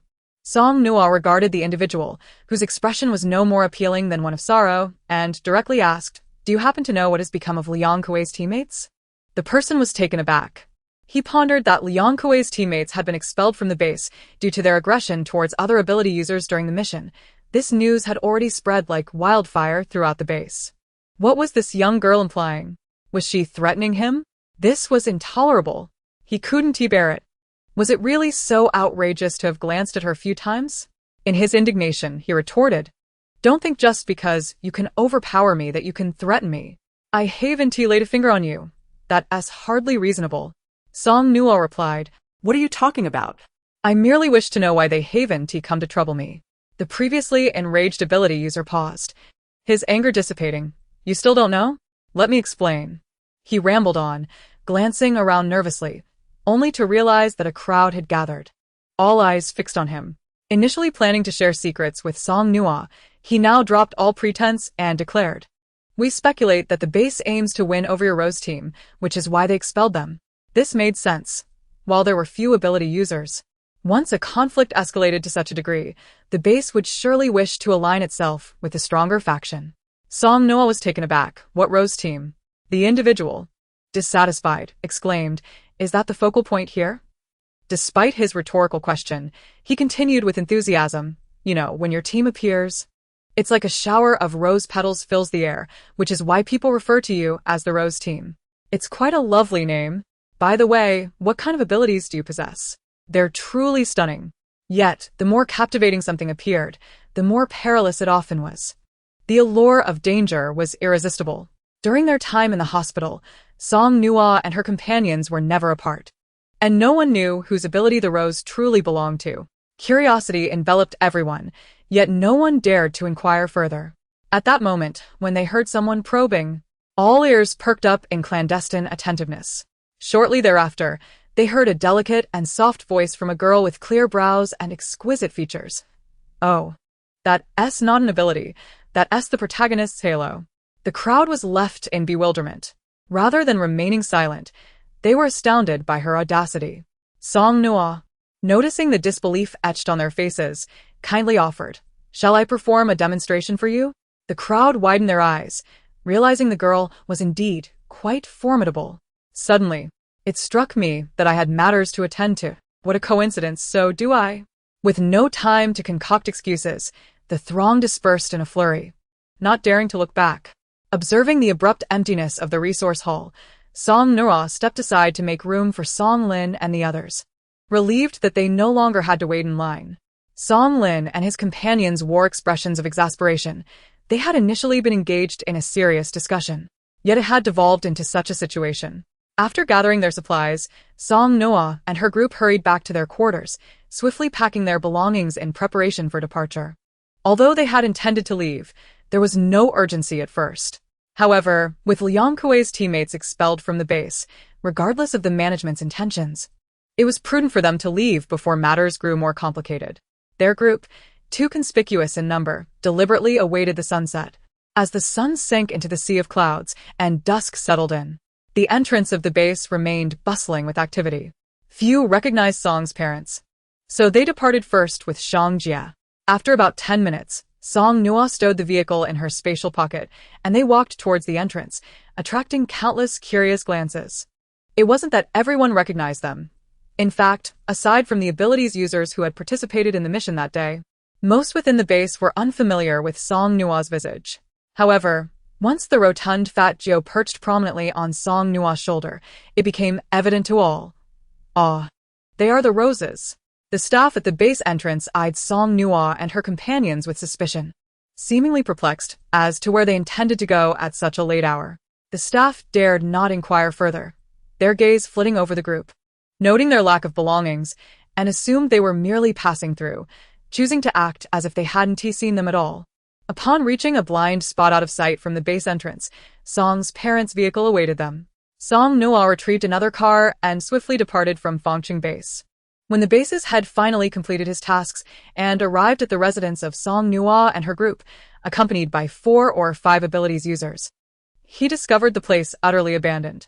Upon learning that Song Nuo and her companions had left the base, the entrance staff did not attempt to stop them. He erupted in anger, yet had to confront the bitter reality of his blunder. Having personally driven away several abilities users, the ones he sought to recruit had vanished without a word, a blatant slap in his face. Chapter 84. Do they truly desire an irreconcilable conflict?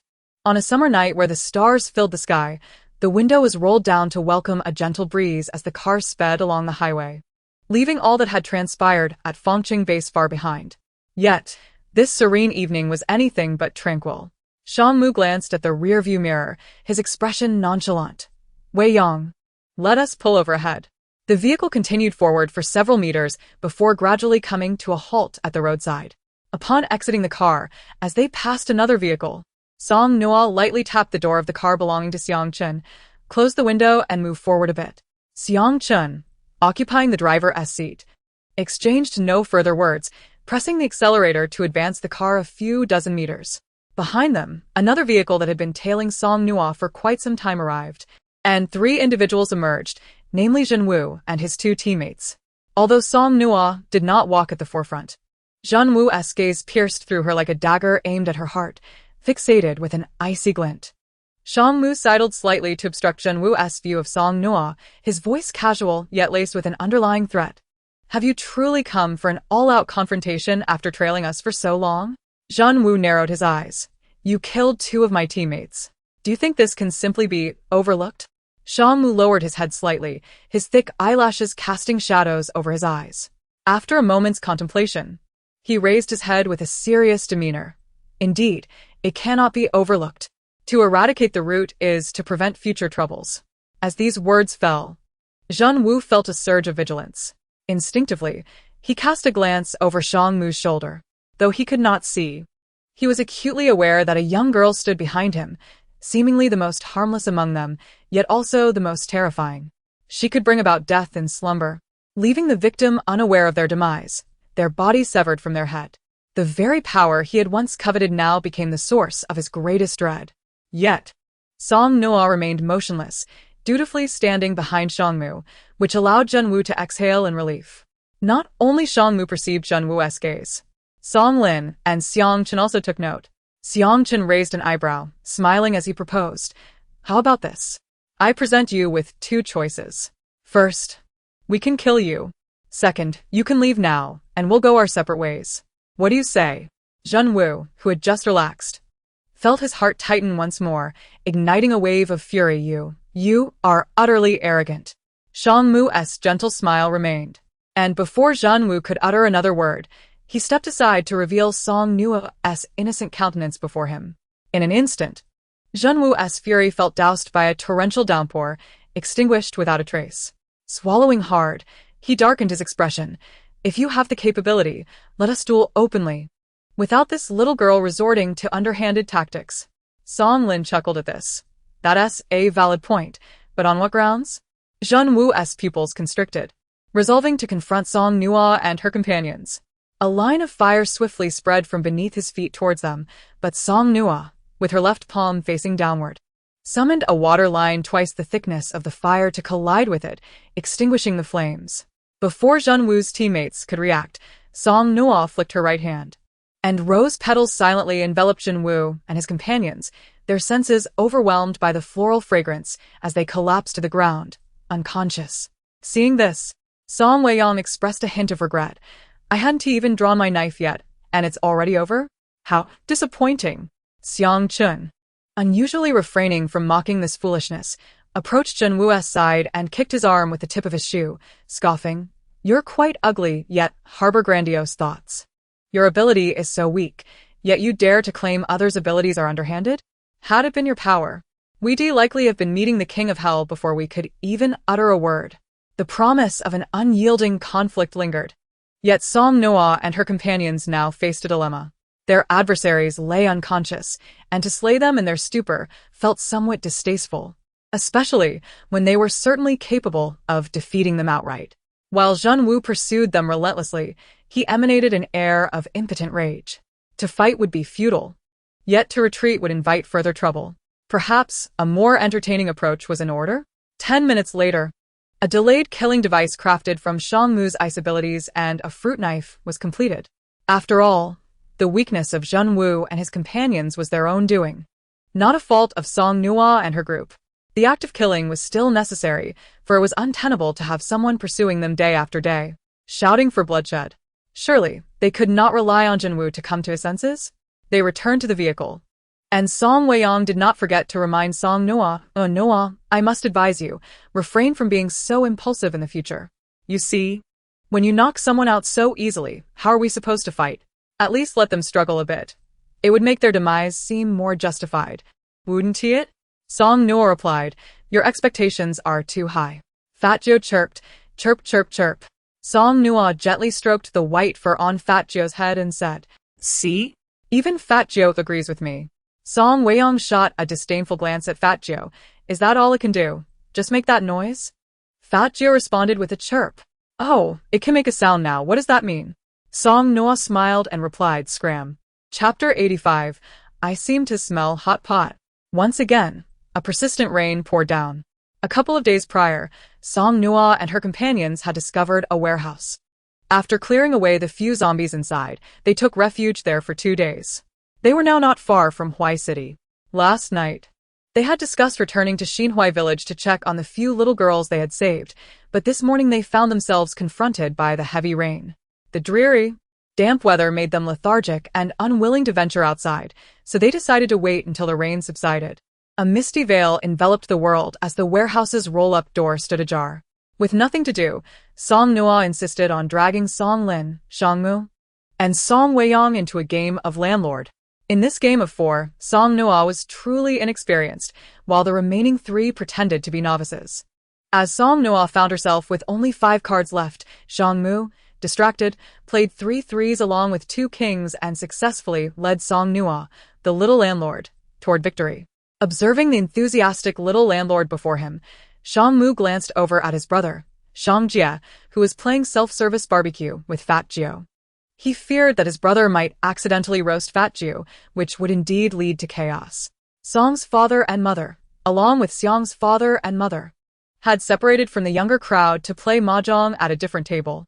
The mahjong set was not one that Song Nuo had hoarded. It was something Xiang's mother had brought along during their escape. Xiang Chen watched his parents play with a mix of annoyance and disbelief, his eyes nearly rolling to the ceiling. If only they had brought some gold or silver during their escape, he wouldn't have minded. But who in their right mind brings mahjong while fleeing? It was utterly absurd.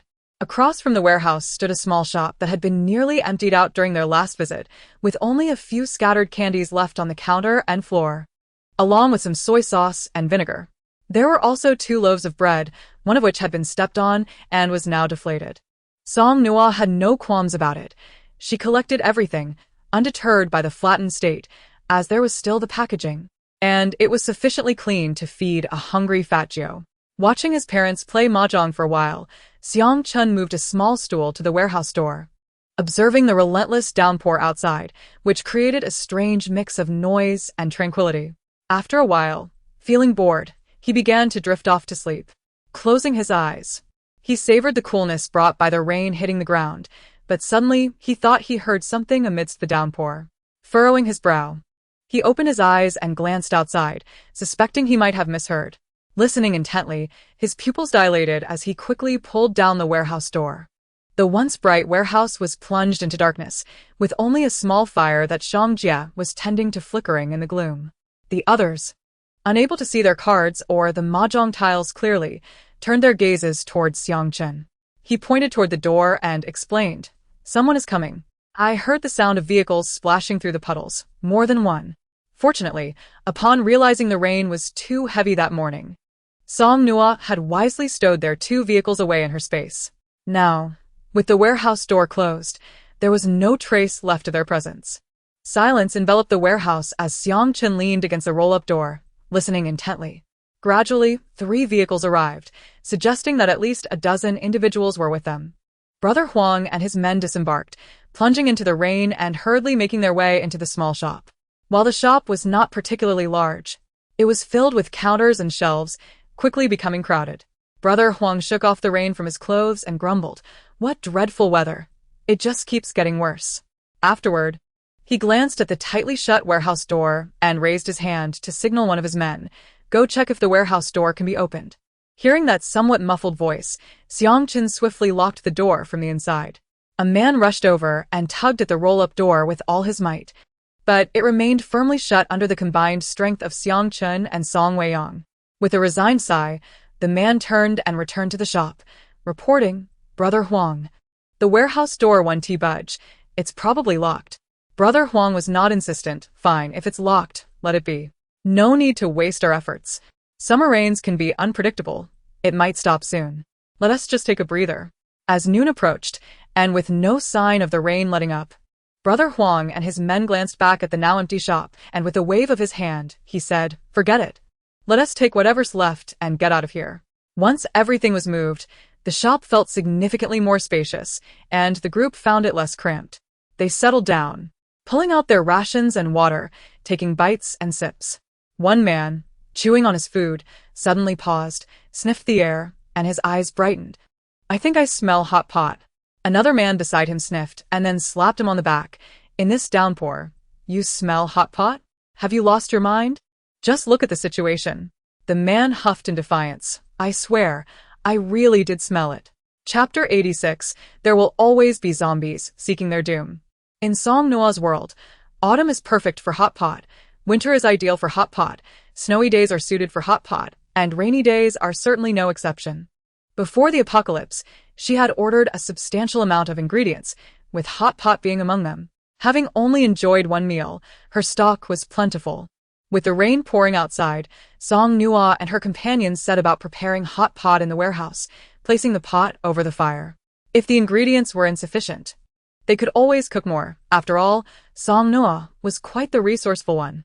Though just across the way there were individuals, Song Nuo and her group paid them no mind. In such heavy rain, who could possibly catch a whiff of their meal without a dog's nose? Even if they did, it mattered little to them. They avoided contact simply to prevent hassle, but if they did encounter each other, they were far from intimidated by numbers. They initially believed the rain would not last long, but to their surprise, it continued intermittently for nearly 2 days before finally ceasing. Due to the incessant downpour, Brother Huang and his group had remained, and Song Nuo's team, too, found no desire to leave. After a full 2 days, once the rain finally stopped, Song Nuo could hardly stand it anymore. Who could endure the gloomy confines of a warehouse day in and day out? As the sky cleared, Brother Huang and his men prepared to depart, bustling and making noise outside. Meanwhile, Song Nuo and her companions opened the roll-up door and, in front of Brother Huang and his more than 10 companions, casually emerged from the warehouse. They didn't even retrieve their vehicles from the space, simply walking away on foot. Brother Huang and his men stood there, dumbfounded, realizing that a whole group of living individuals had been right across from them for 2 days, merely a few meters apart, and they had been completely unaware. The brother from a few days ago who had claimed to smell hot pot stared in astonishment and nudged his companion with his elbow, proudly declaring, "See? I told you. I really did smell hot pot. Damn it, he doesn't have such foolish brothers." As Song Nuo and her companions swaggered away, having already covered a considerable distance of over 10 meters, Huang Laoda finally regained his senses. Unable to suppress his irritation, he shouted, "Stop." Initially, he thought there was nothing to contest, given that these people were empty-handed. However, their audacity was unbearable. Truly, it was excessively brazen. Did they not notice the throng of people gathered here? Song Nuo, under the impression that they were no longer being regarded, halted and turned to inquire. Is there something you need? Huang Laoda, momentarily taken aback, gazed at the seemingly innocent and lovely young girl before him. The harsh words that had been on the tip of his tongue were swallowed back, nearly choking him. To be fair, Huang Laoda was not a bad-hearted man. Despite his frustration, he felt reluctant to intimidate a young girl. After a prolonged silence, he finally managed to stammer, "Nothing." "Oh," Song Nuo responded, turning back to rejoin Song Lin and the others. Huang Laoda and his group stood dumbfounded, watching Song Nuo and her companions disappear into the distance. Rendered speechless for quite some time, Huang Laoda was on the verge of exploding with anger. Where did this young girl come from, with such audacity? Couldn't she see how fierce he was? And she simply said, "Oh?" After walking a considerable distance, ensuring no one was in the vicinity, Song Nuo finally retrieved the vehicle from her spatial storage. Following the rain, the sky was clear and high, with the breeze filtering through the car windows, evoking a sense of exhilaration. As they traveled, they made intermittent stops, returning once more to Xinhui village, just like the last time, and took residence in the same house as before. Curiously, Song Nuo glanced at the household they had previously visited, observing two women dining with several little girls. Although the children were not plump, their complexions were healthy, which eased Song Nuo's concerns. Before dawn the next day, they departed from Xinhui village. Hui City lay adjacent to Ning City. They did not specifically intend to visit Ning City, yet while driving, they noticed a sign indicating they were entering its territory.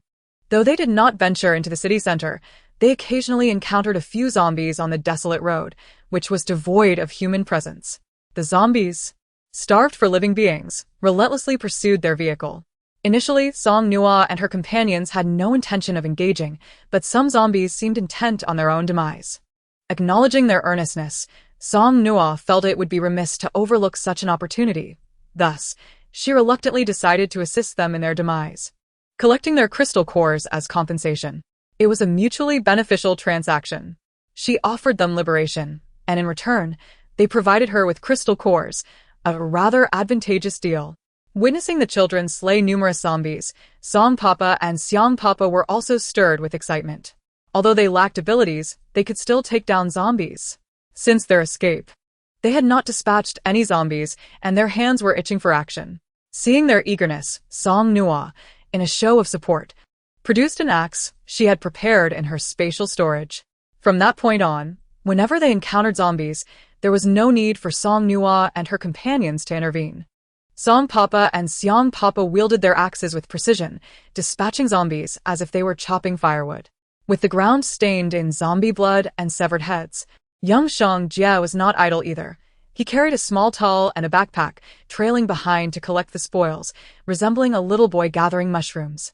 Thus, they journeyed while eliminating zombies, and with Song Nuo serving as a mobile supply depot, their days were remarkably pleasant and entertaining. Chapter 87. You are abilities users, aren't you? As the weather grew warm, Song Nuo found it challenging to nap during the afternoon. After finishing lunch under the shade of trees, she perspired and lay in the car, tossing and turning, unwilling to concede defeat. She retrieved a box of mung bean cake from her spatial storage, leaning against the car window, and tentatively poked at Song Mu, who was resting against the vehicle. Song Mu slowly opened his eyes, tilting his head to look at her, clearly still awake. "What's the matter?" Song Nuo took out a pot from her spatial storage and said to Song Mu, "I want some ice." Uncertain of her intentions, Song Mu obediently filled the pot with ice and then returned to his restful state. Song Nuo unwrapped the box of mung bean cakes, burying the individually packaged cakes in the ice, patting them like treasures before drifting off to sleep. Upon being awakened from her nap, she discovered that half of the ice had melted. She fished out the mung bean cakes, dividing them among everyone. Xiang Mama took a bite of her mung bean cake, glancing at the wild grass growing nearby, and suddenly remarked, "Tomorrow seems to be the Dragon Boat Festival." With her words, the term Zongzi floated into everyone's minds. It was a festive occasion, and celebrating it seemed entirely reasonable. Song Nuo touched the spatial mark on her wrist, pondering. Indeed, she had no Zongzi in her spatial storage. However, she did have the ingredients to make them, just lacking some bamboo leaves. She contemplated and proposed, "How about we find a village to explore?" Everyone was well aware that there was little to see in a village, so they promptly boarded the car and departed. as they were already traveling along a country road. It would be quite simple to locate some bamboo leaves. Within just 2 minutes of driving, Song Nuo spotted curling wisps of smoke in the distance. It was already past 1 in the afternoon. Starting to cook at this hour seemed rather late. However, more astonishing was the fact that there were still people cooking. And judging by the smoke, there must be quite a few families preparing meals. This situation felt entirely off, without need for further discussion. Song Lin drove directly toward the village. The village appeared distant, but they reached it quickly. Just as Song Lin was about to stop, a large yellow dog at the entrance of the village barked frantically. Despite the evident presence of people cooking in the village, the dog barked for quite some time without anyone coming out to investigate. Song Nuo looked down at the relentless dog, chuckling. It obvious that it's written all over its face that I'm up to no good? Song Lin nodded in agreement, intrigued by what kind of mischief they might uncover. The entrance to this village was exceedingly narrow, with 2 houses squeezed together, forming a tight alleyway. Song Weiyang, boasting his bravery, declared he would be the first to catch a ghost, boldly leading the way. The alley was so narrow that only one person could pass through at a time. As Song Weiyang strode ahead with an air of bravado, just as he was about to navigate through the alley, a decayed, misshapen face suddenly appeared before him, gnashing its teeth and attempting to bite him. Upon closely inspecting the grotesque and intolerable visage, Song Weiyang couldn't help but curse, and with a flash of golden light, the zombie's head fell to the ground. And he didn't forget to extract the crystal core. Confident that the alley was now clear of danger, Song Weiyang emerged from it. As the group exited the alley, they hesitated about which direction to take when suddenly a middle-aged man appeared before them, approaching with a beaming countenance, his excitement barely contained. Abilities users. You are abilities users, aren't you? Since Song Weiyang had already revealed himself by taking action, there was no point in concealing the truth any longer. He nodded affirmatively. The man grew even more animated, exclaiming, "Wonderful! I am the village head here. It is indeed fate that you have come to our village. Please, come to my home for a meal." It was somewhat amusing that, after the dog had barked incessantly without anyone showing up, they had merely dispatched a single zombie. And yet the village head was so eager to invite them for dinner. However, Song Weiyang remained silent. He exchanged glances with Song Lin and the others, casually inquiring, "Village head, how did a zombie suddenly appear at your village entrance? Is everything all right in your village?" As soon as the words fell, Song Nuo and her companions distinctly observed the village chief pause momentarily in his stride. After a few seconds, he responded with a jovial smile. "Everything is quite well. The zombies, perhaps, have come from elsewhere. Our village is very safe, devoid of any zombies." Song Nuo and her companions exchanged scornful glances. In this day and age, what place would dare claim to be 100% safe from zombies? Did they truly believe they could deceive them so easily? Such nonsensical drivel was surely meant for fools. To be fair, the village's streets were remarkably clean. As the village chief led them past various homes, residents stood at their doorsteps greeting him, presenting a facade of tranquility. However, something felt amiss. Song Nuo noticed the peculiar glances directed at her, especially when they fell upon her, Zhangjie and Song Mama, their stares tinged with an unsettling mix of curiosity and excitement, which was quite bizarre. It wasn't until they reached the village chief's house that Song Nuo discerned a more troubling detail. In this village, she had yet to encounter any elderly women or children. Even in the previous neighborhood of Zhonglauda, they had seen young women and children moving about, yet here, every household they passed featured only men at the door. The village chief's residence was a small building with a courtyard, and upstairs there was an attic. Upon entering the yard, they saw 2 men in their 20s standing at the entrance. The village chief cheerfully introduced them. "These are my 2 sons." His sons appeared rather well-groomed, and as they assessed Song Nuo and her companions, their eyes lit up upon seeing her, only to darken suddenly thereafter. Indifferent to the glances of others, Song Nuo surveyed her surroundings, failing to spot the lady of the house. Following the incident with Zhonglauda, they felt compelled to be alert in such circumstances. Song Papa discreetly inquired, "Is your wife not at home?" The village chief, along with his 2 sons, exchanged furtive glances, chuckling as he claimed she had gone back to her maternal home. Such a statement was hardly believable. In current times, who would have the luxury to visit their family? That would require an extraordinary amount of nonchalance. Weren't they aware that returning home could be perilous? Internally, Song Nuo and her companions were fervently mocking, yet their outward demeanor remained calm, even smiling in agreement with the father and sons. Once inside, the village chief's sons brought them water. As one of them handed a cup to Song Nuo, he gazed deeply into her eyes, their gazes locking momentarily. Song Nuo thought to herself, "What is this?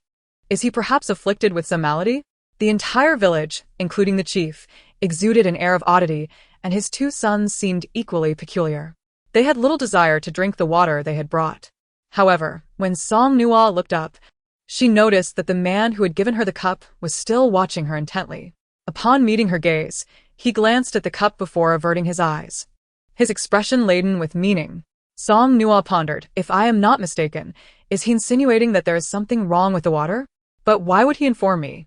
Initially, she had no intention of even touching the cup, yet her curiosity was piqued. She lifted the cup to her nose and inhaled. It seemed devoid of any peculiar scent, yet upon a second sniff, she detected something. The cup was not made of transparent glass, but rather an antiquated white porcelain. And perhaps due to prolonged exposure to sunlight, the water appeared slightly off, faintly tinged with green. Song Mu, seated closest to Song Nuo, observed her cautious examination of the cup, fearing she might suddenly take a sip. While he continued to listen attentively to the village chief, his hand instinctively reached toward the rim of her cup to cover it.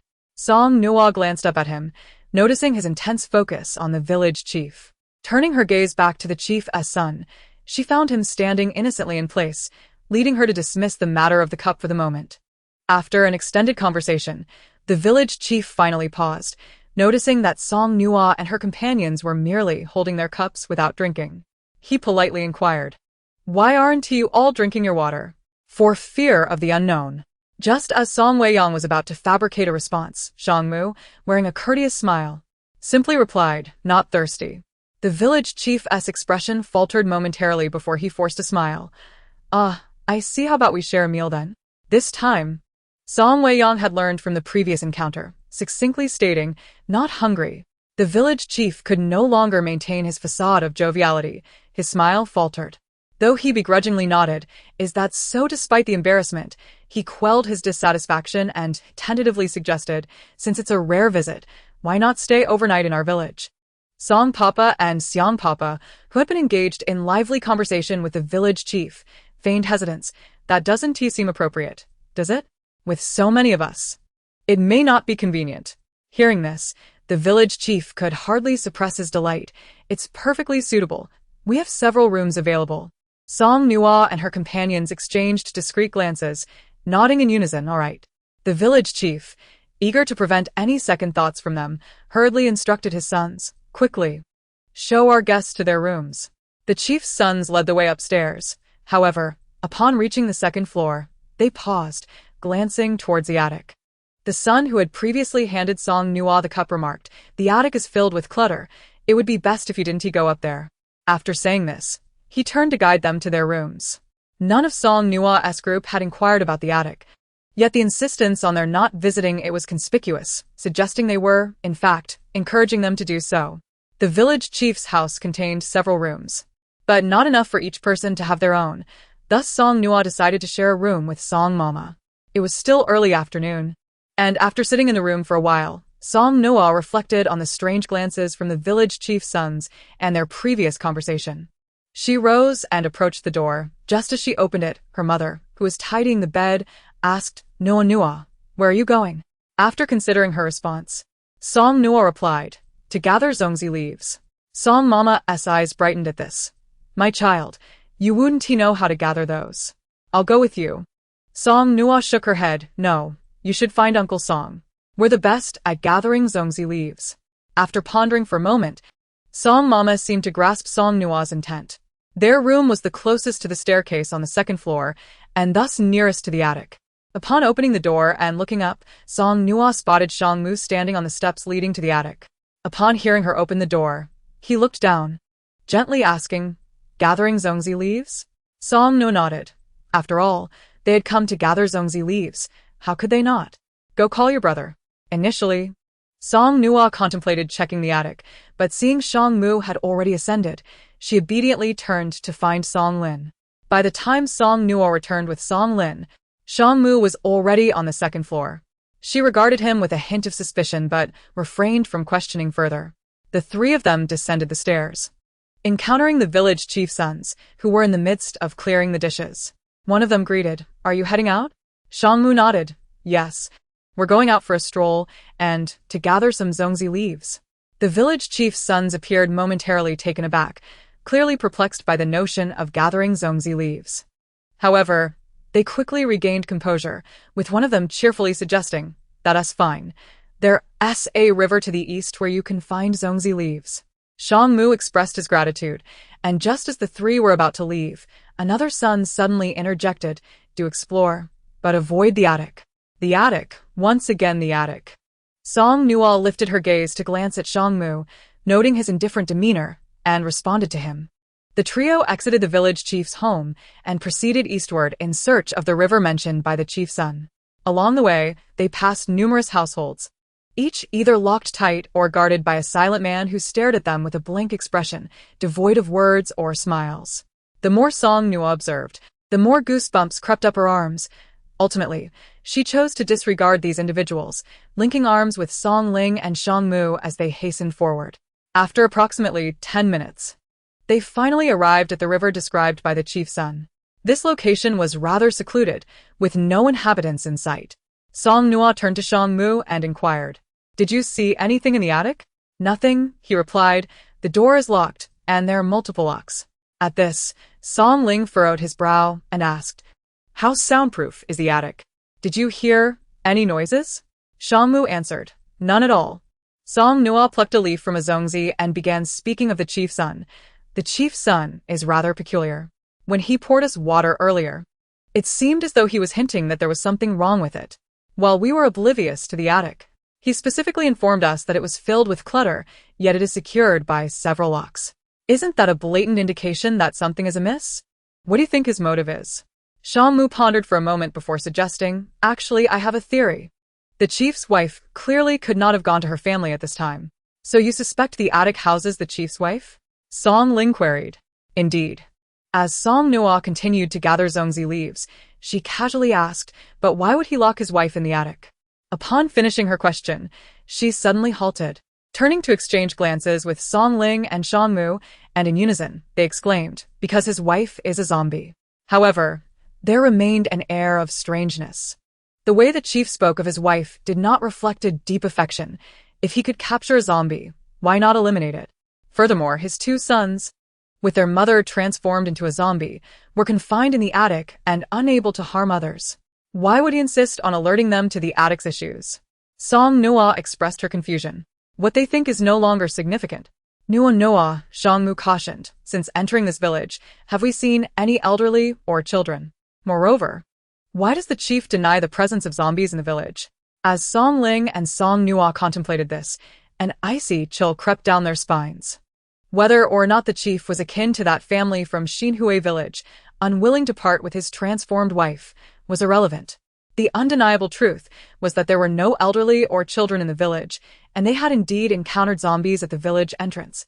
Yet the chief adamantly refused to acknowledge it. Thus, could it be that every elder and child in the village had become a zombie? The blazing sun beat down upon them, scorching yet inexplicably instilling a sense of dread. Hastily gathering the zongzi leaves, they returned to the chief's home, where the chief's two sons sat at the entrance, resembling the other villagers Song Nuo had encountered along the way. Just as they were about to enter, Song Nuo recalled the chief's son's earlier odd behavior. She paused and asked, "Is the chief not home?" The man who had previously warned Song Nuo cast a deep glance her way and replied, "What do you wish to inquire? Are there zombies in the village?" The man scoffed derisively but retorted, "Did you not encounter any zombies upon entering the village?" "Then there are," Song Nuo thought, her mind racing. Just then, footsteps echoed from the courtyard entrance. The man remained unperturbed and quickly advised, "Do not fall asleep tonight." With that, he entered the house, his demeanor untouched, as if the conversation with Song Nuo had never occurred. Song Nuo exchanged glances with her brother and Song Mu, then ascended the stairs to inform the others of the warning to stay awake that evening. It seemed that a grand spectacle was destined to unfold that night. Chapter 90.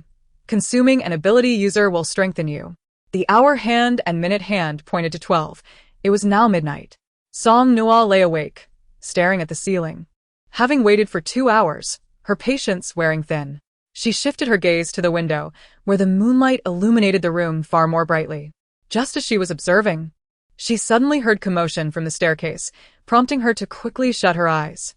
Judging by the noise, it appeared there were quite a few individuals present.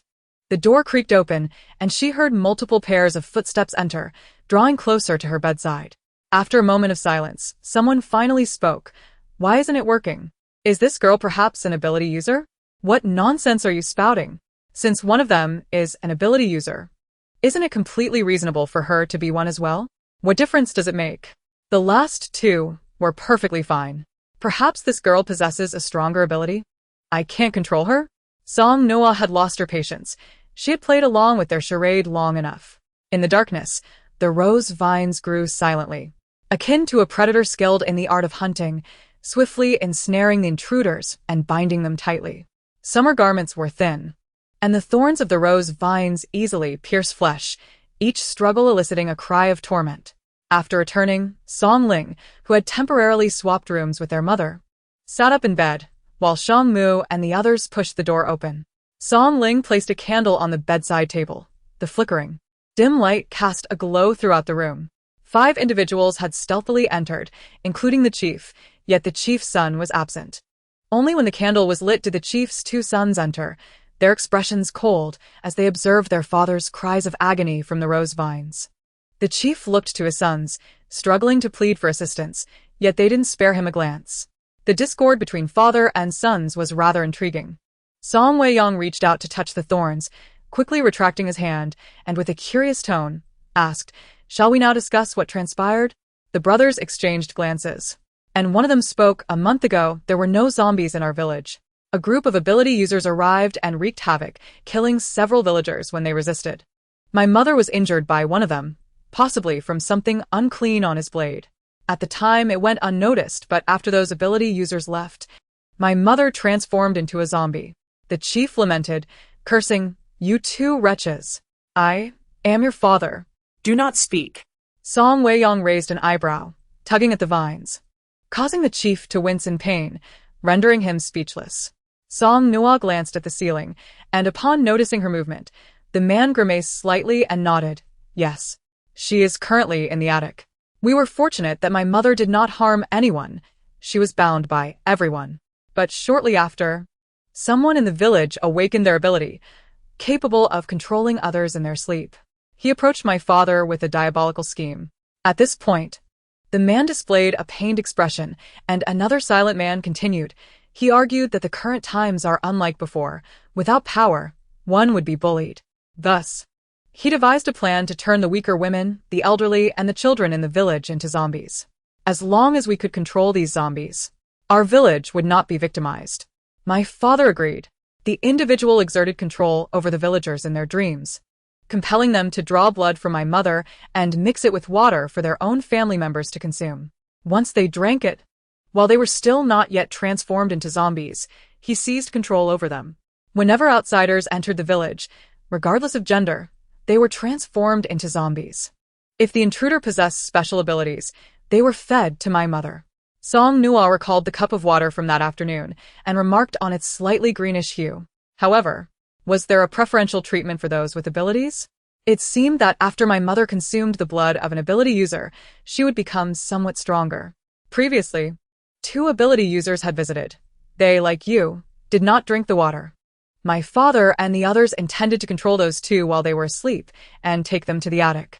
Yet, even after being bitten, they did not transform into zombies, leading my father to directly feed them to my mother.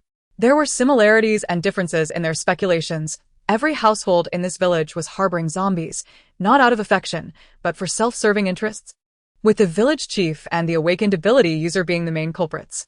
They had cruelly and grotesquely transformed more than half of the village's population into zombies.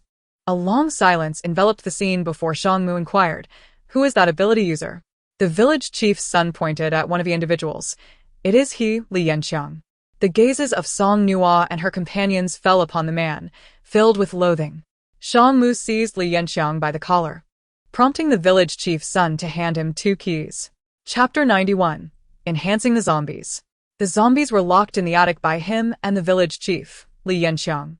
Of course, recognized the keys. Ignoring the agony of the barbs piercing his flesh, he struggled frantically. No, you cannot do this to me. I only wanted what was best for the village. Those women and children were already weak. I merely sought to make them stronger to protect the village. Song Mu responded with a gentle smile. Of course, we understand you. I too wish to enhance the zombies in the attic so they may better protect this village. After all, consuming the blood of an ability user would indeed make them stronger. So, let this prime instigator become the final meal for that zombie. Song Mu dragged him up to the attic as if he were a lifeless object. Concerned that the zombie in the attic might become unruly, Song Weiyang followed him. Upon unlocking the 2 locks, they beheld a female zombie firmly chained, her fingernails wrapped. Upon sensing the presence of the living, the zombie erupted into frenzied screams, the chains rattling incessantly, devoid of any rational thought. Unlike the zombies they had previously encountered, this one exhibited a more pronounced madness. With an impassive expression, Song Mu tossed Li Yanxiang toward the zombie, which immediately seized him with its wrapped hands, biting down savagely. Blood sprayed forth, accompanied by horrified shrieks. The zombie tore a chunk of flesh from Li Yanxiang's neck, chewing while casting a deranged glance at Song Mu and Song Weiyang by the doorway. Before long, the once screaming Li Yanxiang fell silent. Song Mu conjured ice nails, directing them towards the zombie's head. To their astonishment, the zombie managed to evade the attack. This was an unprecedented occurrence for them, leaving Song Weiyang utterly stunned. They had never seen a zombie that feared death. The more they attacked, the more ferocious the zombies became. Why would this one retreat? As Song Mu unleashed his lightning abilities, he simultaneously released several ice nails. And it was only when Song Weiyang joined the fray that they were able to slay the zombie. Song Mu approached to extract the crystal core, testing Li Yanxiang's heartbeat and breath to confirm his death, ensuring he had not transformed into a zombie, and finally pierced his temple with an ice nail. The zombie left him uneasy.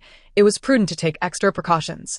The commotion in the attic had grown rather loud, prompting Song Lin and Xiang Chen to emerge from their room, intending to investigate, only to find Song Mu and Song Weiyang descending from the attic, their faces grim. Back in their room, Song Mu's usual warmth had vanished, replaced by a stern expression as he questioned the village chief's son. Did this zombie exhibit any evasive behavior when blood was drawn? The boy paused, bewildered, and replied, no, she was no different from the other zombies in the village. Just aggressive towards the living, but locked away, she posed no threat. Could the flesh of Li Yanxiang grant a zombie a sudden transformation? Song Mu doubted it. Li Yanxiang's abilities were hardly formidable. Rather than attributing it to him, Song Mu was inclined to believe that the zombie possessed an innate intelligence, cunning enough to masquerade as a mindless creature, leading the villagers to willingly nourish her. Killing Li Yanxiang held little significance. The remaining villagers were of no concern to Song Nuo and her companions, especially this so-called village chief, whose 2 sons stood by. This was not their issue to resolve. The others in the village had merely been manipulated into these actions, and the zombies were locked within their homes. They could decide who would live or die. With a dismissive wave, Song Nuo signaled her group to depart, leaving the village chief's sons dumbfounded. You are leaving just like that? Song Nuo nodded. Indeed. We came to gather bamboo leaves, and having collected them all, we must take our leave. This was truly absurd. Were they genuinely just here for bamboo leaves? Watching the village chief's sons escort them out of the courtyard, Song Nuo curiously asked one of them, why did you keep reminding me earlier? Song Nuo speculated that a normal person would likely deem her the least capable of handling such matters, apart from Shang Jia. Even if she sought help, she would hardly think of him. The boy glanced at Song Nuo, his gaze landing on the chubby bird perched on her shoulder, and replied with a smile. I have heard of you, Rose. The 2 slain ability users mentioned you while speaking. I overheard. Song Nuo was taken aback. If he knew of them, he must have originated from the Fongqing base or visited it. She absent-mindedly patted the chubby bird's head, realizing how much of a little celebrity it had become. The chubby bird protested impatiently. Chirp, chirp, chirp. After much commotion, it was already 2 in the morning. Song Nuo and her companions hastily departed the village, and the mere thought of how nearly every household was harboring zombies sent shivers down her spine, akin to wearing a garment infested with caterpillars. Not long after they boarded the vehicle, fatigue washed over Song Nuo, her eyelids growing heavy. Just as she was about to succumb to sleep, she suddenly recalled something the village chief's son had said. Clutching Song Mu's sleeve, she inquired, "Will ability users not turn into zombies if bitten by one?" Song Mu observed her, bemused by her apparent exhaustion yet persistent curiosity, and gently patted her head. When he looked again, Song Nuo had already drifted into slumber. Chapter 92. They are all unappreciative. Song Mu reflected on the scene of Li Yanqiang's demise. The zombie's bite had indeed failed to transform him. Was it that he was inherently immune to becoming a zombie, or did ability users possess a heightened resistance to the zombie virus, resulting in a delayed transformation? Perhaps some ability users could even resist the virus entirely? Considering these possibilities, it was evident that the latter two were more plausible, regardless of which scenario was true. Avoiding injury was undoubtedly the best outcome. When Song Nuo awoke, she found the vehicle empty, peering out the window to see the others occupied with tasks. Rubbing her eyes to shake off the remnants of sleep, she disembarked and made a beeline for her mother and Xiang's mother, who were washing bamboo leaves. Reaching for a leaf and inhaling its scent, she felt a surge of joy as she retrieved glutinous rice, honey dates, peanuts, raisins, ham, and meat from her spatial storage. Years had passed since the demise of her parents, and Song Nuo had not witnessed anyone wrap zongzi again. Each year during the festivities, the housekeeper would procure some from the supermarket, be they sweet or savory, filled with dates or meat. Regardless of the variety, the pot would always be left swimming in oil, which diminished Song Nuo's enthusiasm. However, the fresh aroma of newly harvested bamboo leaves enchanted her greatly. She eagerly trailed behind Song Mama and Xiang Mama, wishing to assist in the preparation of zongzi. Just as her mischievous hands reached out, her brother tugged her by the collar, exclaiming, "Are you getting a bit too ambitious? Don't cause a ruckus. Go wash up and have breakfast." It was not that Song Lin looked down upon his younger sister, but rather the stark reality dictated that he could not afford to harbor excessive confidence in her abilities. "What destruction am I causing? I am merely helping," she retorted. "With your skill of wrapping 10 dumplings and having 9 of them break?" Song Lin teased. For both Song Lin and Song Nuo, the eve of the new year was the most serene and solitary time. To cultivate a semblance of festive warmth, Song Lin would engage Song Nuo in wrapping dumplings. Despite her dumplings being consistently unattractive and bursting upon boiling, Song Lin would invariably end up with a pot filled with a mixture of skins and fillings. After being whisked aside for breakfast, Song Nuo absent-mindedly sipped her porridge, her gaze continually flitting towards Song Mama and Xiang Mama. Once she finished her bowl, she spotted her brother assisting in setting up a makeshift stove and hurried back to join them.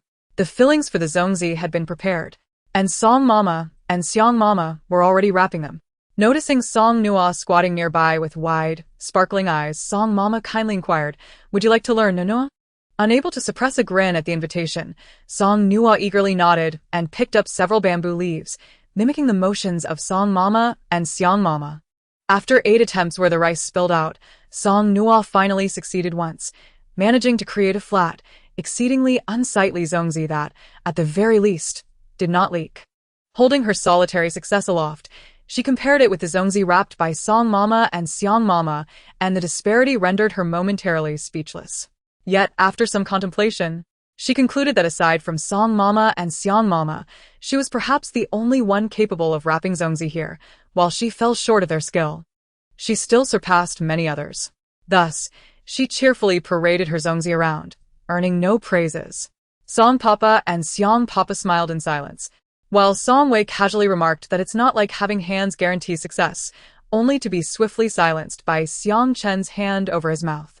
Though Song Lin cherished his sister, he scrutinized the zongzi, which was layered so thickly that its shape was barely discernible.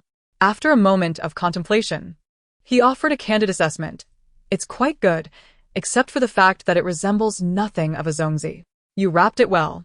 Perhaps you should refrain from trying again, next time." Song Nuo. Fortunately, there were still the brothers Shang Mu and Shang Jie to placate her, albeit their attempts were somewhat insincere. With indignation, Song Nuo turned to Fei Jiao and declared, "They don't appreciate fine craftsmanship." This zongzi is only for you. Fei Jiao, however, was less than enthusiastic, for it had spotted the honey date zongzi she had crafted, while it yearned for something meaty.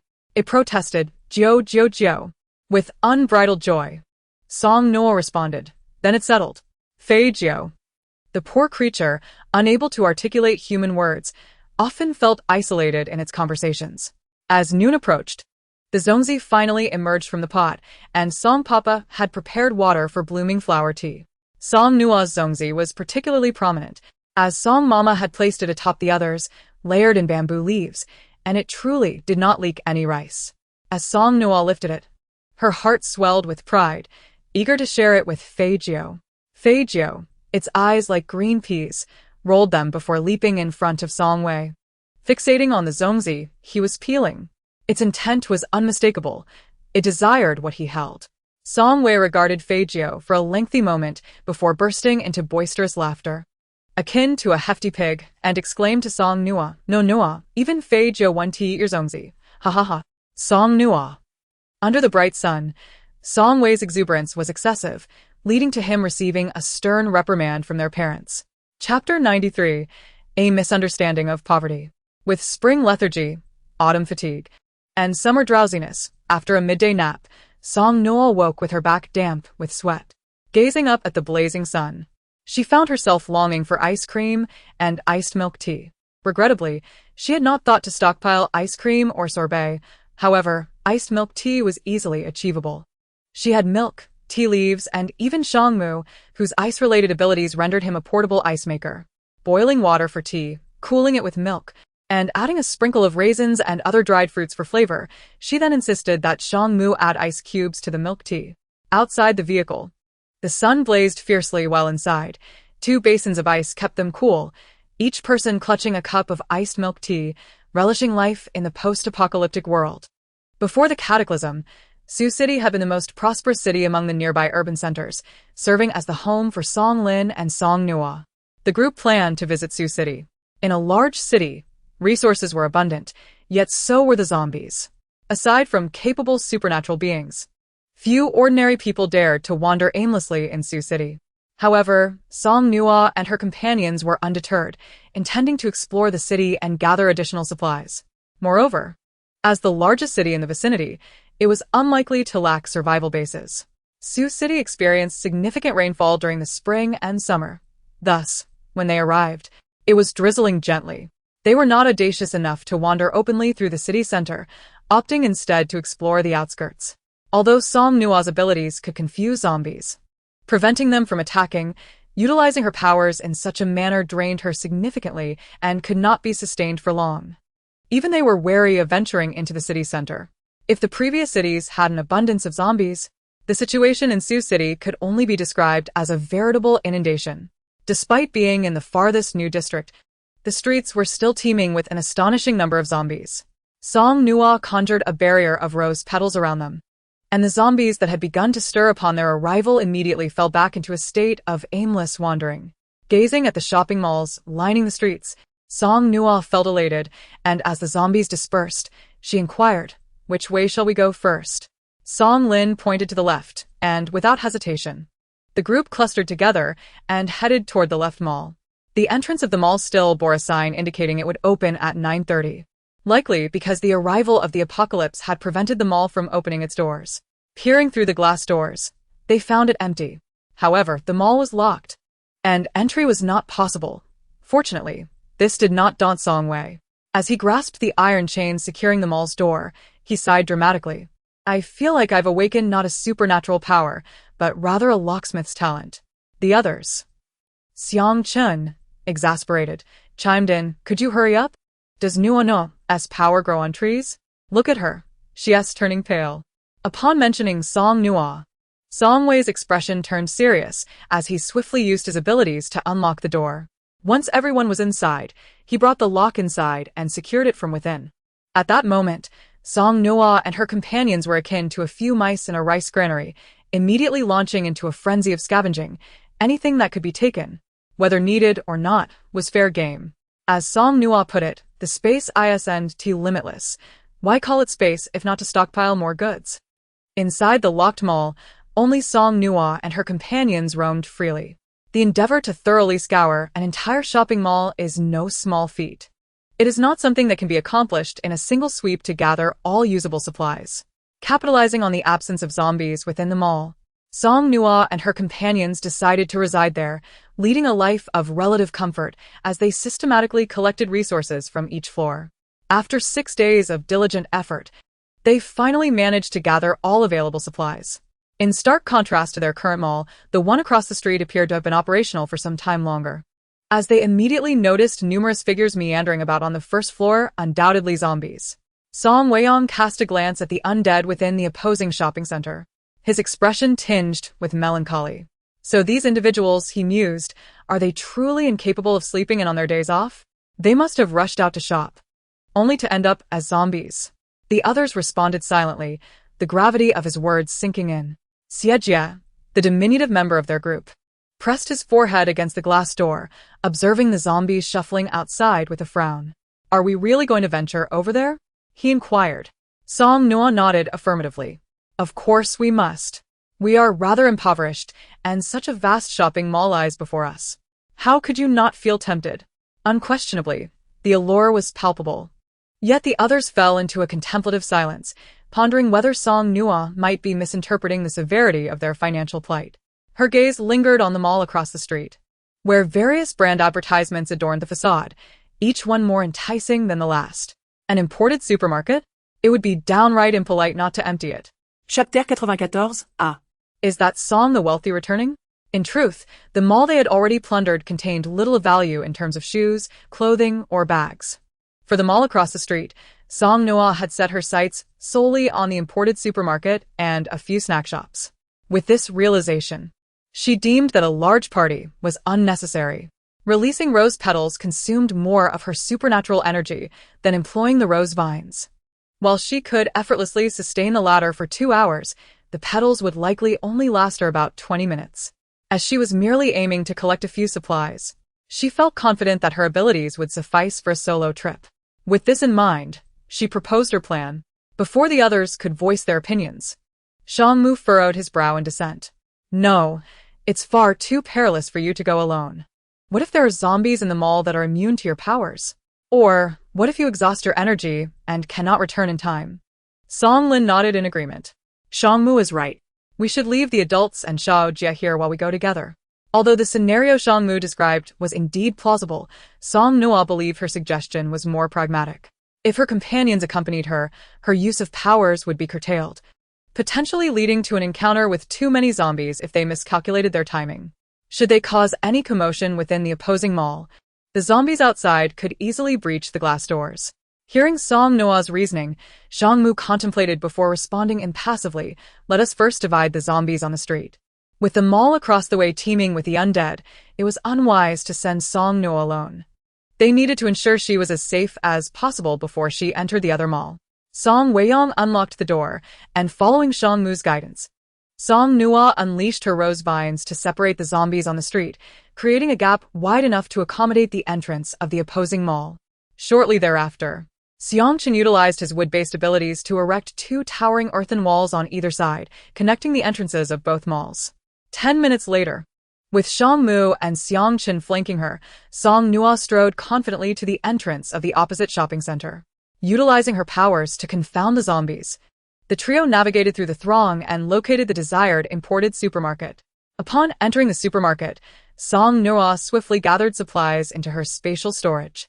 As they exited, Song Mu created a loud noise within the supermarket using his lightning abilities, prompting a frenzy among the zombies, who rushed into the store en masse, leading to a chaotic stampede.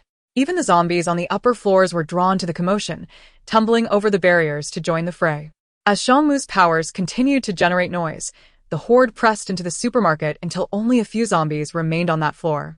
Once the supermarket was densely packed with the undead, Xiangqin sealed the entrance with his abilities. Song Nuo retracted her powers, letting out a sigh of relief. Together, the trio dispatched the scant few zombies that posed a threat, extracting their cores and following the signs to their intended store on the upper level. Meanwhile, Song Lin and Song Weiyong stood vigil at the entrance of their original mall, anxiously awaiting their return. particularly troubled by the sight of the previously wandering zombies suddenly surging towards the mall. Beside them, Xiao Jie furrowed his brow in concern. Do you think they're in danger? How long will they be gone? Unable to contain himself, Song Weiyang covered his mouth. Little chatterbox, please hold your tongue. I share your worries. Song's parents, already on edge, felt their anxiety mount further at Xiao Jie's questions. Song Lin glanced at his wristwatch, each passing second feeling like an eternity.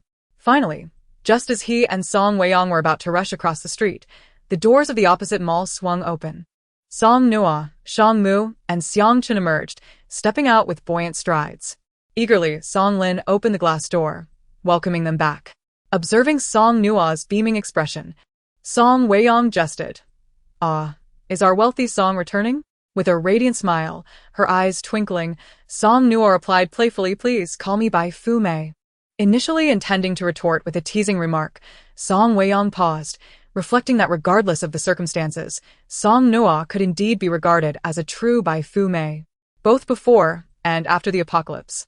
He opened his mouth, speechless, only managing a bemused grunt, accustomed as he was to her self-praise. In high spirits from their bounty, Song Nuo treated her companions to an extravagant feast, setting up a hot pot and barbecue in the otherwise empty mall, complete with an array of beverages, alcohol, and snacks.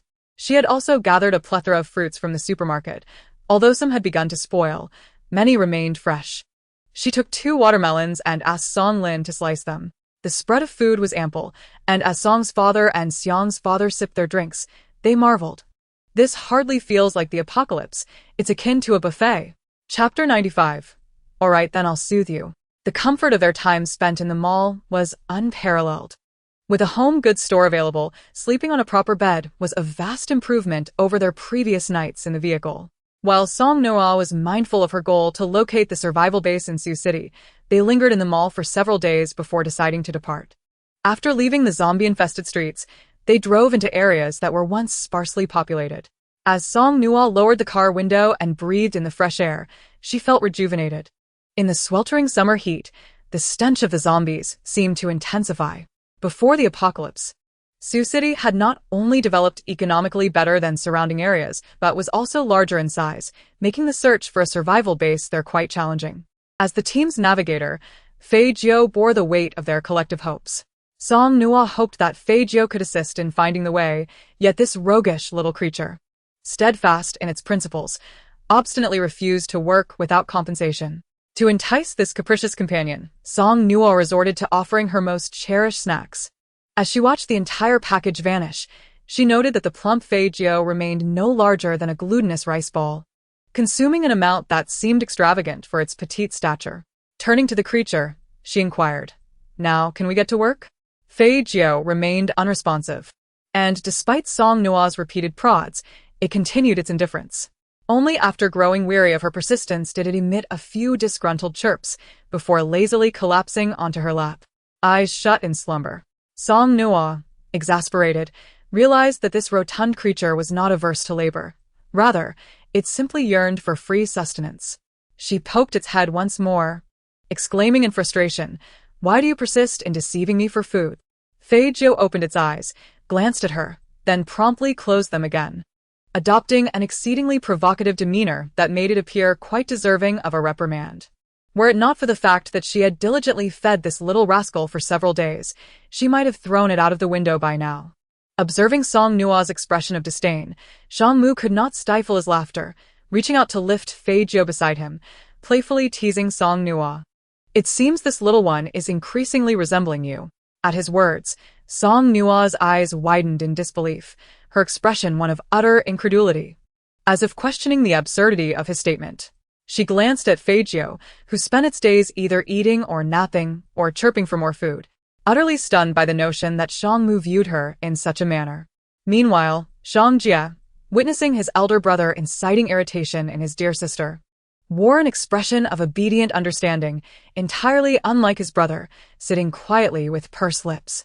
Song Ling, as her elder brother, found it rather unkind to laugh at his sister, whose cheeks resembled dumplings. His laughter prompted Shang Mu and Song Weiyang to join in, further aggravating Song Nuo, who refused to acknowledge them even while resting in the woods that night.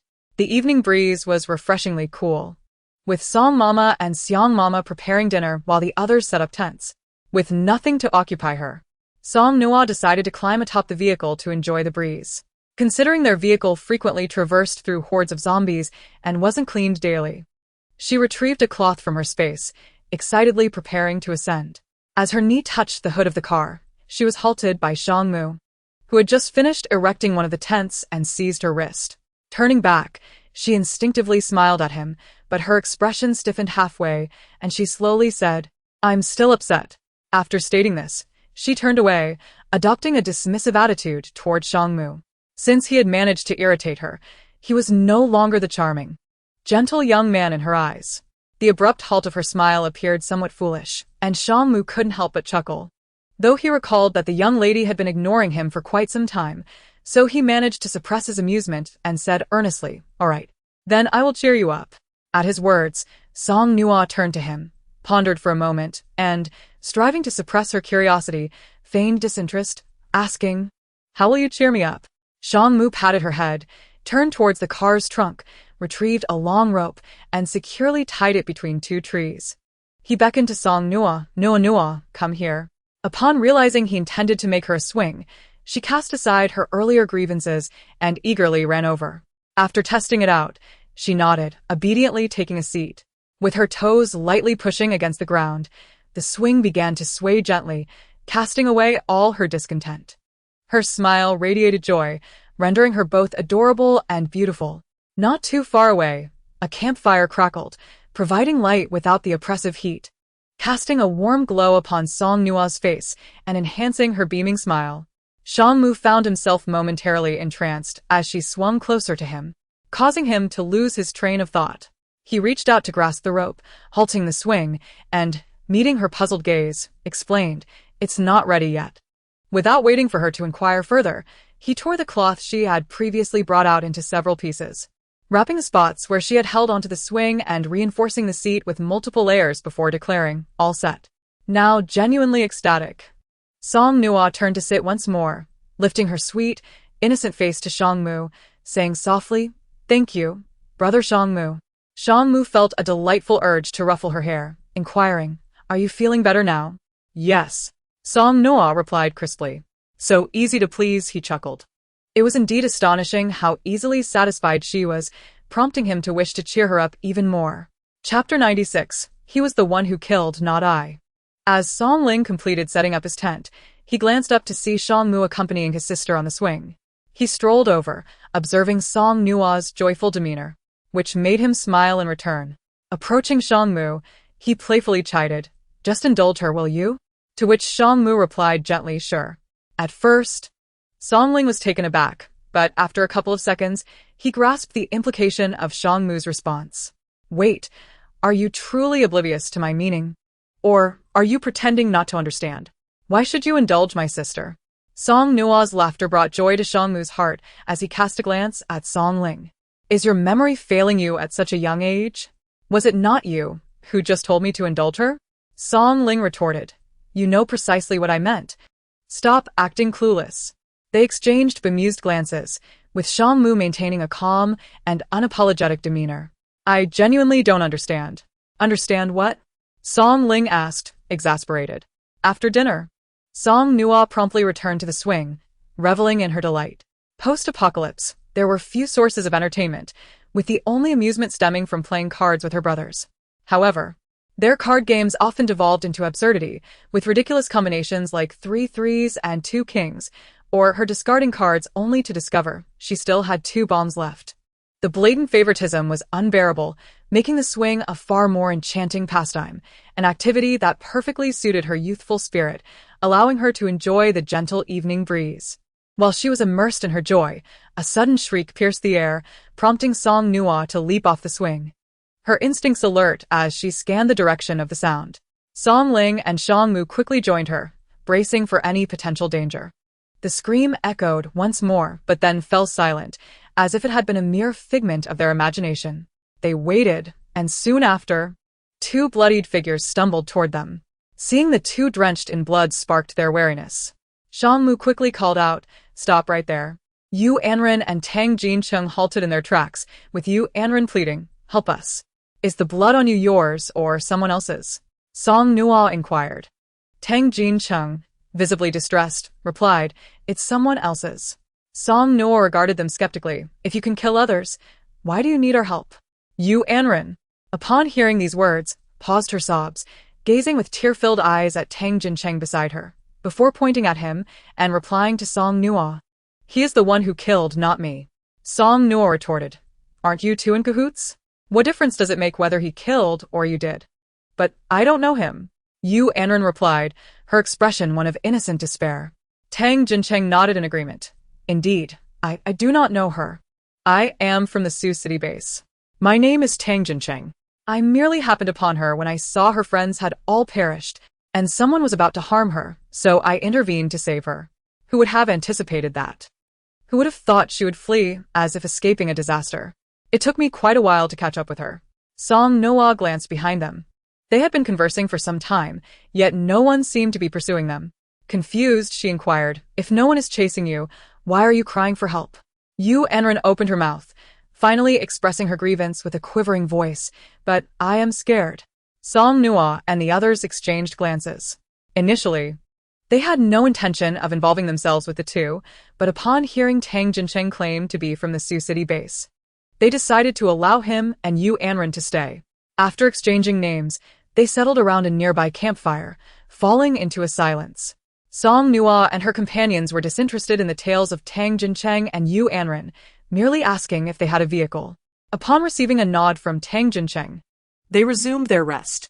with two unfamiliar individuals in their midst, the number of night watchmen increased from 1 to 2. During the first half of the night, Song Lin and Song Weiyang took the watch, while Shang Mu and Xiang Chen took over in the latter half.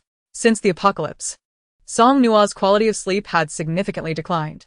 In the past, when there were no outsiders nearby, her companions would remain quiet while she slept, allowing her to rest more peacefully. However, with two strangers now present, she found herself tossing and turning, unable to sleep. Outside, she could hear Yu Anren intermittently sobbing, while Song Weiyang, in frustration, yelled for her to be quiet, only to be met with Yu Anren's plaintive cry of, "But I am scared." The sounds of others only heightened her irritation, and in a fit of restlessness, she decided to step out of the tent, yearning for a swing. As she passed by the weeping Yu Anren, she couldn't help but exclaim, "Could you please stop crying? Isn't it eerie at this hour?" Yu Anren looked up at Song Nuo with a face full of grievance. "It's easy for you to say. How terrifying it is. Would you not cry in my place?" Song Nuo shot back, "Crying a bit is one thing, but why does it seem like you'll never stop?" After this remark, she continued on her way, prompting an urgent inquiry from Song Lin. "Where are you going?" "To find a Taoist priest to exorcise a female ghost," she replied. Song Lin was left speechless. Chapter 97. Do you deserve them? Throughout her life, Song Nuo had seldom admired anyone, yet Yu Anren was an exception. She had never witnessed anyone cry so persistently, sobbing through the night until exhaustion finally claimed her, at which point the watchmen had changed to Shang Mu and Xiang Chen. Unfortunately, Song Nuo had lost all desire to sleep by then. Shang Mu approached her, asking, "Why aren't you sleeping?"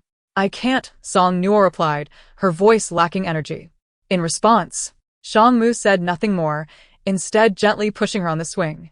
Not only were Song Nuo and her companions wary of Tang Jincheng and Yu Anren, but Tang Jincheng also harbored concerns about them. Thus, outside the tent, he found himself locked in a silent stare-down with Xiang Chen, each testing the other's endurance. However, while Song Nuo's group could rotate their watch, Tang Jincheng was left to endure the night alone. By the latter half of the night, his spirits had waned, and he felt disinclined to utter a single word. His silence prompted Xiang Chen to follow suit, and soon the surroundings fell into a profound stillness. The swing was gently pushed by Shang Mu, the soft evening breeze lulling them into a sense of comfort. Overcome by lethargy and drowsiness, Song Nuo leaned to one side, resting her head on her hand, and gradually drifted off to sleep. Shang Mu steadied the swing, ceasing its movement, and carefully caught Song Nuo, whose body was nearly tipping over, cradling her as he quietly carried her into the tent. As he settled her down, he turned to find both Xiang Chen and Tang Jincheng staring at him. Nonchalantly, he averted his gaze, sitting beside Xiang Chen, closing his eyes to ignore their teasing looks. The next morning, Song Nuo awoke to find herself inside the tent. She stared at the tent ceiling, rousing her senses, and then paused in confusion, realizing she hadn't slept there the previous night. With Tang Jincheng and Yu Anren now present, breakfast could not be a spontaneous affair. As she stepped out of the tent, she noticed her brother and the others munching on a loaf of bread. After a brief glance, she turned her attention downward, using her abilities to fill the prepared toothbrush cup and basin with water. Just as she squeezed out some toothpaste, she heard Yu Anren exclaiming dramatically behind her. "How can you waste so much water?" Startled by the sharpness of her voice, Song Nuo squeezed too hard, resulting in an excess of toothpaste. Frowning, she glanced at the others who were now looking at Yu Anren with bewilderment. Turning back to Yu Anren, who wore an indignant expression, she asked, "Are you talking to me?" Yu Anren retorted angrily, "Of course I am. How can you waste so much water for washing up? Do you know how precious water is? With you using so much, what will the rest of us drink? You are so selfish. Can't you consider the others in our group?" Song Nuo responded.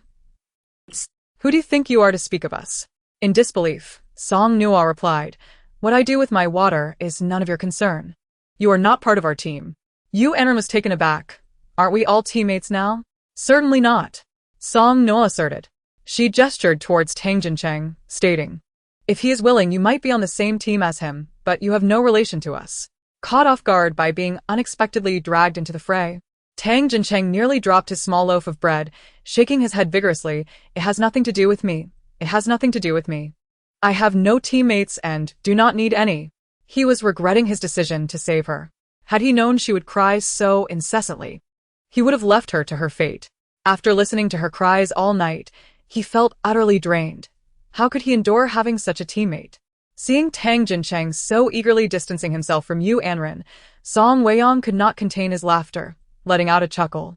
Initially bewildered, Yu Anren's face darkened upon hearing the laughter.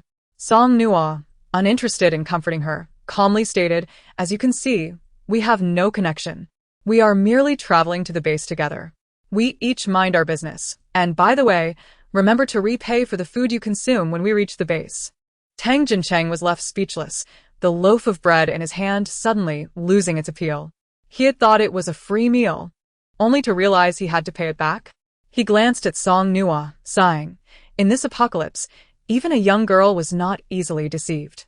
Just when it seemed the matter was settled, Song Nuo turned to wet her toothbrush. Before she could begin brushing, Yu Anren interjected from behind. "Even so, your waste of water is wrong. Do you know how many people cannot access water? Do you think you deserve to do this to them?" Song Nuo retorted, "I am merely using my abilities to gather some water for washing. Who am I wronging?" Yu Anren stood frozen, disbelief washing over her. She asked incredulously, "You are an ability user?" After asking, she scrutinized Song Nuo, searching for evidence that would prove she was not an ability user. Song Nuo, feeling both exasperated and amused, replied, "What else would I be? I inscribed upon my visage the words, 'I am not an ability user.'" Yu Anren fell silent, her fists clenched, a wave of desolation washing over her. Even this young girl, who appeared to be several years her junior, possessed abilities, while she herself did not. This world truly seems profoundly unjust. Chapter 98. Either let go or lose a hand.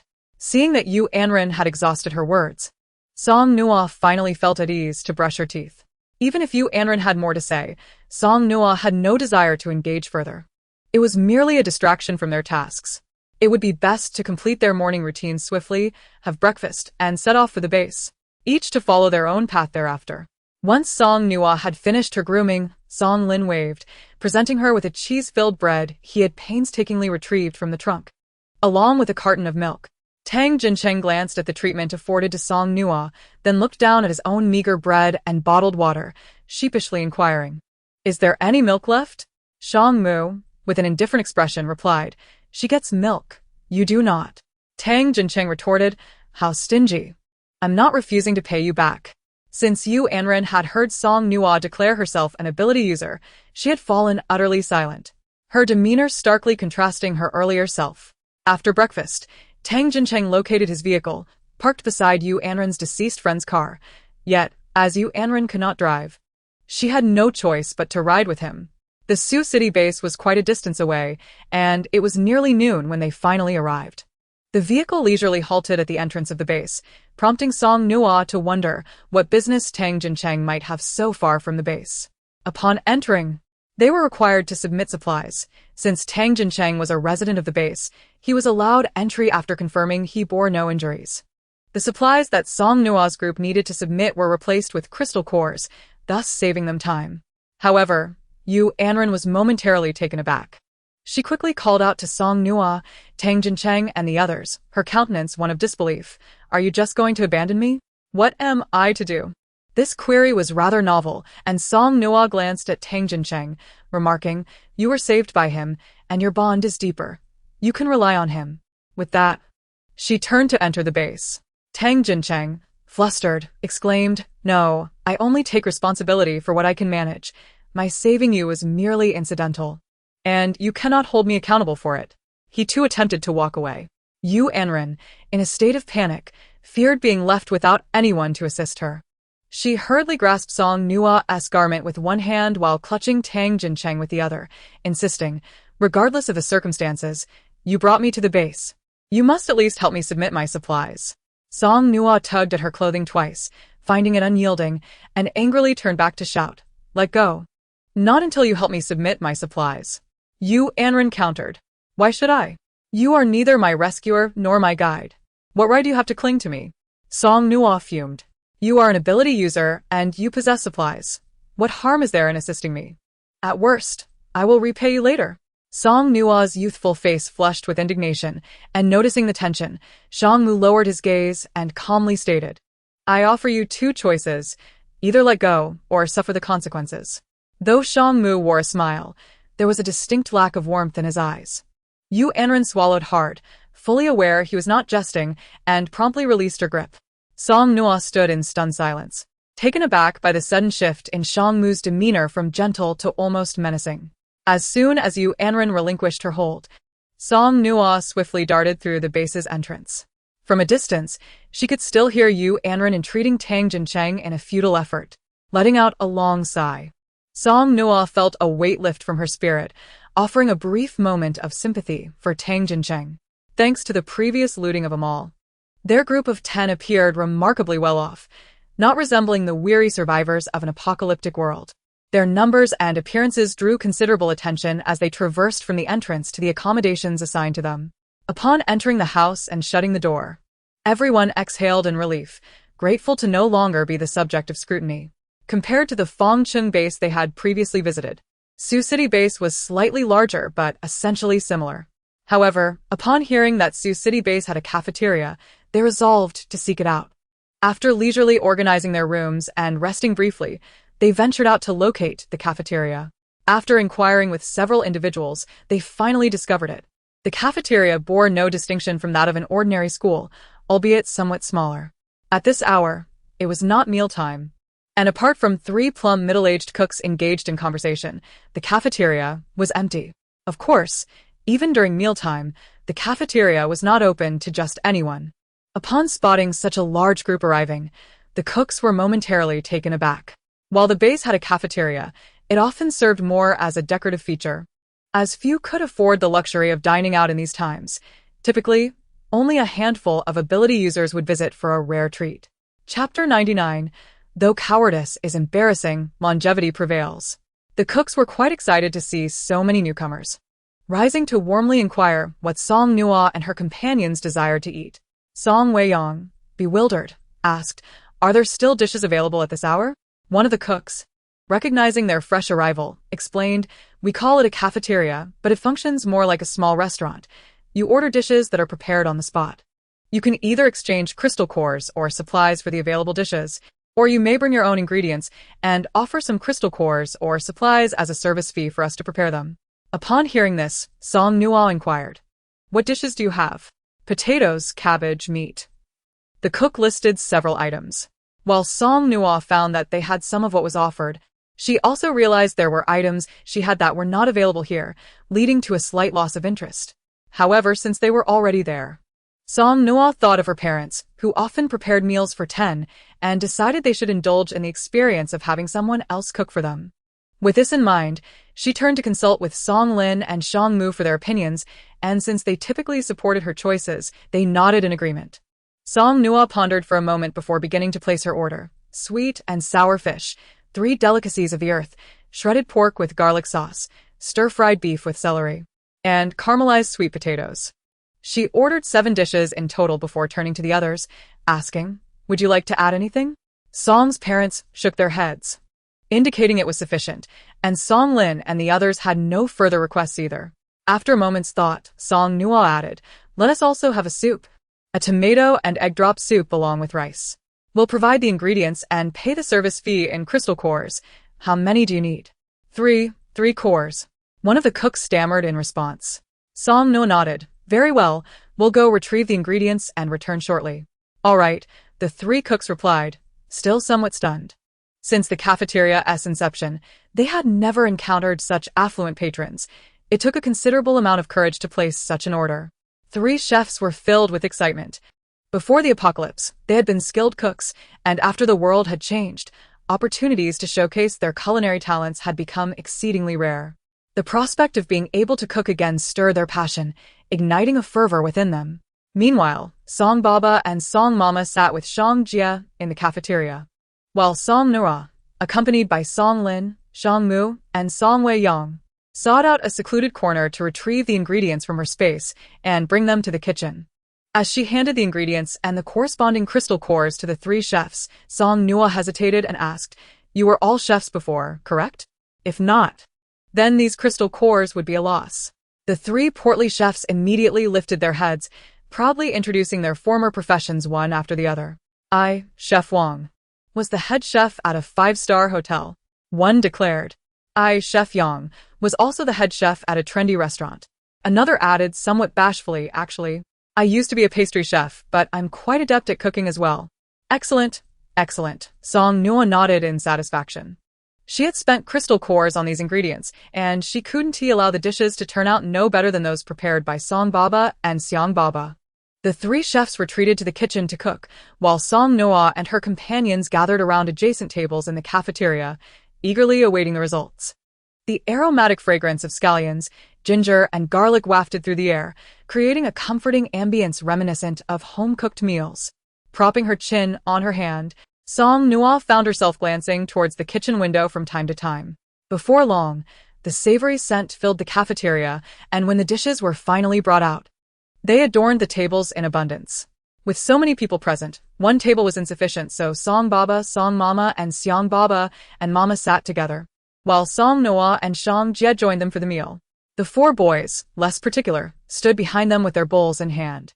The enticing aroma from the cafeteria wafted outside, catching the attention of several ability users returning from missions. Intrigued, they wandered in, and Song Nuo and her group turned to see them approach. The leading ability user glanced at the group, noting the disparity in their ages, and casually made his way over. However, before Song Lin and Shang Mu could react, his gaze suddenly fell upon Song Nuo. Upon spotting the plump little bird perched on her shoulder, his pupils constricted, and he instinctively took a few steps back. He was aware that a new ability team called Rose had recently emerged, capable of incapacitating ability users without warning. The most recognizable member of this team was a young girl with a bird on her shoulder. While he couldn't be entirely certain this was indeed Rose, it was prudent to err on the side of caution. Though it was somewhat embarrassing to retreat, survival was paramount. With that thought in mind, he promptly turned and exited the cafeteria, neglecting to call for his teammates. The remaining individuals stood in confusion, exchanging puzzled glances, and one asked, "What's wrong with him?" After their meal, Song Nuo praised the chefs for their culinary skills, which delighted the 3 men. When it was time for Song Nuo and her group to leave, they were sent off with enthusiasm. Chef Yang waved his chef's hat, visibly moved, and said, "Do come back often." Song Nuo replied, "There's no need for that. It's not like we're so extravagant." Hand in hand with Shang Jia, she led the way, and just as they were about to turn a corner, Shang Jia tugged at her sleeve. "Sister, you're going the wrong way." Perplexed, Song Nuo looked around, unable to recall any landmarks, and felt uncertain as both sides appeared similar. Being directionally challenged, she fell silent and followed Xiangjie. Meanwhile, Song Lin sighed behind them, exasperated at her lack of navigational sense. How can she be so lost? She might as well be wandering aimlessly outside. Shangmu glanced at him lazily and retorted, "Are you really that much better than Nuo?" Of course I am. Song Lin insisted. As they neared their residence, Song Nuo and Xiangjie unexpectedly ran into Tang Jincheng. His eyes lit up as he hurried a few steps to stand before Song Nuo. What a coincidence. In such a vast base, I never expected to run into you again. Looking past him, Song Nuo eagerly asked, "Where is you?" and ran. At her words, Tang Jincheng's expression darkened. "Could you please refrain from mentioning that troublesome person? It's bad luck." After a moment, he raised an eyebrow, glancing in the direction from which Song Nuo and her friends had come. "Did you just come from the cafeteria? Quite the lavish affair." Turning around, Song Nuo could only see the chests of her brother and Shangmu. Feeling a pang of disappointment, she sighed, "It's nothing. We were just leaving." She circumvented Tang Jincheng, visibly unhappy, leaving him bewildered as he blinked at her retreating figure. "Don't you want to know where you and Ran is?" he called after her. "I don't care," she replied with a frown. "I'm not close to her." On their way, Song Weiyang and Xiang Chun intended to explore the base with their parents, while Song Nuo, Song Lin, and Shangmu took Xiangjie back home first. Once inside, Song Lin opened the door, and as Song Nuo and Xiangjie stepped in, she stood at the threshold, gazing intently at the height of the doorframe, wondering how high her brother and Shangmu could reach. Shangmu noticed her pressing against the doorframe, hands measuring the distance between his head and the top. And he couldn't help but smile. "What's the matter?" With a wistful expression, Song Nuo looked up at Shangmu and asked, "Do you think I can still grow taller?" Shangmu chuckled softly. "Of course, you have several years left to grow." Her spirits lifted at his response. She exclaimed, "Really? I think so too. My brother is so tall, I must take after him." Oblivious to the reality that she hadn't grown much since entering high school, she firmly believed she would eventually surpass her current height of 160 centimeters to become at least 170 centimeters tall. Shangmu contemplated how his height was similar to Song Lin's and reached out to ruffle Song Nuo's hair, choosing not to voice his thoughts. Inwardly, he mused, "If you resemble your brother, it's better if you don't. Your current height is just right." What mattered was that his thoughts remained undisclosed to Song Nuo. Cheerfully, he reassured her, "Yes, our Nuo will definitely be tall in the future." Song Nuo's heart soared at his words, and she turned to take Xiangjie out for a stroll, declaring, "We must exercise more to grow taller." Their leisurely walk inevitably led them to the base market. Noticing the knowing glances from Xiangjie, she flashed him a charming smile. "Since we're already here, why not take a look around? I'll buy you something." Xiangjie sighed in resignation. From the moment she had slung her backpack onto him, he had anticipated this. Thus, he deliberately guided her towards the busier areas. Watching Song Nuo's eyes sparkle with excitement, Xiangjie pressed his lips together, contemplating how to indulge her. After all, she was his sister. The Suqing base truly lived up to its reputation as the largest they had encountered, with an abundance of stalls and a plethora of intriguing novelties. Spotting a display of toy car models, Song Nuo recalled Xiangjie's age and thought, he should be playing with toys at this age. She eagerly pulled him over. Previously, she had kept 2 toys in her space but had given them away, despite being scolded by the recipient. Although she had felt the items were useless at the time, she now regretted her decision, wishing she had kept them for little Jia to enjoy. Crouching before the stall, under the expectant gaze of the vendor, Song Nuo inquired, "Xiao Jia, would you like me to buy you a toy?" Xiangjie shook his head, declaring, "I don't like it." The vendor felt a twinge of disappointment, mirrored by Song Nuo's soft gasp of dismay. Xiangjie, being young and inexperienced, had never witnessed such palpable disappointment from someone unable to purchase a gift for another. As Song Nuo prepared to leave, Xiangjie suddenly spotted a golden bracelet adorned with morganite tulips in the corner of the stall.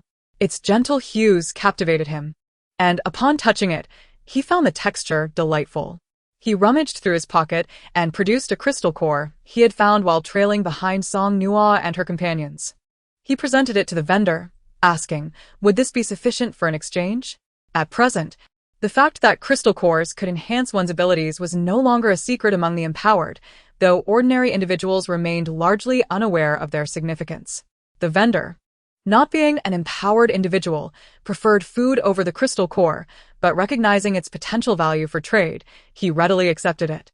With a cheerful demeanor, he handed the earlier admired toy car model to Shang Jie as well. Aware that the items he sold had little practical value and rarely found a buyer, he was thrilled to see Song Nuo's interest in the toy and therefore felt no hesitation in offering it freely, cheerfully inviting them to return another time. Gently, Shang Jie took Song Nuo's hand and carefully adorned her wrist with the bracelet, looking up to say, "This is for you, sister." Shang Jie's features bore a striking resemblance to Shang Mu, yet were softened by the innocence and purity of his youth. His earnest gaze upon Song Nuo made her heart swell. The bracelet was exquisite, and as Song Nuo admired it, her fondness grew. She playfully pinched Shang Jie's cheek, her smile radiant. "Thank you." Turning her head, she mused aloud, "Your brother Wei Yang and brother Xiangchen should be around here too, right?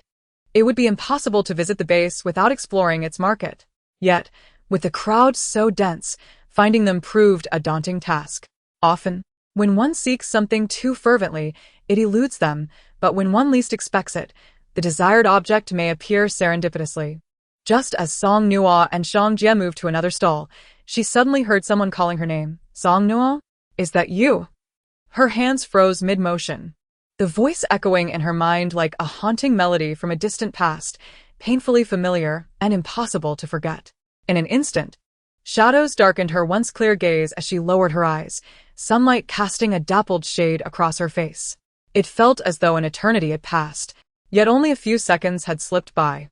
When she rose and turned, she was met by three figures, individuals she would never forget.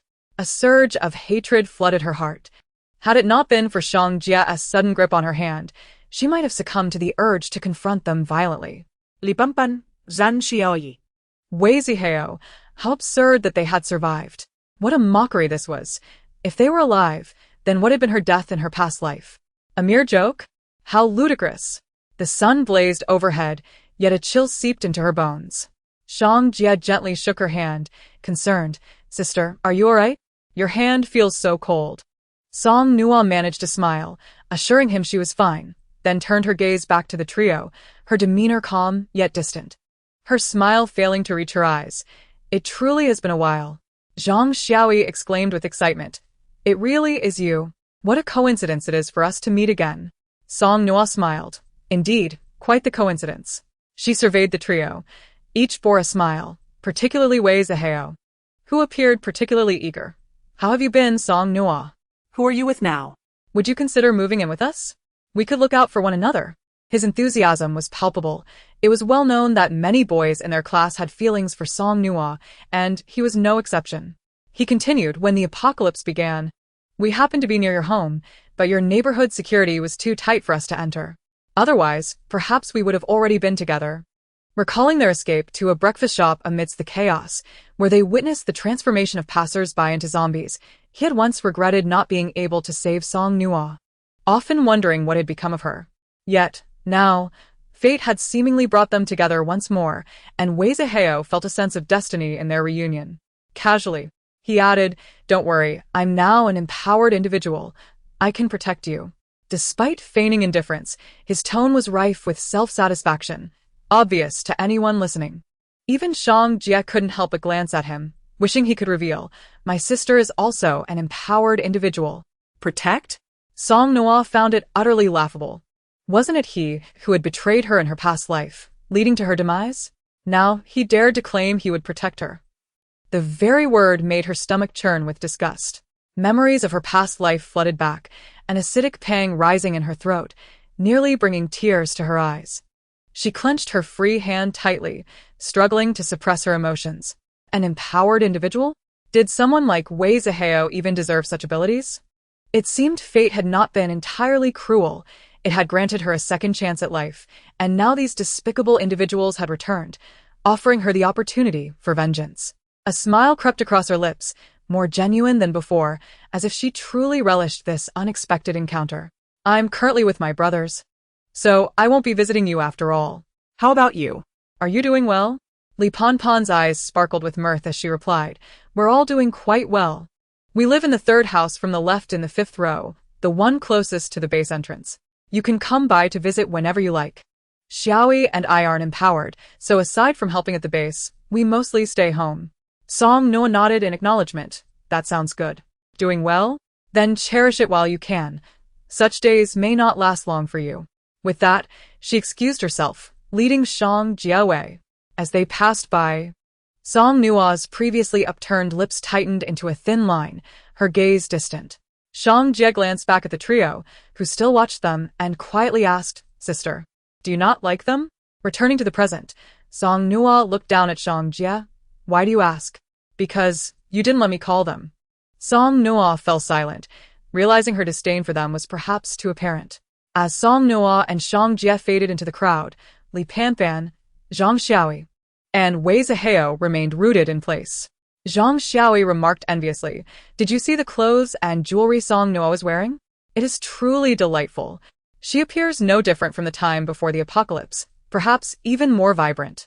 In Wei Zihao's gaze, an undeniable eagerness shimmered.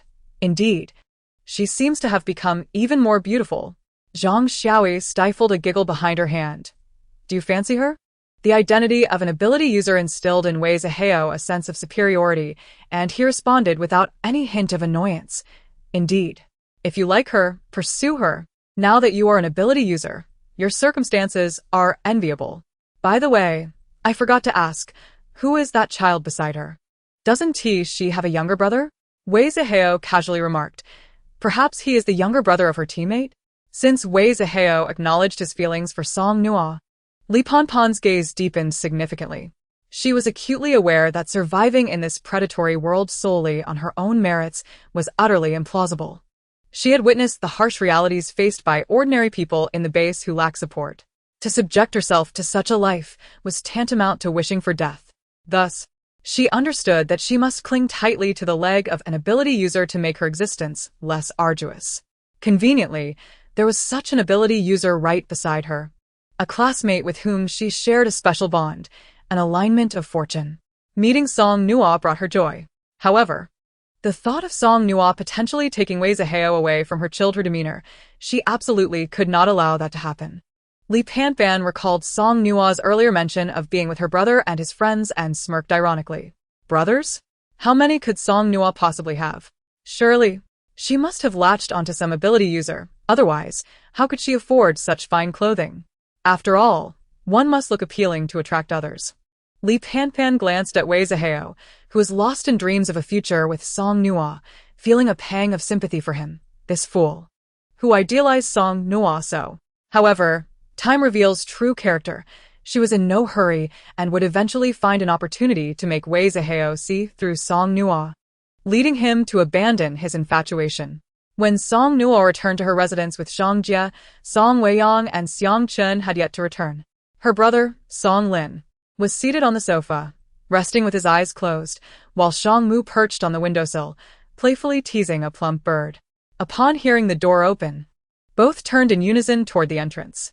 Song Nuo had prepared herself mentally during the journey, and now she managed to maintain a relatively composed expression. She forced a stiff smile and announced, "I'm back." Without waiting for Song Lin and Shang Mu to respond, she quickly released Shang Jie's hand and ascended the stairs, leaving the first floor in a palpable silence. Shang Mu furrowed his brow, losing interest in the bird, and turned to his brother, his tone unusually serious. "What's wrong with Nuo?" Shang Jie pondered for a moment, surmising it was related to the earlier three individuals. It seemed his sister had encountered some classmates she did not particularly like. Shang Mu felt otherwise. Song Nuo typically did not show her displeasure so overtly, nor would she display a sour demeanor in front of those she disliked. Chapter 103. Those who are meant to die must indeed perish. Shang Mu could not help but dwell on the matter, and with each thought, his unease grew. He turned to Song Lin. "Has Nuo ever been bullied at school?" He had seen films about school violence before, and the mere thought of such events possibly occurring to Song Nuo made his hands tremble with anger. After a moment of silence, Song Lin seemed to acquiesce to the unspoken acknowledgement of the situation, causing even Shang Mu to feel unsettled, prompting him to rise and ask Shang Jie to take him to confront those individuals. Just as he stood, he heard Song Lin softly utter 4 words, "I don't know, his voice tinged with despair. There was a 3-year gap between him and Song Nuo. Aside from the brief time they shared in elementary school, he had not been able to look after her adequately. Following their parents' passing, he had been consumed by studies and company responsibilities, leaving him little room to concern himself with her school life. Years later, as Song Nuo gradually emerged from the shadow of their parents' demise, Song Lin was preparing for university, knowing only that his sister had always been a source of reassurance. The siblings had long established a habit of sharing good news while concealing their troubles, even without their parents. They felt compelled to assure each other that they were faring well, an unspoken understanding between them. Song Lin aspired to be a good brother. Yet he pondered whether he had truly fulfilled that role over the years. The atmosphere grew tense, but Shang Jie, being young, remained oblivious to the undercurrents. He scratched his head and remarked, "They probably Haven-T bullied my sister, right? I saw them seemed quite happy to see her. Even inviting her to stay with them for mutual care, though she doesn't seem to like them and didn't ask me to call anyone." The eyes of Shang Mu and Song Lin fixed upon him, and undeniably, relief washed over them upon hearing his words. Girls are sensitive, and they hesitated to inquire further, planning instead to observe Song Nuo's expression when she next ascended the stairs. However, as night fell, Song Nuo did not emerge from her room. One by one, Song Lin and Shang Mu knocked on her door, but she merely replied that she was fine, without opening it.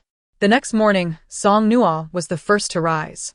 Though she made a concerted effort to be quiet, her descent still startling the vigilant Song Lin. He looked at her expression, which appeared unchanged from her usual self. In fact, she greeted him cheerfully, "Good morning, brother." Song Lin's heart sank. Her demeanor only heightened his suspicions. At breakfast, everyone at the table discreetly observed Song Nuo's countenance. If they were to describe it in a single word, it would be normal, so normal that it felt almost unnatural. After finishing her meal, Song Nuo set down her chopsticks and said, "I ran into some classmates yesterday. I'm going to check on them." As she spoke, her smile was compliant, as if all the previous unease was merely a product of their overactive imaginations. Unable to contain himself any longer, Song Lin asked, Nuo, has something happened? You can tell your brother, I'll help you." Hearing this, Song Nuo glanced at Song Lin and suddenly smiled. "It's nothing. Just heard that a few classmates have died, which made me a bit sad. But thinking back, it seems unnecessary. In this apocalypse, how can there not be deaths? Those of us who are alive must continue to live well." The notion that those who are destined to die must indeed meet their end resonated through Song Nuo's words. Sounding devoid of issue, feeling sorrowful over a classmate's death, only to come to terms with it after a night's rest, it seemed almost reasonable. Thought back. Did anyone mention a classmate had died yesterday? He racked his brain, but could not recall. Could it be that the noise from the market at the base had made him miss it? It was indeed a possibility. As Song Nuo left her residence, she followed the address provided by Li Panpan to locate the 3 individuals' dwelling. She knocked on the door, which was opened by Zhang Xiaoyi, who upon seeing Song Nuo, widened her eyes in delight. "Song Nuo, you've come. Please come in and make yourself comfortable." As she spoke, she stepped aside to let Song Nuo in, calling out, "Panpan, come see, Song Nuo is here." A door swung open, and Li Panpan appeared. Upon seeing Song Nuo, her eyes flickered momentarily, and she felt a pang of regret for having mentioned their location to her the previous day. However, since she had already arrived, it would be impolite to send her away, so she mustered a strained smile and approached. "Nuo, you've come. What a coincidence. Zaheo is not here at the moment." Song Nuo smiled in return. "That's fine. I just happened to pass by to see you all. I'll be leaving shortly." Upon hearing this, Li Panpan felt a slight sense of relief. It was better to leave early, as long as she did not encounter Wei Zihao. Song Nuo lingered in the living room for a brief moment before casually meandering to the window, which was locked, and opened it to let in some air. However, the heat outside was stifling, and even the breeze felt scorching, rendering the indoors more comfortable. She closed the window with a flick of her wrist and glanced at Li Panpan and Zhang Xiaoyi, who were oblivious to her actions. Zhang Xiaoyi was animatedly recounting their journey thus far. Song Nuo subtly furrowed and then relaxed her brows, feeling a tinge of impatience, but managed to restrain herself and quietly listened until Zhang Xiaoyi finished speaking. Chapter 104. Helping her with this matter. The sentiment of impatience was not exclusive to Song Nuo. Li Panpan, too, was distracted, frequently glancing outside to check the sky, anxious about when Wei Zihao would return. Once Zhang Xiaoyi expressed her fatigue from talking, Li Panpan promptly interjected, "All right, look at how rare it is for new Nuo to visit. You've monopolized her time with your stories. Have you not tired her out after speaking for half the day?" Upon hearing this, Zhang Xiaoyi cast a sheepish glance at Song Nuo, apologizing, "Sorry. Did I talk too much? I just got a bit carried away. The three of us haven't encountered anyone familiar, and we have no idea how our classmates are doing. Perhaps they've turned into zombies too. Her tone turned somewhat melancholic at this point. Song Nuo, not overly concerned, simply smiled. "That's fine. If you have something to say, do share. There may not be many opportunities to converse like this in the future." As noon approached, Li Panpan felt a surge of anxiety. And Song Nuo too was eager to leave, rising to say, "It's getting late. I shall take my leave." Zhang Xiaoyi appeared somewhat disappointed, while Li Panpan felt a wave of joy, feigning reluctance yet happily, seeing Song Nuo off. Upon returning to her residence, she opened the door to find the others neatly seated in the living room, awaiting her return. Song Mu gently inquired, "How did you enjoy your time with your classmates?" No. After a moment's thought about the window, Song Nuo felt a flicker of joy, which reflected on her face. It was quite pleasant. There was no pressure. No discomfort. Seeing her at ease, everyone felt reassured and ushered her to the table for lunch. In the afternoon, Song Nuo did not venture out, instead sitting alone on the sofa, fiddling with something in her hands, while Fei Qiu nestled beside her, chirping intermittently. As Song Lin poured himself a drink and passed by her, he noticed the object in her hands and frowned. "No, Nuo, what do you have there?" In response, she openly displayed her palm to show him. "I accidentally broke my classmate's window, and I felt a bit guilty about them knowing, so I brought it back." Song Lin chuckled helplessly, patting her head. "These days, nowhere is truly safe, especially in crowded places. Make sure to remind your classmates to be cautious, so no one inadvertently wanders in at night and finds themselves in danger." Song Nuo looked up at him, paused for 2 seconds, and sweetly smiled. "Okay, I understand. I will inform them." The house faced south, and the windows on the east side no longer received sunlight. Shangmu leaned against the window, quietly listening to the exchange between Song Nuo and Song Lin. He discreetly observed the innocent and sweet smile on her face, feeling a twinge of discomfort. Despite the smile being no different from usual, it struck him that she should not be smiling in such a manner.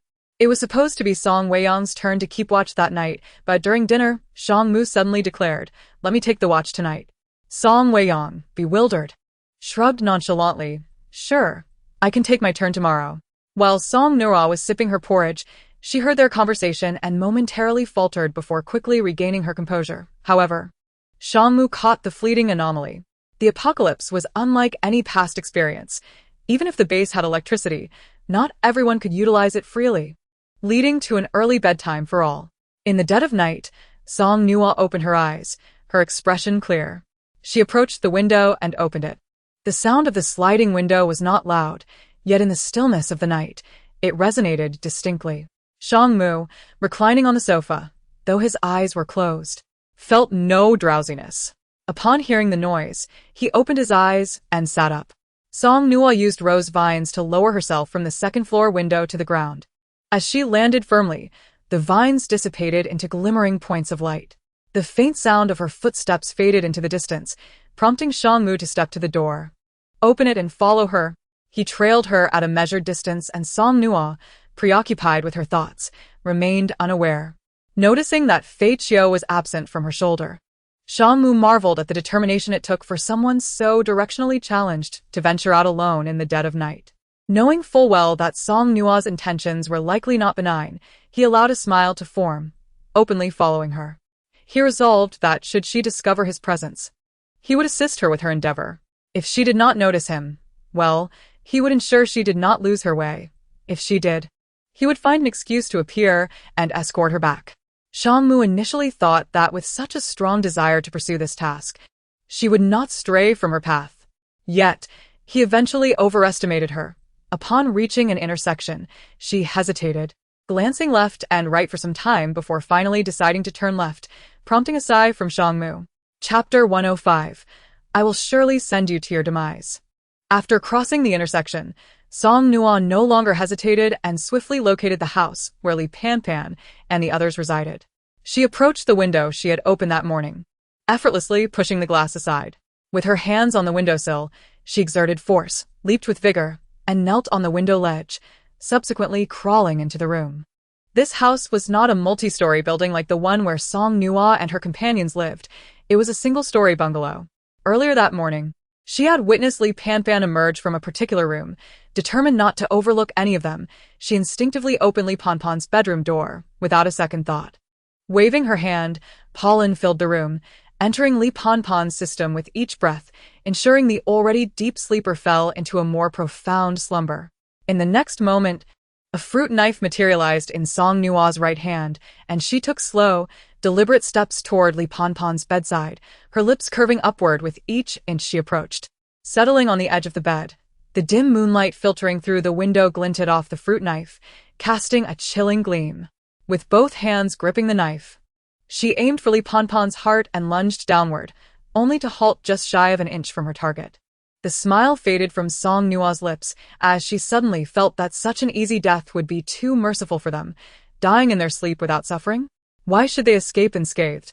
An eye for an eye, they should endure torment as she did in her past life, suffering until death. With this thought, Song Nuo lowered the knife. She gently patted Li Panpan's cheek and whispered, "There is plenty of time ahead. Rest assured, before I leave the Sioux City base, I will surely send you to your demise."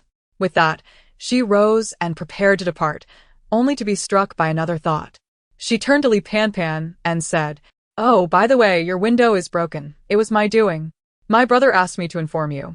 Outside the window, Song Nuo couldn't help but curve his lips into a silent smile. Was the demeanor of a good child committing misdeeds always so uniquely charming? Song Nuo exited the room, this time confidently striding through the front door, deliberately wanting the trio to know that someone had visited during the night. Surely, they would be frightened, right? The mere thought that they would spend each subsequent night in trepidation, fearing an intruder might slip into their home, filled her with delight. She sincerely hoped they would endure the torment in their hearts until the very last moment of their lives. The moonlight was dim tonight, yet the stars shone beautifully. Song Nuo was reluctant to return, so she sought out a tree, using vines to hoist herself up, perching on a branch to gaze at the stars. It is said that each star in the sky represents a person. Do the ones who have turned into zombies also possess stars? As the dark sky faded to a deep blue, Song Nuo finally leaped down from the tree and made her way back into Song Mu's line of sight. Unfortunately, she had truly lost her way this time. Noticing that Song Nuo had given up on finding her way and was idly kicking pebbles on the ground, Song Mu called out to her from behind with a hint of resignation. Turning at the sound, Song Nuo asked in surprise, "What are you doing here?" Song Mu replied calmly, "I was on night watch last night, and seeing that dawn was approaching, I thought I would take a stroll while the temperature was still pleasant." With suspicion, Song Nuo scrutinized him. "Really?" Song Mu nodded. Indeed. Of course, it was true. He had merely kept watch over someone who had sneaked out in the middle of the night to engage in mischief. Song Nuo, without doubt, nodded and hesitantly asked, "So, are you done exploring?" "Yes, I was just about to head back. Would you like to join me?" "Yes," she affirmed. The two walked side by side toward their residence. After a brief moment, Song Nuo suddenly had a flash of inspiration and tentatively inquired, "Do you know what time I came out?" After keeping watch all night, why did he not ask her when she had emerged, and for what purpose? Song Mu paused his steps and then answered with calm assurance, "I don't know. I slept for a bit in between and lost track of time." "Was that when you came out?" Feeling a bit guilty, Song Nuo replied slowly, "Yes. You didn't call out to me when you came out, did you? Otherwise, I would have woken up." "I didn't call you." "I thought so." They continued walking until they reached their dwelling. Just as Song Nuo was about to open the door, Song Mu called out to her, "Nuo, what did you run out for?" At his question, she bit her lip and finally stammered, "To look at the stars." Shan muchakeld. Inwardly chiding her for being such a little liar. He said nothing more, merely echoing her words. The stars are indeed quite beautiful at night. Song Nuo nodded in agreement. Song Mu then shifted the conversation. "No, next time you go out at night, please invite me along, alright?" Upon hearing this, Song Nuo instinctively turned to look at him. Song Mu's face wore the same gentle and accommodating smile as always, yet for some reason, She felt he might already know what she had done during the night. Why? She asked. Because I also want to see the stars you love. And I worry you might get lost on your way back. Chapter 106. How do you wish for them to die? Song Nuo was undeniably handsome. That was beyond dispute. His warm and refined features were like a landscape intricately etched upon the heart, gentle yet astonishing. Yet, no moment could compare to this one. Song Nuo felt his beauty make her heart race uncontrollably. Tonight, her heart was filled with rage and defiance. However, when she collided with Song Nuo's gaze, and he expressed his desire to see the stars she cherished and to bring her home, her heart suddenly found peace. Her life lacked direction, but unbeknownst to her, he and they had become her compass at some point. A solitary tear fell from Song Nuo's eye as she declared, I am not lost. Song Nuo raised his brows and smiled. Of course not. We are all behind you. How could you be lost? An ordinary statement. Yet it seemed to unlock something within her, and her tears flowed uncontrollably. She sobbed until her voice was hoarse, finally confessing to Song Nuo, I'm sorry. But I must kill them. Song Nuo moved beside her, enveloping her in his embrace, gently stroking her long hair, murmuring softly, as long as it makes you happy. It's all good. Aren't you going to ask why? She questioned. No need to inquire. Anyone who compels you to go to such lengths to seek their demise must surely possess a reason for their death. If you wish for them to die, then they shall die. Did she truly wish for their deaths? A fleeting look of confusion crossed Song Nuo's eyes. She understood that in this life, the three of them had done nothing wrong. But so what? No need to discuss past lives or say they had not harmed her in this lifetime. Debts must be repaid, and lives must be accounted for. It was only just. In her previous life, she had perished. In this life, it was their turn. Only when they were all dead could the slate be wiped clean, and they could no longer owe each other anything. In Song Nuo's embrace, Song Nuo nodded affirmatively. Yes. I want them to die. They must die. Song Nuo hesitated for a moment before gently and coaxingly asking, then no. How do you wish for them to die? Song Nuo's sobbing faltered. How did she wish for them to die? Naturally, it had to be like her, being devoured piece by a horde of zombies. Song Nuo's hand, which had been resting lightly on her back, clenched into a fist, finally holding her tightly in his embrace. Song Nuo. Did you die at their hands? If not, why would you have hoarded so many supplies in space? The questions he had long wished to ask but she had refused to answer now stood before them, their answers within reach. Because of past experiences, She knew to stockpile supplies. because she had suffered, she wished for them to experience the pain she had endured. Did she not? If it was as he suspected, Song Nuo found it absurd beyond measure. Yet, could the apocalypse truly give rise to rebirth? Song Nuo closed his eyes, concealing the compassion and heartache in his gaze. So, In Nuo's previous life, they had never crossed paths, had they? Because she had died, they had not even had the chance to meet. Thus, upon their first encounter, she had been so unfamiliar with them. Due to matters concerning Wei Zihao and the others, Song Nuo had not slept a wink that night, crying until she was exhausted, finally drifting into slumber at Song Nuo's soothing voice. She awoke at noon to find herself lying in her own bed. Hastily washing up, she hurried downstairs, only to find the living room empty of the others. Even Fei Jiao was absent. Only Song Lin and Song Nuo sat silently on the couch. Upon seeing her descend, Song Lin waved her over, making space beside him for her to sit. Brother, she called softly, her voice sweet and obedient. The atmosphere felt anything but casual. Song Nuo realized that since Song Nuo was aware of last night's events, he undoubtedly had informed her brother. Nuo, we have accepted a mission. You should invite your classmates to join us, Song Lin said, his gaze warm like a potent wine, rich and deep. Beyond that he asked nothing more. Unable to resist, Song Nuo glanced at Song Nuo, curious about how he had conveyed the situation to her brother. Song Nuo's expression remained unchanged, and upon sensing her gaze, he offered her a gentle smile, the refreshing aura of youth easing the tension in her heart. Song Nuo no longer concealed her thoughts. She comprehended her brother's intentions. However, two of them were not endowed with abilities. Song Lin was taken aback. Were they truly without powers? Wouldn't those two be reluctant to leave the base? Yet, Song Nuo chuckled softly. Oh no, what are you saying? You, too, lack abilities, yet you accompany us on missions outside the base, don't you? Xiang Chen and Song Weiyang exchanged puzzled glances. Song Lin laughed. Indeed, Noa, how can your classmates lack faith in us? If we were uncertain, would I take my sister, who has no powers, on a mission? Deceit? Song Nuo was left speechless, recalling that her brother, along with Shang Mu and Xiang Chen, were all sensible individuals. It was indeed a challenge for them. After a moment of silence, Song Nuo nodded and softly expressed her gratitude. Thank you. Hearing this, Song Weiyang finally engaged, waving his hand. Who do you take us for? If we round it up, we are all siblings. Noa, such politeness wounds my heart. Xiang Chen nodded in agreement. The fool rarely speaks such kind words. The two soon became embroiled in a playful scuffle. Chapter 107. The Peculiar Bonds of Siblings?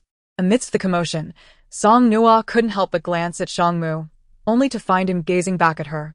Their eyes met, and Shang Mu paused momentarily before lowering his head in silence. Siblings? Shang Mu scoffed inwardly.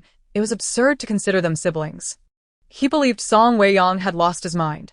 After having a bite to quell her hunger, Song Nuo prepared to head to where Li Pan and the others resided, leaving Fei Jiu behind. They had realized that whether or not her disguise was intact depended on whether Fei Jiu was perched on her shoulder. As she reached the door, just before she could open it, Shang Mu inquired, "Oh no, you aren't lost, are you?" Recalling the previous night's events, Shang Mu felt a sense of helplessness.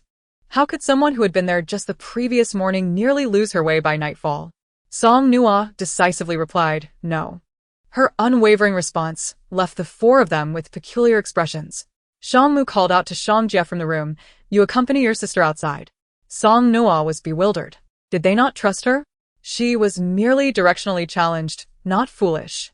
The moonlight had been dim last night, and she had hesitated briefly, but it was broad daylight now. And she had traversed this route several times. How could she possibly go astray? With her refusal deemed ineffective, Song Nuo had no choice but to hold hands with Shang Jie as they exited together. By fortunate coincidence, upon their arrival, Li Pan, Zhang Xiaoyi, and Wei Zihao were all present, not a single one missing. When they arrived, the trio wore worried expressions, and Zhang Xiaoyi, who opened the door, seemed anxious too. Upon seeing Song Nuo, her smile was no longer as exuberant as the day before. It bore a hint of strain. You're here. Earlier that morning, they had discovered that the door, which should have been locked, was ajar. Upon questioning each other, they realized that none had opened the door during the night.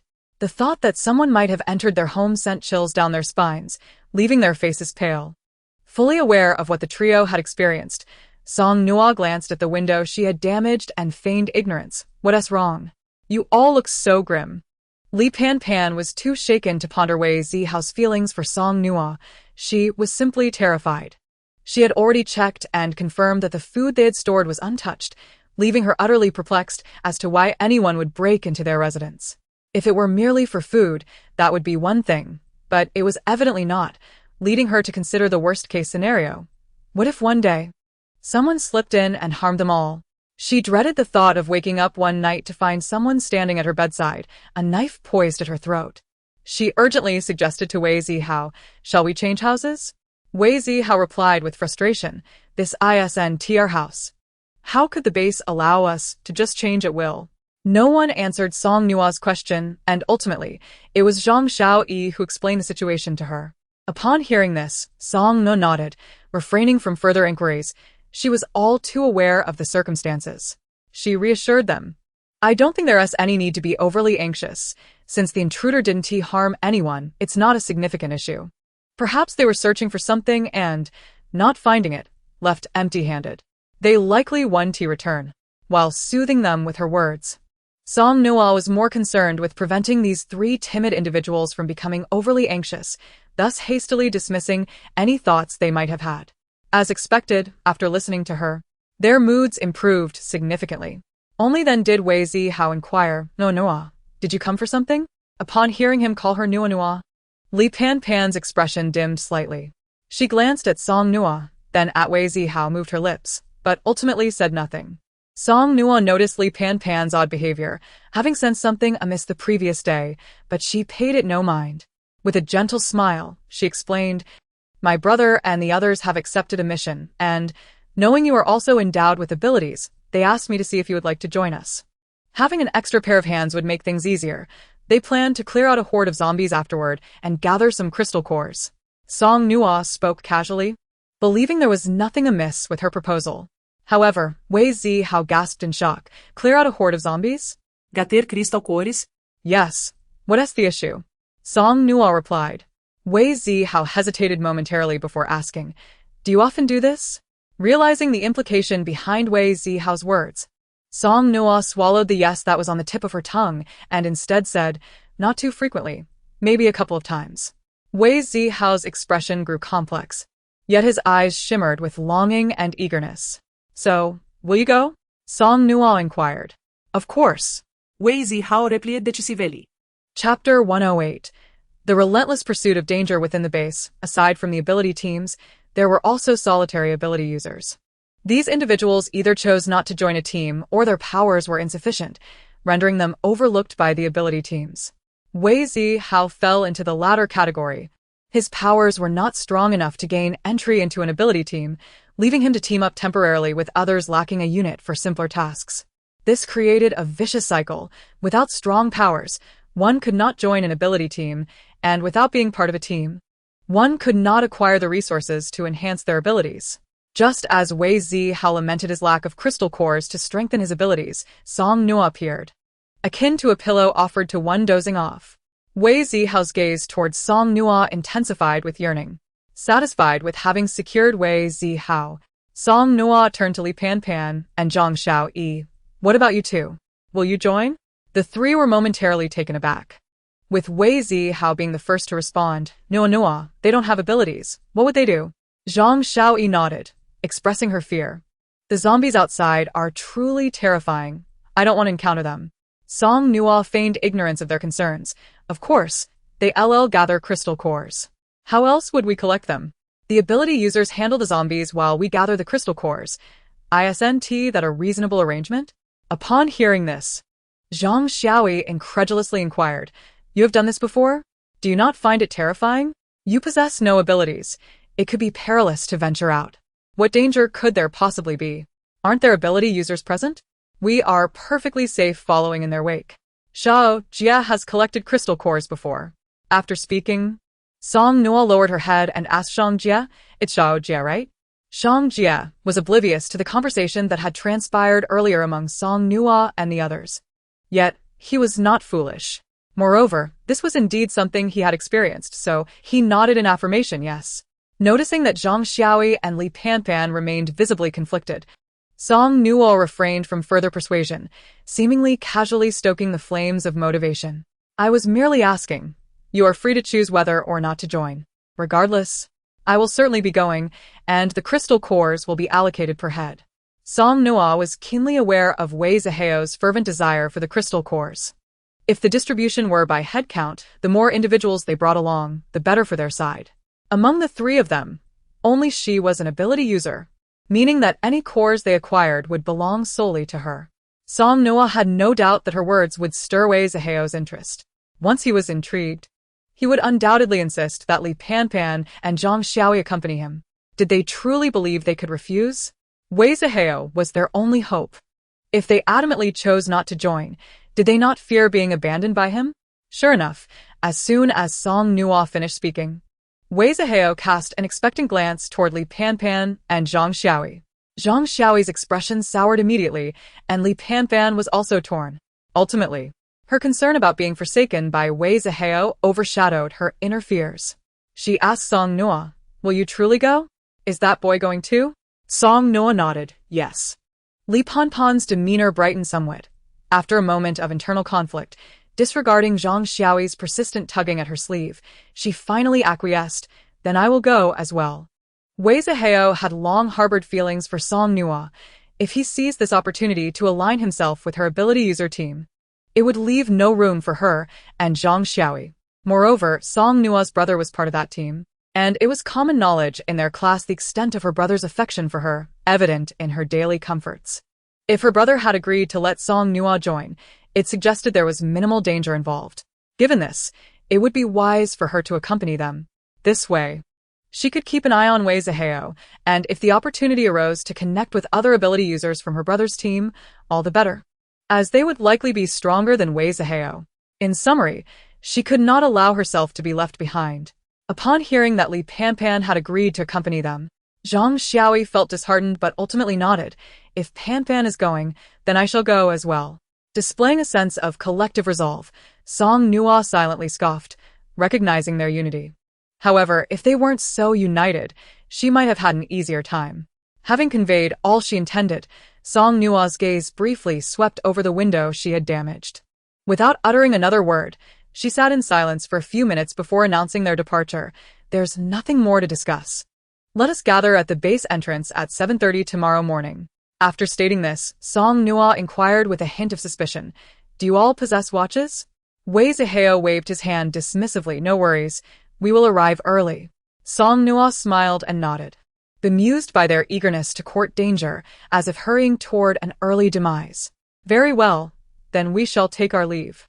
As she departed, Song Nuo couldn't help but mutter a curse inwardly, rolling her eyes. These foolish individuals, fully aware that intruders had breached their home, still neglected to conduct a thorough inspection. Merely sitting around sighing. It was a wonder they had survived this long. Chapter 109. My Brother and His Friends. Returning to her residence after comfortably completing her task, Song Nuo wore an involuntary smile, a clear indication that events had unfolded favorably. Observing her uplifting demeanor, the others felt reassured.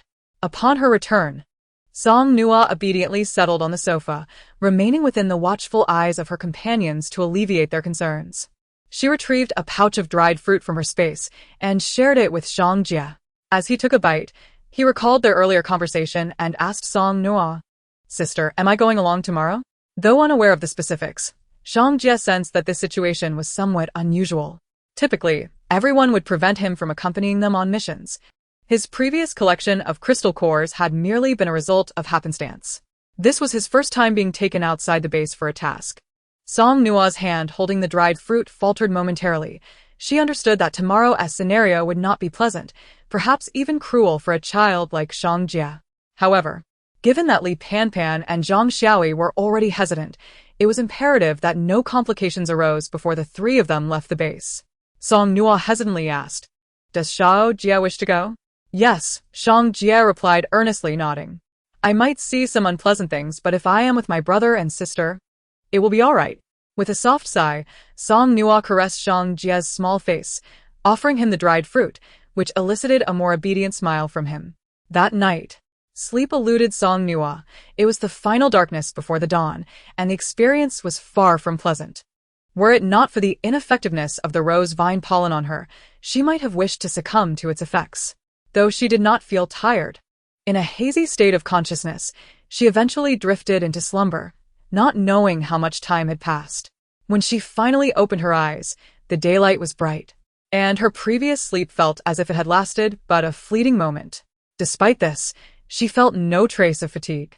Calmly, she rose, washed up, and descended for breakfast. Everyone else appeared remarkably composed, as if this day were no different from any other. Even 7-year-old Zhang Jie maintained a serious expression while eating. At 7:08, they prepared everything and set off for the base entrance. Unsurprisingly, Song Nuo spotted Wei Zihao and his companions standing at the entrance from a distance, as they had indeed arrived early, just as promised. Song Nuo gestured toward them and gradually drove the car beside the trio. She flashed them her most standard smile. My apologies. Have you been waiting long? The expressions of Wei Zihao and his companions bore traces of fatigue. Despite Song Nuo having assured them the previous day that it was highly unlikely anyone would intrude upon their home again. However, they remained unaware of who had entered their residence, leading to a night fraught with suspicion and poor sleep. As they were about to embark on a mission to confront zombies, Wei Zihao seemed relatively untroubled, while Zhang Xiaoyi and Li Panpan's moods were less than favorable. Zhang Xiaoyi appeared somewhat anxious, whereas Li Panpan's demeanor shifted upon seeing Song Lin and Shangmu, for boys seated in the car, her expression transforming with hope. She smiled gently at Song Nuo and said, We haven't been waiting long at all. After this, her gaze turned to the others, and with a hint of anticipation, she inquired, May I ask how to address these gentlemen? These are my brothers, Song Nuo replied, her glance inadvertently meeting Song Mu's, causing her heart to skip slightly. She quickly added, and his friends. What manner of response was that? Li Panpan exhibited a hint of dissatisfaction, her brow furrowing as she contemplated further inquiries. However, she was interrupted by Wei Zihao, who said, Enough. These matters are trivial. Let's focus on the pressing issues at hand. After surveying the surroundings, he concluded that it would be more prudent to inquire among the other ability users rather than Song Nuo. Thus, he donned a conciliatory smile and asked the driver, Xiang Chun, may I ask what our mission entails this time? Is there truly no danger involved? Although he harbored a desire to enhance his powers, he held his life in higher regard. When would there be a moment when one could not improve their abilities? However, if life were lost, all else would be rendered meaningless. Wei Zihao had previously undertaken simple missions with minimal encounters with zombies, yet this time, the objective was to eliminate zombies and collect crystal nuclei. His excitement was tempered by the realization that this implied a significant number of zombies awaited them. Despite Song Nuo's reassurances the previous afternoon that there would be no danger, she was not an ability user. What could she truly comprehend? Would it not fall upon them, the ability users, to confront any threats? Upon hearing his question, Xiang Chun appeared momentarily taken aback before responding, There is no danger. The mission pertains to us, and does not concern you.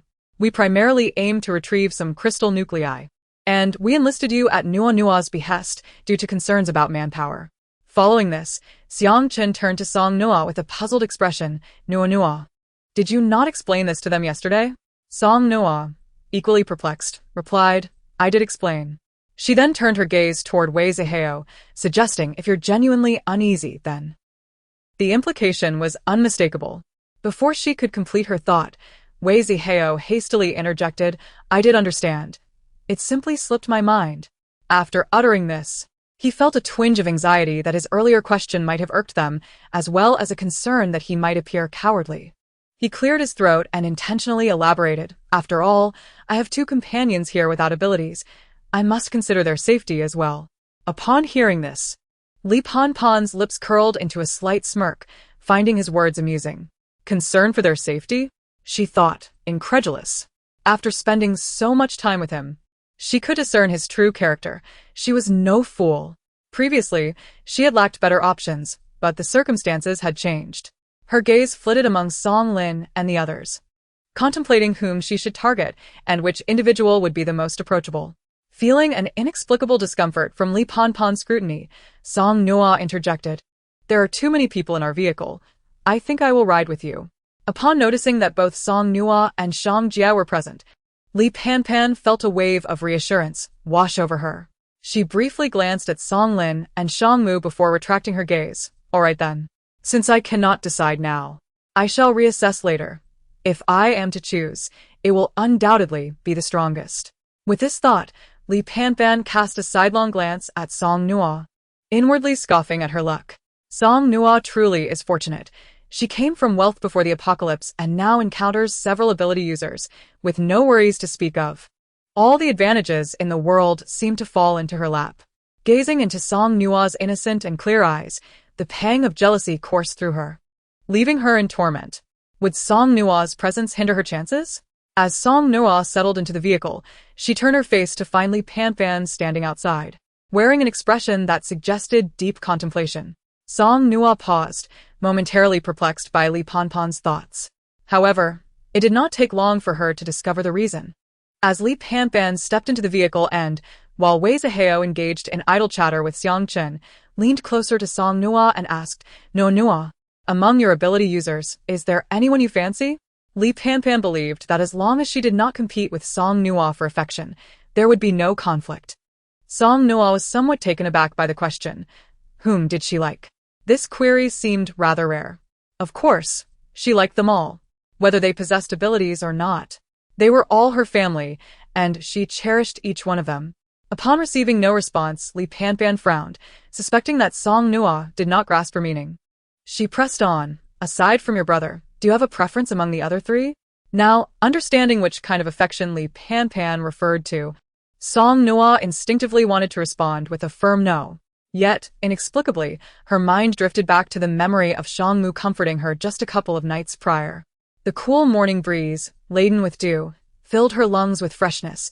While she could not see his expression, his voice resonated with tenderness, purity, and adoration.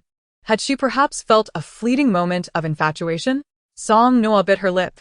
She had always been the obedient girl. Other girls might eagerly gather to discuss which boy was the most handsome, but she had never experienced such moments. In her early years, she had been engulfed by the grief of losing her parents, and by the time she emerged from sorrow, she was preoccupied with striving to improve her life and ensuring her brother's well-being. Admittedly, she was somewhat oblivious to such matters. However, she could not deny that the mere thought of Song Mu seemed to unfurl a rose within her heart, each petal blooming in gradual delight. Was that, too, a form of burgeoning affection? Thus, the no that was on the verge of escaping her lips transformed into a hesitant and uncertain negation. To Li Panpan's ears, it sounded like a denial of any romantic interest. Li Panpan, slightly bashful, proposed, "Once we finish this mission, shall we gather together? Could you introduce me to those individuals?" Eager to learn more, she inquired, "What were the names of those two who sat in the back with you before?" Sitting in the back. Song Nuo's expression darkened slightly, realizing that she was referring to her brother and Song Mu. Her brother had visited her school before. Surely Li Panpan had seen him. With a cold demeanor, Song Nuo internally scoffed at Li Panpan's audacity in making such assumptions. Did she not look in the mirror? Or did she only gaze at her reflection in the dead of night? Even then, she would need light.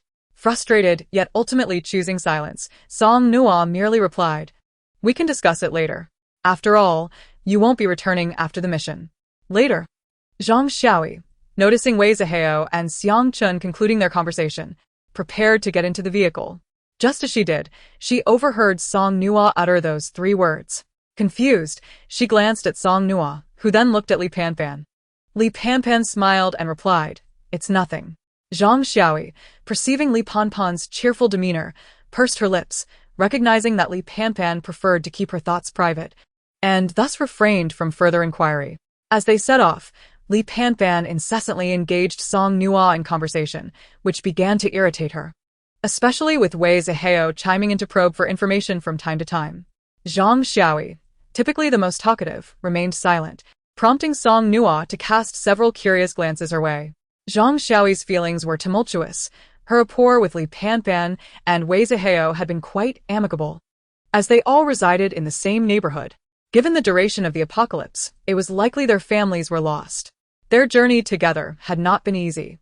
Yet this harmony was shattered once Wei Zihao awakened his abilities, rendering her and Li Panpan as mere burdens.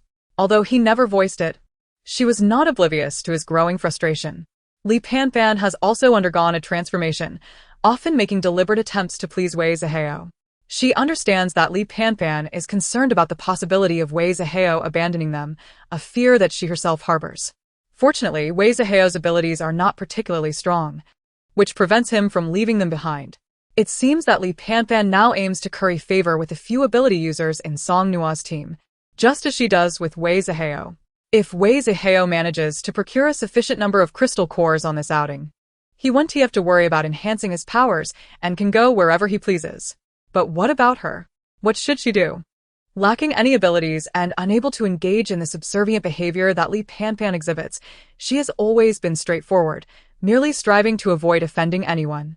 How could she possibly ingratiate herself? Would Song Nuo and the others be willing to accept her into their ranks? As Zhang Xiaoyi's mind wandered into these uncertainties, amidst Li Panpan's incessant chatter, the vehicle finally arrived at the entrance of a factory. This factory was not at all comparable to the small meat processing plant that Song Nuo and the others had previously visited. It was substantially larger, at least 4 times the size of that establishment. Standing outside the factory, they could hear the guttural sounds of zombies emanating from within, a clear indication of the multitude of zombies inside. Song Weiyong turned to Wei Zihao with a smile, remarking, "It seems there are quite a number of zombies here.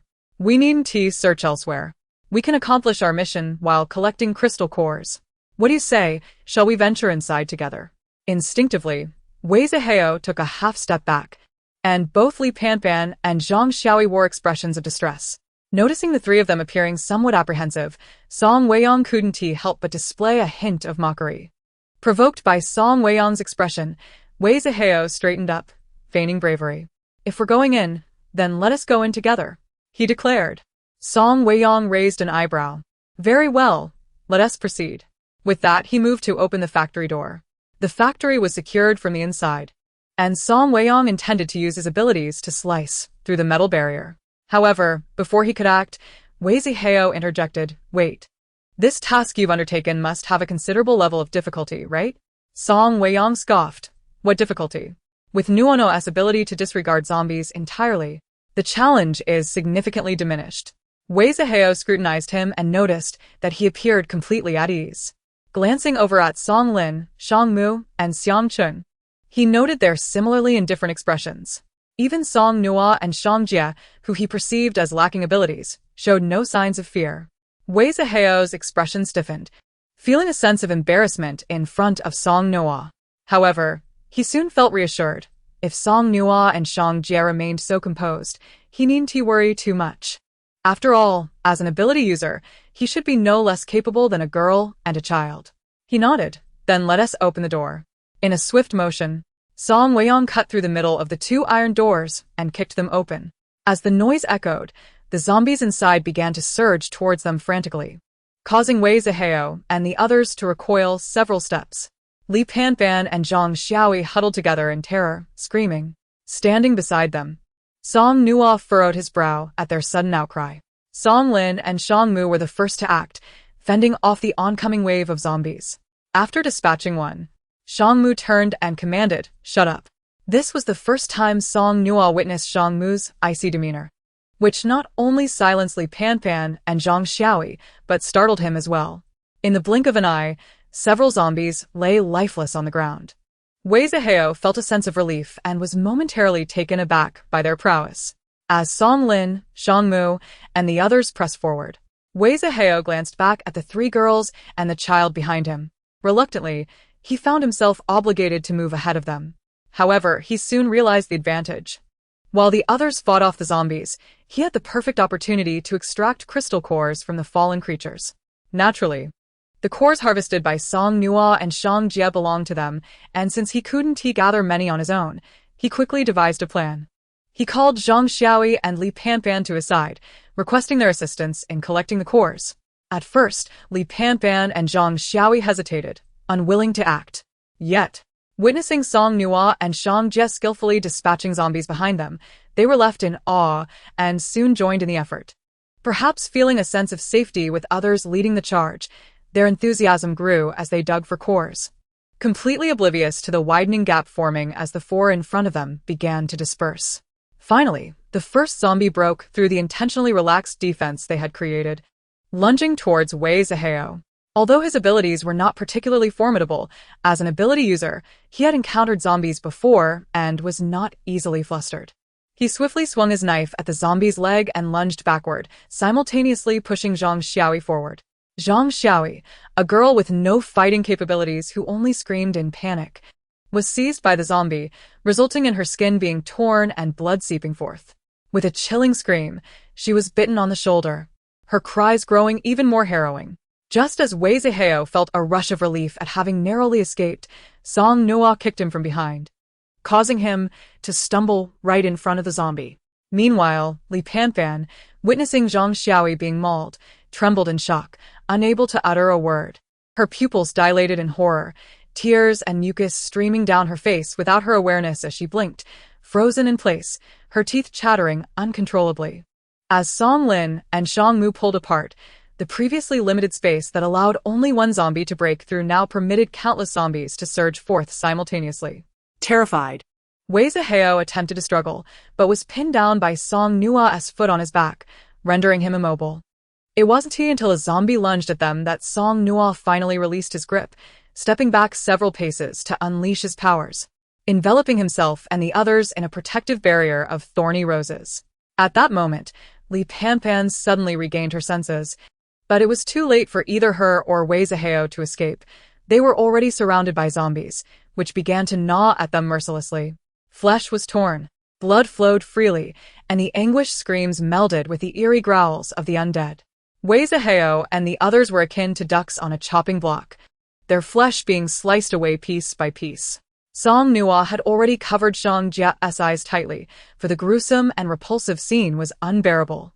Had it been anyone else being devoured by the zombies, even she would have found it intolerable. Yet, in this moment of horror, Song Nuo felt a twisted sense of satisfaction.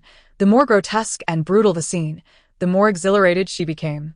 It was as though she was inflicting self-harm, disregarding the turmoil in her stomach, fixating instead on the moment when the zombies tore into their bodies, witnessing the horrific separation of flesh from bone.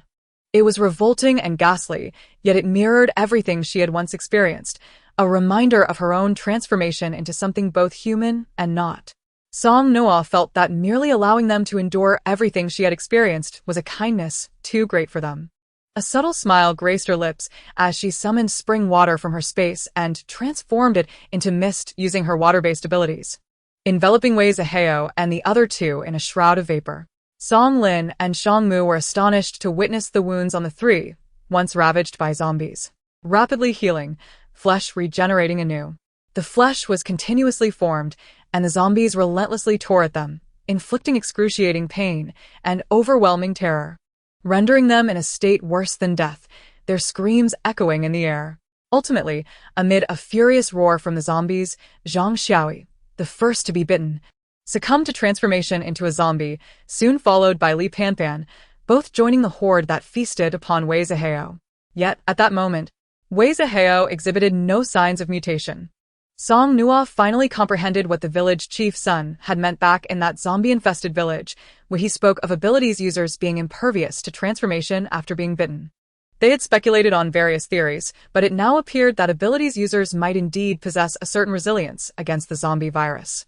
Alternatively, perhaps their abilities were, in fact, a manifestation of the virus's infection, merely refraining from turning them into zombies due to individual traits, resulting instead in the acquisition of powers. At last, Song Nuo ceased her healing of Wei Zihao's wounds and encased him in a rain of rose petals. The zombies halted their assaults, gradually dispersing, leaving a barely conscious Wei Zihao, a shadow of his former self, lying helplessly on the ground. His eyes flickered with hatred as he feebly gritted his teeth and questioned Song Nuo. Why? Why do this to us? His strength had waned, leaving him unable to continue. Song Nuo's delicate brows unfurled into a smile, her eyes sparkling as she inquired, "Are you wondering where you have wronged me?" Wei Zihao lay still, silent, his gaze fixed on Song Nuo with a sinister intensity, akin to that of a vengeful spirit. Chapter 113. Allow me to kill you once more. Unfazed by his murderous glare, Song Nuo merely smiled and asked, "If you were left without an answer, would you not die with your eyes wide open?" Utterly unsatisfied? Although Wei Zihao remained silent, his expression conveyed everything. The corners of Song Nuo's mouth lifted more distinctly, reflecting her burgeoning delight.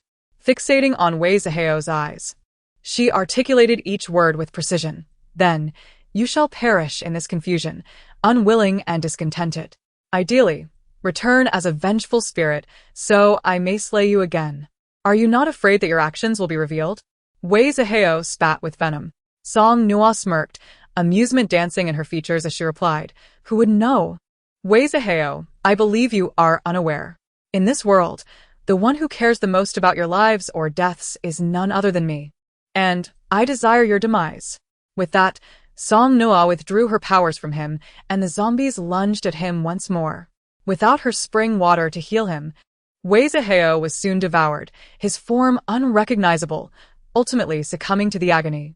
Only then did Song Nuo sever his head from his body with her rose vines, ensuring the demise of the zombies Li Panpan and Zhang Xiaoi, leaving no room for future retribution.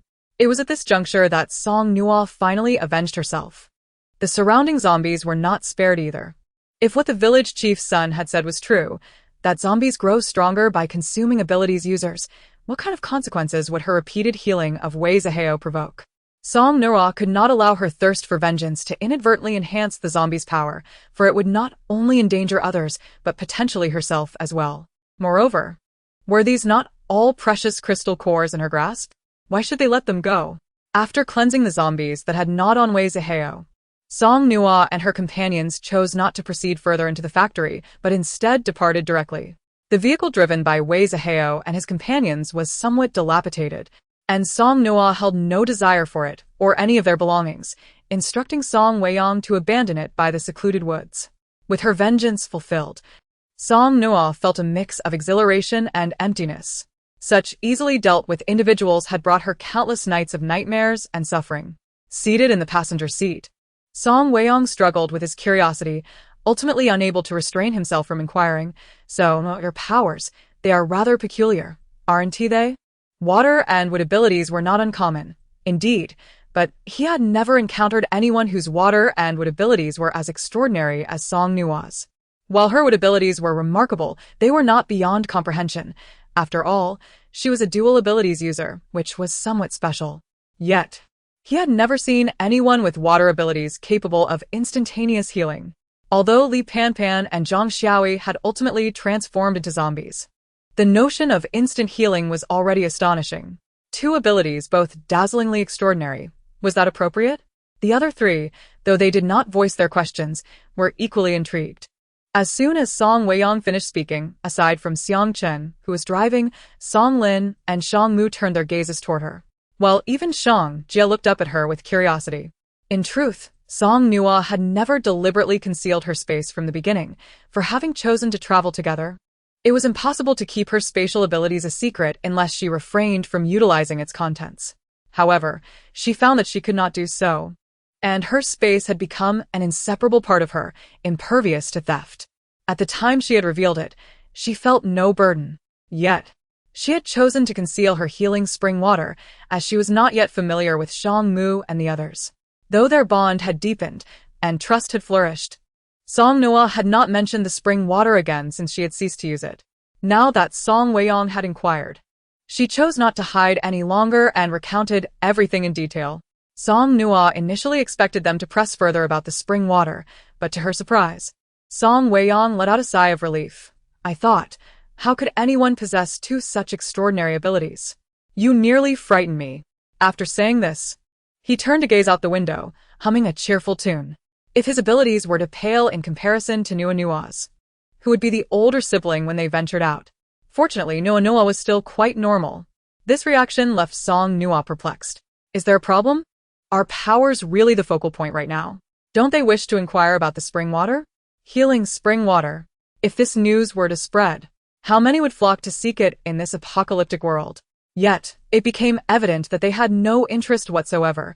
After hearing her recount, they ceased to ask any further questions. Chapter 114. An unnamed team. Only Shang Jie, being younger and more inquisitive, tugged at Song Nuo's sleeve, eyes sparkling with curiosity as he asked, "Sister, is your spring water tasty? Can I have some?" Song Nuo looked down. "It's quite sweet. Would you like to try?" Shang Jie's eyes lit up, nodding vigorously. The spring water had a refreshing coolness, sweeter than ordinary drinking water, but after sipping it, Shang Jie's face fell in disappointment as he handed it back to Song Nuo. He had expected it to be sweeter than honey water, yet it was merely water. A bottle of water priced at 10,000 yuan and another at 1 yuan are both merely water. Who wouldn't he find a hint of sweetness in either? Yet he remains oblivious to it. Song Lin and his companions cannot be blamed for their curiosity, but unlike Shang Jie, they lack the childish impulse to sample the flavors. Ultimately, their spirits remain buoyed. The added layer of assurance for Song Nuo serves as a safeguard for them all. What a splendid circumstance. Departing from the base, there were 2 vehicles, but upon their return, only one remained, yet no one seemed to notice this detail. Wei Zihao and his 2 companions were not particularly notable figures within the base. Their absence did not impact operations in the slightest. After several days back at the base, Song Nuo and her group had not overheard a single discussion regarding the absence of the trio. Thus, they faded away without a trace. Just as Song Nuo had remarked to Wei Zihao, no one would care about their demise. Their passing was even less noteworthy than the news of a supernatural task force failing to complete a mission, a team that included Song Nuo and her companions. The factory mission they were assigned was of considerable difficulty, initially undertaken by Shang Mu. In truth, this was not a task meant for a single team nor intended to be executed that day. Shang Mu merely utilized this mission to fulfill Song Nuo's wishes. As for the task itself, they held little interest. Consequently, when the day for the mission arrived, the personnel at the base S task hall cursed and complained upon discovering the absence of a team. They meticulously checked each team's name, vowing to give that team a piece of their minds upon locating them. However, after the verification, only an unnamed team remained. This name was unremarkable, yet amidst the likes of Flame and Black Tiger, it stood out as peculiar. Still, the staff could not recall anything about this team, no matter how hard they racked their brains. One team leader, who enjoyed a favorable rapport with the staff, leaned over to take a look and burst into laughter. An unnamed team? A team without a name? Is someone playing a prank? Old dang, did you offend someone? The staff member's expression darkened, and amidst his curses, he postponed the mission execution time. By the afternoon, when the teams regrouped to depart for the factory, they discovered that the factory's doors were all broken. Having resolved their past grievances, Song Nuo felt utterly elated, frolicking outdoors with Shang Jie from dawn till dusk. No one knew what they were up to, only that within 3 days, Song Nuo remained fair and delicate, while little Shang Jie had darkened considerably. Upon witnessing the transformation of the once fair Shang Jie into the darkest among their group, Song Mama and Xiang Mama were distraught, promptly forbidding Song Nuo and Shang Jie from going out in the afternoons. Song Nuo felt a pang of guilt as she stole a glance at Shang Mu, seeking his reaction. After all, who could blame her for turning his younger brother into a little coal ball? Noticing her gaze, Shang Mu instinctively smiled at her, his demeanor exceptionally amiable. Only then did Song Nuo feel a sense of relief. As long as he wasn't angry, she returned his smile, appearing both sweet and contrite. The house lacked sufficient rooms, thus Song Dad and Song Mama shared a bedroom with Xiang Dad and Xiang Mama, while Shang Jie shared a room with Shang Mu. Shortly after dinner, everyone retreated to their respective rooms. Shang Mu glanced at Shang Jie, who was idly poking at a toy car on the bed, and casually inquired, "Have you enjoyed your recent outings with Sister Nuo?" Shang Jie, with his little black face, nodded without turning his head, declaring, "Happy," while still clutching his toy. Shang Mu cleared his throat and asked again, "So what did you do out there? You've tanned like a little black devil. No one in our family has ever been this dark." "Sister took me out," Shang Jie began, but abruptly stopped, turning to regard his brother with a wary expression. "You're trying to pry. That's a secret between me and sister." Shang Mu couldn't help but chuckle. His younger brother had even learned to guard his secrets. He shifted his approach. "You spend all day gallivanting with Nuo, just don't lead her astray." Shang Jie's eyes widened in disbelief. Mirroring Shang Mu's features perfectly, how could I lead sister astray? It's clearly sister who took me. Shang Mu raised an eyebrow. "Is that so? But Nuo has a poor sense of direction. Without you guiding her, where could she go?" Shang Jie puffed out his cheeks in frustration. Did his brother look down upon either him or sister? In the next moment, as expected, the foolish boy blurted out, "Sister isn't going anywhere strange. She knows her classmate's place very well." Realizing his slip, Shang Jie covered his mouth, pointing at Shang Mu with a finger, and protested, "Brother, you're a big liar." Shang Mu casually smiled. "A big liar? You're the little liar then. Now tell me, What did sister take you to do?" "I want to say." Shang Jie stubbornly turned his face away. "Really not going to say?" not saying." "Very well then." With that, Shang Mu stood up, heading for the door. Shang Jie instinctively asked, "Where are you going?" Toeng poseto no. Shang Jie exclaimed, "Brother, how childish are you?" He glared at Shang Mu's hand resting on the doorknob, finally conceding, "All right, but you can't tell sister." "Bacham, I promise." Shang Mu nodded. "Sister took me to climb through the window of her classmate's house and took everything useful. Anything useless we traded at the base market." Shang Mu was taken aback. How devious, yet rather adorable. "You weren't discovered?" Shang Mu asked, his mood lifting. Shang Jie beamed with pride. "How could we let anyone find out? We went to climb the window in broad daylight. Who doesn't nap at that time? In the sweltering summer heat. It was unbearable.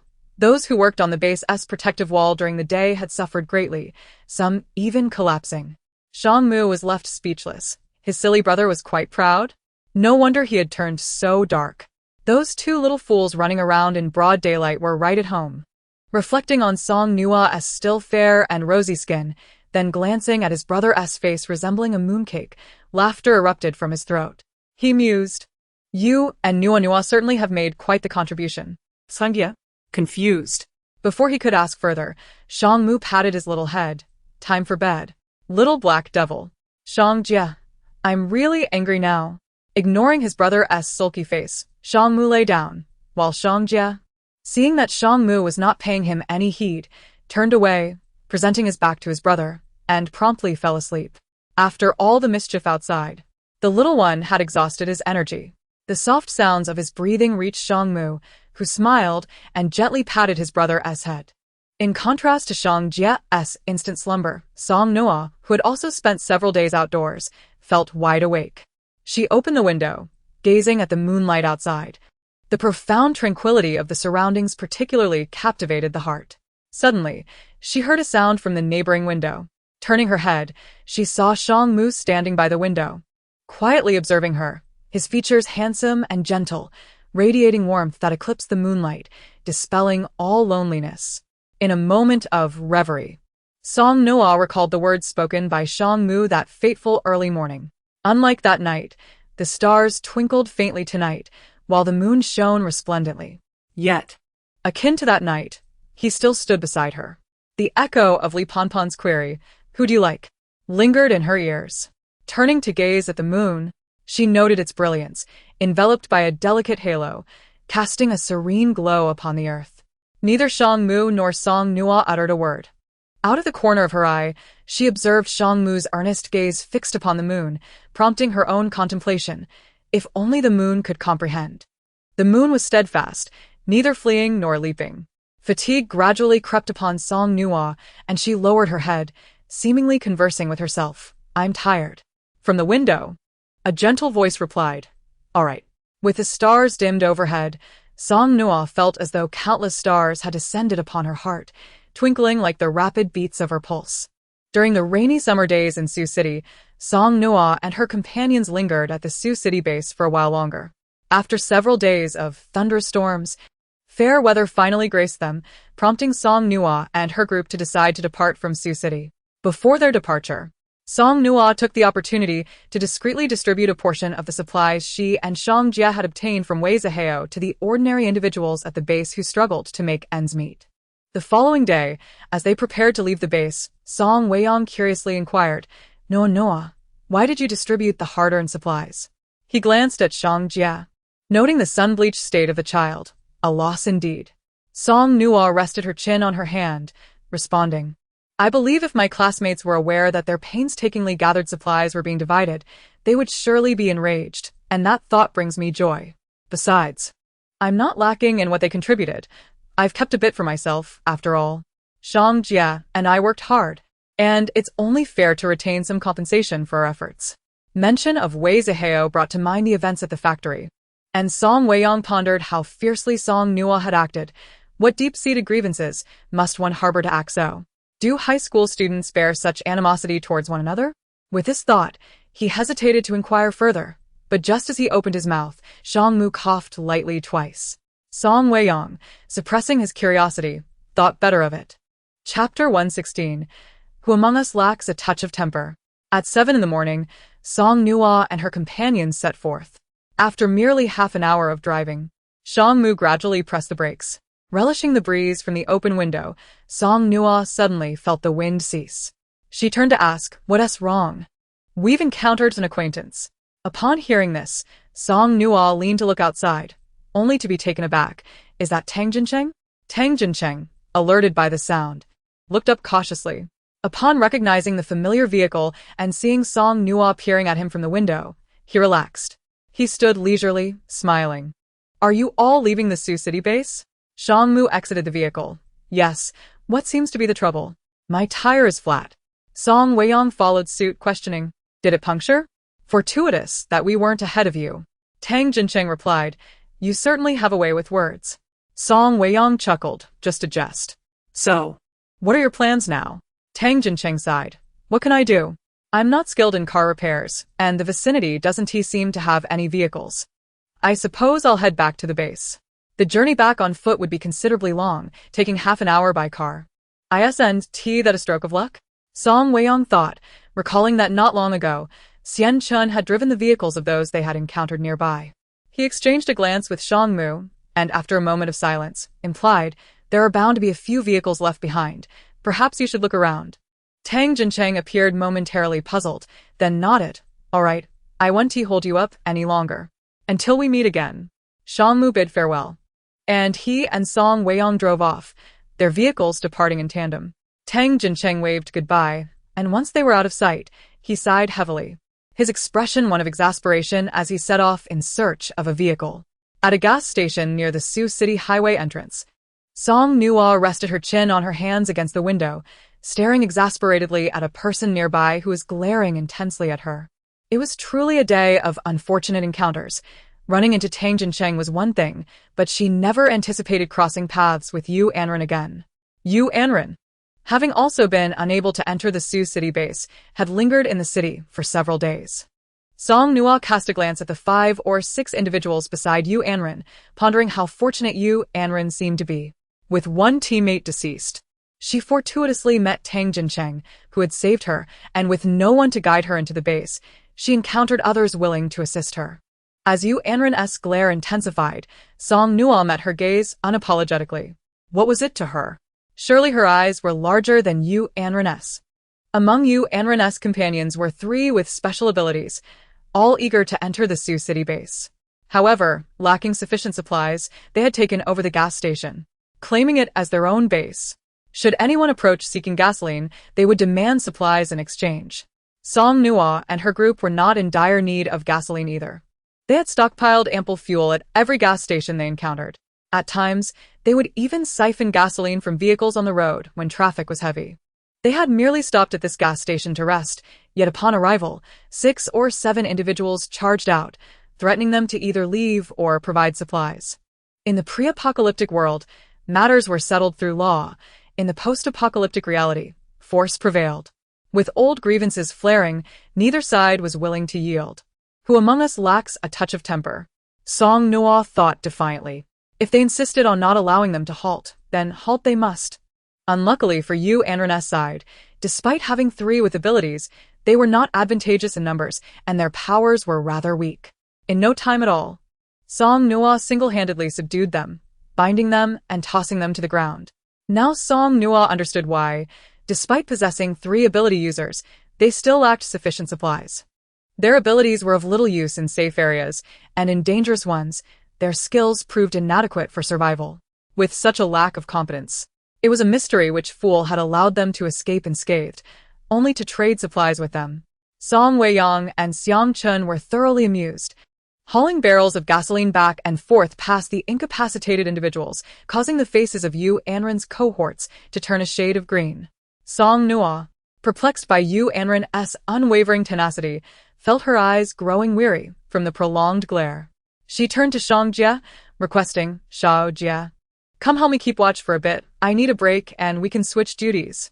Shang Jia, confused but compliant, scooted to the window, his dark, glistening eyes fixed upon Yu Anren, thereby granting Song Nuo a moment of respite. As Shang Mu transported a barrel of gasoline to the trunk, he couldn't help but chuckle softly at Song Nuo's request.